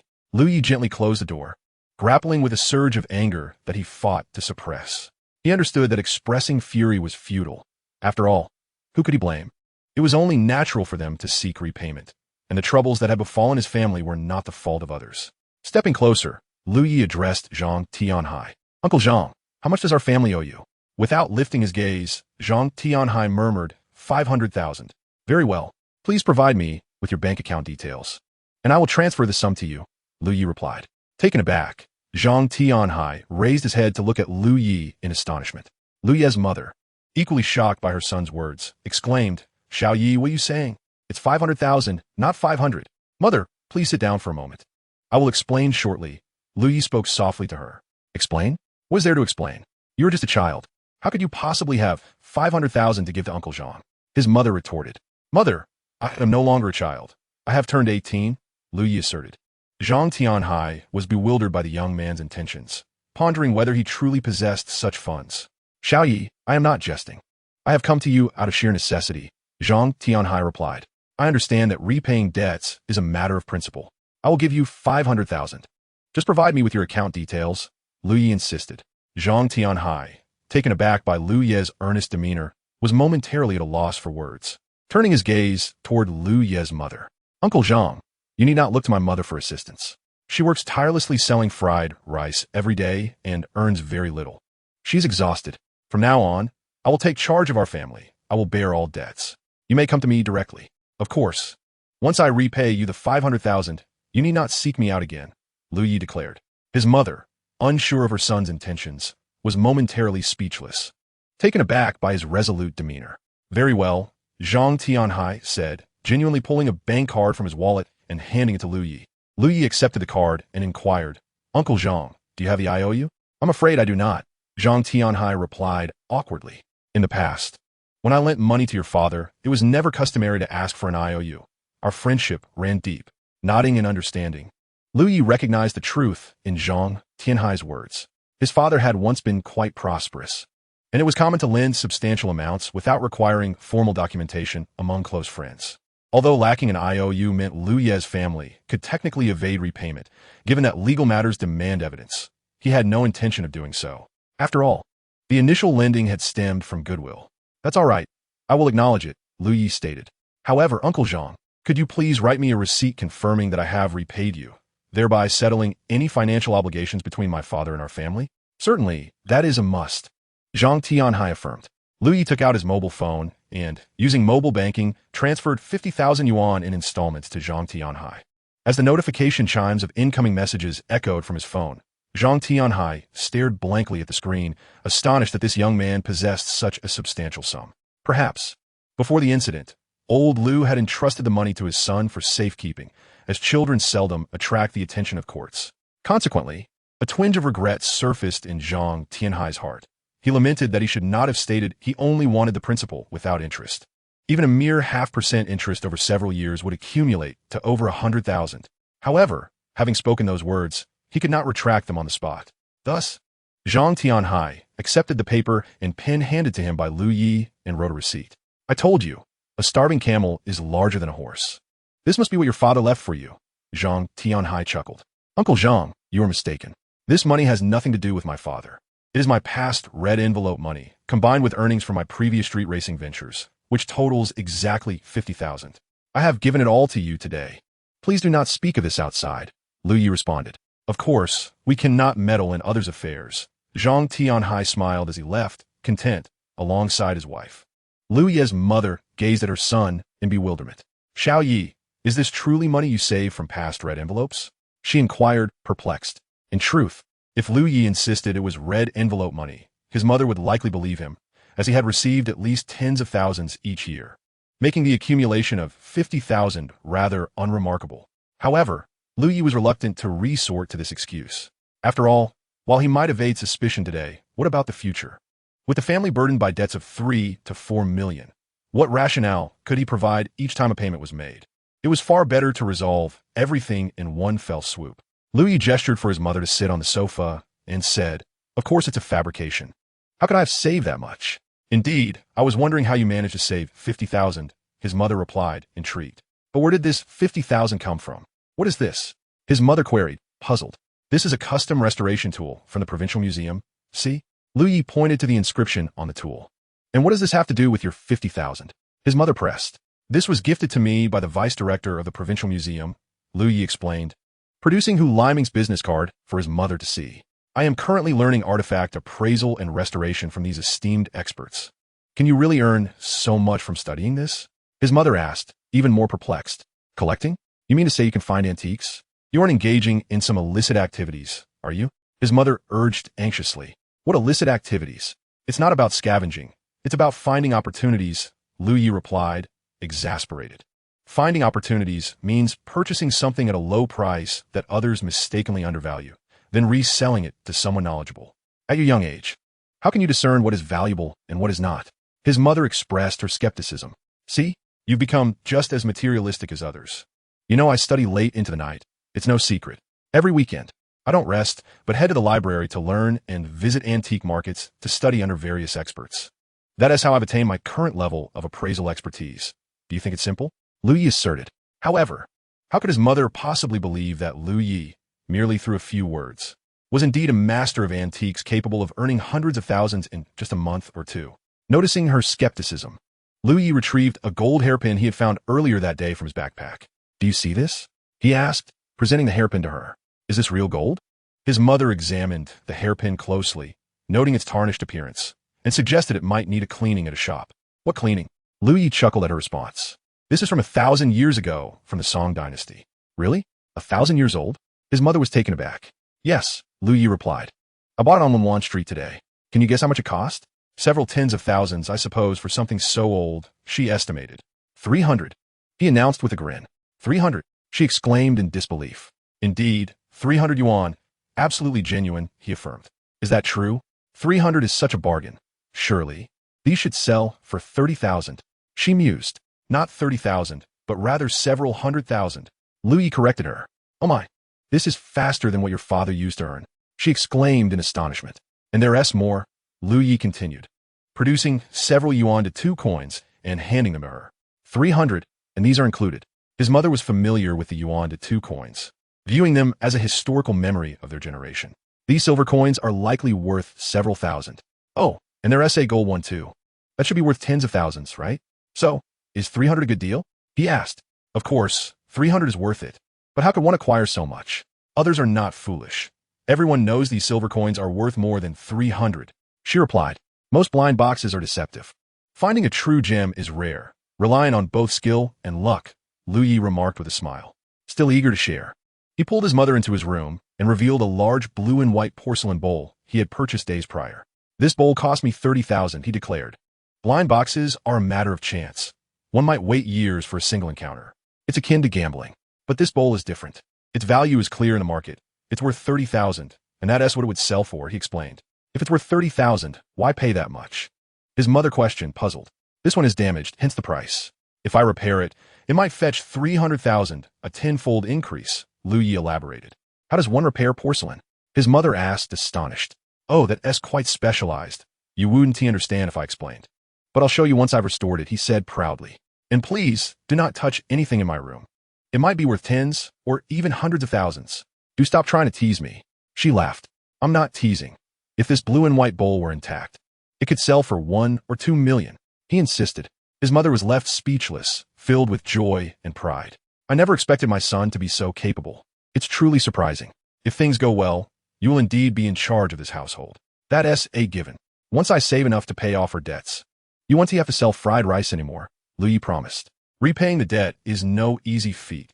Nearly 4 million is at stake, sighed Lu Ye's mother. Do not worry. If I happen to find something truly valuable, I might earn several million in an instant, Lu Yi replied with a smile. It is not that simple. His mother retorted, suddenly recalling something. I am so sorry, my son. A few days ago was your birthday, and amidst my busyness, I completely forgot to buy you even a small cake.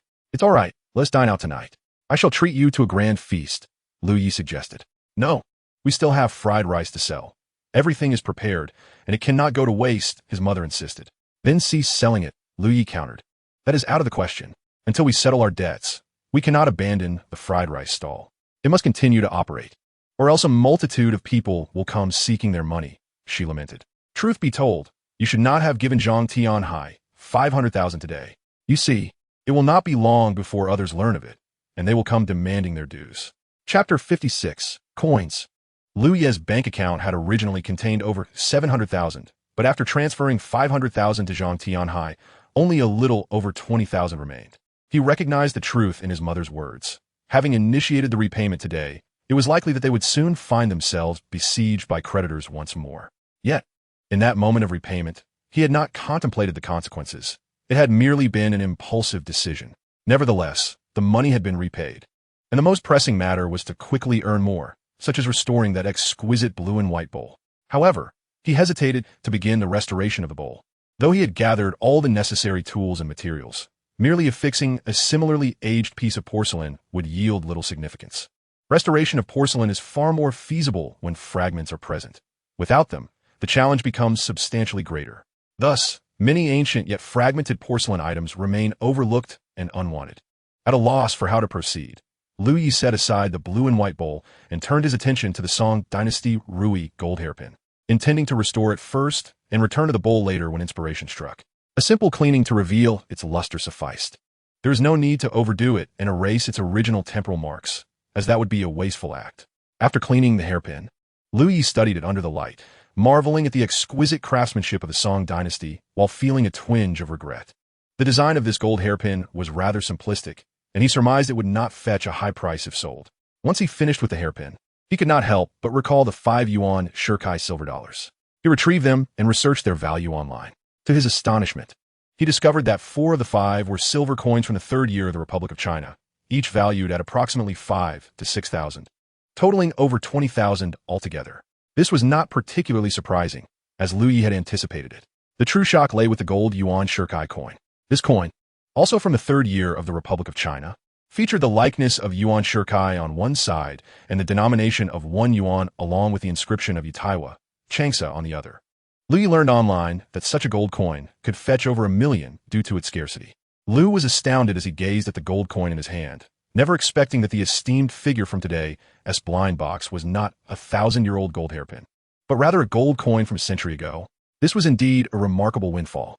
Instead of directly seeking out Zhao Chuan at the antique market with the hairpin, Lu opted to visit the collectibles trading center. He had always sold his items to Zhao Chuan, but was uncertain of the current market conditions outside.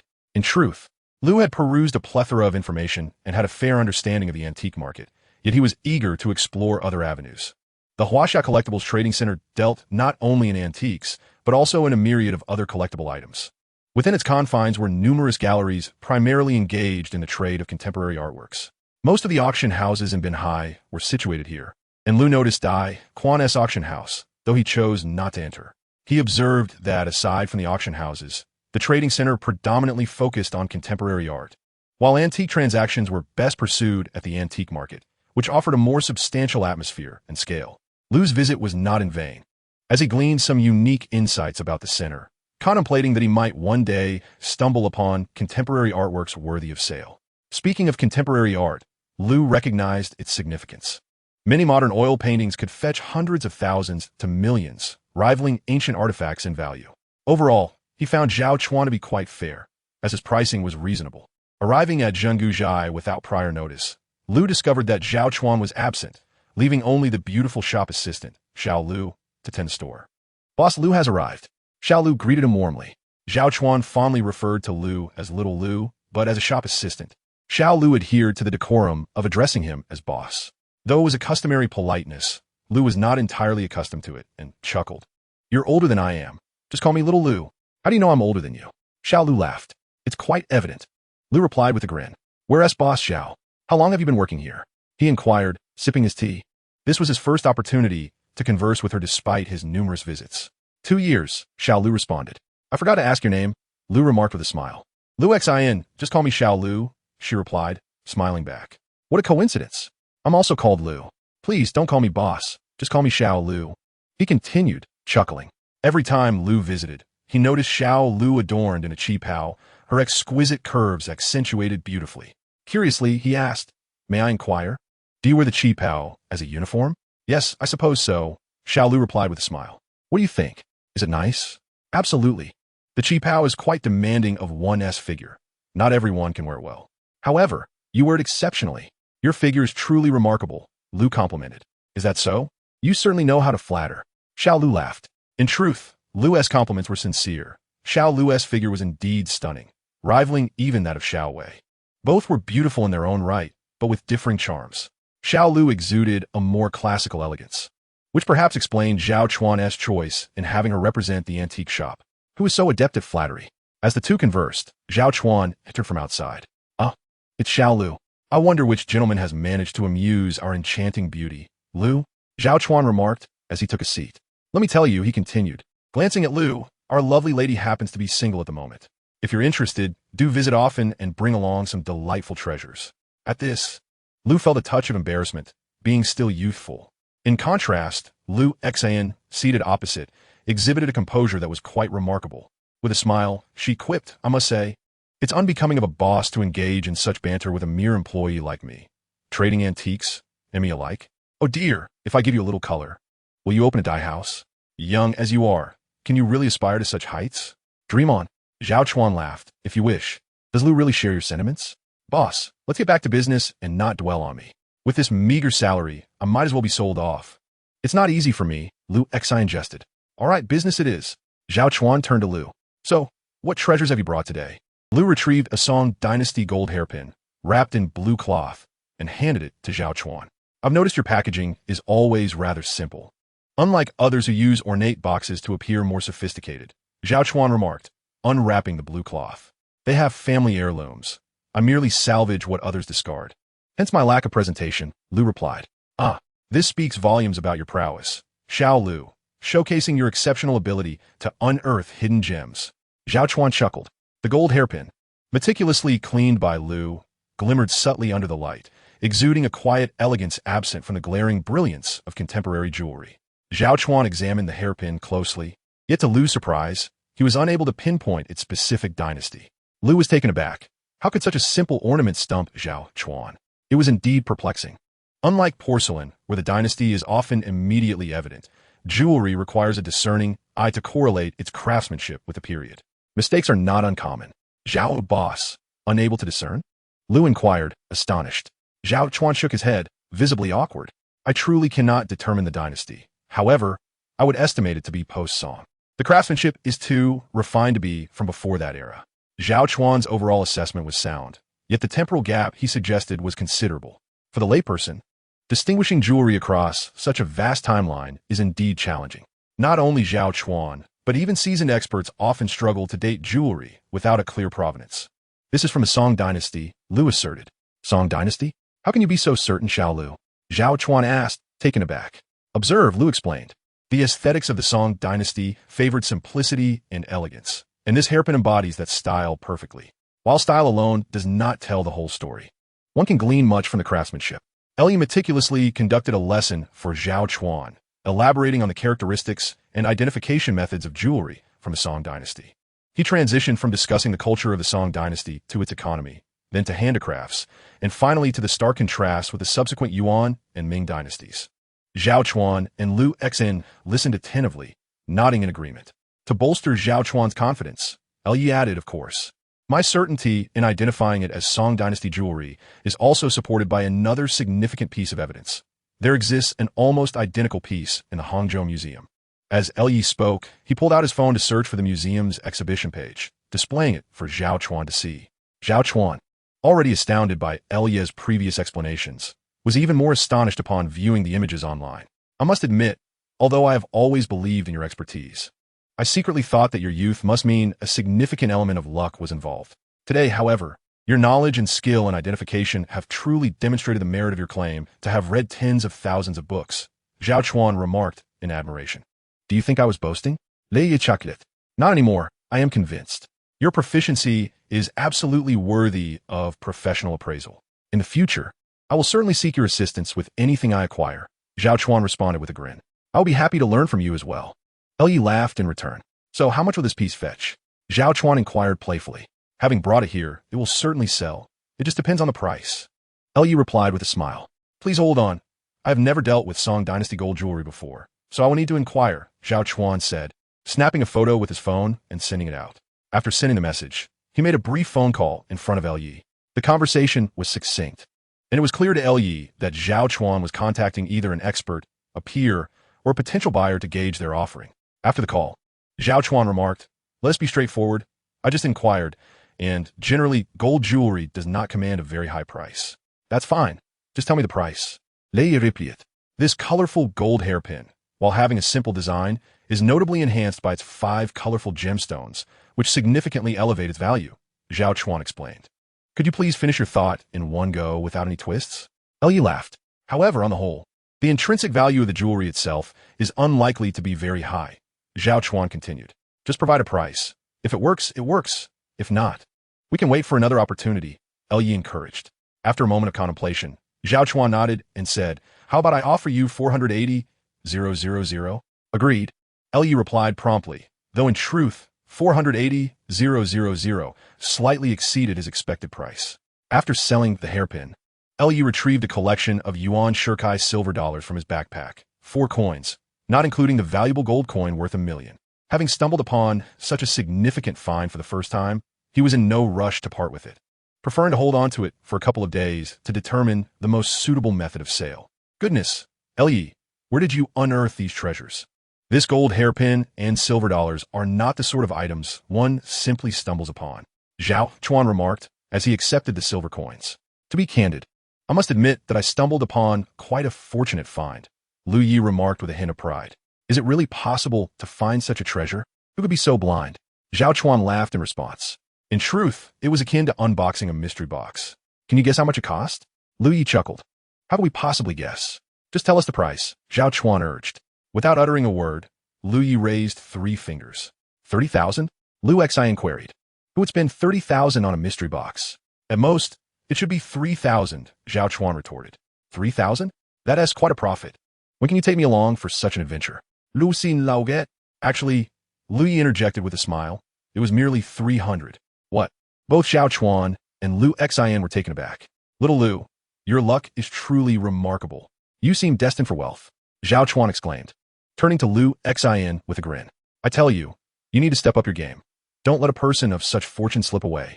Boss, you jest. As if you would ever notice me, Xi replied, casting a glance at Yi. This isn't merely luck. Yi quickly diverted the topic, explaining how he deduced that the iron box had not been opened for a long time by using a copper lock. Of course, omitting any mention of the discerning techniques he employed. Thus, it is a combination of luck and skill, both indispensable. Zhao Chuan noted while flipping a yuan shirkai silver dollar in his hand, dating back to the 3rd year of the Republic. The price is transparent. 5,000 for 1. 20,000 for 4. What do you think? All right, I won't haggle, Yi replied with a smile. No haggling? Aren't you afraid I'll take advantage of you? Zhao Chuan laughed. If you cheat me once, I won't return next time, Yi retorted. I do have some understanding of the market. Young man, Zhao Chuan shook his head with a smile. I increasingly enjoy doing business with you. Your straightforwardness is refreshing. It's either a yes or a no. Unlike our generation, who make things unnecessarily convoluted, it's utterly exhausting. A total of 500,000 had arrived, conveniently replenishing the funds previously lent to Zhang Tianhai, leaving Yi with over 700,000 in his account. Chapter 58. A woman 3 years older embraces a golden brick. After confirming the transaction, Lu Yi engaged in a few more casual exchanges before taking his leave. Zhao Chuan accompanied him to the door, earnestly stating, "I was serious about asking you to assist with authenticating items. But rest assured, according to industry standards, you won't be making the trip for nothing. Whenever I have the time, I will certainly come to help you. We can discuss the formalities later." As Lu Yi pushed his bicycle away, Zhao Chuan remarked, "There are several stalls on the antique street selling porcelain shards. What about other places?" Lu Yi inquired. After a moment's thought, Zhao Chuan suddenly suggested, "You should visit the trading center. Dai Quan's auction house likely has many broken porcelain pieces. He has been running a treasure appraisal live stream for the past 2 years, and any fakes were smashed on the spot. So, it's worth checking with Mr. Dai. Those shards might still be available. You intend to use them to restore that blue and white bowl, correct? Should I call Mr. Dai for you?" "No need. We know each other well enough. I'm sure he won't mind giving me a few shards." Lu Yi smiled as he turned to leave. "What is wrong with being single? It allows me to focus more on my work," Lu Xian remarked. "Then you truly need to put in the effort. Little Lu is quite remarkable, and you must seize the opportunity," Zhao Chuan advised. "Just because the boss made a joke in front of others, does that mean it's fine? Now that they've left, you still say it's not interesting," Lu Xian remarked with a hint of annoyance while tidying up. "You should consider how old he is and how old I am. I'm at least 5 or 6 years his senior. How could that be possible? What's wrong with 5 or 6 years? As the ancients say, a woman 3 years older can embrace a golden brick. In our line of work, age is indeed an asset," Zhao Chuan replied. "You are the one who is old," Lu Xian retorted angrily. Yes, I am certainly old, but everyone ages," Zhao Chuan acknowledged with a smile, realizing his misstep. "I genuinely mean well. Think about it. With his level of expertise in antique appraisal, let alone finding hidden treasures, he could easily attract wealth just by offering appraisals to others. But he is just a high school student. Is it really appropriate to have such designs on him? Lu Xin Gao De. What is wrong with high school students? They are quite valuable, akin to finding hidden gems. He is just starting out, an inconspicuous piece that many fail to recognize. If you have the insight to discover his potential, you must act swiftly. Otherwise, someone else might seize the opportunity," Zhao Chuan urged.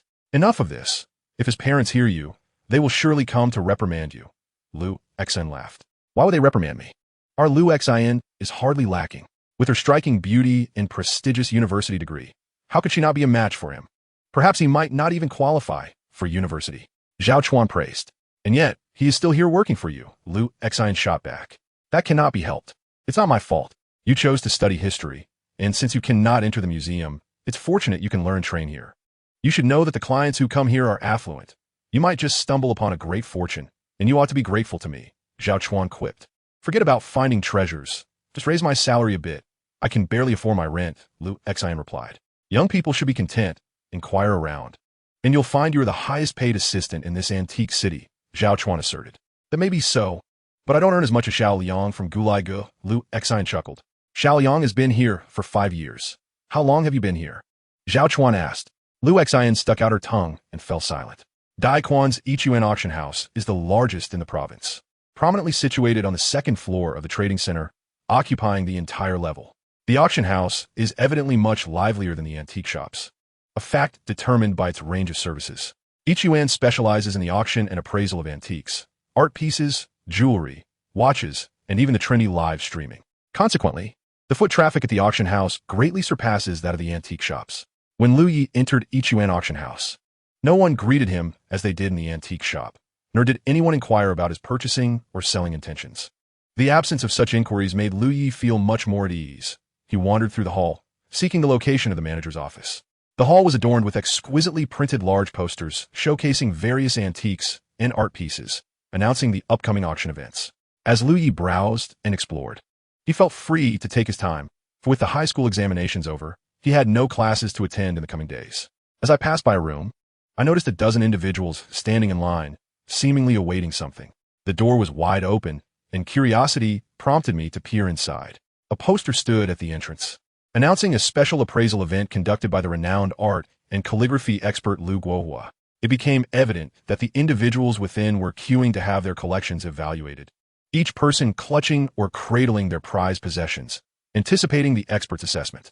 It was my first encounter with such a live appraisal, and my intrigue led me to step inside. Behind a long table sat 3 individuals, one of whom was the expert I sought, Dai Quan. Beside him was a man adorned with white gloves, wielding a magnifying glass, undoubtedly an expert. Next to him, a young assistant was engaged in the registration process. A painting was unfurled on the table, and the expert examined it meticulously. "This is a forgery," he stated succinctly. "A forgery? That cannot be. It has been in my family for many years. Passed down from my father, who inherited it from my grandfather," protested the collector, clearly unable to accept the verdict. "What is it that you possess?" the expert inquired.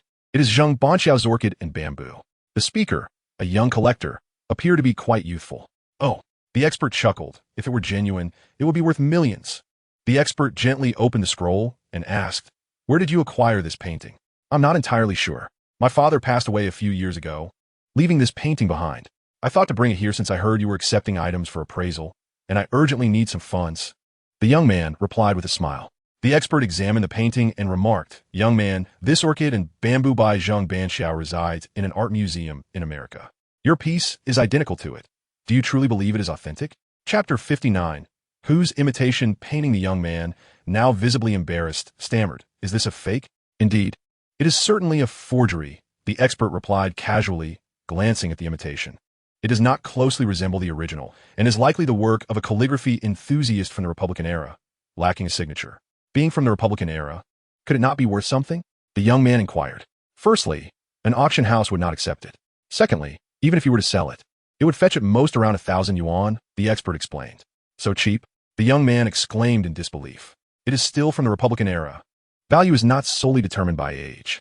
Your imitation lacks a signature, rendering it of little significance. You might as well keep it displayed at home," the expert concluded. Next, the young man, dejected, tucked away the painting and exited. I chose not to linger further and followed him into the lobby. "Excuse me, may I take a look at your painting?" I asked with a smile. "Are you interested in purchasing it?" The young man scrutinized me from head to toe. "I simply wish to examine it. If it suits me, I might buy it. I am looking for a painting to gift an elder for their birthday, but I cannot afford anything exorbitant," I replied cheerfully. "All right, take a look," the young man said, handing the painting to me. Upon closer inspection, it was confirmed that this was indeed a piece imitated during the Republican era. I gently unfurled the painting and began to scrutinize it carefully. Zheng Banqiao's paintings are characterized by their ruggedness and vitality, while this particular copy exhibits a more rounded and robust quality, showcasing two distinctly different styles. If this copy were created by an obscure artist, one could merely remark on its lack of finesse. However, if it were a replication of a renowned artist's work, one might argue that it transcends mere formality, prioritizing the essence of artistic conception over stylistic adherence. The presence of this stone seal allows Liu to ascertain the origin of the painting with certainty. Whether it resembles the original, I cannot say, but it certainly possesses the aura of an artwork with some age, which is commendable. Liu inquired with a smile, "How much do you intend to sell it for?" 5,000, the young man replied. "Are you jesting? An expert just stated it is worth at most 1,000. 1,000, mind you," Liu retorted. "Experts tend to undervalue. If appraised at 10,000, it would fetch 100,000 at auction," the young man scoffed. "But this is a counterfeit. It lacks authenticity, thus diminishing any potential for appreciation," Liu remarked. "All right then, how much do you propose?" The young man countered. "I can offer you an additional 500, making a maximum of 1,005, Liu replied. "Fine, I shall settle for 2,000, Liu concluded, promptly transferring the sum to the young man. After receiving the payment, the young man turned and left, elated. Liu placed his newly acquired painting into his backpack and awaited Dai Quan outside the appraisal room. The assessment proceeded swiftly, with a group of a dozen people concluding their evaluations in less than half an hour.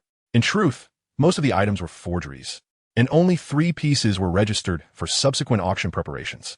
As Dai Quan emerged from the appraisal room, accompanied by Liu Guohua, they spotted Liu waiting at the entrance, prompting Dai Quan to exclaim, "Isn't this little Liu? What brings you here?" "Greetings, Director Dai. I have come to seek a few items from you," Liu replied with a smile. "I only accept items here. If you wish to acquire, you must bid at auction," Dai Quan jested. "Boss Zhao mentioned you have an abundance of porcelain shards. I would like to request a few, if possible," Liu inquired. "Porcelain shards? We have plenty of those. I can have someone guide you to collect some shortly. Would you care to join me for tea in my office first?" "Zaiguan, Hopfo. I wouldn't want to intrude. Please carry on with your work. I can return for tea another time," Liu responded. Dai Quan regarded this as mere politeness, dismissing him as just a high school student, and thus, he did not take it seriously. Daquan instructed someone to escort Lu to collect the porcelain shards while he and Lu Guohua retreated to enjoy their tea. Who is this young man? Director Dai seems quite courteous to him, Lu Guohua casually remarked. He is a young collector who has recently stumbled upon some fortunate finds and possesses a certain level of skill, Daquan replied with a chuckle. Oh, at such a young age, he must have been quite lucky, Lu Guohua scoffed. Indeed, this profession requires time and experience to truly master, much like yourself, old Lu. Daquan Gomlim. Lu was led into a small room where two large boxes overflowing with porcelain shards awaited him. Why haven't you disposed of all these? Lu asked, puzzled. Utilizing his discerning ability, Lu confirmed that the two boxes contained genuine Ming Dynasty blue and white porcelain, rapidly identifying each piece through a process of elimination. To Lu's delight, he managed to reconstruct two complete blue and white porcelain items from the shards. Inspired by this success, he employed the same technique to extract a piece of Qing Dynasty Famille Rose porcelain from the two boxes. Incredible! Where on earth did they find such experts to assess these treasures, only to shatter them? Remarkable, Lu Yi murmured to himself. However, estimating the two large crates of shards, there must be at least several hundred pieces of porcelain. Misplacing 3 pieces, statistically speaking, is not particularly significant. Chapter 60, Repayment. Originally, Lu Yi intended to procure a few fragments from Dai Quan to mend the exquisite blue and white bowl he had previously acquired. Yet the shards he found could form a complete vessel. Thus, he found it difficult to part with these fragments for the restoration of the blue and white bowl. Assembling complete fragments is undeniably simpler than attempting to repair the incomplete bowl. Lu Yi resolved to first attend to the 3 porcelain pieces he had collected that day before contemplating the restoration of the original blue and white bowl. In truth, the restoration of porcelain with modern techniques is not exceedingly challenging. Whether whole or fragmented, achieving a seamless repair is quite feasible. However, a counterfeit remains a counterfeit. It is relatively easy to deceive the untrained eye, but when confronted by a true expert, the charade becomes exceedingly difficult, not to mention the challenge of evading detection by instruments. Consequently, within various antique markets and cultural streets, numerous counterfeit porcelain pieces exist, often featuring genuine bases but fabricated bodies. Many novice collectors, lacking knowledge, mistakenly believe they have stumbled upon a treasure due to the authentic base, unaware that other parts are mere forgeries. Meticulously assembled and refired to appear flawless, Lu Yi fashioned a support from modeling clay and carefully affixed the shards one by one, gradually reconstructing the porcelain into form. He noted that none of the 3 pieces exhibited even the slightest flaw. Moreover, these pieces were not excessively shattered, with no more than 7 or 8 segments each. Lu Yi surmised that they were likely broken gently with a small mallet, and after being preserved without disturbance, they remained remarkably intact. Additionally, the rims of the porcelain shards were pristine, requiring only a light cleaning with a solvent. Although these 3 pieces appeared straightforward and seemed to merely require adhesion, Lu Yi was acutely aware that the task was far from simple. The restoration would take him several days at the very least. However, he felt no rush. What vexed Lu Yi was that merely a week had elapsed since he had lent Zhang Tianhai 500,000, and his mother's prophecy had come to fruition. His aunt had arrived again, accompanied by her husband. What do you mean, sister? If you truly lack the funds to repay me, I wouldn't hold it against you. However, you have a means to pay Zhang Tianhai. Why not return my money? I am your biological sister, and he is merely an acquaintance of yours. His aunt began her tirade without preamble. No, little sister, that is not my money. It is the New Year's money that Xiao Yi saved. It was only under duress from Zhang Tianhai and his wife that Xiao Yi reluctantly took it out. He intended to use it for his university education. His mother explained helplessly. Naturally, his aunt was incredulous. Indeed, anyone would find such a statement hard to believe. What do you mean, sister? Should I come to your home and cause a scene as well? I have been understanding towards you and Xiao Yi, yet you choose to give your money to outsiders instead of repaying me? His aunt was undoubtedly furious. Lu Yi's mother wished to articulate something, but found herself at a loss for words. What could she say? It is indeed not entirely the fault of Aunt San. Granting Zhang Tianhai 500,000 was truly inappropriate. Seeing Lu Yi, my mother felt a wave of sorrow, tears welling up in her eyes. Lu Yi understood her mother's distress. Once, they had shared an inseparable bond as sisters, yet the relentless tug of financial interests had severed their closeness. Aunt San, our family owes 1 million, correct? Lu Yi inquired. Yes, 1 million, Aunt San confirmed. Aunt San, I shall give you 50,000 now, and for the remaining 50,000, I request 1 more week's grace. I assure you that I will repay the remaining amount then. Lu Yi paused, adding, however, Aunt San and Uncle San, it is imperative that you do not disclose my intention to repay to anyone, lest others come seeking their share before I can fulfill my promise. Aunt San and Uncle San were taken aback, unable to fathom that Lu Yi indeed possessed hidden funds. We are left with no alternative. Your uncle's business has encountered cash flow issues, which compelled us to approach you, Aunt San explained, her tone shifting noticeably upon hearing Lu Yi's promise to repay. No need for that, Aunt San. Do you have a promissory note? Lu Yi replied coldly. My dear, how could we possibly have a note for a familial loan? Aunt San responded. Even if there is no promissory note, a receipt will suffice, Lu Yi insisted. Aunt San was momentarily stunned and quickly replied, You are quite the child. I never asked for a note when I lent money to your father, and now you request a receipt upon repayment? She glanced at Lu Yi's mother. Aunt San, you need not look at my mother. This money is mine, and I shall take charge of it, Lu Yi asserted. Aunt San was astonished. Yet Lu Yi's mother merely nodded in agreement. Infuriated by Lu Yi's apparent lack of trust, Aunt San stood to rebuke her, but was restrained by Uncle San. Lu Yi is correct. One must maintain clarity in financial matters, even among kin. Uncle San interjected with a smile. Lu Yi promptly handed Aunt San 500,000 and, without hesitation, accepted her receipt. As she was leaving, Aunt San reminded her of the remaining 50,000 due in a week. Lu Yi was left with merely over 200,000 in her account, and the thought of repaying 50,000 in a week, while still short by over 20,000, weighed heavily on her. In truth, she possessed several items that could easily fetch more than that amount if sold. However, Lu Yi's concern was not for the 20,000. With Zhang Tianhai setting a precedent, Aunt San's visit was likely the precursor to many more requests. Soon, it would not be merely 20,000, but potentially over 200,000. While meticulously restoring 3 porcelain pieces, Lu Yi received a call from Zhao Chuan, requesting her assistance in evaluating a few items. Having previously agreed to help Zhao Chuan with appraisals, Lu Yi set aside her restoration work, placed the recently acquired lawn bamboo painting in her backpack, and rode her bicycle to the antique market. At the Zhenggu Zhai, several familiar faces awaited her. Aside from Zhao Chuan and Lu Exin, there were Lu Guohua and an unfamiliar individual. Upon seeing Lu Yi enter, Zhao Chuan promptly gestured for her to come and take a seat. As Lu noticed Lu Guohua's presence, he couldn't help but smile at Zhao Chuan, saying, Boss Zhao, you are mistaken here. Since you have invited experts to this gathering, why summon me to embarrass myself? Lu was aware of Lu Lao, but there seemed to be a misunderstanding. Lu Lao was invited by President Dai, not by him, Zhao Chuan clarified. President Dai is here too. Where is he? Lu inquired. He went to the restroom. Zhao Chuan chuckled, adding, I almost forgot to introduce, this is Lu, the youngest appraiser in our city. An appraiser? He seems rather youthful. Lu Guohua remarked with a laugh. Greetings, Lu Lao, Lu said politely. Lu Guohua merely nodded in acknowledgement. This is Mr. Tu Lei. He has brought a treasure for us to examine together later, Zhao Chuan continued. Lu also greeted Tu Lei, but Tu Lei regarded the youthful Lu with disdain, casting doubt. Boss Zhao, are you joking? Your appraiser is far too young, isn't he? Zhao Chuan glanced at Lu, then smiled at Tu Lei. Lu is no ordinary young man. You will soon see. Just as Zhao Chuan finished speaking, Dai Quan emerged from the restroom, spotting Lu and expressing surprise. Boss Zhao, so you invited Lu? I thought it was Teacher Hu. Indeed, it is Lu, Zhao Chuan confirmed. President Dai, you all have appraisers and did not inform me in advance, Lu Guohua remarked. Clearly displeased, not about having 2 appraisers, which is common in the industry, but about being compared to Lu, which he felt diminished his stature. Lu Lao, you misunderstand. You are my invitation, while Lu is Boss Zhao's. We did not communicate beforehand, Dai Quan replied with a smile.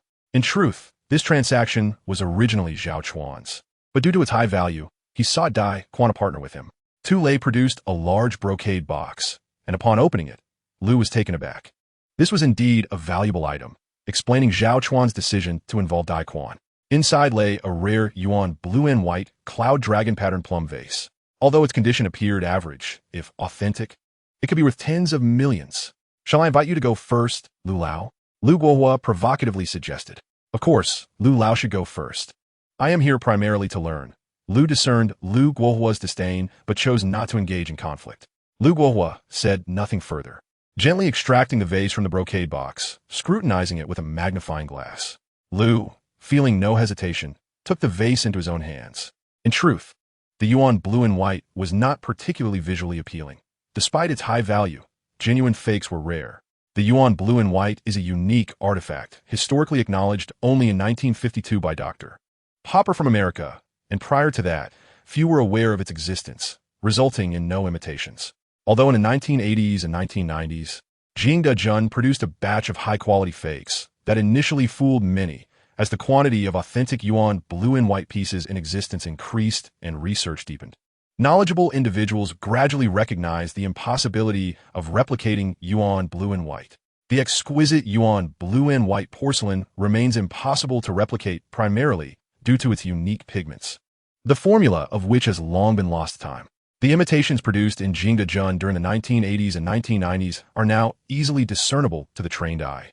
Thus, one might argue that Yuan blue and white porcelain lacks remarkable aesthetic value. However, today, Zhao Chuan and Dai Quan have summoned Lu Guohua and Lu Yi to authenticate this piece. It is not that the authentication is particularly challenging. Rather, the exorbitant value necessitates meticulous scrutiny.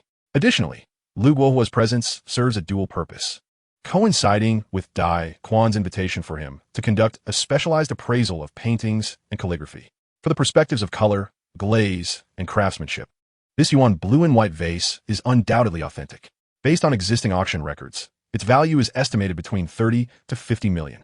Observing Lu Guohua's composed demeanor, Lu Yi surmises that he too will declare it genuine. While Lu Yi believes it to be authentic, he feels compelled, as always, to verify it further. Internally, he reflects, this is a Yuan blue and white vase adorned with a cloud dragon motif. To his astonishment, he finds that his discerning abilities yield no response. Shocked, Lu Yi momentarily sets the vase down, only to retrieve it once more. The onlookers, noticing his peculiar behavior, exchange glances filled with curiosity. Zhao Chuan inquires, is there an issue? Lu Yi, remaining silent, scrutinizes the vase again. Yet, regardless of the brilliance of its hues, the intricacies of its patterns, and the quality of its body, everything appears impeccable. Why, then, does his discerning ability remain unresponsive? Could there possibly be an individual who has successfully replicated Yuan blue and white porcelain? As this thought crosses his mind, a scholarly article surfaces in his consciousness, one that discusses the techniques and pigments of Yuan blue and white porcelain. This paper, authored collaboratively by several professors from Japan's Inada University, presents findings that their research team has decoded the unique pigment formula of Yuan blue and white and has successfully created imitations. The paper was published not long ago, just over 6 months ago. Lu Yi's heart races at the thought of such rapid deception reaching domestic shores. He muses, this is a modern imitation of Yuan blue and white. His confusion deepens as the discerning ability remains silent.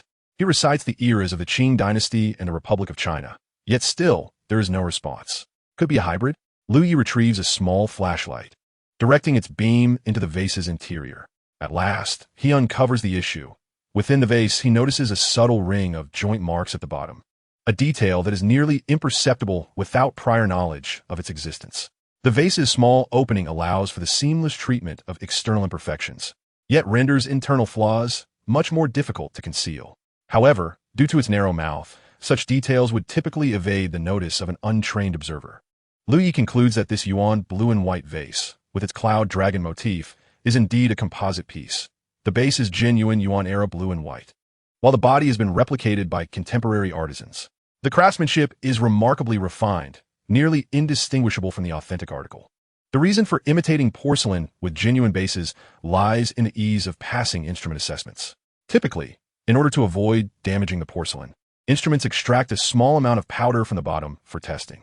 Thus, counterfeiters often prefer to combine authentic bases with fabricated bodies. Ting's face flushed slightly, ultimately validating Lu Yi's judgment. Lu Yi gently placed the plum vase into a brocade box, observing that he had scrutinized it for over 10 minutes, longer than Lu Guohua. The crowd could not help but feel intrigued. Lu Guohua regarded Lu Yi's pretentious demeanor with evident disdain, while Mr. Tu appeared exceedingly calm, his expression unperturbed. Yet, Zhao Chuan and Dai Quan felt somewhat anxious and hurriedly inquired, Xiao Lu, is everything all right? Chapter 62. Incomprehensible. Lu Yi remained silent, instead directing his gaze toward Lu Guohua, asking, does Elder Lu not understand?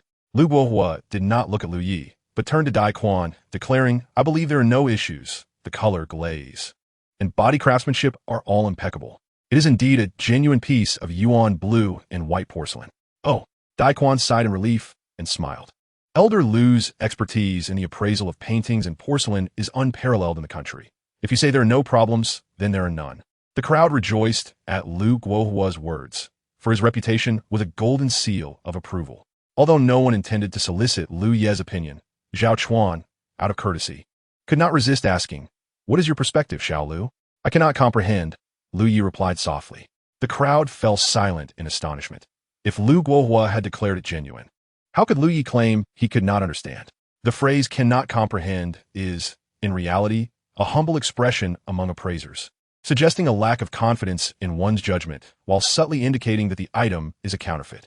"Youth, it is perfectly normal not to comprehend," Tu Lei chuckled, adding, "There are hardly a few genuine pieces in this world. I doubt you have even seen one before." Lu Yi remained silent, by merely stating his lack of understanding. He had fulfilled his task for the day and spared Zhao Chuan any embarrassment. Lu Guohua remarked, "Indeed, genuine yuan blue and white porcelain is quite rare. Most are housed in museums, and the average person hardly encounters them, let alone appraise them." Daquan nodded in agreement with a smile. However, Zhao Chuan was quite concerned about Lu Ye's comments, for the item was worth tens of millions, and he, unlike Daquan, could not afford to risk purchasing a counterfeit.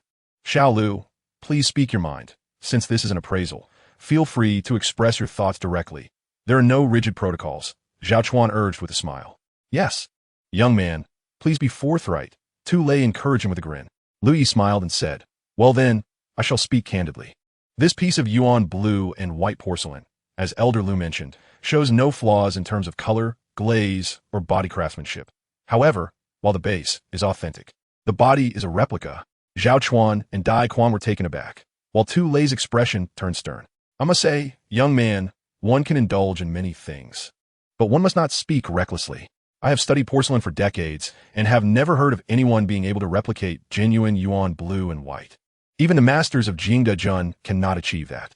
Lu Guohua could not help but chuckle. "Young man, do you even know what yuan blue and white porcelain truly is?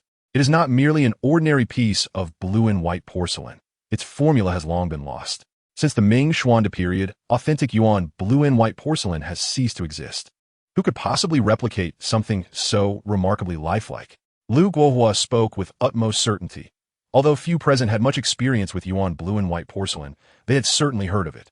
Lu's assertion was correct, but it seemed he had overlooked a recent paper published by Japan's Nada University at the end of last year, which revealed their successful research into the components of yuan blue and white porcelain, allowing them to create replicas that are indistinguishable from the genuine article. Lu Guohua was momentarily taken aback. As a researcher and professor, he should have been well versed in the latest academic developments. Thus, it was surprising he had not heard of this discovery. "Someone has identified the ingredients of yuan blue and white porcelain? I was completely unaware," he remarked in disbelief. "Nonetheless, a counterfeit is still a counterfeit. Look inside the vase," Lu Yi said, as he picked up the vase again and handed a flashlight to Zhao Chuan to examine the marks at the bottom. "Do you see?" Lu Yi inquired. Zhao Chuan gasped, exclaiming, "What on earth? Is that a seam?" Hearing this, Tu Lei's expression immediately changed, but he refrained from voicing any objections. Lu Guohua hastily took the vase and flashlight from Zhao Chuan to inspect himself. After a thorough examination, he set the vase down and turned to Dai Quan, stating, "Indeed, it is a forgery." "Really?" "Zai Guan et Gulim Astonitz." Lu Guohua chuckled awkwardly, saying, "I never imagined someone would actually develop the ingredients for yuan blue and white porcelain. The advancements in technology are astonishing. The replicas are incredibly lifelike. No wonder it was hard to discern." He added, "You, young man, could have mentioned your findings instead of letting me go first." Lu Yi was taken aback by Lu Guohua's shamelessness, rather than admitting his oversight. The elders sought to place blame elsewhere. Lu Yi chose to remain silent, disinterested in Lu Guohua's antics. However, Zhao Chuan felt a sense of relief. Although this business deal would not materialize, confirming the piece was a forgery lifted a weight from his heart. "My apologies, Mr. Tu, but I cannot purchase this yuan blue and white porcelain," Zhao Chuan said with a smile. "Very well. In truth, I was merely acting on someone else's behalf. Since you cannot proceed with the purchase, we shall discuss future business another time," Tu Lei replied, gathering the vase and preparing to take his leave. Zhao Chuan escorted Tu Lei to the door and turned back with a smile. "Thanks to Lu Yi today, I would have suffered a significant loss otherwise. I never expected you to be so well versed in the latest academic research. Quite impressive." "Not at all. I simply enjoy reading. I cannot claim to follow academic pursuits closely." lui modestie repliet. It is commendable for young individuals to read, yet in the realm of antiques and cultural relics, true knowledge comes from practical experience. Reading alone does not reflect proficiency, Lu Guohua remarked. Recognizing today's piece as yuan blue and white porcelain does not necessarily indicate high appraisal skills. After all, it remains visually appealing. Moreover, it is purely coincidental that you happen to know about Japan's recent discovery of the formula for yuan blue and white porcelain. Lu Guohua intentionally downplayed Lu Ye's knowledge, still irked by the earlier incident. In fact, seasoned appraisers typically consult discreetly with one another after reaching their independent conclusions, ultimately arriving at a consensus. Scenes like today are indeed rare. However, this is not merely a matter of Lu Ye's reluctance to communicate or negotiate with Lu Guohua beforehand. Rather, it is that Lu Guohua has underestimated the young Lu Yi, which led to his own embarrassment. Even Zhao Chuan could not bear to listen to Lu Guohua's words and remarked with a smile, "Young Lu's appraisal skills are quite commendable. It is not just today's piece of yuan blue and white porcelain that he has identified correctly. He has previously uncovered numerous hidden gems. Indeed, Lu's expertise is impressive. That Qing imitation of a Ming Xuanda Buddha statue you almost overlooked was also discovered by him," De Quan added with a chuckle, now viewing Lu Yi with newfound respect. "Is that so?" Lu Guohua replied dismissively. "However, with 5,000 years of Chinese history, countless artifacts and antiques exist, so finding a few hidden treasures is rather commonplace. I wish I could stumble upon a few as well."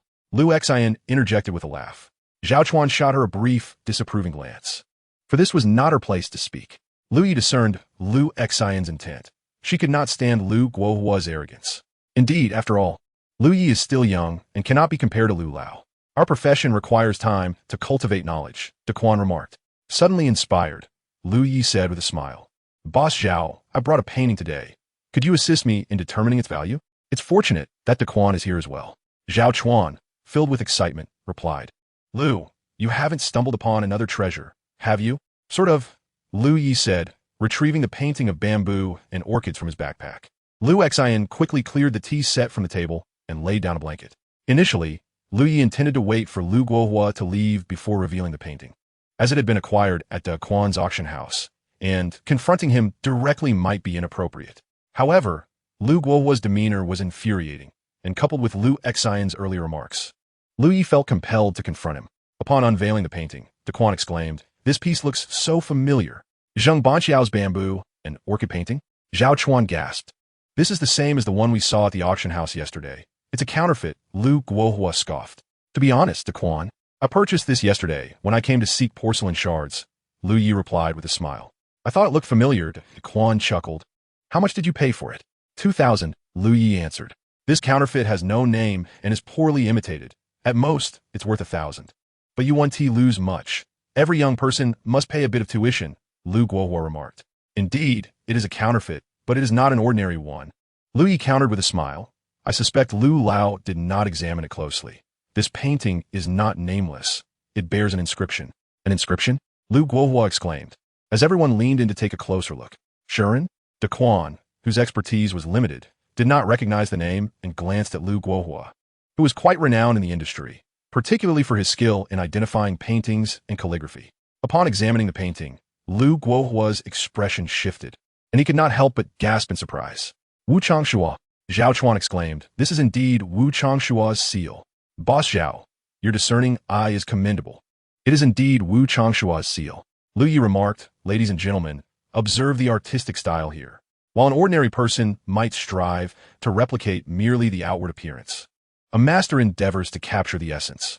Thus, to the untrained eye, it may appear as though the painting lacks resemblance, leading one to dismiss it as a counterfeit. Indeed, a counterfeit is a counterfeit, yet not all counterfeits are created equal." At these words, Lu Guohua's face flushed with embarrassment. Zaiguan, noticing Luet ditscomfo, refrained from speaking. By chance, Dai had previously acquired a counterfeit by Wu Changshuo, which had taught him a lesson and afforded him some understanding of the artist's work. Zhao Chuan chuckled. Lu Guohua seems rather restless, wishing he could vanish into a crack in the ground. Dai Quan wore a glum expression. Having lost a treasure yesterday, and nearly incurring a loss of tens of millions today, he had not invited Lu Guohua lightly. He pondered how many of the items he had previously appraised might have been misjudged. "What do you think? Shall we proceed?" Zhao Chuan inquired, to which Lu Yi replied, As always, let us discuss the price.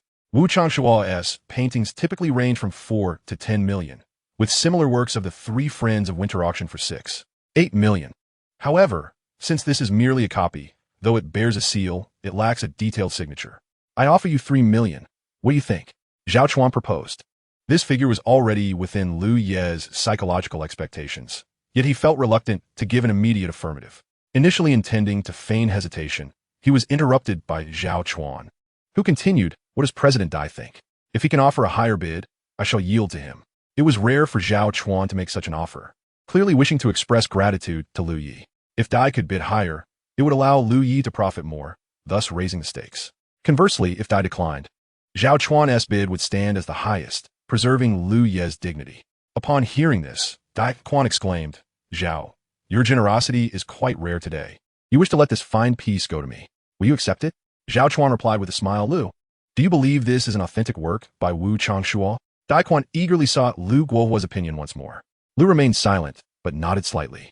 Then, "I offer a firm price of 3.8 million. If Zhao can bid higher, it shall be his," Dai announced. "Then let President Dai take it. I shall not compete with you." Zhao Chuan laughed. "Lu, you truly open our eyes. 2,000 yuan has astonishingly transformed into 3.8 million. Youngsters, indeed, should not be underestimated. Wouldn't you agree, Lu?" Zhao teased. Lu Guohua appeared somewhat dazed. During this trip to Binhai, he felt he had lost considerable face. Fortunately, it was not broadcast live, merely a private appraisal. Nevertheless, he silently vowed never to return to Binhai. Suddenly, Lu Ye's bank account swelled by 3.8 million, bringing his total to over 4 million. He reserved a private room at a restaurant, instructing his mother to call all his creditors, as he intended to resolve his family's debts in one go. When his aunt and uncle arrived at the restaurant, the other creditors were already present, most of whom were relatives. Upon seeing the multitude of people gathered, Aunt Sin felt an urgent pang of anxiety. She quickly pulled Lu Ye's mother aside and exclaimed, "Do we not agree that you would return the remaining 500,000? Why have you summoned everyone here? What is the meaning of this? Are you intending to divide it equally? Why are you so anxious, little sister? Not a single cent of the 500,000 owed to you will be spared." Lu Ye resuscitated. After having sold a painting for nearly 4 million, Lu Ye's mother now spoke with newfound confidence. "Then what is the purpose of gathering so many people?" Aunt San pressed, her voice laced with concern. "To repay the debt," Lu Ye's mother replied succinctly. "All of it?" Aunt Sin gasped, astonished. "Do you possess such wealth?" "Our family's finances are now managed by the younger one. All the funds are earned by him. You may inquire with him if you wish," Lu Ye's mother responded curtly. Chapter 64, Settling Debts. Aunt San would not dare to question Lu Yi, yet she soon realized that he truly intended to repay everyone in full at once. None possessed promissory notes, but Lu Yi was unconcerned. He had each person sign a receipt before transferring the funds at the nearby bank, thereby settling the nearly 4 million owed in one decisive stroke. After clearing all debts, Lu Ye's bank account dwindled to just over 120,000. He assumed that once everyone had collected their money, they would leave, but to his surprise, not a single individual departed. They all stayed to dine. Lu Yi was starkly confronted with the audacity of social climbers, a lesson not gleaned from books. Initially, he had intended to reserve a private room for a meal with his mother, but instead, a host of relatives, the very creditors, remained for dinner. Though dining together was one matter, each one subtly probed for the source of Lu Ye's newfound riches, speculating whether his father had bequeathed him a fortune. Lu Yi discerned their intentions. Should his father indeed have left him a colossal inheritance, he would remain a prized relative, one to be handled with care. Consequently, they all shamelessly lingered for the meal. After bidding farewell to the crowd, Lu Yi turned to his mother and said, "Mother, we have settled our debts. You need not sell fried rice any longer." "Not sell fried rice? Then what shall I do?" Lu Yi's mother inquired. "In the past, tending to flowers and vegetables at home kept me occupied, but if you do not allow me to sell fried rice, I would feel utterly idle. Let me continue. My skills have improved significantly. Besides, I am not so old that you should bear my maintenance at this age." Reflecting upon his mother's words, Lu Yi acknowledged the truth in them. Their current rented home was indeed small, leaving little to occupy her time. Furthermore, when he attended classes, she was left alone, resembling a solitary figure. "Do as you wish, as long as it brings you joy, but do not overexert yourself," Lu Yi replied. "It is not laborious. I do not need to rise early. I sell 100 portions by 10 o'clock every night." Lu Ye's mother laughed. "If only we still lived in our old house. I would have more to do. All right, mother. I await your return, she smiled. I once relied on my husband. Now I depend on my son. One can only wonder how many good deeds I must have performed in a past life to receive such blessings in this one. Although my mother remains steadfast in her decision to sell fried rice, we continue to reside in our modest rental apartment.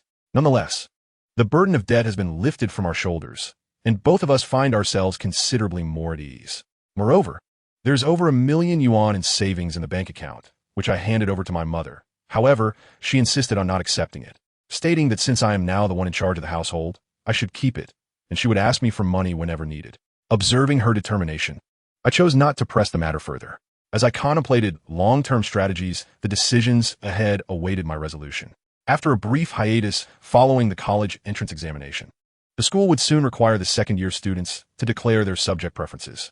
Yet, I found myself in a state of indecision. Ultimately, whether I pursued the arts or sciences was not a concern for me in terms of the examination. Given my capabilities, I could effortlessly gain admission to a prestigious university regardless of the path I chose. However, I was more preoccupied with the prospects of my future career, whether to favor the humanities or the sciences. My mother had no particular opinions on the matter, allowing me to decide for myself. As I walked to school, I inquired with Fei Long, who replied with a chuckle, "What about you?" "I'll choose whatever you choose. After all, I am bound to fail at everything." I teased him, "Come on, aren't you pursuing Gu Man?" He suddenly recalled that he should indeed be following Gu Man's lead. Yet he also wished to remain in the same class as me. However, I sensed that Gu Man seemed quite concerned about my choice. She had asked me several times what I intended to select. "Wait a minute, is the school beauty interested in me?" "Brother, you're in trouble." I joked. "Damn it, you scoundrel, are you trying to steal my woman?" Fei Long retorted angrily. "The chubby girl is none of my concern. I prefer someone a bit older, more mature. Not someone so young."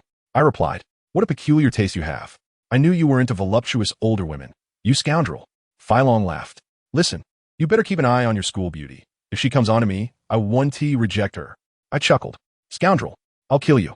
Fei Long shouted as he pedaled furiously towards me. I let out a loud laugh and sped off towards school as well. The decision regarding our subject selections had to be submitted before the end of the school day. Most of my classmates had handed theirs to our homeroom teacher, Ms. Lang Xiaoping, during the morning study session. However, I had not yet submitted mine when Ms. Lang called me aside. "Well, have you decided on arts or sciences?" she asked directly with a smile. "I haven't made up my mind yet," I admitted. "Of course, this is a significant decision in your life. I have no objections. The school made it quite clear during the subject selection briefing, so I want to elaborate further," she continued with a smile. "But I must remind you, my previous promise still stands. As long as you are in my class, you shall never need to do any cleaning duties." I exchanged a brief smile with Ms. Lang without responding. "Oh, you should know that I still teach class 3, which is the arts class," she added. "Teacher, can I take some time to think? Is it acceptable to submit this afternoon?" I inquired. "Sure, take your time to consider," she replied. Most students can discern the intentions behind Lang Xiaoping's interest in Lu Yi.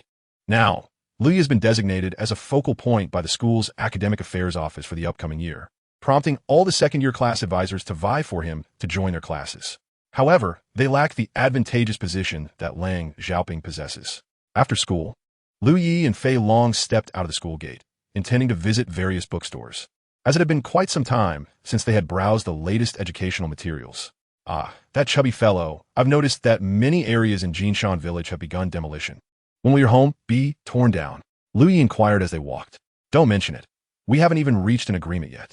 The previous negotiations fell through, and now they've sent numerous people to persuade my family. My father reluctantly accepted their compensation plan. In the end, when it came time to sign, they inexplicably reduced the compensation amount. My father refused to sign, infuriated, insisting he would only accept the original offer. Otherwise, we would become a nail household." Fei Long expressed his frustration. "Is there no integrity left in this society?" During lunch, an additional chapter was dedicated to Labula of Mount Everest, along with a toast to all the supportive readers who have liked, rewarded, and urged for updates. Furthermore, if you find it satisfactory, please bestow a 5-star rating. The book score has been dragged down by a few readers who judged it after only a chapter or two, which is disheartening. Nonetheless, that is their prerogative, and I hope those who enjoy the book will grant it 5 stars.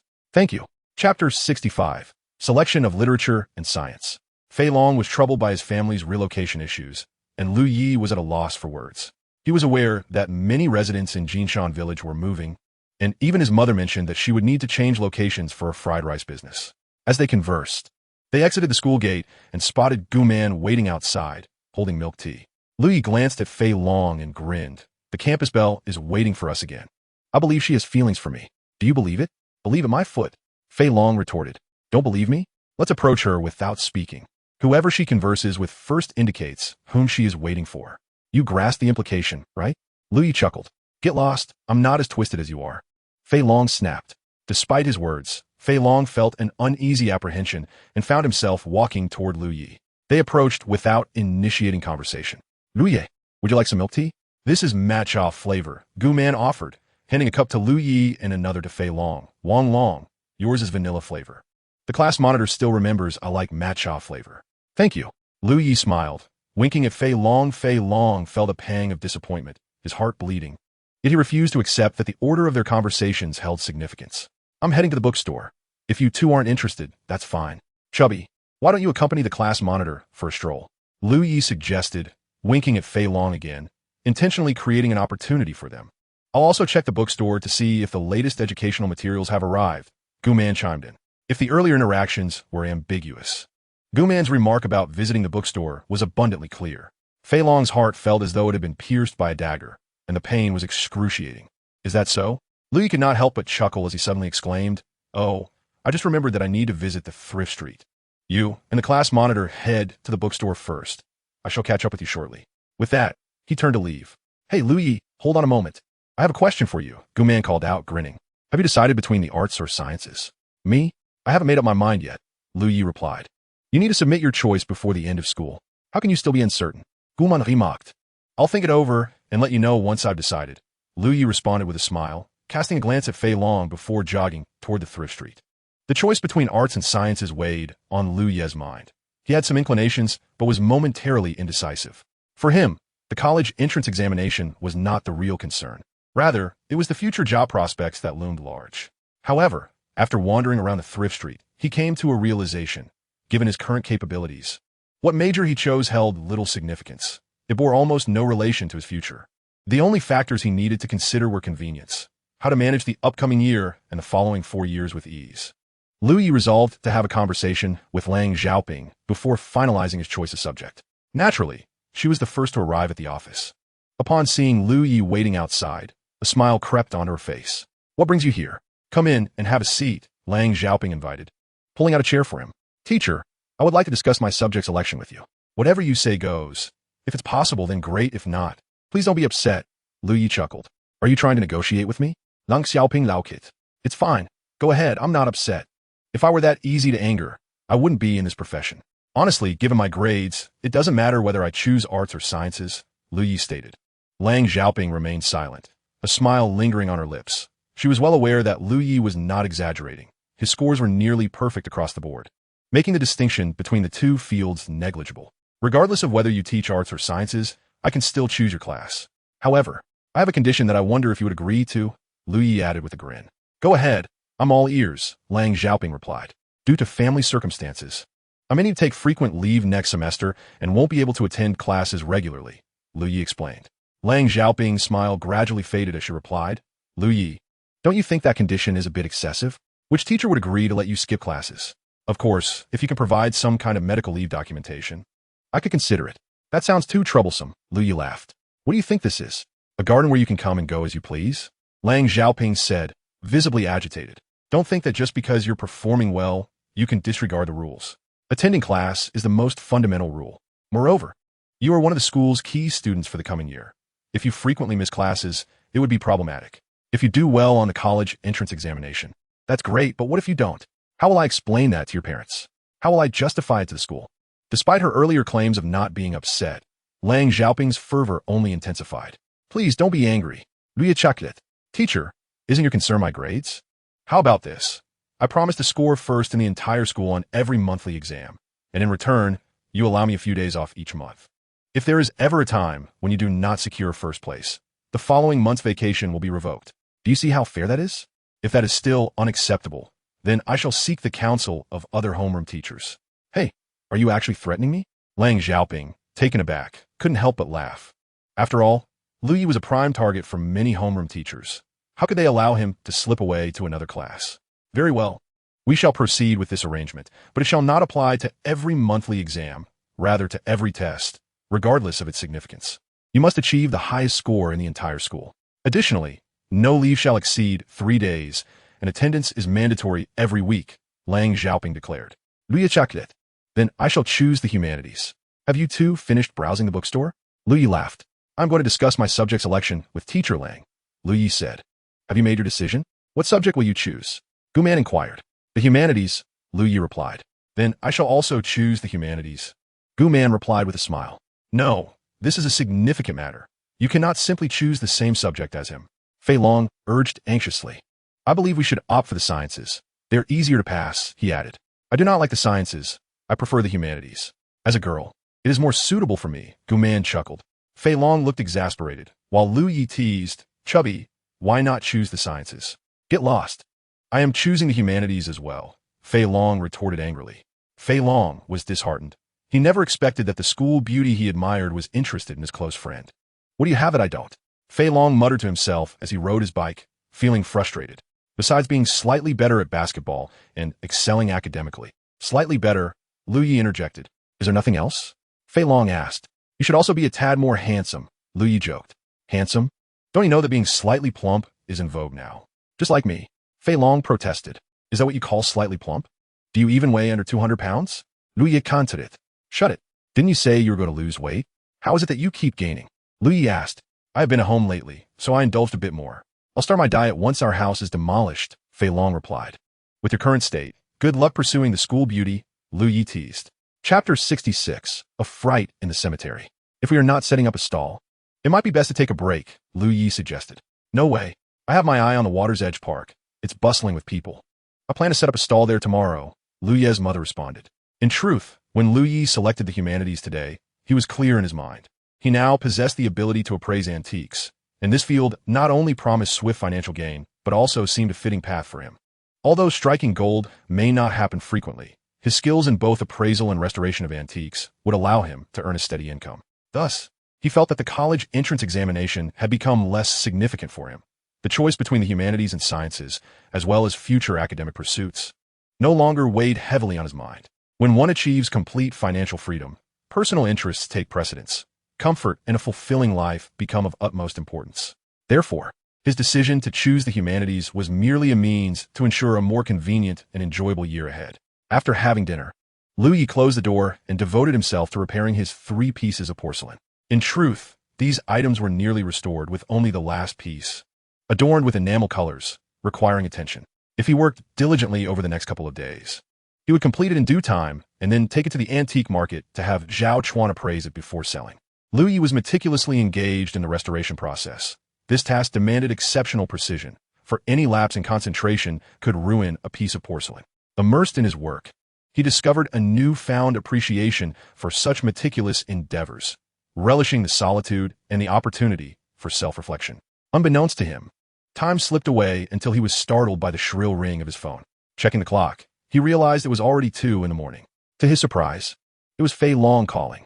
Lu Yi muttered a curse under his breath, wondering what had possessed the rotund man to call him at such an ungodly hour. Are you out of your mind? Why are you calling me at this hour? He answered, irritation evident in his voice. Lu Yi, you need to come quickly. Something's gone horribly wrong. Fei Long's voice was frantic, punctuated by gasps. Are you dreaming? Can you speak coherently? Lu Yi suspected his friend was playing a prank. This is no joke. We've been kidnapped. Fei Long exclaimed, urgency lacing his tone. Is this for real? You can still make a call after being kidnapped? Why haven't you contacted the police? Lu Yi scoffed. The kidnappers dragged us from our home and tossed us into a graveyard, and then they just left us here. I have no idea where we are. Fei Long's tone was grave, devoid of any hint of deception. Lu Yi pondered the veracity of Fei Long's claims. Suddenly, he felt a slight warmth in his left hand. To his astonishment, the Tiding Ling had reacted. What? Lu Yi was taken aback. The Tiding Ling could discern truth through the phone signal. Remarkable. Have you called the police? Lu Yi inquired again. Just wait. I'm on my way, he declared, hastily dressing and informing his mother before heading out. Lu Yi noted that the location Fei Long had sent was over 40 kilometers away at Hulu Mountain, an area notorious for its numerous graveyards. It was no wonder Fei Long couldn't hail a cab. Who would be willing to drive to such a ghostly place? Lu Yi attempted to flag down several taxis, but upon hearing the destination, each driver promptly declined. He made a quick phone call, clearly waking the person on the other end from slumber. Without elaborating, he briefly explained the situation and asked if she could come and pick him up to find Fei Long. On the other end, Xiao Wei immediately responded, "I'm on my way," before hanging up. Xiao Wei arrived swiftly, the 20-minute journey seemingly effortless, whether from her home or school. Together, they followed the navigation to locate Fei Long. During the ride, Lu Yi recounted the saga of Fei Long's family's impending demolition to Xiao Wei, who listened in shock. "I've heard rumors of developers being unscrupulous, but isn't it true that the government is now overseeing demolitions to keep developers at bay?" She queried. "Not quite. That's merely a FAAD. In reality, it's still the developers pulling the strings. Every day of delay costs them dearly in interest. So they're the most anxious parties, resorting to any underhanded tactics they can devise," Lu Yi explained. Two individuals sped along the road, while Fei Long incessantly called, urging them to inquire about their whereabouts. It was evident from his tone that he was genuinely anxious, likely terrified in the pitch-black cemetery. From a distance, Lu noticed Fei Long, disheveled and clad in shorts and a tank top, standing at the cemetery entrance. Xiao Wei halted the car, and Lu jumped out, shouting, "You fatso, are you all right? Where are your parents?" "I don't know. They should have been brought here too and tossed somewhere. We need to search quickly. Did you bring flashlights?" Fei Long responded, his expression one of distress. "Oh, there are some in the car. I'll grab them," Xiao Wei said, retrieving two powerful flashlights. "Should we search separately?" Lu suggested. "Don't. Let's stick together. This cemetery is completely dark. We need to hurry," Fei Long urged. "Have you called your parents?" Lu inquired. "I did, but no one answered. They probably leave their phones far away when they sleep. Unlike me, who was abducted and managed to grab my phone," Fei Long explained. "Did you see who it was?" Xiao Wei asked. "I was asleep when they suddenly covered my head and stuffed me into a sack. How could I see?" Fei Long replied. "Stop asking questions and shout for them," Lu insisted. "Mom, Dad, Uncle, Aunt."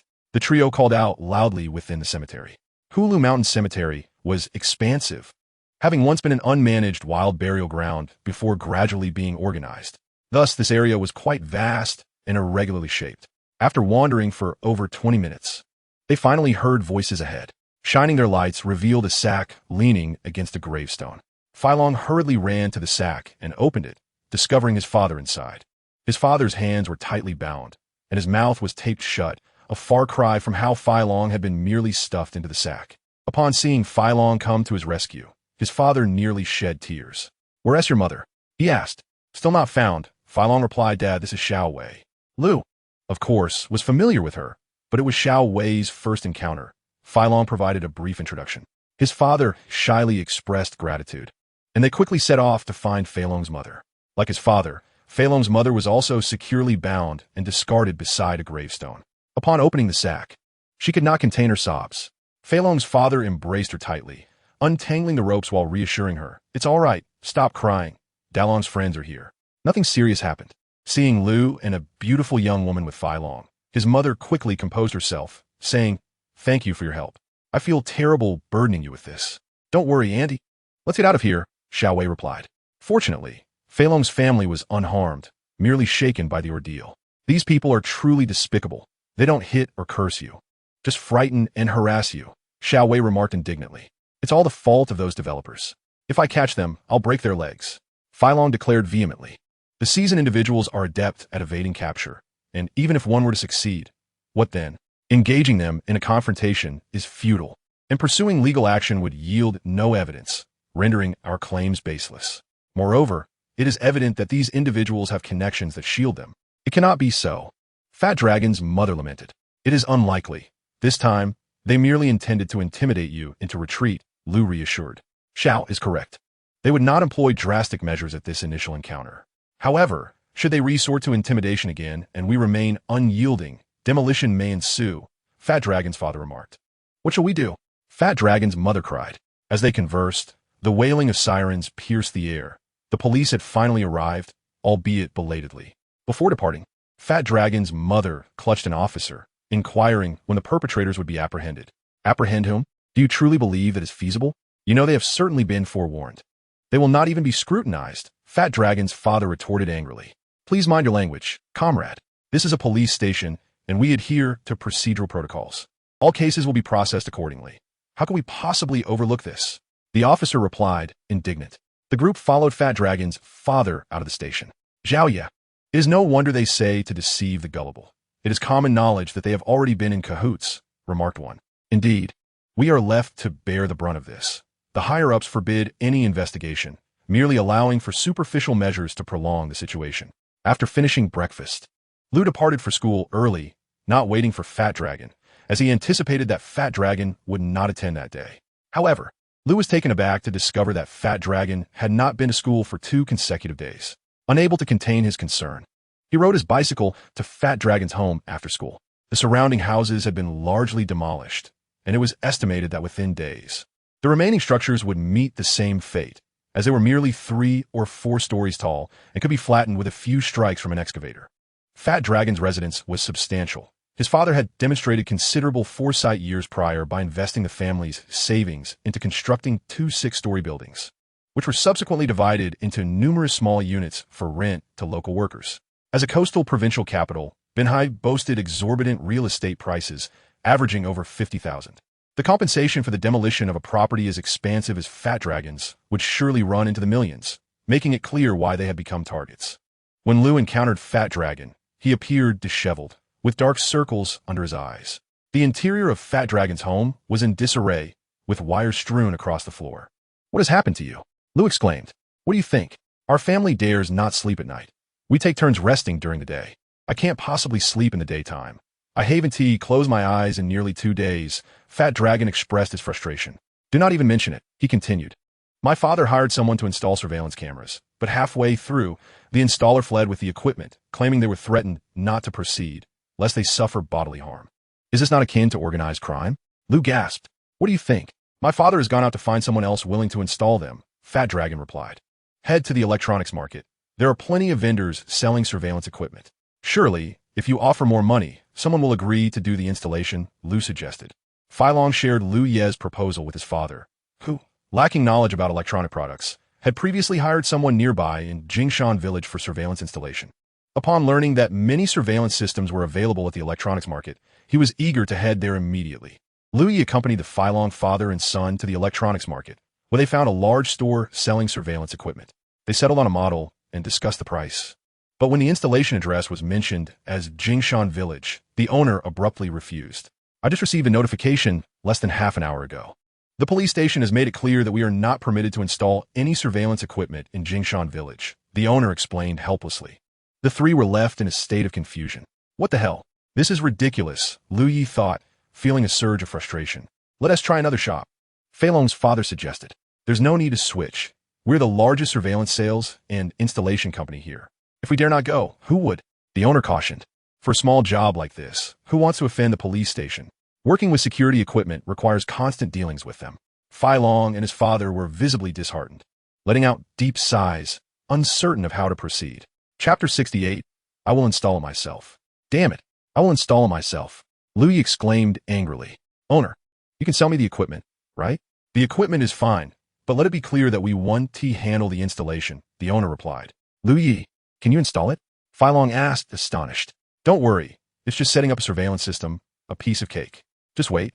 I'll take half a day off with Wolverine," Lu Yi said, dialing Lang Xiaoping to request leave. Although he typically refrained from meddling in Fei Long's family matters. After all, in the eyes of Fei Long's parents, he was merely a high school student. He could not stand idly by today. He couldn't let his close friend's family face forced demolition without evidence. If that happened, Fei Long's family might end up with nothing, as those unscrupulous developers likely had connections to pull such a stunt. "Uncle, if you trust me, leave the installation of the surveillance system to me.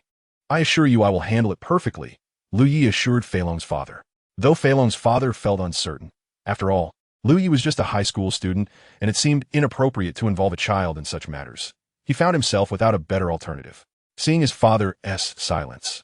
Fei Long, feeling conflicted, added, "Dad, rest assured, Lu Yi is very capable. He might even do it better and faster than someone you would hire." Taking a deep breath, Fei Long's father replied, "All right, then I'll have to trouble you, Lu Yi. Buy whatever you think is necessary." Lu Yi prepared a list and made a significant purchase at the electronics market. Once back at Fei Long's home, he quickly got to work, directing Fei Long and his father to assist him. All outdoor surveillance cameras utilized wireless 5G signals, eliminating the need for cumbersome cables, which made installation convenient and rendered them immune to deliberate cable tampering. Moreover, all cameras were solar-powered, capable of lasting 3 days on a single charge, and could be removed for recharging if they ran out of power after 3 consecutive days. Surveillance cameras were installed at various outdoor angles, ensuring overlapping coverage with no blind spots. In the interior, Liu also installed concealed cameras at the entrance of the bedroom, the living room, and several exits, ensuring that they were unobtrusive enough to capture evidence without detection. All footage recorded by these cameras is securely stored online.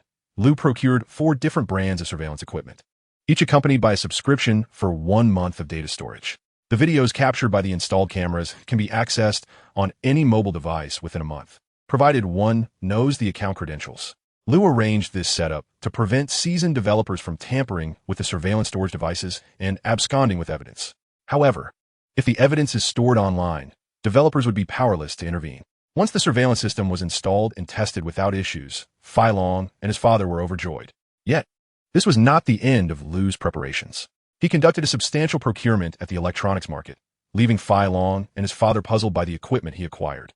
But they refrained from questioning Liu, trusting his judgment. After all, compared to the substantial compensation for relocation amounting to hundreds of millions, spending a few thousand on equipment seemed trivial. Following the installation of the surveillance cameras, Liu buried a series of pressure-sensitive coils around Fai Long's residence. These coils are designed to trigger an alarm when an object weighing over 20 kilograms is placed upon them. The alarms produce not just sound, but also visual alerts. Liu installed several large, ultra-bright floodlights around the 2 buildings belonging to Fai Long, powered by substantial solar batteries, which were quite costly.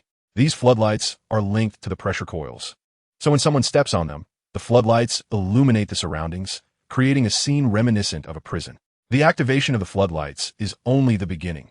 Shortly thereafter, powerful speakers installed by Liu emit a voice that makes one question their life choices, particularly if they are thugs hired by developers. You are committing a crime. Your every move has been captured by surveillance equipment. Please crouch down with your hands on your head and refrain from futile resistance. Consider your aging mother and your wife and children at home. Is it worth it to engage in illegal activities for others? Fai Long, listening to the righteous proclamations emanating from the speakers, nearly burst into laughter. Wow, I can't believe you thought of this, he exclaimed. Liu, you are truly remarkable. Where did you learn all this? Fai Long's father gazed incredulously at the quickly installed equipment. I told you, Liu is quite adept with his hands. Do you believe me now? Fai Long said proudly. I do. Given the circumstances, how could I not? His father replied with a chuckle. Now we shall see if those scoundrels dare to return. Uncle, do not underestimate these developers. If cornered, they may disregard any lights or sounds and could even toss you into a graveyard. You must upgrade your doors and windows, Liu advised. Rest assured, the doors and windows were replaced yesterday, Fai Long responded. Look, the main door is made of cast iron, incredibly heavy, and reinforced with numerous iron bolts. Unless a bulldozer comes to push it, the likelihood of breaking in is minimal. Liu examined the imposing door pointed out by Fai Long, and indeed, it appeared exceedingly sturdy. Additionally, the windows have been reinforced with solid cast iron security grills. It is not merely the doors. It would be prudent to implement some self-defense measures. However, one might ponder, while these formidable iron gates serve to isolate intruders, do they not also confine oneself? One must not be overly complacent, despite the strength of the iron gates. What if a nefarious individual were to employ machinery to breach them? I would surmise that cutting through such a robust barrier would take no more than an hour. Indeed, what then should be done? The urgency in his father's voice was palpable. A method to thwart them from a distance must be devised. Perhaps procuring some fireworks would suffice. As soon as someone crosses the censor's threshold, we can launch the fireworks at them, suggested Liu Yi casually. That indeed is an excellent idea. Let's go buy some fireworks, his father exclaimed with enthusiasm. Little did Liu Yi anticipate that the very devices he installed would be put to use that very night. While he was still lost in slumber, he was roused by a call from Fat Dragon, informing him that those rascals had arrived sooner than expected. As predicted, the searchlights and alarms installed by Liu Yi startled them, prompting an immediate retreat. Liu Yi suspected that the contractor had been alerted to the surveillance installation at Fat Dragon's residence earlier that day, thus their hasty appearance in the evening. However, he was taken aback by the sheer scale of the security measures, which resembled a prison. One could hardly blame them for fleeing. Who has ever encountered such a scene? Chapter 69, Liu Xin. The following morning, Liu Yi encountered Fat Dragon at the community entrance. The The lad had finally returned to school, indicating that his family had largely resumed a normal life, free from the fear of intruders lurking in the night. The 3 pieces of porcelain Lu Yi owned, aside from the cloison, had been restored to perfection. At least, they appeared so from the outside. He intended to take the 2 blue and white pieces to the antique market for Zhao Chuan to examine. During the lunch break, Lu Yi rode alone to the antique market. Upon arriving at Zhenguzhai, he found Zhao Chuan absent, while Lu Xian was enjoying takeout. Noticing Lu Ye's entrance, she quickly stowed away her meal and invited him to sit, offering to prepare tea. Please continue with your meal. I am not one of those middle-aged, greasy men who must have tea. Lu Yi chuckled as he settled down. Lu Xian, undeterred, resumed her meal. Have you eaten? She inquired. I have tea. But you only have 1 portion, and you cannot share it with me, Lu Yi teased. Then I shall share half with you, but only if you start eating first. It's still fresh. Shall we eat together? Lu Xian replied with a smile. Go ahead and eat. I came after having my meal. Where's Boss Xiao? Lu Yi asked. The boss was just called away by the proprietor of Gulai Gu. I'll send him a WeChat message to inform him of your arrival. Lu Xian said, reaching for her phone to message Zhao Chuan. You can prepare the tea yourself. I do not know how to brew tea. Just enjoy your meal, and don't mind me, Lu Yi replied. Lu Xian had ordered a bowl of spicy hot pot, and, seeing Lu Yi abstain from tea, she unabashedly dug into her meal. Observing her relish in the hot pot, Lu Yi inquired, do you have takeout every day at noon? Well, what else is there to eat? What do you have for lunch? Lu Xian asked. I eat at the cafeteria. The school cafeteria is quite affordable. One can have a decent meal for just 10 yuan, Lu Yi responded. Given your considerable wealth, it's quite astonishing that you still dine at the cafeteria. How frugal of you, Lu Xian expressed, her disbelief evident. The cafeteria is quite satisfactory, as long as one can eat to their fill. There's no necessity for extravagant meals every day, Lu Yi replied. I didn't expect someone of your youth to possess such wisdom in living. Whoever marries you would be exceedingly fortunate. Lu Xin Dima, Weets Fu Li. Why aren't you putting in more effort? Zhao Chuan entered with a cheerful demeanor. Boss, eavesdropping on conversations is rather impolite, don't you think? Lu Xin Jai. This is my establishment. You weren't whispering secrets, so what's the issue with me overhearing? Zhao Chuan retorted as he took a seat. Why haven't you even offered me a cup of tea, yet you accuse me of being impolite? Don't blame Lu Xian. It was I who advised her against brewing tea, Lu Yi chuckled. Lu Xian quickly finished her spicy hot pot, discarded the container, and proceeded to prepare tea for the 2. I owe you a great deal from last time. Otherwise, based on Lu Guohua's appraisal, I fear I would have had to part with that rare antique, Zhao Chuan laughed. That piece of yuan blue and white porcelain was priced at 50 million. Without your expertise, Dai Quan and I would have each ended up investing 25 million together. Lu Yi merely smiled in response, remaining silent. About the appraisal fee we discussed last time, I cannot possibly offer you the 50 million base price, Zhao Chuan jested. In the realm of antique appraisals, there is no fixed standard. Some charge per instance or item, while others may base their fees on a percentage of the item's value. Fees can range from a few hundred to several 100,000, or even into the millions, depending on the appraiser's skill, background, and influence within the industry. For instance, a prominent collector in Beijing, surnamed Ma, is rumored to start his appraisal fees at 400,000. However, wealth does not guarantee access. Should he authenticate an item as genuine, the appreciation in value would far exceed that initial fee. Let's not discuss appraisal fees, Zhao. Last time, you intentionally let Dai Quan have that painting by Wu Changshua, which allowed me to sell it for several 100,000 more. I am well aware of that. Lu Yi smiled. All right, we're even, Zhao Chuan agreed. Doing business with the youth is quite refreshing. However, you were rather bold last time, daring to publicly contradict Lu Guohua. I wouldn't presume to, Lu Yi replied with a laugh. Spare me the modesty. I heard from Dai Quan, Zhao Chuan teased. What did President Dai say? Lu Xian inquired with curiosity. Do you recall the painting of bamboo and orchids that Lu brought in? Lu Guohua had previously appraised it at Dai Quan's auction house, declaring it worth merely 1,000 before dismissing the seller. Yet, Lu managed to acquire it for 2,000 at the auction house and then sold it here, right in front of Lu Guohua, for over 3 million to Dai Quan. Zhao Chuan explained. Lu Xian listened in astonishment, exclaiming, how thrilling. Lu Guohua left that day with a thoroughly displeased expression. He refused the commission Dai Quan offered him, which later had to be transferred to his bank account. If he didn't want it, why did President Dai insist on giving it to him? Lu Xin Guestin. He merely felt too embarrassed to decline.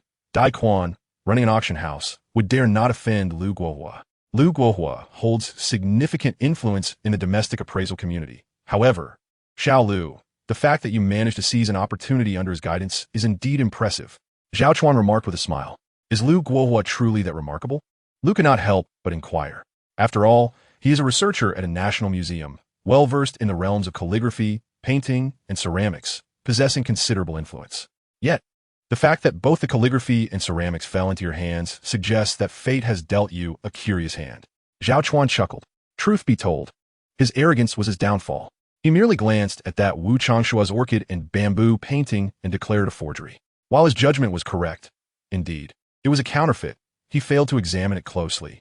In truth, the Zheng Banxiao forgery turned out to be an authentic piece by Wu Changshua. Lu laughed. As for the Yuan dynasty blue and white porcelain, one cannot fault him. After all, the Japanese only developed the formula for Yuan blue and white last year. And he had yet to grasp this information, hence his oversight. As an expert and appraiser, his lack of awareness regarding the latest professional developments is indeed a shortcoming. Why do you seek to excuse him? Lu Xin in does it? I'm not making excuses. Everyone has their moments of error. Lu chuckled. Yet, Lu was acutely aware that had it not been for his astute insight, he too would have struggled to identify that piece as a forgery.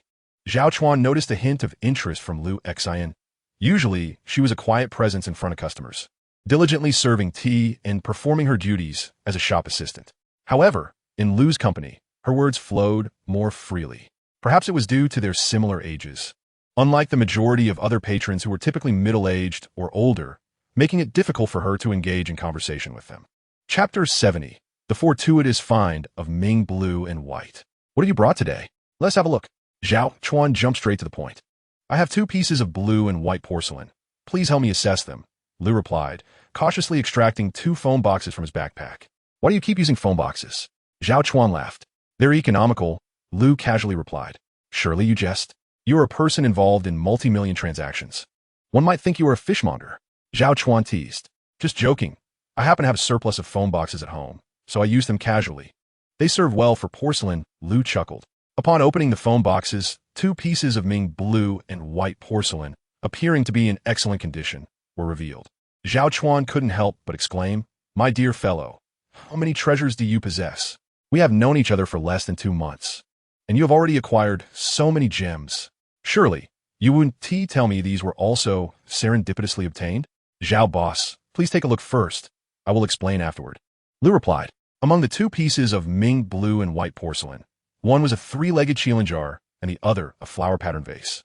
Both belonged to the latter half of the Ming dynasty's imperial kiln. The condition appeared quite remarkable, though the quality of blue and white from the mid to late Ming dynasty is significantly inferior when compared to that of the early Ming period, and even more so when juxtaposed with the Yuan dynasty blue and white. This is primarily due to the quality of the blue pigment during the early Ming period. The pigment continued to reflect that of the Yuan dynasty, resulting in minimal differences between the two. However, post the Xiande period in Ming, the shift to domestically produced pigments caused a dramatic decline in the quality of blue and white porcelain. Thus, although these 2 pieces of blue and white porcelain are in exquisite condition, even if they were flawless, they would only be valued at around 4 million. In contrast, the previously mentioned Xuan period blue and white bowl, despite its chip, could fetch nearly 10 million. Just a few days ago, a piece from the Yuan dynasty reached an astonishing price of 50 million. Zhao Chuan gently lifted the blue and white porcelain from the foam box, examining the base marks, imagery, and glaze. As he observed, he remarked, If Xiao Lu claims this is an authentic piece, then there is not much for me to scrutinize. I shall simply appraise it. Rest assured, Boss Xiao, everything I offer is guaranteed authentic. However, I prefer to conduct my dealings transparently, especially between us. I advise you to examine it closely with a magnifying glass, Lu replied. Oh, Zhao Chuan exclaimed, intrigued. Is there a story behind this? There is no story, but there may be an accident to uncover, depending on your keen eye, Lu chuckled. Zhao Chuan promptly took up the magnifying glass for a meticulous inspection. Xiao Lu, could this possibly be a restored piece? He exclaimed after a moment. Have you finally discerned it? Lu replied. Did you perform the restoration? Zhao Chuan queried. Yes, indeed. What do you think of the restoration? Lu inquired. Zhao Chuan held a celestial vase and shook his head in disbelief. You nearly deceived me. While claiming it to be seamless might be an exaggeration, the average person would certainly not detect it. I never imagined your skills in artifact restoration were so profound. This is merely the tip of the iceberg. I could achieve a truly seamless repair, but that would necessitate refiring the piece, which would compromise the porcelain itself. These two are primarily restored through piecing together. The shards remain intact, so there is no need to ruin the original glaze. Consequently, the seams are still visible under high magnification, Lu explained. However, if you hadn't mentioned it, it would indeed be difficult to discern with the naked eye or a low magnification lens, Zhao Chuan remarked as he closely examined the two pieces of blue and white porcelain. Nevertheless, these two could easily be mistaken for fakes. Indeed, these pieces belong to the mid-Ming period, a transformative era following the Xuande reign when blue and white porcelain underwent significant changes. They were likely produced during a phase of formula experimentation, resulting in an ambiguous style that is neither distinctly early nor late, making them susceptible to misidentification as forgeries. Lu laughed. Thus, they were restored from shards. Both were found a bargain? Zhao Chuan inquired. Lu nodded. Yes, they're indeed pieced together from shards, he chuckled. Suddenly, Zhao Chuan had a revelation and gasped. You didn't collect the shards from Yiquan, did you? Lu laughed. To be honest, yes. I salvaged them from 2 large boxes of unwanted shards at Yiquan.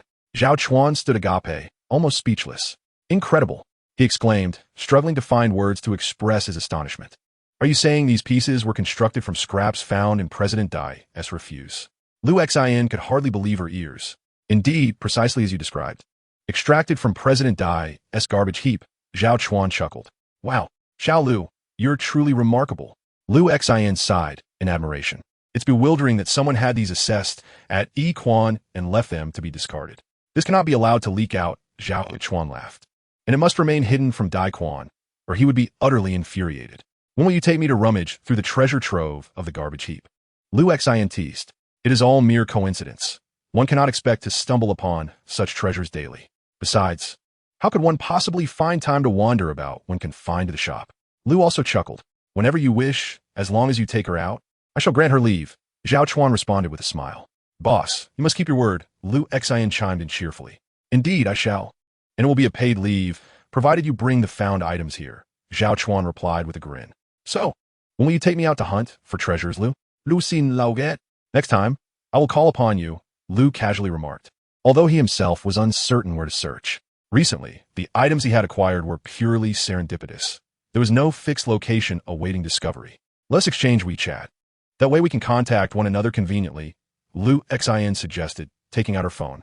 Certainly, Lu replied, and they both added each other on WeChat. Now that your matters have concluded, it is my turn, Zhao Chuan grinned. What do you say? Shall we adhere to our usual practice and make an offer? You may place your bid, Lu replied.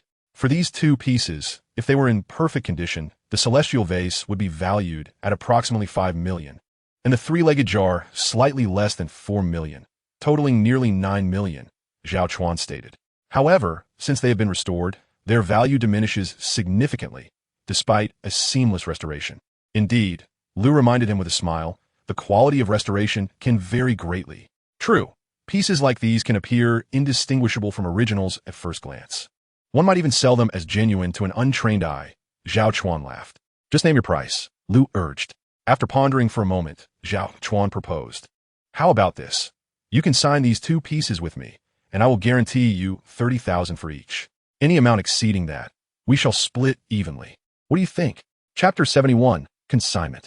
Zhao Chuan's consignment offer was indeed rare in this business, as antiques carry inherent risks regardless of their custodian, particularly porcelain, which is frail and easily broken. Thus, his guarantee of 30,000 conveys that in the event of damage, he would simply compensate you that amount, avoiding any disputes. The advantages of this proposal are quite clear. Zhao Chuan found it difficult to appraise the 2 restored porcelain pieces. If they were mere restorations, he would certainly offer a low price without hesitation. However, these 2 pieces, having been exquisitely restored by Lu, posed a challenge for him to determine a fair value, especially since he had never sold such items before. Offering too little would jeopardize their rapport, while an excessive bid could backfire should he find himself stuck with them. In business, one must be prudent. Conversely, consignment implies a shared risk. If they do not sell, Zhao Chuan would not incur a loss. Yet for Lu, there remains the possibility of a successful sale and a handsome profit. In truth, there are no antiques that cannot be sold. Only time will tell. Very well. Let us proceed as per Boss Zhao's suggestion, Lu readily agreed. For to him, these items were already found treasures, and consignment aligned perfectly with his interests, especially as he was not in urgent need of funds. Having finalized the terms of the consignment for the two blue and white porcelain pieces, Zhao Chuan promptly drafted a simple consignment contract, and they both affixed their signatures. As they signed the contract, Lu Xin retrieved the two blue and white pieces, discarded the foam box, and repackaged them in silk boxes before placing them into a tempered glass display cabinet. After placing the items in the display cabinet, Lu Xin conducted some research online and subsequently printed two simple price tags. The price for the entwined floral pattern celestial vase was set at 9.8 million, while the three-legged Qilin jar was priced at 7.78 million. Lu also felt a surge of astonishment, contemplating the audacity of such pricing. After all, those who consider purchasing such expensive items are typically well-versed in the market, although it cannot be dismissed that there may be affluent individuals with more money than they know how to spend. Zhao Chuan chuckled. After signing their contract, the two settled down to enjoy tea and engage in conversation. Zhao Chuan expressed great interest in Lu's remarkable finds, prompting him to casually inquire further. Lu replied with a smile, "To be honest, I often wander aimlessly, exploring antique streets and flea markets without any fixed destinations.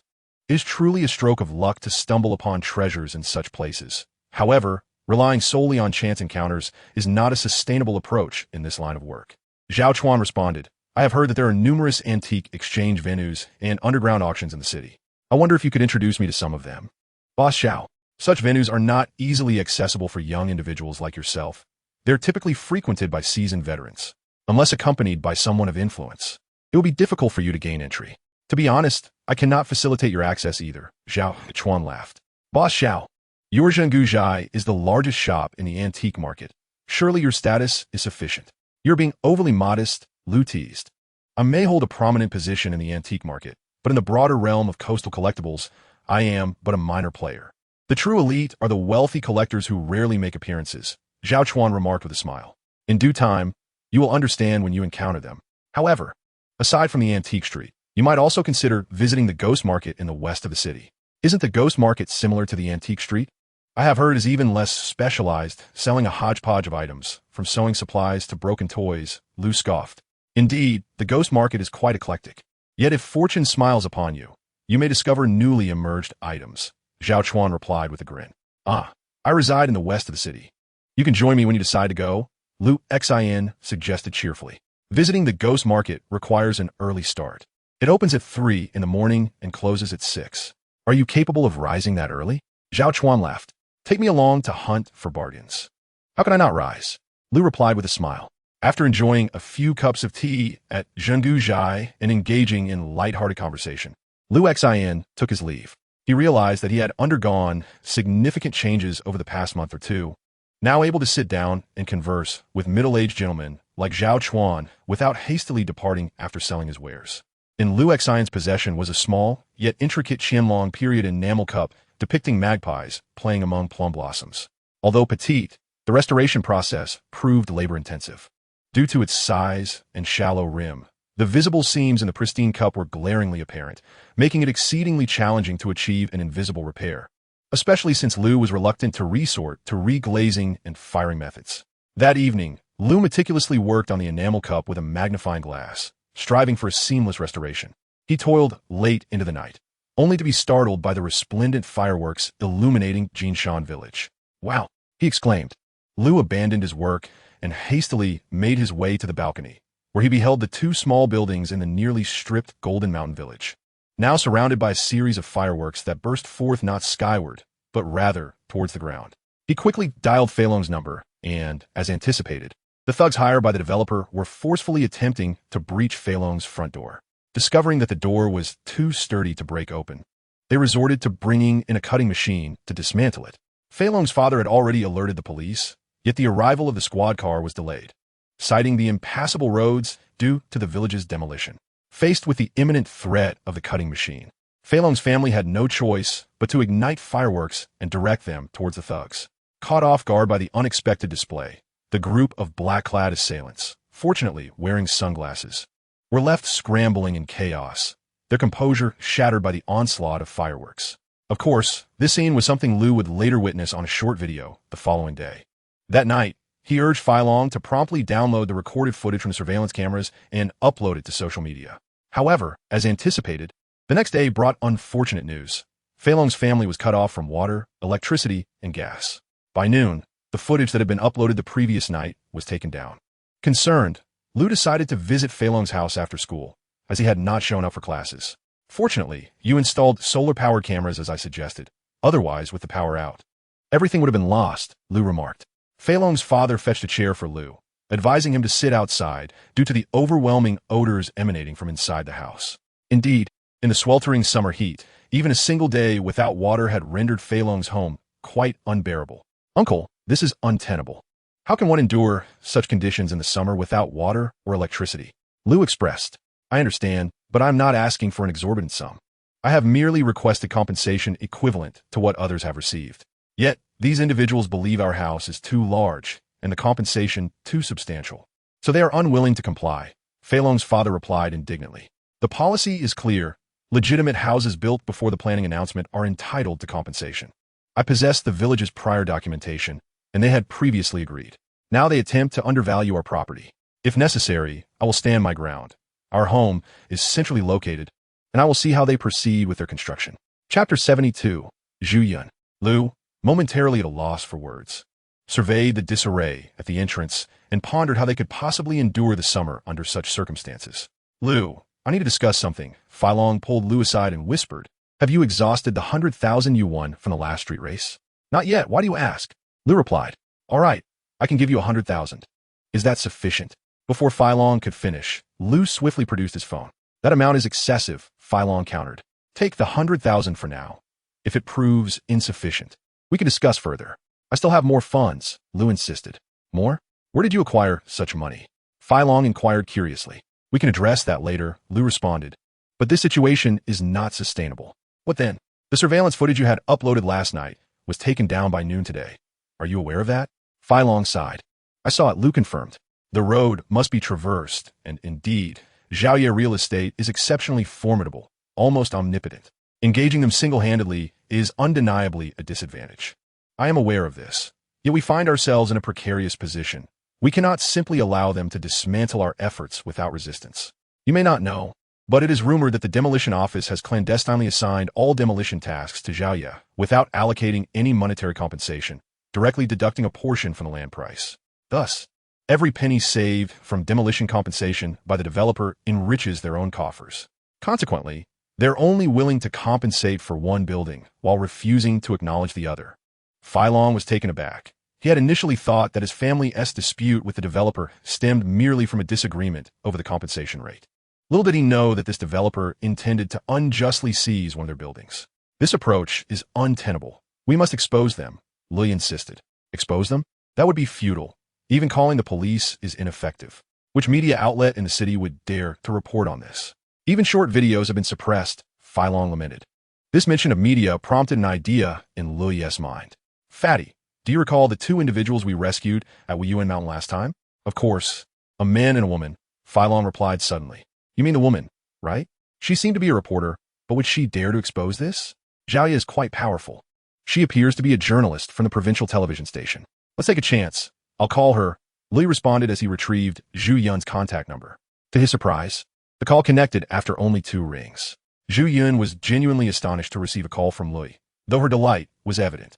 After a brief exchange of pleasantries, Lu explained his request for assistance, to which Zhu Yun readily agreed, saying, just wait, I will be there shortly. Fei Long's father was taken aback that Lu's call had actually summoned a provincial reporter, accompanied by a professional cameraman. Upon hearing the name Zhaoye Real Estate, the cameraman furrowed his brow and addressed Zhu Yun. Sister Yun, should we still proceed? Zhaoye has a history of such actions, and none of their footage has ever been aired. Just film as I instruct. Leave the rest to me, Zhu Yun replied. What is the matter with Zhaoye? It depends on who they are confronting. Lily was certain that representatives from the developer would return that evening. After all, every day of delay incurs bank interest amounting to millions. Zhu Yun and Lui conferred briefly, after which she instructed the cameraman to discreetly set up the camera near a pile of stones, several dozen meters from Fei Long's home, directly facing the entrance to capture all activity occurring at the door. Once the camera was positioned, Zhu Yun smiled and remarked, in fact, for matters like this, you could simply call Old Sue, and it would be resolved in no time. Old Sue? Lui inquired. Zhu Yun nodded with a smile. Louis was unfamiliar with old Su's profession and had not even known his name. Old Su had not disclosed his identity, and Louis had not thought to ask. In truth, Louis was not particularly interested in this individual and had nearly forgotten about him. However, now that Zhu Yun mentioned him, it seemed, based on her demeanor, that old Su held considerable influence, capable of resolving matters swiftly, even concerning Zhaoye real estate. Let's first assess the situation. If you, reporter Zhuda, can manage it, there is no need to trouble old Su. Louis remarked that it would be best to utilize exposure channels. This Zhaoye is utterly detestable and ought to be publicly revealed. All right, let's give it a try, Zhu Yun responded. As anticipated by Lu Yi, these individuals displayed audacity. Mobilizing at past 10 o'clock at night, 7 or 8 vans abruptly encircled the 2 buildings belonging to Fei Long, from which emerged 30 to 40 individuals clad in black, each donning motorcycle helmets and brandishing shields. The searchlights of Fei Long's residence were instantly illuminated, casting a bright glow around the vicinity. Then, a powerful loudspeaker began to blare. You are committing a crime. Every move you make has been captured by surveillance equipment. In hindsight, Louis' prior recordings now seemed excessively naive, even superfluous. These black-clad figures disregarded such warnings. The blazing searchlights only facilitated their actions. The resounding crash of the door echoed through the area, and upon realizing the iron gate's formidable strength, someone shouted to pull the wires and employ a cutting machine. Aware that journalists were documenting the scene outside, Fei Long's father refrained from igniting fireworks against these assailants. Moreover, these intruders had come prepared with helmets and shields, rendering the fireworks futile. As the sound of cutting began, the machine commenced slicing through the large iron gate of Fei Long's home. If this continued, it would not be long before their residence was breached. The family of 3 might soon find themselves stuffed into sacks and discarded in a cemetery, or worse, face dire consequences. Louis hastily sought out Zhu Yun, inquiring whether she could broadcast live. Escalating the situation seemed the only way to save Fei Long's family. Have the police been notified? Zhu Yun asked. Yes, but the police will only arrive once these black-clad individuals have departed, Lu Yi replied. I suggest you call old Su. Do not delay, as it could lead to tragedy, Zhu Yun urged. I will also make a request to the station to see if we can arrange a live broadcast on the nearest non-satellite channel. The review process is stringent, and by the time it is approved, it may be too late. Lu Yi considered Zhu Yun's words. Delaying further could indeed result in loss of life. For these individuals were exceedingly brazen. He dialed the number old Su had previously provided, but after a few rings, the call was terminated. No one is answering, Lu Yi stated. He is likely busy. We should have called earlier, Zhu Yun remarked before making her own call to the station. Lu Yi shook his head in response. Chapter 73. Old Su's Call. The bolts of Fei Long's front door had been nearly severed in half. Lu Yi picked up his phone to contact Fei Long, urging them to prepare for an escape through alternative routes. Just then, the phone rang. It was old Su. Hello, old Su.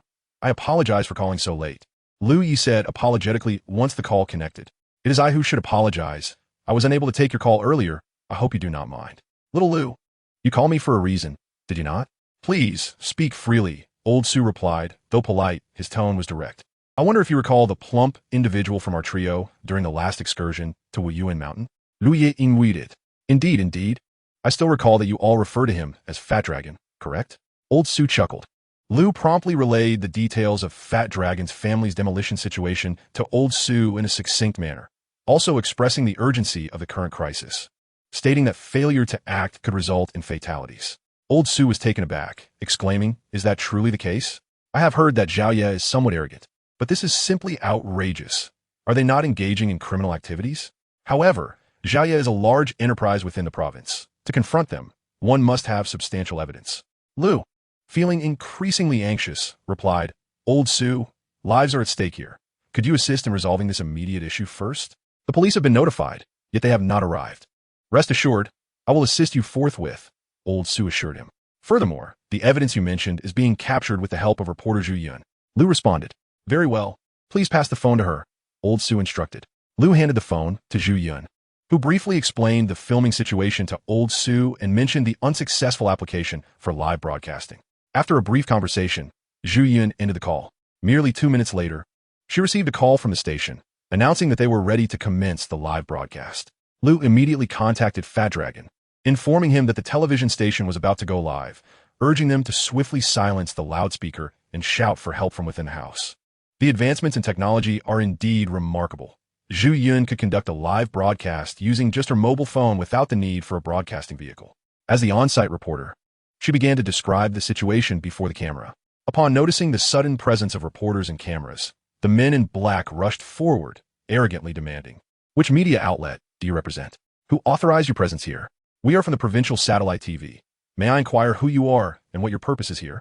Zhu Yun asked. "Provincial satellite TV?" One of the men in black sneered.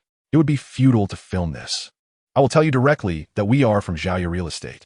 Do you dare to broadcast what you record? Get lost, do you hear? What are you doing here? Why are you cutting the door of this residence?" Zhu Yun continued to press for answers. "Damn it, are you still not leaving? Are you itching for trouble?" One of the men in black shouted, advancing to strike Zhu Yun, when suddenly, the sound of sirens pierced the air. "What the hell? Why have they arrived now? Who's on duty tonight?" The man shouted towards the van. With flashing red and blue lights, over a dozen black armored vehicles surged into Jinshan village. The men in black were taken aback. These vehicles were not from the local police station, but rather marked as special police. The doors swung open, and dozens of armed special police officers emerged, surrounding the men in black. "Drop your weapons. You are surrounded," commanded the loudspeaker from the armored vehicle. "All individuals, hands on your head, kneel down, and do not resist. Who sent you here? Where are your leaders?" The ringleader among the men in black continued to shout defiantly at the special police. As he approached the armored vehicle, two nearby special police officers swiftly kicked him to the ground and apprehended him with handcuffs. All the individuals clad in black at the scene, upon witnessing the arrival of the special police, were instantly struck with fear, promptly kneeling and covering their heads. A silver Rolls-Royce surged into the periphery of Jinshan village, from which two figures swiftly emerged. Zhang Dong, the small leader of the black-clad men, joyously shouted upon seeing the newcomers from the Rolls-Royce. Zhang Xiaoya, a middle-aged man nearing 50, responded with a resounding slap to the face of this small leader. "Who instructed you to act in such a manner?" Zhang Xiaoya thundered. "How could our Xiaoya group engage in such unlawful activities? Where's your General Wang for the real estate sector? Is he aware of your actions?" The small leader, bewildered by the sudden assault, was rendered speechless. Following the strike, Zhang Xiaoya bellowed, "You are utterly lawless. Does our Xiaoya group, a substantial conglomerate, necessitate your involvement in such illegal endeavors? Who is responsible? Think carefully, capture them all." Lu, observing Zhang Xiaoya's performance, mused that it was a shame he did not pursue a career in film. After concluding his outburst, Zhang Xiaoya scanned the surroundings, eventually spotting Zhu Yun, who was live broadcasting the incident. He hurried over to her. "Hello, journalist. I only just learned of these events through the live broadcast. I assure all viewers that we will not tolerate any wrongdoing. All illegal actions will be brought to justice," he proclaimed, preemptively addressing Zhu Yun before she could speak, his tone resolute and righteous. Zhu Yun was taken aback by his shrewdness and his immediate assumption of control. "Mr. Zhang, does Xiaoya Real Estate frequently engage in such unlawful activities?" Zhu Yun inquired. "Impossible.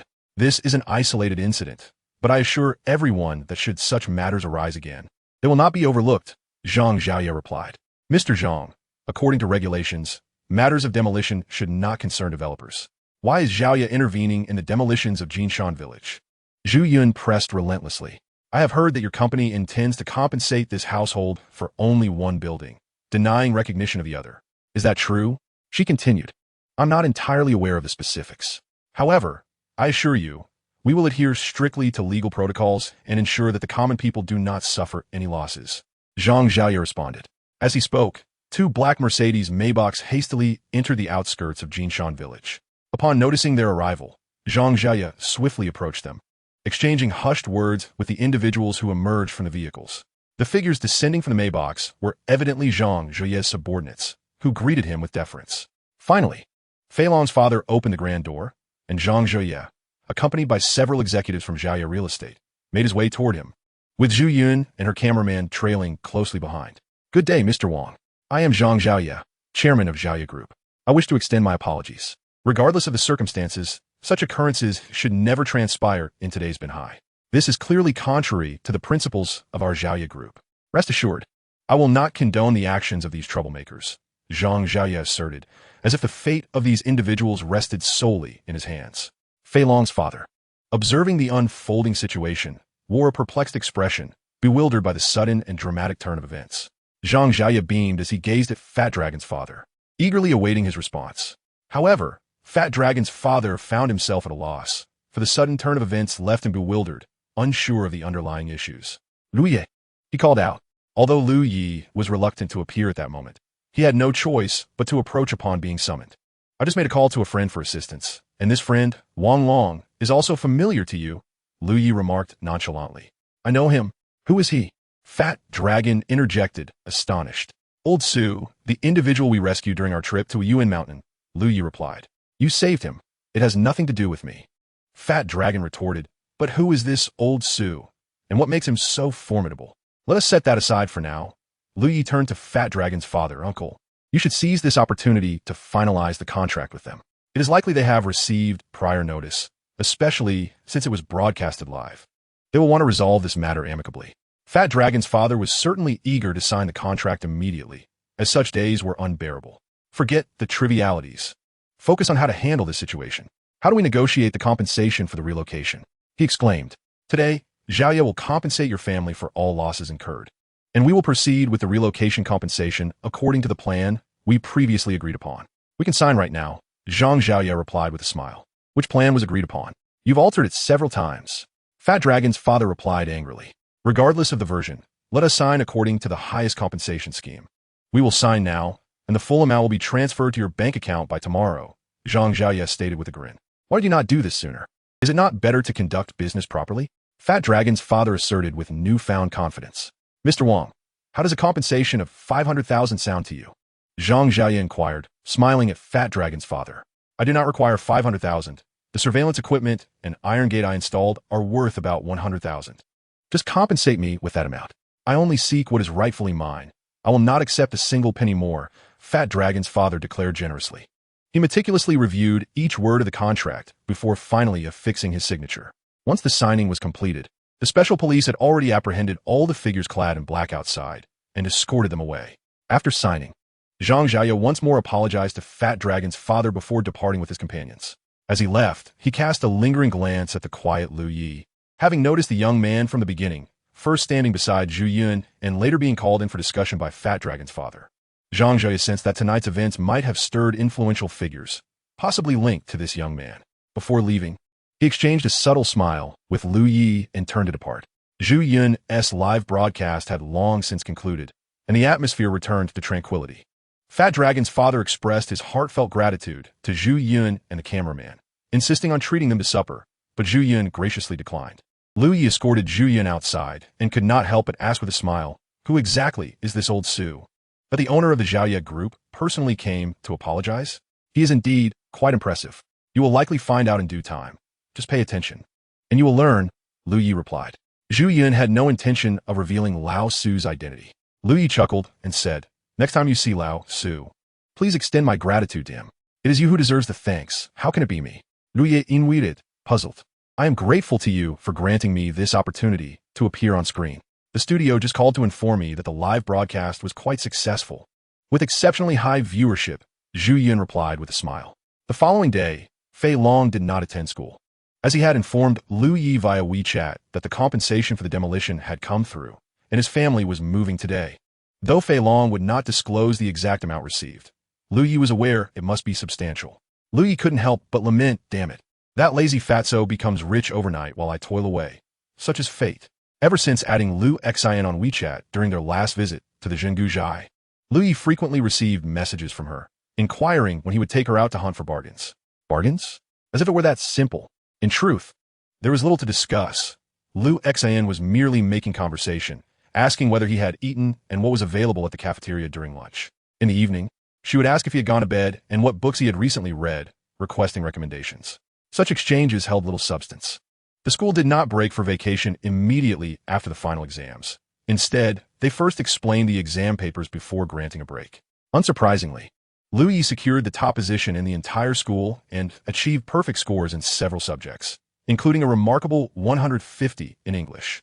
His perfect score astonished both the faculty and students alike, especially considering that this was a citywide examination, with a difficulty level surpassing that of the college entrance examination. In truth, no one knew that Lu Yi had perused the Oxford Advanced English-Chinese Dictionary at a bookstore outside the school, along with several comprehensive English composition guides. For Lu Yi, exams were no longer a concern. He hardly gave them a second thought. The only thing on his mind was the impending vacation after the tests. Chapter 75, Zhaoye Group.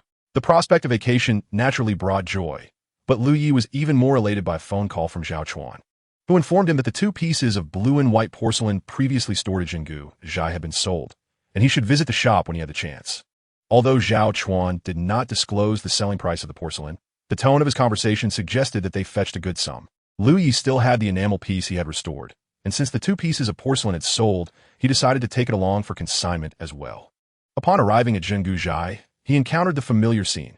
Hu Liming and Dai Quan were seated at the tea table, engaged in a lively conversation with Zhao Chuan.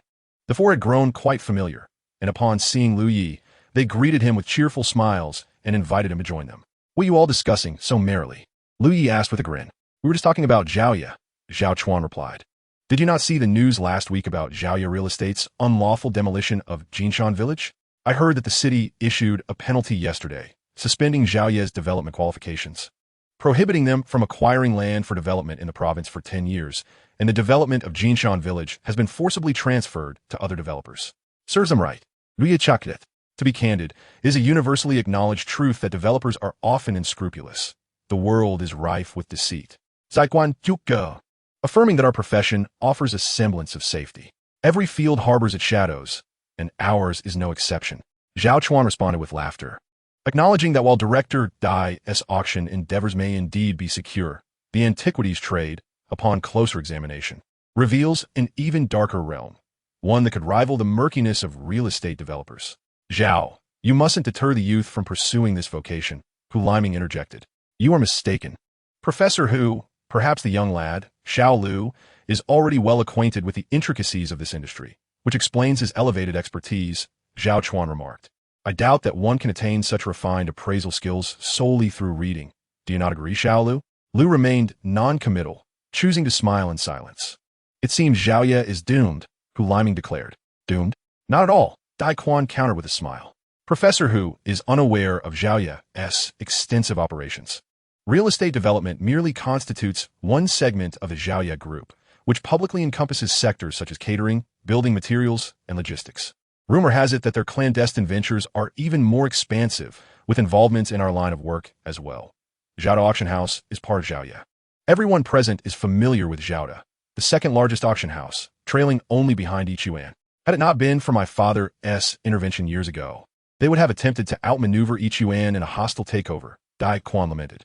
Dai Quan's father once served as the deputy mayor of Binhai City and is now the vice chairman of the Municipal Political Consultative Conference. The ascent of Yichuan to the status of the largest auction house in the city and province owes much to his father's influence. However, since Dai Quan's father has stepped back, he has adopted a more subdued demeanor. Particularly in recent years, Zhaoda has been expanding aggressively, threatening to eclipse Yichuan entirely. "I had not noticed that Zhaoda is part of the Zhaoye Group," Hu Liming expressed in surprise. "They have invited me several times. Yet I observed a curious phenomenon. Their auction events are considerably more understated than yours at Yichuan. Unlike your boisterous promotions, they do not openly solicit auction items. A facade of legitimacy?" Hu Liming suggested softly. "It is wise to keep such thoughts unspoken, Professor Hu," Dai Quan replied with a chuckle. The group shared knowing smiles before raising their teacups to sip their tea. "What treasures has Xiao Lu brought today? Zaiguan Inguit Playfully. What marvel lies within that small box of yours?"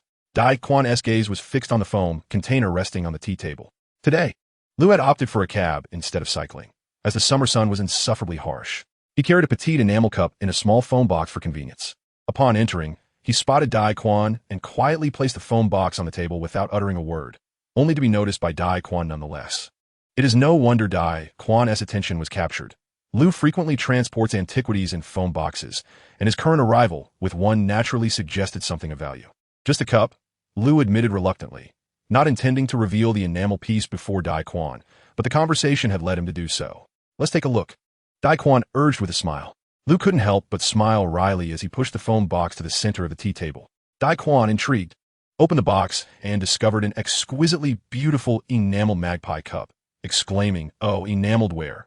Where did you acquire this, Xiao Lu?" He reached into the box to examine the cup closely. "Is this genuine? It couldn't possibly be a counterfeit, could it?" Zaiguan Ponde Alao, his brow furrowing in doubt after a moment's inspection. Lu glanced at Zhao Chuan, smiled subtly, and chose to remain silent. Zhao Chuan, perceiving Lu's expression, seemed to grasp the underlying implications. Let me have a look, Hu Liming said as he took the magpie cup from Dai Quan's hands for further examination. At first glance, the quality indeed raised suspicions of forgery. The luster was overly brilliant, evoking doubts about its authenticity. Hu Liming then borrowed a high-powered magnifying glass from Xiao Lu for a closer inspection. He murmured, a look of confusion crossing his face. This has been restored. There are signs of piecing together. I suspected as much. It must have recently undergone restoration, Dai Quan chuckled. Not quite, Hu Liming replied, setting the cup down. This piece is not a counterfeit. However, it appears to have been completely shattered and subsequently reassembled. The restoration is remarkably well executed, without a magnifying glass. One would hardly discern the seams. The reglazing and firing process has rendered the joinery nearly invisible. No, that would ruin the porcelain itself. This piece has not been subjected to fire. The restoration technique is truly exceptional, Hu Liming remarked, raising his gaze to Lu. Could it be that you, Xiao Lu, were the one to restore this? Chapter 76. The Magpie Playing with Plum Blossom's Cup. Lu smiled and nodded. Indeed, I was the one who restored it. It took me quite a long time. Hu Liming, taken aback, inhaled deeply as he regarded Lu. You truly restored this? What reason would I have to deceive you? Teacher Hu, it is indeed my work, Lu affirmed. Xiao Lu, your skill is astonishing. Why not consider a position at the museum to restore artifacts? Hu Liming suggested eagerly. Now, let us not rush. Xiao Lu hasn't even graduated high school yet. Wait until he finishes university before you try to recruit him. Zhao Chuan chuckled. Oh yes. I can hardly contain my excitement upon encountering such talent. Hu Liming laughed. There are so few individuals in our country with such exceptional artifact restoration skills as yours, Xiao Lu. You must help the nation preserve its cultural heritage. You have no idea how many artifacts across various museums are in dire need of restoration. Yet there's a dearth of skilled artisans. While Hu Liming conversed with Lu, Dai Quan remained fixated on the magpie cup. Suddenly, he seemed to recall something, exclaiming, "This cup looks remarkably familiar. I believe I've seen it before." Zhao Chuan exchanged a knowing glance with Lu, opting to remain silent. Lu, smiling at Dai Quan, revealed, to be candid Dai, this cup was entirely in pieces before restoration. I salvaged it from a basket of unwanted porcelain shards. Lu nodded with a grin. Could it be? Zaiguan bigang, astonits, venda momentias bitai. Indeed, it was found among the fragments from your auction house, Lu confirmed. What? Dai Quan gasped, his mouth agape, a whirlwind of emotions swirling within him. As Dai Quan gazed at the exquisite enamel-painted magpie cup before him, he felt as though he had swallowed a fly, rendered speechless. What would this possibly mean? Hu Liming, perplexed by the silence, struggled to comprehend the situation. Dai Quan, unwilling to speak, recognized that for his auction house, this incident constituted a significant scandal. Lu, too, felt hesitant to voice anything, as it would be inappropriate to expose another's shortcomings in front of Dai Quan. Zhao Chuan, aware of the underlying reasons, remained silent, playing the role of an uninformed bystander. Hu Liming, glancing around at the silent company, could not help but chuckle. What is going on here? This story seems rather intriguing. With a sigh, Dai Quan raised the teacup from the table and drank its contents as if it were strong liquor. After setting the cup down, he shook his head and smiled. Regarding this matter, I must implore you all to keep it confidential. Of course, should it leak, I shall not acknowledge it. Hu Liming, increasingly curious, gazed at Dai Quan with anticipation. What? He exclaimed, utterly astonished. Such a peculiar occurrence? Who authenticated this? The enamel piece, believed to date back to the Yongjing era, was likely valued between 20 to 30 million. Hu Liming picked it up again for a closer examination. Quite close, Lu added softly, recalling a previous auction of an enamel green bamboo cup that fetched over 20 million, which had likely appreciated to nearly 30 million by now. Dai Quan felt as though he were a mute suffering in silence, shaking his head with a sigh. What nonsense these so-called collectors spout. Nowadays, affluent individuals purchase numerous antiques, inflating their worth overnight and transforming into connoisseurs. Hu Liming retorted angrily. In truth, the skill level of these individuals pales in comparison to that of Xiao Lu. This cup is a clear example. Mr. Hu, your assertion is rather misplaced, Zhao Chuan interjected with a smile. You are clearly underestimating Xiao Lu. In my opinion, not only does he surpass these so-called masters, but he is also on par with many genuine experts in museums. Hu Liming nodded in agreement. Indeed, Xiao Lu had left a lasting impression on him, which was why he had gifted him a complete set of restoration tools. Had he previously dismissed Xiao Lu's expertise, he now found it hard to do so, as the art of this profession requires substantial accumulation of knowledge, and one cannot afford to be impatient. However, today as Enamel Cup compelled him to reassess Xiao Lu's capabilities. It is no small feat to unearth and reconstruct a genuine piece from a multitude of counterfeit shards. Not everyone is capable of such a task, not even himself, nor the majority of experts from museums. Moreover, the seamless restoration of this enamel-painted magpie cup suggested decades of refined craftsmanship, a skill that typically requires 3 to 4 decades of dedication to achieve. Xiao Lu is indeed a rare talent. Otherwise, I wouldn't have been so eager to have him work at the museum, Hu Liming remarked with a smile. By the way, Xiao Lu, are you planning to sell the enamel piece to Boss Xiao today? Dai Quan suddenly inquired with a grin. Not quite a sale. Xiao Lu replied with a chuckle. I intend to consign it here. Since it has been restored, estimating its value is quite challenging. If I offer too low, it might harm our relationship. If I offer too high, it may not sell, and it would be unwise to hold on to it. Hence, consignment seems the most prudent option. Zhao Chuan laughed in agreement. Antiques never lose their essence. How could they fail to find their worthy guardians? As long as they are not forgeries. They will eventually find their buyers. It merely depends on fate, De Quan remarked with a smile. Indeed, as De Quan stated, the value of antiques will only increase as their availability diminishes. Therefore, many are drawn to this industry. Investing in antiques proves far more prudent than other ventures. Hu Liming summarized. Xiao Lu, rather than consigning, why not sell it directly to me? Zaquan Chuka. Xiao Lu was taken aback, not expecting De Quan to express his intention to purchase in front of Zhao Chuan. He cast a glance at Zhao Chuan, who, being familiar with everyone present, replied with a smile, since De Quan wishes to buy, I cannot intervene. After all, this was originally for consignment. Xiao Lu then looked at De Quan and responded. This cup was originally found among your belongings, De Quan. Since you appreciate it, I shall gift it to you. The crowd was astonished, each momentarily speechless. Chapter 77. De Quan purchases the cup. Although the Qin Yongzheng enamel cup, depicting magpies amidst plum blossoms, is not in pristine condition, its restoration still holds a value of several $100,000 to over $1 million. With a stroke of luck, it might even fetch $10 million from a careless affluent buyer. To think it could be so casually given away. De Quan was momentarily stunned and quickly interjected. Xiao Lu, this is a different matter. To be candid, my skills in antique appraisal are not exceptional, but I have navigated this field for over a decade. I understand the rules of the trade. While the fragments did originate from my collection, to me, they were merely debris. Gifting it to you means it is yours. Your skill in restoration has earned it. It is inappropriate for me to accept it as a gift. It should be valued accordingly. Both Hu Liming and Zhao Chuan nodded in agreement, recognizing the generosity in De Quan's words.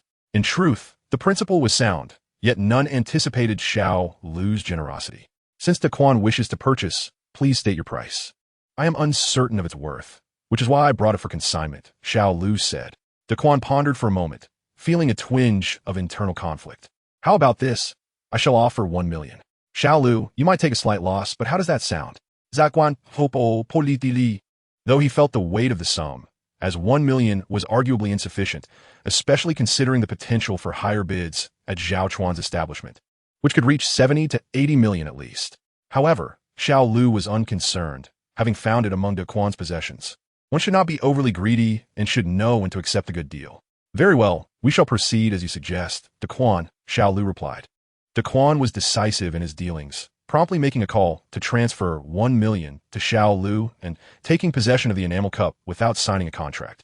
It was evident to all present that De Quan intended to erase any trace of the magpie cup, ensuring that for several years, no one would know that this antique, once shattered by his hand, was indeed a genuine artifact. After acquiring the cup, De Quan smiled at Xiao Lu and inquired Xiao Lu, would you be interested in joining us as a full-time appraiser?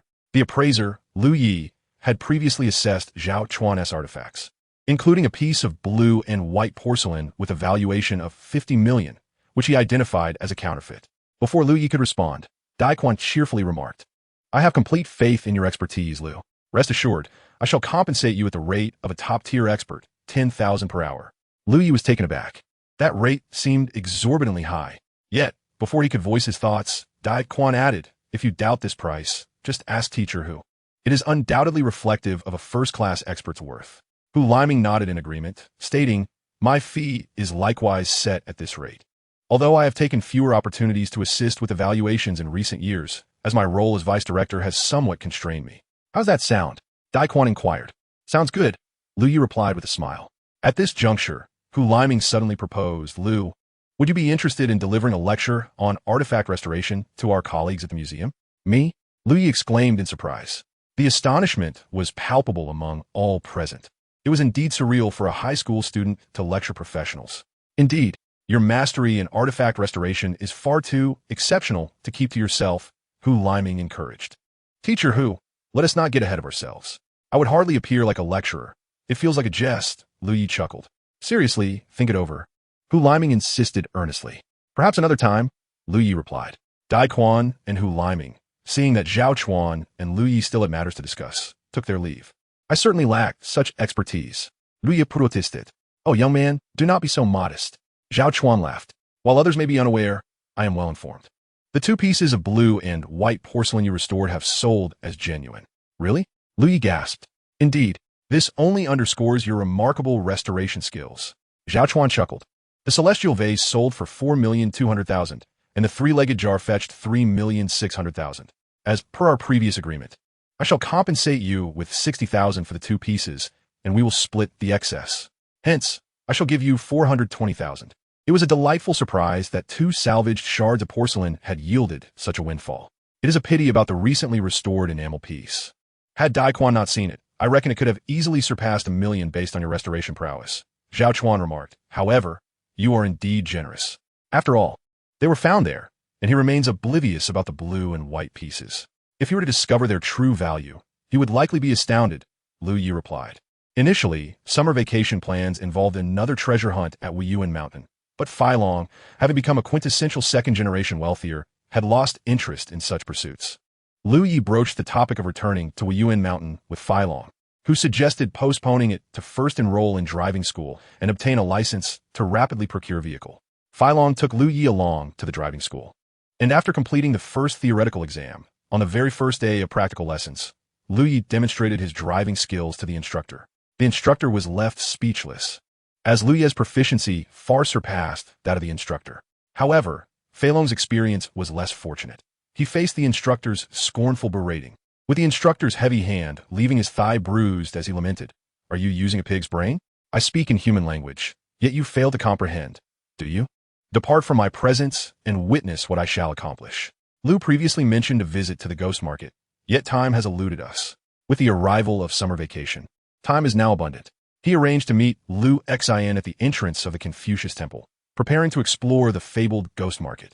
The ghost market is located to the west of the city, adjacent to the Confucius Temple, somewhat on the outskirts. It opens every Wednesday at 3 in the morning and closes promptly at 6, adhering strictly to its schedule. In truth, the ghost market is merely a night market, devoid of the frightening connotation suggested by its name. Simply put, it is a collection of street vendors, operating at an unconventional hour. Due to this peculiarity, the wares sold are eclectic and varied. Lu Xian resides in the western part of the city, not far from the ghost market. By the time Lu arrived at the Confucius Temple, Lu Xian was already awaiting him. Chapter 78, The Ghost Market. On previous occasions, Lu had always encountered Lu Xian clad in her standard qipao. Now, in her leisure hours, she donned a white short-sleeved shirt paired with form-fitting jeans, elegantly accentuating her figure in a different manner. Dressed like this, I scarcely recognize you. Lu chuckled. What? Is it unappealing? Lu Xian inquired with a smile. Appealing indeed. A beauty looks splendid in anything, Lu replied, grinning. Lu Xian found a spot to secure Lu's bicycle, and together they ventured into the ghost market. The ghost market extended quite a distance, encircling the Confucius Temple with an abundance of stalls. A myriad of goods was on display, though the majority comprised second-hand items. Under the dim glow of streetlights, the area around the Confucius Temple buzzed with lively activity. Each stall was illuminated by a small, rechargeable lamp, with the vendors seated quietly behind, refraining from calling out to passers-by.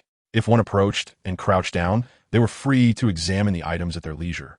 As the vendors patiently awaited engagement, Lu guided Lu Xian to the stalls specializing in antiques and curiosities. However, many of these stalls bore little distinction from those found on antique streets.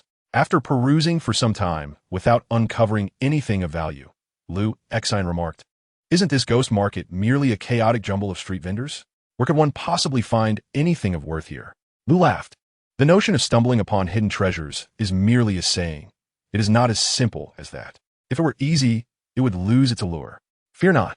We have only explored half the market. Let us continue. The pair pressed on, transitioning from the road in front of the Confucius temple to the one behind it. Beneath the shade of a grand locust tree at the back, Lu finally spotted the stall he had long sought. This stall was distinctly different from the others. While the majority were adorned with blankets or bamboo mats, some even featuring rudimentary tables, this one was simply laid out on a snakeskin bag, still coated in yellowish dirt. The vendor wore sandals and a broad straw hat that obscured much of his face. Lu gently tapped Lu Xian and then crouched down. The few items displayed on the snakeskin bag appeared dark under the yellowish streetlight. Although the stall possessed a lamp, it remained unlit. Lu cast a glance at the items on the snakeskin bag, gently picking up the smallest and whitest object for inspection. Observing Lu's interest, the vendor promptly illuminated the table with a lamp, offering no words, only directing the light towards Lu.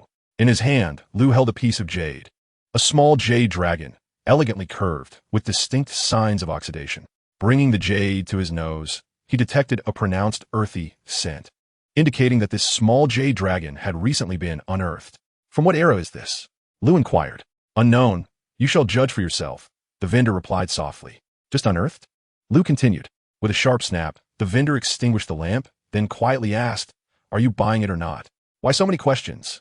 What is wrong with asking a few questions when purchasing? Turn the light back on. I can't see clearly yet, Lu responded. With so many stalls in this ghost market, why the tension? The vendor remained silent, relighting the lamp. In truth, it was Lu's first visit to this ghost market, and he was not entirely familiar with its customs. Although he had read stories about trading unearthed artifacts, distinguishing truth from fiction was no easy feat, and every locale had its own rules. For instance, Lu's earlier question about the item's recent excavation was considered taboo, leaving the vendor visibly displeased. Lu examined the jade dragon once more, estimating it likely dated back to before the Han Dynasty, and, as he silently contemplated, the listening command in his hand began to warm, confirming his assessment. This jade dragon was indeed from the Warring States period. How much is it? Lu asked. 30,000, the vendor replied. Lu shook his head, stating too expensive, 5,000. This isn't a stall selling fakes. There's no bargaining, the vendor retorted coldly. Lu turned to Lu Xian and asked, What do you think of this jade dragon? It's decent enough. 30,000 is far too steep. I could manage 300, but 30,000 is out of the question, Lu Xian exclaimed. Aren't you usually finding bargains for just a few hundred? This is not a place for bargains. The vendor scoffed. Lu chuckled. This is not a bargain stall. Using the listening command, Lu confirmed that the items were indeed from the Warring States period. He found himself particularly intrigued by a bronze guet, yet the mixture of dirt and green patina obscured its features. Aside from the visible Taotai pattern on the exterior, little else was discernible, especially the interior, which was encrusted with a thick layer of grime. The price for bronze artifacts varied immensely. A guet of this size could range from a few thousand to millions, with some even deemed priceless. The value of bronze vessels relies not only on their form and condition, but also on the historical information they convey, such as the presence and content of inscriptions. However, nothing was evident on this particular guet. Lu silently mused. This guet has inscriptions. Suddenly, his heart raced with excitement as the listening command in his hand grew warm again. This guet indeed bore inscriptions. Lu estimated there were over 50 inscriptions present. How much for this guet? He asked. 30,000, the vendor replied.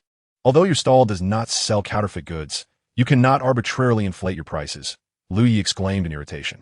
Just look at the state of this bronze guet. It is rusted beyond recognition, yet you demand 30,000? Do you truly comprehend its worth? Many pieces of far superior quality do not even fetch such a price. What if it lacks inscriptions? That would indeed be a significant loss, as this is not a mere lottery. Lu Yi continued, If you are genuinely selling, I will take this bronze artifact for 5,000. If not, then let it be. I shall not haggle. The stall owner extinguished the lamp as he spoke. I will take both the bronze guet and the jade dragon. How much do you ask? Lu Yi inquired. 50,000, the stall owner replied. I will give you 20,000, Lu Yi countered. The stall owner waved his hand in refusal. If it cannot be done, so be it, Lu Yi said, rising to leave with Lu Xian. Truly, if you desire 40,000, it can be yours, the stall owner murmured. Agreed, Lu Yi responded, nodding. However, it must be cash. Naturally, I would not dare buy without cash, Lu Yi remarked as he retrieved 3 stacks of cash from his pocket and handed them to the stall owner. After counting the money, the stall owner produced a black plastic bag from behind and carefully packaged the bronze guet before passing it to Lu Yi. Well then, it suffices to have procured these 2 items. Let us depart, Lu Yi declared, taking Lu Xian with him as they exited the ghost market. Isn't this supposed to be a bargain? Why spend so much money? Lu Xian questioned bewilderedly. As I have already mentioned, finding a true bargain is not a simple endeavor. Lu Yi chuckled. These two items do not fall under the category of a true bargain. A genuine bargain is when one pays the price of a counterfeit for an authentic piece, where everyone else deems it a forgery. Yet you alone discern its authenticity, and are correct. However, in this case, both parties clearly recognize these items as genuine, which does not strictly qualify as a bargain. In truth, Lu Yi's assertion was not entirely accurate. For instance, regarding the bronze gui, the information between the buyer and seller was asymmetric. Lu Yi was aware of the inscriptions on it, while the stall owner was not, leading to differing valuations. Thus, this could indeed be considered a bargain. Once outside the ghost market, the time was just past 4 o'clock. Come, my residence is not far from here. Why not visit me? I shall prepare breakfast for you, Lu Xian suggested with a smile. She rented a small room with a private bathroom, measuring only a dozen square meters, but it was charmingly adorned, creating a cozy atmosphere. Make yourself comfortable. I will fry some eggs, she offered. The room was too small for a sofa, so Lu Yi sat down on the bed. In his eagerness to explore the ghost market, he had not slept the previous night, and as he sank into the bed, fatigue overtook him, and he fell asleep almost instantly. When Lu Yi awoke again, it was to the sound of his phone alarm. Upon opening his eyes, he was surprised to find Lu Xian sleeping beside him. They both blinked awake simultaneously, their gazes locking in astonishment. Lu Yi caught a whiff of Lu Xian's delicate fragrance and could not help but inhale deeply. How delightful.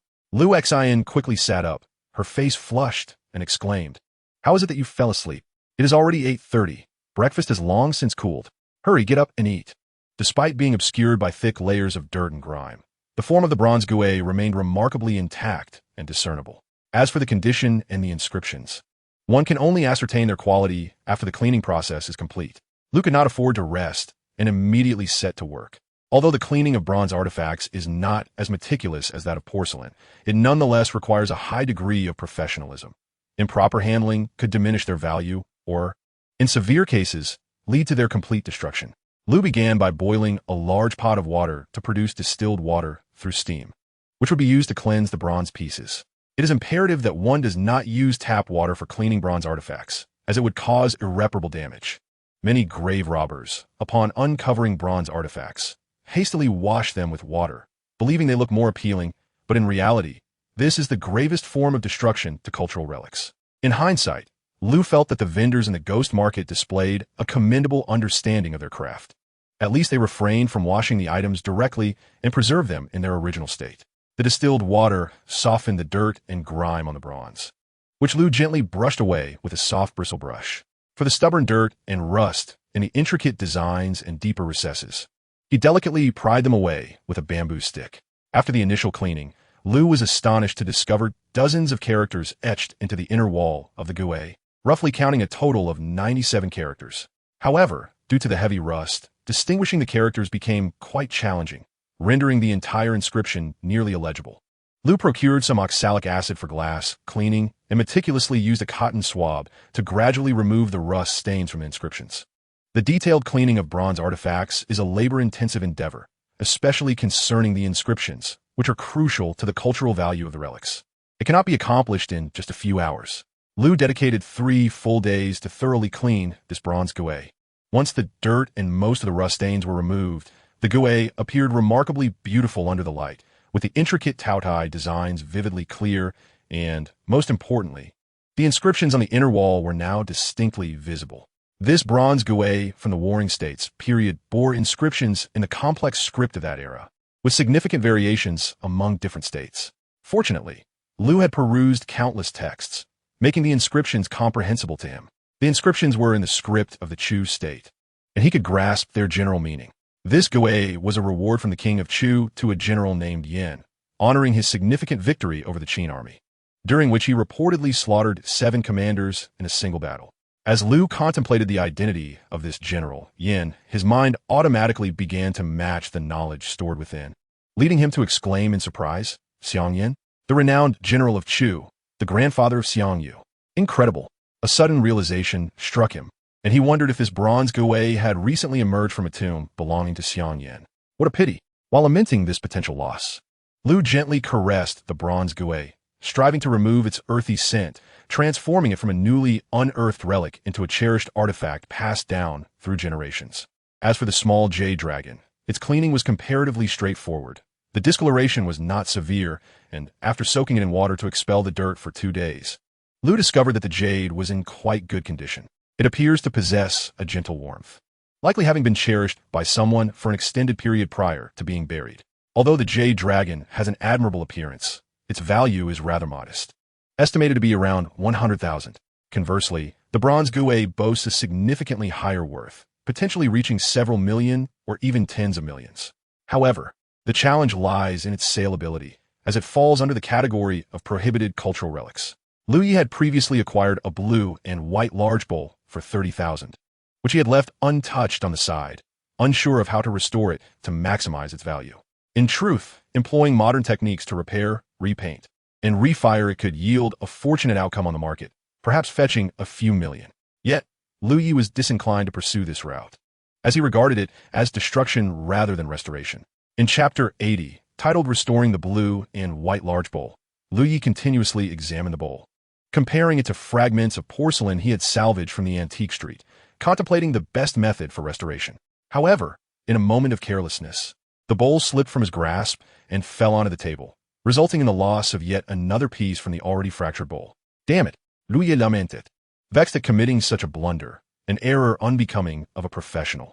Fortunately, this mishap occurred within the confines of his home.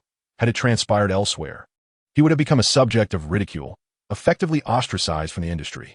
Now 30,000 is down the drain, he sighed, glancing at the newly broken fragment of the blue and white bowl. Yet, amidst his frustration, an idea dawned upon him. Since the bowl was already in such a state, he mused that it might be better to embrace the destruction and shatter the entire bowl, retaining only a complete base.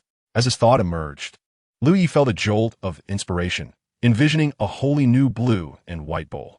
The intact base would be surrounded by a mosaic of shattered porcelain pieces, arranged in a haphazard manner, with the painted designs rendered entirely chaotic, resembling a mosaic. Initially troubled by the prospect that piecing together the found fragments would disrupt the bowl's aesthetic unity, Lu Yi now saw an opportunity. Since perfection in restoration was unattainable, why not adopt a more radical and creative approach, allowing the bowl's appearance to become even more disordered? Furthermore, it was essential that this restoration bore the hallmark of ancient craftsmanship rather than that of modern hands, evoking the impression that it was an extraordinary piece of antique blue and white porcelain, creatively restored by artisans of yore. Lu Yi meticulously began the manual cutting of the bowl's base, ensuring its integrity while systematically trimming the edges. After cleansing and smoothing the external edges of the porcelain fragments with a slight bevel, he proceeded to join them using fish glue. Once assembled, the interior of the bowl was treated so that no visible traces remained. However, a groove, approximately the width of half a stick of incense, was left between the fragments, which Lu Yi intended to conceal with copper or gold to mask the seams. Achieving the illusion that this piece of blue and white porcelain had been restored in ancient times was no simple feat with Lu Ye's extraordinary skills. It is indeed challenging to discern the era of restoration of the blue and white porcelain with the naked eye. However, evading detection by instruments is an impossibility, unless every detectable part of the artifact is authentically ancient. The traces of splicing are to be mended with metal fittings, which constitute the most significant flaw. Once Lu Yi meticulously completed the assembly of the blue and white bowl, he carefully set it aside to dry, not in haste to affix the metallic strips, as he lacked suitable materials at hand.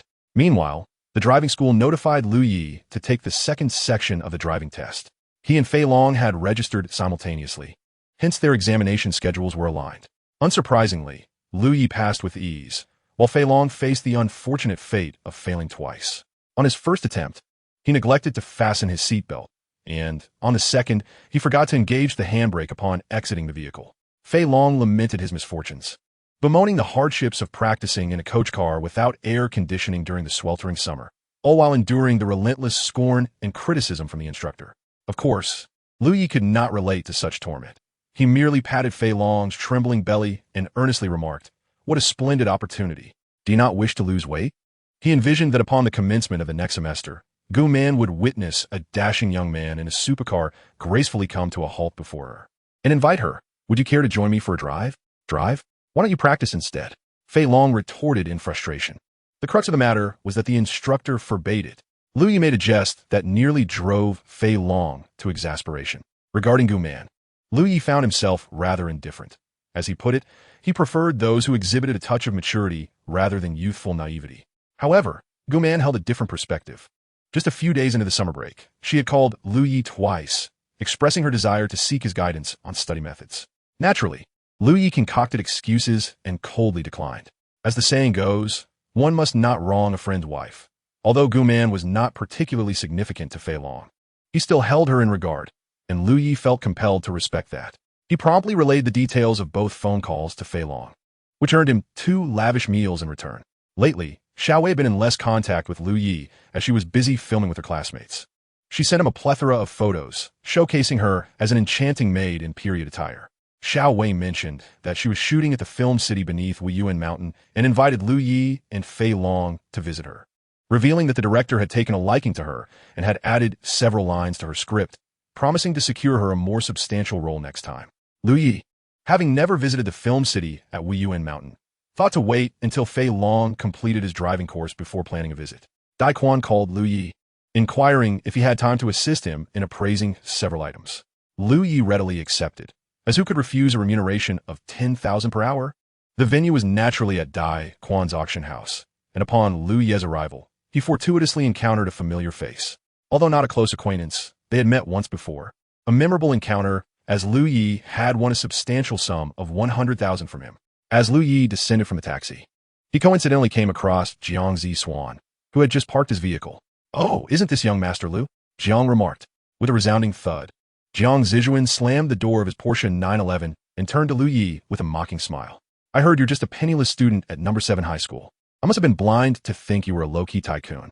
What brings you to this collectibles trading center? Did you take a cab to buy antiques?" "Mind your own business," Lu Yi retorted disdainfully. "This place is not for just anyone." Jiang Zishuan suddenly chuckled. "You're not here to work a summer job, are you?" In truth, Jiang Zishuan had accurately guessed that Lu Yi was indeed there to work, albeit for a considerably high wage. "Yes, I am here to work. What's wrong with that?" Lu Yi replied defiantly. "Nothing at all. I just wonder if you're here to be a security guard or to clean the toilets." Jiang Zishuan laughed. "You know, working like this won't earn you enough to support someone like Xiao Wei, that materialistic girl. Does she even know how you make your money? Should I take a picture and send it to her?" As Jiang Zishuan spoke, he took out his phone, intending to snap a photo of Lu Yi.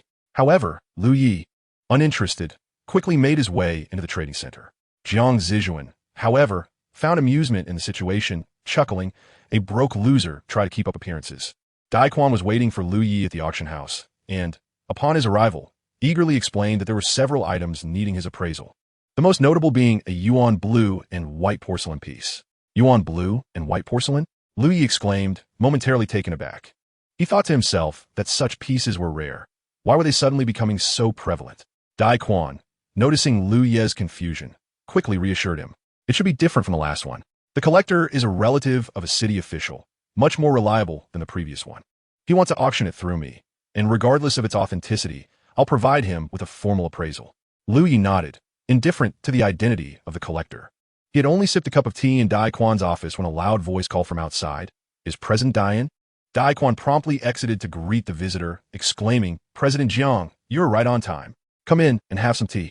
"Let us skip the tea for now and show me the treasure." Lu Yi recognized that the voice belonged to none other than Jiang Zishuan. "Of course. Please wait a moment while I fetch the appraiser to the appraisal room," Dai Quan said, turning to usher Lu Yi out of the office. Seeing Lu Yi, Jiang Zishuan couldn't help but laugh, saying, "I must ask Dai Quan, is this the appraiser you hired?" "Oh, let me introduce him. This is our specially appointed appraiser. Lu Yi, don't let his youth fool you. His appraisal skills are on par with those seasoned experts you see on television." Dai Quan chuckled. "President Dai, you wouldn't be trying to pull a fast one on me, would you? I'm here to take care of your business. And that yuan blue and white porcelain is worth tens of millions. Your auction fees would easily amount to several million, wouldn't they?" Jiang Zishuan replied with displeasure. "If you're going to deceive me, at least make it convincing." Though Jiang Zishuan's words were rather crude, Lu Yi chose to ignore them, as he was there to earn money and had no desire to engage with such a person. Dai Quan, while also displeased by Jiang Zishuan's comments, understood the importance of maintaining goodwill in business. After all, if it truly was a yuan blue and white porcelain piece, the auction fee would be substantial. Furthermore, Jiang Zijuan was the son of an official, and it was best to avoid any conflict with him. President Jiang, let us not rush. How about we head to the appraisal room to take a look at the items first? One must not merely gauge a person by their exterior age. Take Jiang. For instance, though he is merely in his 20s, he is already the head of an investment firm, laughed Dai Quan. Jiang Zijuan acknowledged Dai Quan's remark and replied casually. All right, let's take a look. I am curious to ascertain whether this young man is a counterfeit or an authentic piece. Following Jiang was a middle-aged man carrying a large brocade box, accompanying Dai Quan into the appraisal room. This room was the same one where Lu Yi had previously witnessed Lu Guohua appraising paintings. Inside was simply a long table covered with a cloth, alongside a few small tools such as magnifying glasses for identification. Upon opening the brocade box, they discovered a remarkable blue and white jar from the Yuan dynasty, complete with a lid in an excellent condition. The jar was adorned with a depiction of the southern pole immortal, symbolizing longevity. Its shape closely resembled that of the famed jar that had once fetched an astronomical price of 2.8 billion, though this one appeared slightly smaller. If this blue and white piece were genuine, it would be worth at least 100 million. Lu Yi gently lifted the jar, and at first glance, it exhibited no flaws. Its hue, glaze, porcelain body, and craftsmanship all seemed impeccable. However, upon his initial glance, Lu Yi felt an uncanny familiarity, an increasingly recognizable essence. The craftsmanship of this blue and white jar was nearly identical to a piece he had previously observed at the Jinggu Zhai, albeit this one was a jar with a wide mouth, revealing its interior clearly, devoid of any signs of assembly. Yet it too was a counterfeit, fabricated using the latest Japanese pigment formulations. A counterfeit, Lu Yi remarked softly. Jiang Zijuan immediately grew anxious, exclaiming, "If you don't understand, refrain from making reckless claims. How can this possibly resemble a counterfeit? Do you even comprehend what this piece would be worth as an authentic item?" Lu Yi replied, "At least 20 to 30 million. Jiang Zijuan, feeding triumphant, responded, 20 to 30 million? It is worth at least 100 million. Astonished, Jiang Zijuan gasped. He had only been informed that this blue and white piece was valued at a minimum of 10 million. Jiang, the number of surviving yuan blue and white pieces is inherently limited. If this one were genuine, a valuation of 100 million is indeed plausible. A few years ago, a piece similar to this one sold for 2.8 billion. If authentic, it might command a similar price at auction, Dai Quan added with a smile. Jiang Zijuan was left speechless, exclaiming, "Goodness, is it truly that expensive? You must ensure a thorough appraisal. One cannot simply find any individual to declare it a counterfeit." Dai Quan reassured him with a smile. "Jiang, Lu Yi is our specially appointed appraiser, and we have complete confidence in his expertise. Should he err in his assessment, we will accept full responsibility. If you remain skeptical, you may also opt for instrumental testing, though this may cause some minor damage to the porcelain itself." Having stated his case, Dai Quan's words left Jiang Zijuan unable to voice any further doubts. Observing Jiang Zijuan's silence, Dai Quan added with a smile, "After all, rarity adds value. It is not easy to come across a yuan blue and white piece. May I inquire about the provenance of this item?" "Oh, it is entrusted to me for auction by a friend," Jiang Zijuan replied casually. "Entrusted? Once again, a friend has entrusted me with a matter. In a short span of time, 2 instances of high-quality counterfeit yuan qinghua have surfaced in Binhai, both originating from the same source." Lu was taken aback, stealing a glance at Dai Quan, who happened to be looking back as well. Their gazes met, a silent understanding passing between them, accompanied by a subtle smile.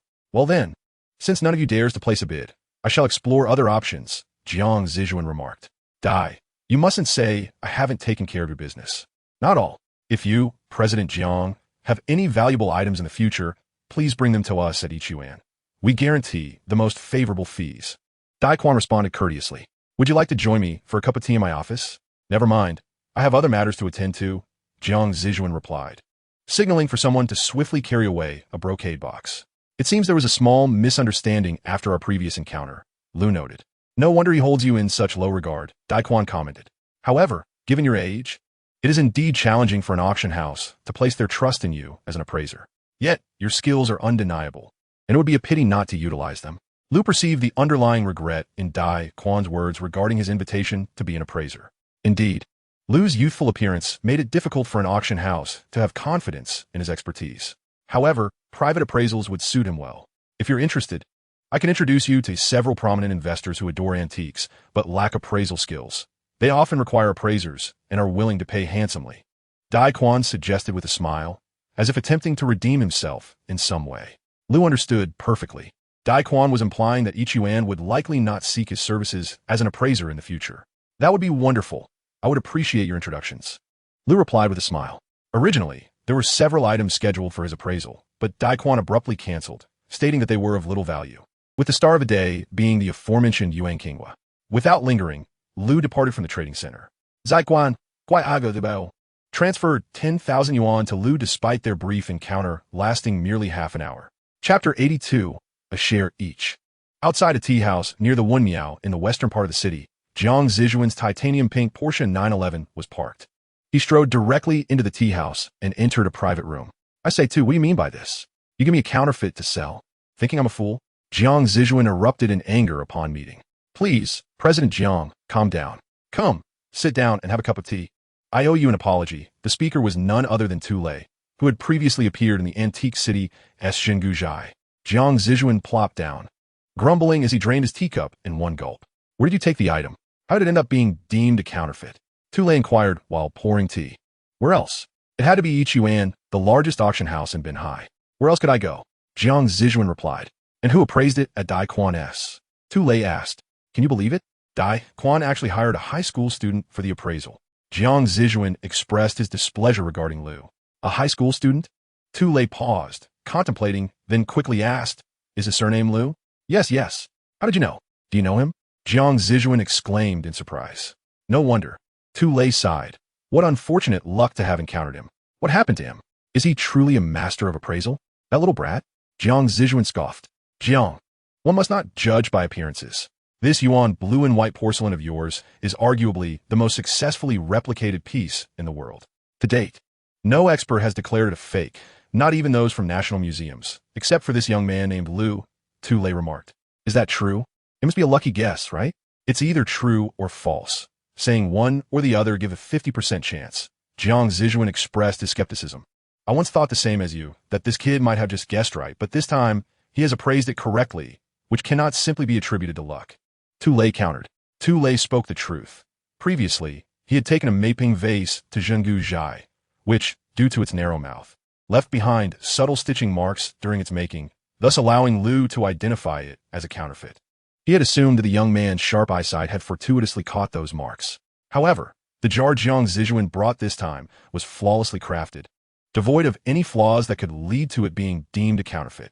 Yet, it was still identified as such by Liu.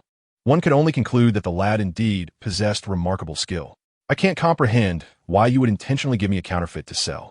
Do you take me for a fool? Jiang Zijuan suddenly realized Tu Lei had diverted the conversation. Isn't it because of your esteemed status, Jiang? Tu Lei chuckled. Anything you present, which establishment would not treat it with utmost seriousness? Who would dare refuse? Who would have the audacity to decline? Good grief. Are you the fool? Or am I the fool? Jiang Zijuan retorted angrily. Is my status meant for such dealings? Calm down, Jiang. In the antiquities trade, encountering counterfeits is quite commonplace. Your investment company must have dealt with numerous antiques, so you should be well aware of this, Tu Lei replied with a grin. It's not as if I'm asking you to work for free. As long as this yuan blue and white sells, we split the profits evenly. Jiang Zijuan was momentarily taken aback. Split evenly? What does that entail? Before he could ponder further, Tu Lei continued, there are very few who can genuinely authenticate this yuan blue and white. If no one identifies it as a counterfeit, do you know its worth? Several billion. Oh, so Jiang is aware of its value. Tu Lei chuckled. Now think about it. If we split it, even if sold for 2 billion, you would receive 1 billion. Jiang Zijuan was nearly drooling at the thought. Moreover, there is no risk involved. In the antiques business, if a piece is appraised as a counterfeit, the worst that happens is it isn't purchased, and neither party suffers a loss. However, if it goes unsold and you buy it, only to discover later that it was counterfeit, you wouldn't be able to track me down. This is the industry norm and legally permissible, Tu Lei stated, gazing at Jiang Zijuan with a smile. So tell me, do you think this venture is feasible? Is there any reason to feel remorse towards you, Jiang? Jiang Zijuan's heart soared. He thought that as long as this yuan blue and white porcelain was taken to a place where it went unsold and unappraised, he would never need to strive again in his lifetime. To avoid relying on his father for financial support and frequently receiving reprimands about maintaining a low profile and not engaging in reckless endeavors, Jiang Zijuan remarked with a chuckle. Why didn't you mention this earlier? Tu Lei responded. There are certain matters that cannot be disclosed prematurely. Had you known in advance, you would likely have revealed more flaws. It is better to remain unaware. What should we do now? Jiang Zijuan inquired. Try other establishments. With your reputation, who among the major auction houses and antique markets in Binhai City would not be accommodating? Tu Lei replied with a grin. Indeed, Jiang Zijuan laughed. I will take it to Zhaoda tomorrow. Zhaoda? Tu Lei immediately interjected. I advise against going there. Zhaoda is the second largest auction house in Binhai, and its scale is considerable. Jiang Zijuan expressed confusion. Why not? Trust me, Jiang Zong, I have been in this industry for over 20 years. Avoid Zhaoda. Also, do not visit the antique markets Zhangu Zhai, Tu Lei advised. Zhangu Zhai is one of the larger stores in the antique market. Are we avoiding that as well? Jiang Zijuan was perplexed. Binhai City boasts numerous auction houses and antique shops. Follow my counsel and explore other venues. As long as someone is willing to buy, the price is secondary. 2 to 3 million is acceptable, Tu Lei smiled. What about private collection exchange meetings? With your status? Gaining entry should not be problematic, he added. All right, I will visit other places tomorrow, Jiang Zijuan concluded. After exiting the collection trading center, Jiang Zijuan took a taxi to Wenwan Street, having not visited in several days. He was eager to see if there were any new arrivals. The summer heat kept most vendors away during the midday hours. Fortunately, by the time Jiang Zijuan arrived, it was nearing closing time, and many stall owners were beginning to set up. He wandered around, noticing that the inventory remained largely unchanged. At a familiar stall, he finally spotted an item he had been searching for, a silver comb with fine, dense teeth.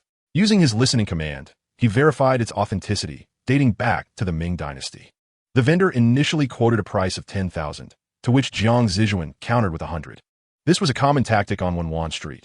High initial prices followed by haggling, and regardless of the item's worth, both parties remained amicable.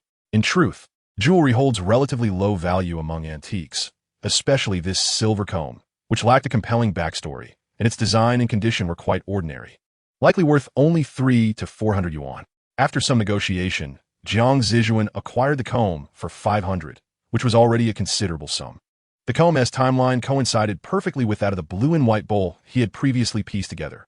Both were from the Ming Dynasty. The blue and white bowl dated back to the Xuande period, while the comb was from the mid to late Ming era. The blue and white bowl had a semi-fine line of wear between the porcelain pieces, and the comb's fine teeth corresponded perfectly with these indentations, making it an ideal fit.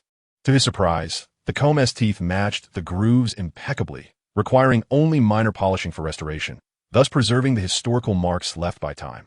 Under the light, the Ming Dynasty's silver-inlaid, blue and white bowl radiated perfection, gleaming brilliantly. Although the bowl itself lacks a unified decorative pattern, the network of silver filigree surrounding it imparts a distinctive style to this blue and white porcelain piece. In Chapter 83, titled Maximizing Value, Louis made a phone call to Zhao Chuan, arranging for Hu Liming and Dai Quan to join him at Zhenguzhai for tea, where he would showcase the beautifully restored blue and white bowl. Not only did Lu Yi bring the bowl, but he also carried along a recently acquired small jade dragon and a Xiang Yan Gui. Arriving at the antique market by taxi, he entered Zhenguzhai with 2 foam boxes in hand, leading onlookers to mistakenly believe he was a vendor of seafood. Lu Yi's mother sells fried rice, frequently using foam boxes to store the ingredients, ensuring their freshness while transporting them to the roadside. Thus, although his home is devoid of many items, foam boxes abound, and he has grown accustomed to packing antiques in them. At the tea table, Hu Liming had already arrived. Upon seeing Lu Yi enter with the 2 white foam boxes, he and Zhao Chuan couldn't help but chuckle, asking if he was selling fish or shrimp and teasing him about possibly purchasing foam boxes in bulk. Lu Yi explained that his mother often used foam boxes for groceries to keep them fresh. As he gently set down the 2 boxes, it seemed almost unbelievable that they contained antiques worth millions. Zhao Chuan remarked humorously that Lu Yi's method was quite clever and safe, as no one would suspect the valuable contents within were far more secure than a safe. The atmosphere lightened, and Lu Exin hurriedly poured a cup of tea for Lu Yi, placing it gently before him. Isn't it hot? Drinking hot tea on such a scorching day? Lu Yi wiped the sweat from his brow. On hot days, it's even more essential to drink hot tea, Hu Liming replied with a smile. Lu Xin then turned and handed Lu Yi a bottle of mineral water, suggesting, perhaps you should have some water instead. Lu Yi accepted the mineral water and gulped down half the bottle. Is Mr. Dai still not here? Lu Yi inquired after finishing the water. Yes, on his way, came the reply, and just as Lu Yi finished speaking, Dai Quan entered through the door. What treasures has our little Lu brought today? Ah, Hu Laoshi is here too. Lu Yi grinned. I finally managed to restore that incomplete blue and white bowl I acquired from Boss Zhao last time. I would like both Mr. Dai and Hu Laoshi to come and have a look. The incomplete blue and white bowl is restored? Dai Quan said incredulously. I must see how you accomplished that. The previous enamel piece, while seamlessly repaired, at least had all its fragments intact. But that blue and white bowl is missing a piece. You aren't suggesting you were fortunate enough to find the missing part, are you? That would be impossible, Lu Yi laughed, since I didn't find the missing piece. You aren't implying I simply replaced it with new clay and reglazed it, are you? Zaiguan Zhuge. If that were the case, I wouldn't have invited you esteemed seniors to come and see it, Lu Yi replied with a smile. Moreover, Hu Laoshi had repeatedly cautioned me against using modern techniques for the restoration of this blue and white bowl, as that would ruin it. I have kept your teachings in mind. Hu Laoshi.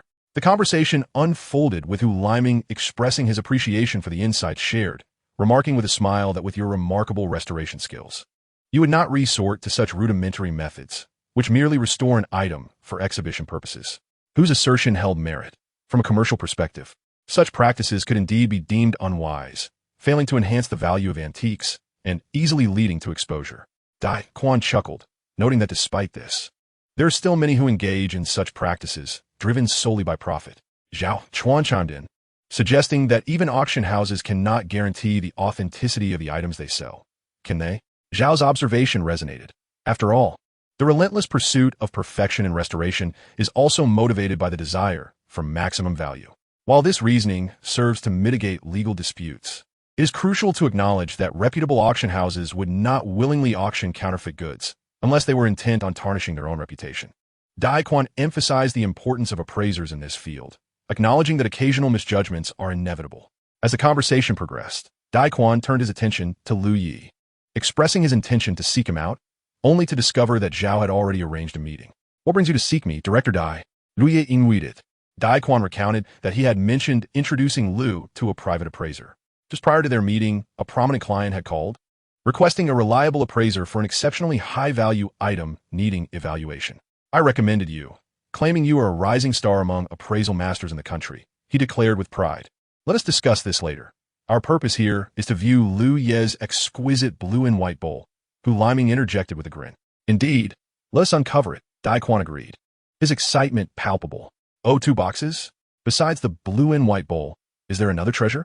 Indeed, there was another significant item, but Lu Yi insisted they first examined the blue and white bowl.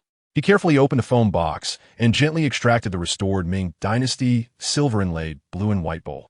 Wow, the group exclaimed in unison. Is this the same blue and white bowl we discussed earlier? Hu Liming questioned, scrutinizing the bowl with intrigue. How is it that you managed to shatter the entire bowl and then reassemble it in a completely new manner? Zahuang gasped in astonishment. Lu Yi, you possess quite the audacity. The bowl, a stunning mosaic of craftsmanship, particularly the exquisite silver inlay, captivated Dai Quan and the others. After Hu Liming placed the bowl down, Dai Quan carefully lifted it, remarking that had they not been informed beforehand, they would have believed it was created in this manner from the outset. The interior gleamed as if newly crafted, while the exterior showcased a silver mosaic, showcasing remarkable creativity. Indeed, it is beautiful. Hu Liming sighed. However, Lu Yi, your creativity is exceedingly bold. The principle of restoring the old as the old has never resulted in such an artifact historically. No matter how well you restore it, it may lead to doubts, as people might perceive it as a crafted piece rather than an antique. If it were merely this, I would not have invited several esteemed guests to view it. Lu glanced at several individuals and smiled, then pointed to the blue and white bowl, stating that during its restoration, a bold approach was essential. Only through audacity and innovation could one capture attention and elevate value. Of course, the downside was the potential for repeated scrutiny and questioning. Thus, this blue and white bowl could withstand not only the scrutiny of the human eye, but also instrumental examination without issue. The crowd was taken aback, questioning the audacity of such a claim. How could that be possible? Dai Quan chuckled. Your blue and white bowl is inherently missing a piece. Although you intentionally disrupted the fragments for repair, one of them must be out of time. To be honest, Mr. Dai, a total of 3 fragments were reattached, all dating back to the Xuande period of the Ming Dynasty, which I sourced from the antique street. Lu replied. Even if the porcelain pieces are authentic, there are numerous flaws elsewhere. Don't even mention instruments. If you let teacher Hu take a look, he would undoubtedly recognize this as a modern patchwork repair, Dai Quan asserted. Then let us have teacher Hu examine it thoroughly, Zhao Chuan said, smiling as he handed over a high-powered magnifying glass. Chapter 84. The Restoration of the Silver-Inlaid Blue and White Bowl. Hu Liming received the magnifying glass and began to meticulously assess the Ming Dynasty silver-inlaid blue and white bowl. Is there a higher magnification available? He inquired after a moment. Teacher Hu, this is the highest portable magnifying glass. Any further would require a microscope, Zhao Chuan replied with a grin. What? Is this magnifying glass insufficient? Zaiguan et Galim Astonitz. Is it truly impossible to discern any flaws with the naked eye? Hu Liming shook his head. The porcelain itself is flawless, be it the base mark, glaze color, or body quality. That need not be examined. These are genuine artifacts from the Ming Dynasty, Dai Quan noted, gesturing to the silver lines on the blue and white bowl. Teacher Hu, you must focus on these supplementary components and their craftsmanship. Patience, Mr. Dai, Hu Liming chuckled, urging him to let him finish. As he held the blue and white bowl, Hu Liming noted, the inlaid silver lines also exhibit signs of age under magnification, and the manufacturing marks suggest they are not of modern machine fabrication. Determining the exact era would likely require instrumental analysis. Furthermore, the critical interfaces of the porcelain pieces are cleverly concealed by the silver lines. Thus, it is indeed challenging to detect any flaws with the naked eye. To be candid, the silver lines on this bowl are also from the Ming Dynasty. Having been salvaged from a Ming silver comb, they fit perfectly, requiring almost no modification to be set in place. Therefore, regardless of the magnification employed, no flaws will emerge. Lu remarked with a smile. Even the adhesive used is fish glue and is quite old. The crowd was astonished, realizing the depth of Lu's thought and the sophistication of his restoration skills. Fake is fake. It must have flaws, right? Dai Quan gazed at the blue and white bowl, both shocked and perplexed. How is this possible? If the bowl is disassembled, wouldn't it be ruined? He questioned. Exactly, Lu replied with a grin. Before he could finish, Hu Liming added with a laugh.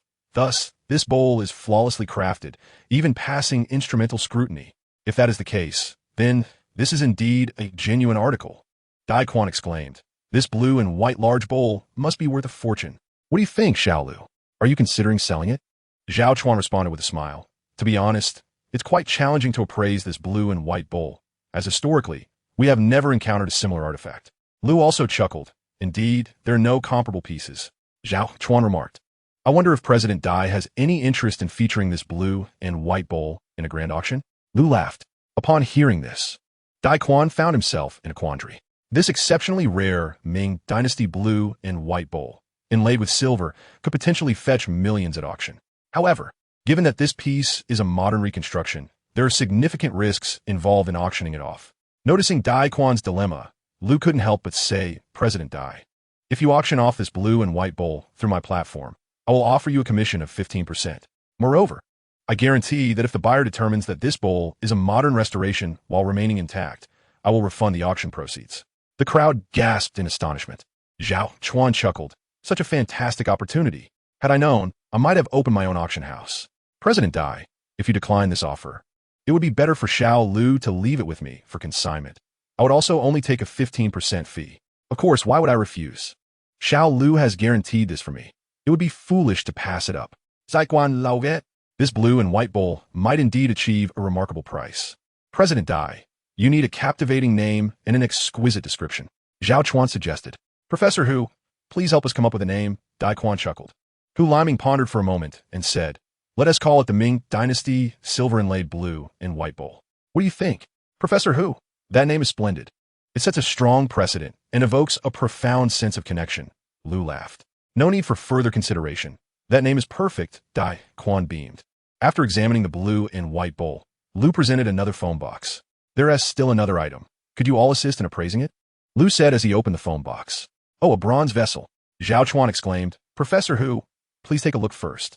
Hu Liming did not hesitate and retrieved the bronze guet from the phone box. The piece appeared to be in excellent condition, adorned with Taotai patterns. As he examined it closely, Hu Liming suddenly gasped. What is the matter? Dai Quan and Zhao Chuan were startled by Hu Liming's exclamation. This vessel has inscriptions. Hu Liming exclaimed. Really? Dai Quan and Zhao Chuan leaned in closer. Oh my! The inner wall is completely covered in inscriptions. They exchanged astonished glances. Professor Hu, please examine these inscriptions closely. What do they convey? Zhao Chuan urged. Having spent nearly 2 decades in the antiques industry, Zhao Chuan possessed considerable appraisal skills and understood the critical value of the inscriptions on the bronze vessel. In simple terms, each character in the inscriptions could be worth at least 30,000, not accounting for the content. If the inscriptions narrated a significant historical event, their worth could be incalculable. Hu Liming scrutinized the inscriptions on the inner wall of the bronze guet and stated, this should be a piece from the Warring States period. The inscriptions appear to be in the script of the Chu state from that era. The script of the Warring States period is rather intricate, and there are not many experts in the country who can comprehend it. Even those who can read it often require reference materials. At present, I can only recognize a few characters. Lu could not help but admire Hu Liming, who immediately identified the inscriptions as belonging to the state of Chu, demonstrating a commendable level of expertise. Hu's assertion was indeed correct. It was a Chu inscription. Lu noted that there were a total of 97 characters on the inner wall of the bronze vessel. 97? Zhao Chuan and Dai Quan expressed their astonishment. What does it record? Well, to fully understand it, one would need to consult references. It certainly won't be comprehensible at first glance, especially since the characters of the state of Chu are among the most challenging to decipher, Hu Liming remarked.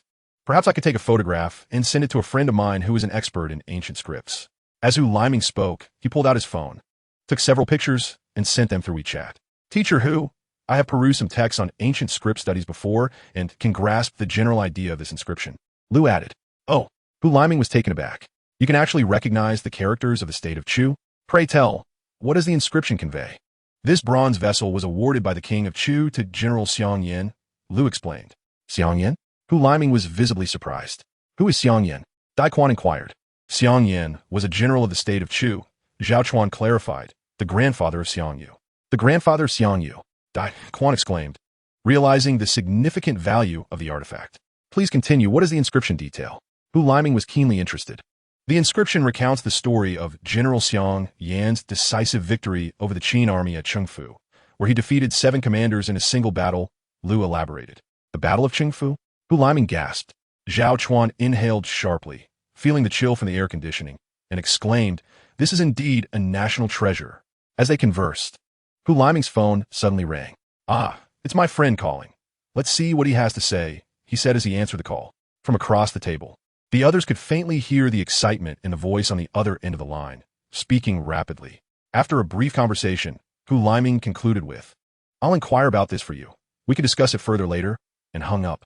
For a moment, Hu Liming remained silent, glancing between the bronze vessel and Lu. Teacher Hu, do share with your friend, the expert on ancient scripts, had to say, Dai Quan urged. My friend S. interpretation of the inscriptions aligns with yours. It is indeed a national treasure, Hu Liming remarked, shaking his head in disbelief. Lu, I did not anticipate your profound knowledge in ancient scripts. My friend, the expert, could only decipher about half of the text. Teacher Hu, you exaggerate. I merely grasped the general meaning. Lu smiled modestly. My friend wishes to inquire if he may borrow the bronze vessel for further study, Hu Liming said, feeling somewhat embarrassed. He is a professor in the history department at Peking University and a renowned expert on ancient scripts in the country. The individuals present were momentarily taken aback. Borrowing antiques was a significant taboo within the industry. Antiques, being unique and irreplaceable, possess an uncertain value. Lu did not anticipate that Hu Liming would make such a request, leaving him in a somewhat awkward position. Hu Liming was indeed a commendable person, possessing considerable skill and treating Lu well, even gifting him a set of artifact restoration tools. However, the bronze guet was absolutely not something that could be lent out, for history was replete with instances of antiques being borrowed and never returned. Moreover, the provenance of this particular bronze guet was questionable. If it were to be withheld, Lu would find himself at a loss for words. Noticing Lu's discomfort, Hu Liming quickly interjected, All right, let us not put little Lu in a difficult position. I merely inquired on behalf of a friend. I am aware that I should not have broached this subject. The atmosphere at the tea table relaxed, as everyone seemed to share an unspoken concern about the potential lending of this treasured item. May I ask, without prying too much, where did this bronze guet come from? Hu Liming inquired with a smile. Zhao Chuan and Dai Quan were taken aback. Artifacts predating the Western Han dynasty were predominantly unearthed from the earth, making Hu Liming's question rather inappropriate and a breach of industry etiquette. Lu responded, this treasure was exchanged for 2 pieces of porcelain. The individual claimed it had been passed down through generations and had lain untouched in their home. However, lacking knowledge of antiques, and having heard that the trade of bronze artifacts is prohibited, I seized the opportunity to make the exchange, thus securing a fortunate find. Lu spun a compelling tale, leaving the truth of its veracity in question. He glanced at Lu Xin, for she was the only one privy to the true origin of the bronze guet. Hu Liming examined the bronze guet on the table, remarking, "This guet does indeed appear to have been in circulation for many years." His implication was clear. The artifact did not resemble something freshly excavated from the ground. What will little Lu do with this bronze guet? Will you keep it for yourself? Or if you wish to sell it, you will need proof of provenance. Hu Liming jested. Perhaps you might consider donating it to a museum? Zhao Chuan and Dai Quan couldn't help but chuckle at this.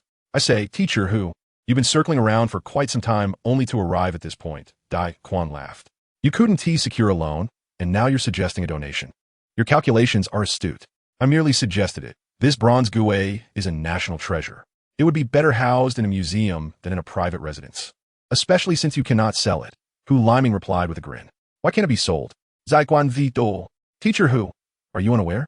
The Shilling Seal Society in Hangzhou conducts auctions for bronze artifacts. However, the Shilling Seal Society also requires proof of provenance, Hu Liming noted with a smile. That is not an issue, Dai Quan replied, turning to Lu. Little Lu, do you wish to sell it? If so, you can entrust it to me. Although I cannot auction it directly for you, I can make connections in Hangzhou. Once you hand over the item, you need not worry about anything else. Lu was greatly intrigued. He had brought the item today specifically to inquire about how he might sell it. What commission do you plan to charge? Lu inquired with a smile. 5% came the response. 5% is not excessive, is it? Although this is not my auction. We must assist in completing the necessary procedures, Dai Quan remarked with a smile. 5 points is acceptable, Lu Yi responded, smiling as well. So, shall I entrust it all to you? Dai Quan inquired, grinning. I strongly advise that this is a national treasure. Your auction must ensure that all procedures are legitimate, but it must never be allowed to leave the country, Hu Liming cautioned. Rest assured, teacher Hu, national regulations prohibit the export of such treasured bronze wares, Dai Quan assured him. Eagerly, Dai Quan and Lu Yi signed 2 contracts on the spot, one for the porcelain auction and the other for the bronze guet entrusted for auction. Observing the completion of the contracts, Zhao Chuan couldn't help but chuckle. My treasured antique shop has become your negotiation room. I shall expect a commission. Zhao Chuan took the little jade dragon and added with a smile, Dai, you're feasting, and little Lu, you only let me sip the broth. Oh, Zhao boss, you're mistaken. Little Lu has provided you with plenty of fine items before, Dai Quan replied. The 2 pieces just now were quite challenging for your antique shop to handle.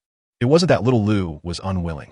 Indeed, Zhao Chuan replied, scrutinizing the little jade dragon before inquiring. This piece is of excellent quality. When was it made? Lu Yi initially intended to say it was from the Warring States period, but after a moment's hesitation, he stated it should be from the Western Han Dynasty. The previously mentioned bronze guet was from the Warring States period, and revealing another jade dragon from that era would be akin to admitting too much. As anticipated by Lu Yi, Zhao Chuan bid 100,000 to purchase the little jade dragon, causing Lu Xin, who was observing, to gasp in surprise and inwardly lament her earlier decision. Back at the ghost market, Lu Yi had suggested she buy it, but she deemed it too expensive and refrained, only to see its value multiply upon turning around. After selling the little jade dragon, Hu Liming rose to take his leave. As he departed, Dai Quan gathered 2 phone boxes and prepared to leave as well, having arranged with Lu Yi to assist with evaluations the following day. Additionally, Dai Quan mentioned another matter. A small auction house in Binhai had approached him a couple of days ago, stating that a client possessed a piece of yuan blue and white porcelain of considerable value, but was too apprehensive to auction it. They inquired if Quan had any interest, offering a 1-point introduction fee. Upon hearing this, Dai Quan promptly declined. Lu Yi then recounted to Zhao Chuan how he had recently assisted Dai Quan in evaluating another piece of yuan blue and white porcelain at Quan auction house. Zhao Chuan, upon hearing this, exclaimed, this is likely the same seller, and the ability to involve Jiangzi suggests there is some background behind this. Chapter 86, The Purple Club. Dai Quan arranged to meet Lu Yi at an exclusive private club. This establishment, known as Purple, is an extraordinarily high-end venue. Lu Yi had heard of it during his days of extravagance, but had never ventured inside due to lack of credentials. This elite private club is exceptionally discreet, yet widely recognized throughout Binhai. Its discretion is evident in the absence of advertisements, and entry is not merely a matter of wealth. Access requires a purple card issued by the club, without which entry is impossible unless accompanied by a cardholder. Furthermore, Each purple card can only bring in a maximum of 2 guests at a time. Its notoriety lies precisely in its understated elegance. In light of the high-end and enigmatic nature of this exclusive club, it is nearly impossible to remain unrecognized. Individuals of considerable renown from the coastal region, the province, and even the nation aspire to possess a coveted purple card. Legend has it that only 17 of these purple cards have been issued. Not everyone is privileged enough to obtain one. 2 criteria must be met. An individual must possess a net worth of at least $100 billion and earn the approval of the club's owner. While there are numerous rumors circulating about the owner's identity, the truth remains elusive, particularly to the average person. Although Dai Quan is the proprietor of the largest auction house in the coastal city, his wealth falls significantly short of qualifying for a purple card. Liu Yi gazed at the dark purple entrance and sighed. Mr. Dai, your esteemed boss is quite remarkable to have arranged a meeting here. This person must be worth at least $100 billion. Dai Quan chuckled. This individual has been a valued patron of ours for years. Recently, he has developed a keen interest in collecting, guided by the belief that all assets will depreciate in value over time, making antiques the best investment. As long as they are genuine, the rarer and more expensive they are, the more he desires to acquire them. Indeed, this person possesses a discerning insight and a long-term vision. Investing in antiques is notably more stable. Liu Yi has perused numerous books and magazines on antique investment, and he has become quite knowledgeable in this domain. I understand that antique investment retains value, but the crux of the matter is having sufficient funds. Dai Quan laughed. Who is this individual? I must extend my greetings upon meeting him. Liu Yi remarked. Indeed, I almost forgot to mention, this person is remarkably low-key, which is why I seldom speak of him. You can find him on the wealth rankings, Lin Tianming. Lin Tianming? Liu Yi exclaimed, astonished. The richest man in the coastal city? I've heard that this club belongs to him. There are tales suggesting that this establishment has at least a dozen owners. Yet none have come forward to confirm their involvement. Lin Tianming tends to keep a low profile. Let us keep our purpose for visiting today under wraps, understood? Zai Guan Yin Stu. Liu Yi nodded in agreement. The purple doors remained firmly shut. Entry required either a card swipe or facial recognition. Given the circumstances, Dai Quan had no choice but to ring the doorbell. Within moments, a slender beauty emerged, a tall, elegant woman clad in attire reminiscent of an airline stewardess. With a radiant smile, she greeted Dai Quan and Liu Yi, slightly bowing as she inquired, Are you Mr. Dai? Zai Quan Apfim, Zetz, Mr. Lin has invited me to discuss matters. The beauty smiled and continued. Mr. Lin has briefed me that this individual accompanying you is an appraiser. Indeed, Dai Quan replied. Please, allow me to escort you inside. The beauty gestured for them to enter, after which the heavy door closed silently behind them. Mr. Lin is already inside, awaiting your arrival, she announced, leading Dai Quan and Liu Yi deeper into the club. Standing at the entrance, one could hardly fathom that within lay a breathtaking Jiangnan garden, replete with winding paths and antiquated charm. It bore a striking resemblance to the gardens of Suzhou that Liu Yi had visited previously, the only distinct feature being the exquisite splashes of varying shades of purple artfully interspersed throughout the landscape. As one traverses a quaint bamboo grove, a charming courtyard comes into view, adorned with a circular moon gate inscribed with the words entering purple. Upon entering the courtyard, 2 individuals are greeted from afar by a hearty voice proclaiming, Mr. Dai has arrived. The speaker gradually approaches, and Dai Quan hastens forward with a warm smile, exclaiming, Mr. Lin, it has been a while. Emerging from within is none other than Lin Tianming, a gentleman of approximately 50 to 60 years, of medium stature, slightly plump, yet possessing a rosy complexion and an air of vitality. After a cordial handshake between Dai Quan and Lin Tianming, Dai gestures towards another figure, introducing Mr. Lin. This is the gifted appraiser I mentioned, Liu Yi. Lin Tianming sizes up Liu Yi with a smile and extends his hand, saying, Greetings, appraiser Liu. Liu Yi reciprocates the handshake, replying, Please call me Xiao Liu, Mr. Lin. Very well, Xiao Liu, Lin Tianming responds with a grin. Mr. Dai operates the foremost auction house in Binhai, and the cornerstone of its success lies in its appraisal capabilities. Since you come highly recommended by Mr. Dai, I place my trust in you. Liu Yi is pleasantly surprised by Lin Tianming's forthrightness, as he is not met with skepticism regarding his youth, a reaction often encountered from others. Rather, Lin Tianming embodies the essence of a distinguished leader, trusting those he employs. In truth, Lin Tianming's urgency stems from a pressing business matter. He had already secured a potential buyer for an item, but learned of an attempt to preemptively acquire it, prompting him to urgently seek a reliable appraiser. Finding someone locally in Binhai capable of evaluating such high-value antiques is indeed a challenge, as most would typically be summoned from a capital. However, due to the time constraints, enlisting someone from Beijing would be impractical. With Dai Quan's fervent recommendation, Lu Yi seamlessly integrated into this elite gathering. Let's enjoy some tea inside. The seller is en route and will arrive shortly, Lin Tianming said as he led Dai and Lu through the reception area into a tea room. Though modest in size, this tea room exudes an air of refined elegance, adorned with a few ancient paintings and surrounded by vases of flowers, while a guqin hangs gracefully on the wall. A cursory glance reveals that all items within are authentic antiques, not mere replicas. Mr. Dai, this is your first visit, I presume? Lin Tianming inquires with a smile. Indeed, it is my inaugural visit. Then you must strive for excellence. Once you amass a fortune of 100 billion, you can apply for a purple card to try your luck, Lin Tianming jestingly remarks. I'm still quite far from that. Dai Quan laughs. Let alone $100 billion. I am nowhere near even 100 billion yuan. What do you think? Lin Tianming suddenly turns to Lu Yi with a smile. How do you find the decor of this tea room? Is there anything particularly special? Lu Yi returns Lin Tianming's smile and surveys the surroundings. He comprehends the underlying intent of the question.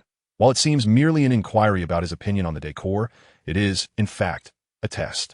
Most might respond with platitudes about its elegance and sophistication. But Lu Yi understands that as the appraiser of the day, he must uphold his professional integrity.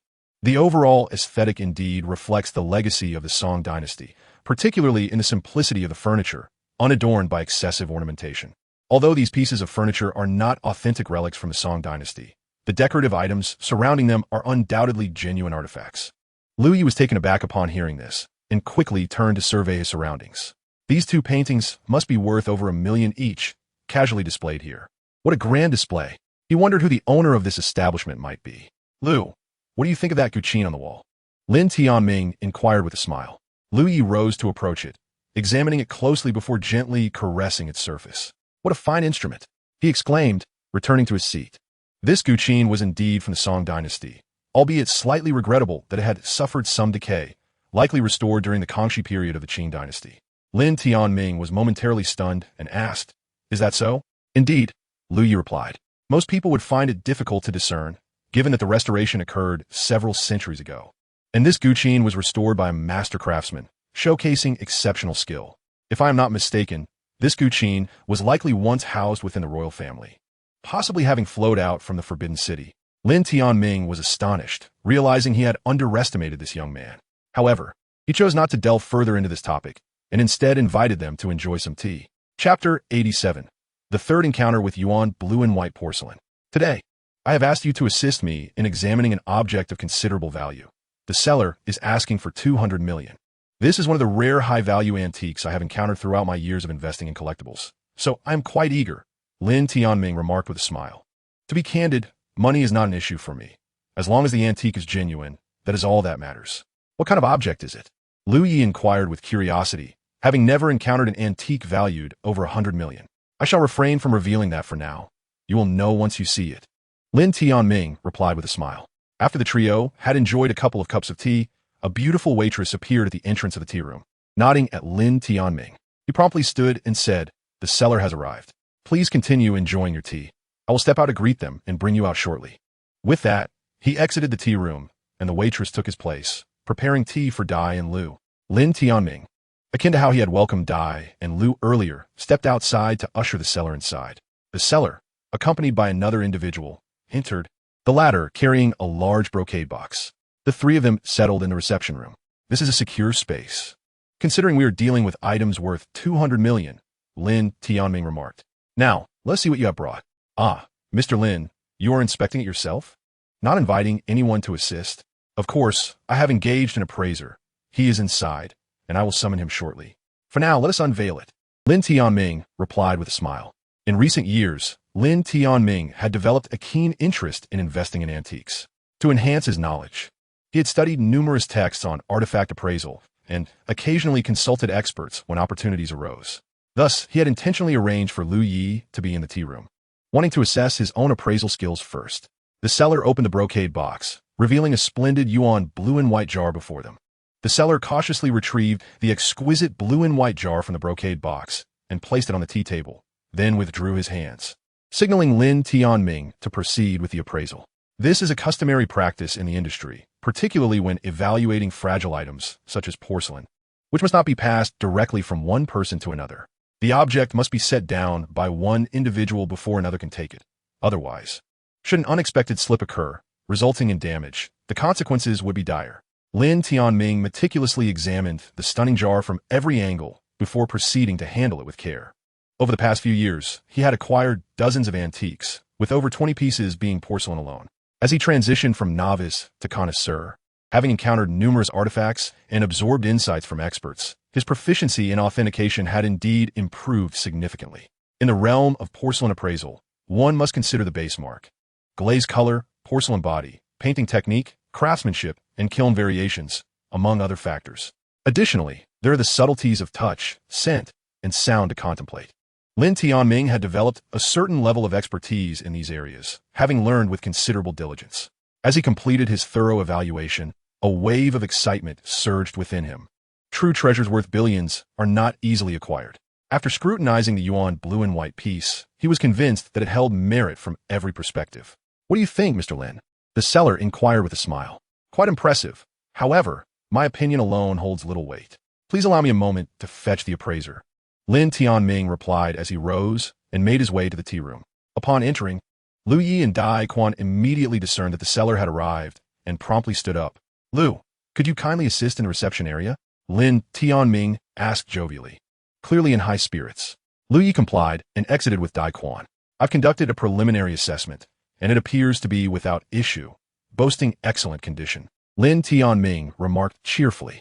"Then congratulations are in order for Mr. Lin on acquiring a priceless treasure," Dai Quan responded, grinning. "Not so fast. Let's await Lu's evaluation first, as he is the appraiser for today. We'll heed his expertise," Lin Tianming replied with a smile. "Indeed, we shall defer to the appraiser," Dai Quan echoed. Lu Yi remained silent, uncertain of what to say, merely offering a slightly awkward smile. He still found himself adapting to the company of these middle-aged individuals, although he had made considerable progress compared to before. As Lin Tianming guided the two from the tea room, he declared, "Boss 2, the appraiser I've engaged will surely astonish you. I've encountered several renowned collectors and experts in the capital. What appraiser could truly astonish me?" Boss 2 chuckled. However, when Lin Tianming stepped aside to reveal Lu Yi, Boss 2 froze as if struck by lightning, his gaze fixed on Lu Yi, mouth agape yet voiceless. This Boss 2 was none other than Tu Lei. Lin Tianming, taken aback by Tu Lei's reaction, was equally bewildered by the unfolding situation. "Boss 2, Dai Quan exclaimed in surprise upon recognizing Tu Lei, casting a knowing glance at Lu Yi. "Tu Lei, what brings you here?" he asked, looking at Lu Yi with urgency. "This is the appraiser I engaged," Lu Yi, Lin Tianming introduced.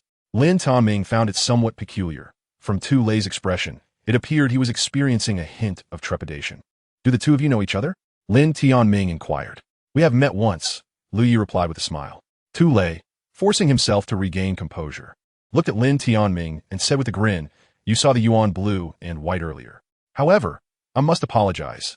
I cannot proceed with the transaction today, as I have already made prior arrangements with someone else. Integrity is paramount in our dealings." "Well then, we shall take our leave," Tu Lei stated, gesturing for his companion to clear the items from the tea table. The individual promptly began to gather the blue and white porcelain jars from the table. Lu Yi and Dai Quan observed with clarity. The jars on the tea table were indeed the same ones Jiang Zijuan had brought to the auction house a few days prior. "Lin, it seems that Tu's blue and white is not quite suited for you. He only means well, does he not, Tu?" Lu Yi gently patted Lin Tianming, smiling. Lin Tianming, a figure of considerable stature, having navigated the business world for decades, had already pieced together the situation, especially in light of Tu Lei's earlier demeanor. Tu Lei glanced at Lu Yi, having regained his composure from the earlier shock, and calmly remarked, "I never expected you, little Lu, to have made it to this prestigious establishment. Truly, the youth are the heroes of our time. But is it wise for you to be constantly following me?" "Tu, you are mistaken. I had no knowledge of the seller or the item before I arrived. I only just saw it," Lu Yi protested, feeling unjustly accused. Tu Lei chuckled, choosing not to delve further. Once the blue and white porcelain jar was packed, he addressed Lin Tianming. "I sincerely apologize, but I must take my leave." With that, Tu Lei turned and departed, while Lin Tianming did not see him off. Chapter 88, A Matter of Principle. Dai Quan then recounted the tale of the yuan blue and white to Lin Tianming, who listened in astonishment. No wonder I found it flawless. Even Lu Guohua failed to discern its authenticity. The craftsmanship of this counterfeit is truly remarkable. Indeed, Lin. Thank goodness we had little Lu with us today. Otherwise, you might have unwittingly purchased a counterfeit worth 200 million. Dai Quan chuckled. I never imagined little Lu's discerning skills would be so exceptional at such a young age. Lin Tianming remarked with admiration. That is precisely why I deem him a prodigy in appraisal. Dai Quan exclaimed, sharing tales of Lu Ye's previous fortunate finds, particularly the imitation painting by Wu Changshua, which he narrated vividly. Even Lu Guohua couldn't detect it. Lin Tianming expressed his surprise once again. Moreover, when I invited Lu to authenticate the yuan blue and white at the antique market, little Lu sold that painting right in front of him. Lu was quite regretful. He even refused the appraisal fee I offered him. Dai Quan laughed. That is not entirely fair. Lu is indeed skilled. However, his expertise may lead him to underestimate certain pieces, resulting in oversight. Lu Yi interjected. Little Lu is truly commendable, youthful yet composed. I also note you're not one for excessive chatter. Lin Tianming observed with a smile, but your worth is evident. Lu Yi promptly declined, asserting that he had not even touched the item, thus could not accept any appraisal fee. It is unwise to assert that Tu Lei acted of his own accord due to your influence. That is a form of appraisal. Lin Tianming chuckled, insisting that the appraisal fee must be accepted, lest he suffer a loss of 200 million. Lu Yi, however, firmly refused, stating, one matter must be settled distinctly from another. Without an appraisal, I cannot accept the fee. This is the rule, as well as a principle of integrity. He added, if President Lin trusts me, I would be delighted to assist you with appraisals in the future, and you may reward me handsomely then. Lu Yi's words reflected a long-term perspective, for Lin Tianming's fortune approached a staggering 100 billion, and his passion for antique investments presented a lucrative opportunity should he gain the man's trust. As Lin Tianming rose and exited the tea room towards the backyard, Dai Quan and Lu Yi exchanged astonished glances. Could it be that this establishment belonged to Lin Tianming? Dai Quan exclaimed in surprise, reflecting on previous events. It dawned on him that Lin Tianming had inquired about the tea room's decor upon entering. Such a question would be unlikely from anyone who did not own the place. Moreover, when Lin Tianming had gone to retrieve a painting, it was evident that this was indeed his territory. It is most likely his establishment, Lu Yi concluded. Gulme, let us view the artwork in the reception area. This tea room is not suited for such an examination, Lin Tianming suggested. The reception area featured a long writing desk, ideal for appreciating calligraphy and paintings. Lu Yi donned white gloves and gently unfurled the artwork. Who claims this is a forgery? He laughed. A business acquaintance of mine, also a collector, believes he possesses superior knowledge. Yet we often find ourselves comparing treasures. Lin Tianming replied with a smile. I suspect your friend has not closely examined the signature.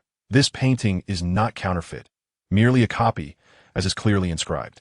Before them lay an ink plum blossom painting, which, at first glance, appeared to be the work of the renowned Qing dynasty artist Jin Nong, for it bore an uncanny resemblance.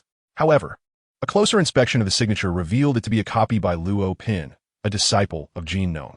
It was explicitly noted that this was Luo Pin's imitation of his master's ink plum blossom painting, which indeed resided in the Palace Museum. As Lu Yi articulated this, he suddenly felt a twinge of confusion. The signature was unmistakably clear. How could such a shrewd businessman as Lin Tianming fail to recognize this as a mere imitation? Why would he present it for Lu Yi's appraisal? A realization struck him. Lin Tianming was indeed a sagacious and principled merchant. He had intentionally sought Lu Yi's appraisal to facilitate the payment of the fee. If this were the case, it became evident that Lin Tianming wished to promptly settle any debt of gratitude towards Lu Yi. Yet, a statement from Lin Tianming soon rekindled Lu Yi's uncertainty. I investigated this matter, and later, the friend who sold the painting informed me that the individual who claimed it was a forgery had brought along someone knowledgeable, who remarked that the painting appeared somewhat off. It could not pinpoint the issue, Lin Tianming stated. His tone did not suggest a deliberate deception. Could it be that the painting genuinely harbored a flaw? Lu Yi could not help but scrutinize the artwork once more. The painting is of mediocre quality, particularly due to issues with its mounting.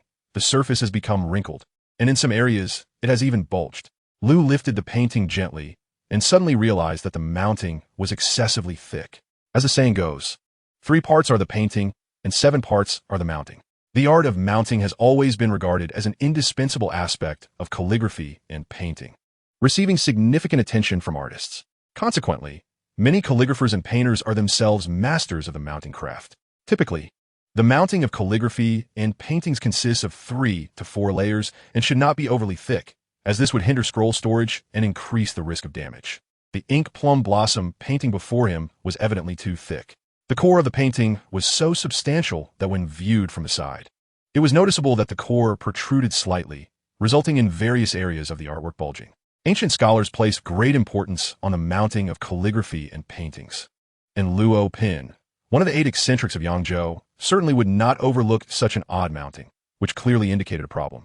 Lu gently pressed the narrow mounting strips surrounding the core and then said, "Mr. Lin, could you ask the attendant to bring a spray bottle, one that dispenses a fine mist?" Chapter 89, A Fortunate Discovery. Lin Tianming was unaware of Lu's intentions. Yet he did not inquire further and promptly instructed an attendant to fetch the spray bottle.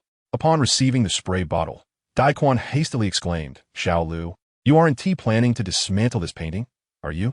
It's worth several million. Mr. Lin, how much did you purchase this painting for?" Lu inquired. 3,800,000, Lin Tianming replied. "In terms of market value, that isn't particularly cheap, but you may have stumbled upon a bargain," Lu remarked. Lin Tianming was momentarily taken aback before joyfully exclaiming, "I found a bargain?" Although several million was not a significant sum for Lin Tianming, discovering a deal in the antiquities realm brought him greater delight than earning billions elsewhere. "Let us take a closer look in a moment," Lu said, as he gently sprayed a fine mist of water around the edges of the core. Once the mounting strips had absorbed enough moisture and softened, Lu carefully lifted one of the strips with tweezers. Upon removing the strip and inspecting it under a magnifying glass, Lu clearly observed that there were indeed 4 layers at the edge of the core, which was entirely illogical, as a typical core comprises only 2 layers, the painting itself and the backing. Lu proceeded to remove all the mounting strips surrounding the core and then lightly sprayed the core with water. After the core absorbed the moisture to an optimal degree, he gently detached it. The core, along with a layer of rice paper at the back, was lifted away by Lu. "Oh my!" Daiquan exclaimed in surprise. "There's another painting behind this one." The trio was astonished to discover that beneath the first painting lay yet another. "No wonder, Xiao," Lu said. "Mr. Lin found a bargain." Daiquan chuckled. "Is this painting also by Luo Pin?" Lu examined the newly revealed artwork closely and sighed. "Congratulations, Mr. Lin.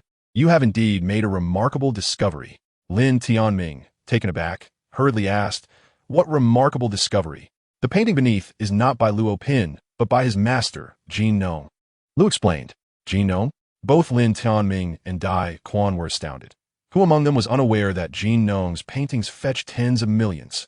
This is yet another ink plum blossom painting by Jin Nong, akin to the one in the Palace Museum, yet differing in the date of inscription. This particular piece was created over half a year earlier than the other. Lu Yi remarked, "The imagery in this painting is identical to that of the exterior piece. Why conceal it?" From the inscription, it appears that the outer painting is a copy of the inner one. The exterior was rendered by his disciple, Luo Ping, while the interior was painted by the master, Jin Nong, as indicated by the inscriptions. However, the true essence of the matter remains elusive. Lu Yi chuckled. Lin Tianming, intrigued, inquired, "What do you mean? Could the inscriptions possibly be forged?" It is rumored that Jin Nong lacked painting skills, that his artworks, although bearing his name, were actually created by his disciples, including Luo Ping. "Of course, these are merely tales," Lu Yi laughed. "Is that even plausible?" Zaiquan et Golim. If Jin Nong were truly lacking in talent, how could Luo Ping have chosen him as a mentor? "I too find it unlikely," Lu Yi replied. "Yet it is a fact that many of Jin Nong's paintings were executed by Luo Ping and others, a reality even Jin Nong himself acknowledged. During his time, he was immensely famous, and the demand for his work was overwhelming. Hence he had to delegate the painting to his disciples." "So, is this painting genuinely by Jin Nong?" Lin Tianming queried. "Ultimately, it matters little whether it is or not. As long as the inscription bears his name, that suffices. The lineage of Jin Nong's paintings is shrouded in ambiguity, with no one able to ascertain which were painted by him and which by his disciples.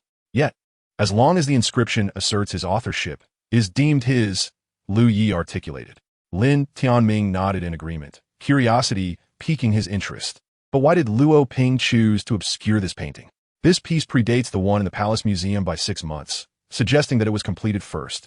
Perhaps the artist himself was dissatisfied with it and opted to create another, which became the museum's piece.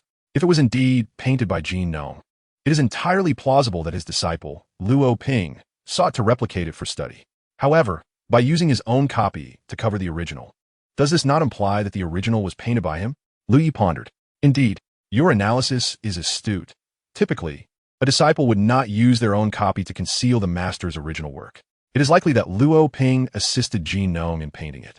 Yet the result was unsatisfactory to Jin Nong, prompting him to request a new rendition until it met his approval.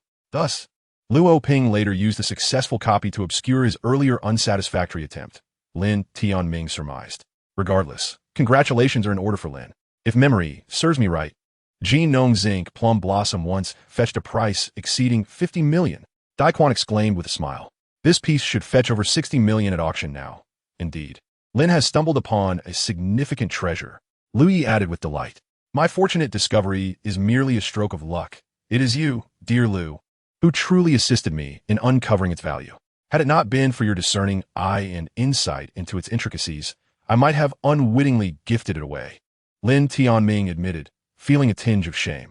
I have only recently developed a passion for collecting, viewing antique acquisition as a long-term investment for preservation and appreciation.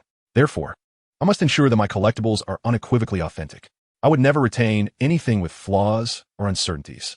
Had it not been for your help today, I would have surely given this painting away or sold it at a low price. Lu Yi simply smiled without uttering a word. Xiao Ru, how did you discern that? Lin Tianming inquired. This painting has been in my possession, and at least a dozen individuals have examined it. While they may not be great experts, several are seasoned collectors, excluding the time it has spent in my hands.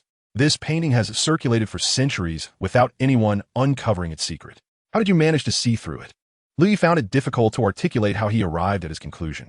Some insights demand decades of experience to attain. However, he did not require such extensive accumulation. By assimilating knowledge from a myriad of books, he could, in just a few months, acquire the wisdom and experience that would take others decades, or even a century, to gather. It's a matter of intuition, Lu Yi remarked with a smile. In the realm of antique appraisal, experience holds significant weight, yet intuition is equally vital. There are individuals who have engaged with antiques for decades. Despite their vast experience, they fail to capture that essence that harmonizes with the artifacts, thus spending their lives missing the mark. Daquan felt somewhat awkward upon hearing this. Having spent nearly 20 years in this field, he recognized that his own proficiency was rather mediocre, having been misled numerous times. Realizing he had spoken too much, Lu Yi felt compelled to apologize. I didn't mean to. Before he could finish, Lin Tianming interjected with a smile. No. I wholeheartedly agree with what you've said, Xiao Lu. After years of navigating the business world, I find this principle to be profoundly true. Many individuals have been in commerce for decades, yet they often perform worse than fresh graduates. Ultimately, it boils down to innate talent, which is unrelated to experience. No matter how abundant the experience, it can merely be the experience of failure.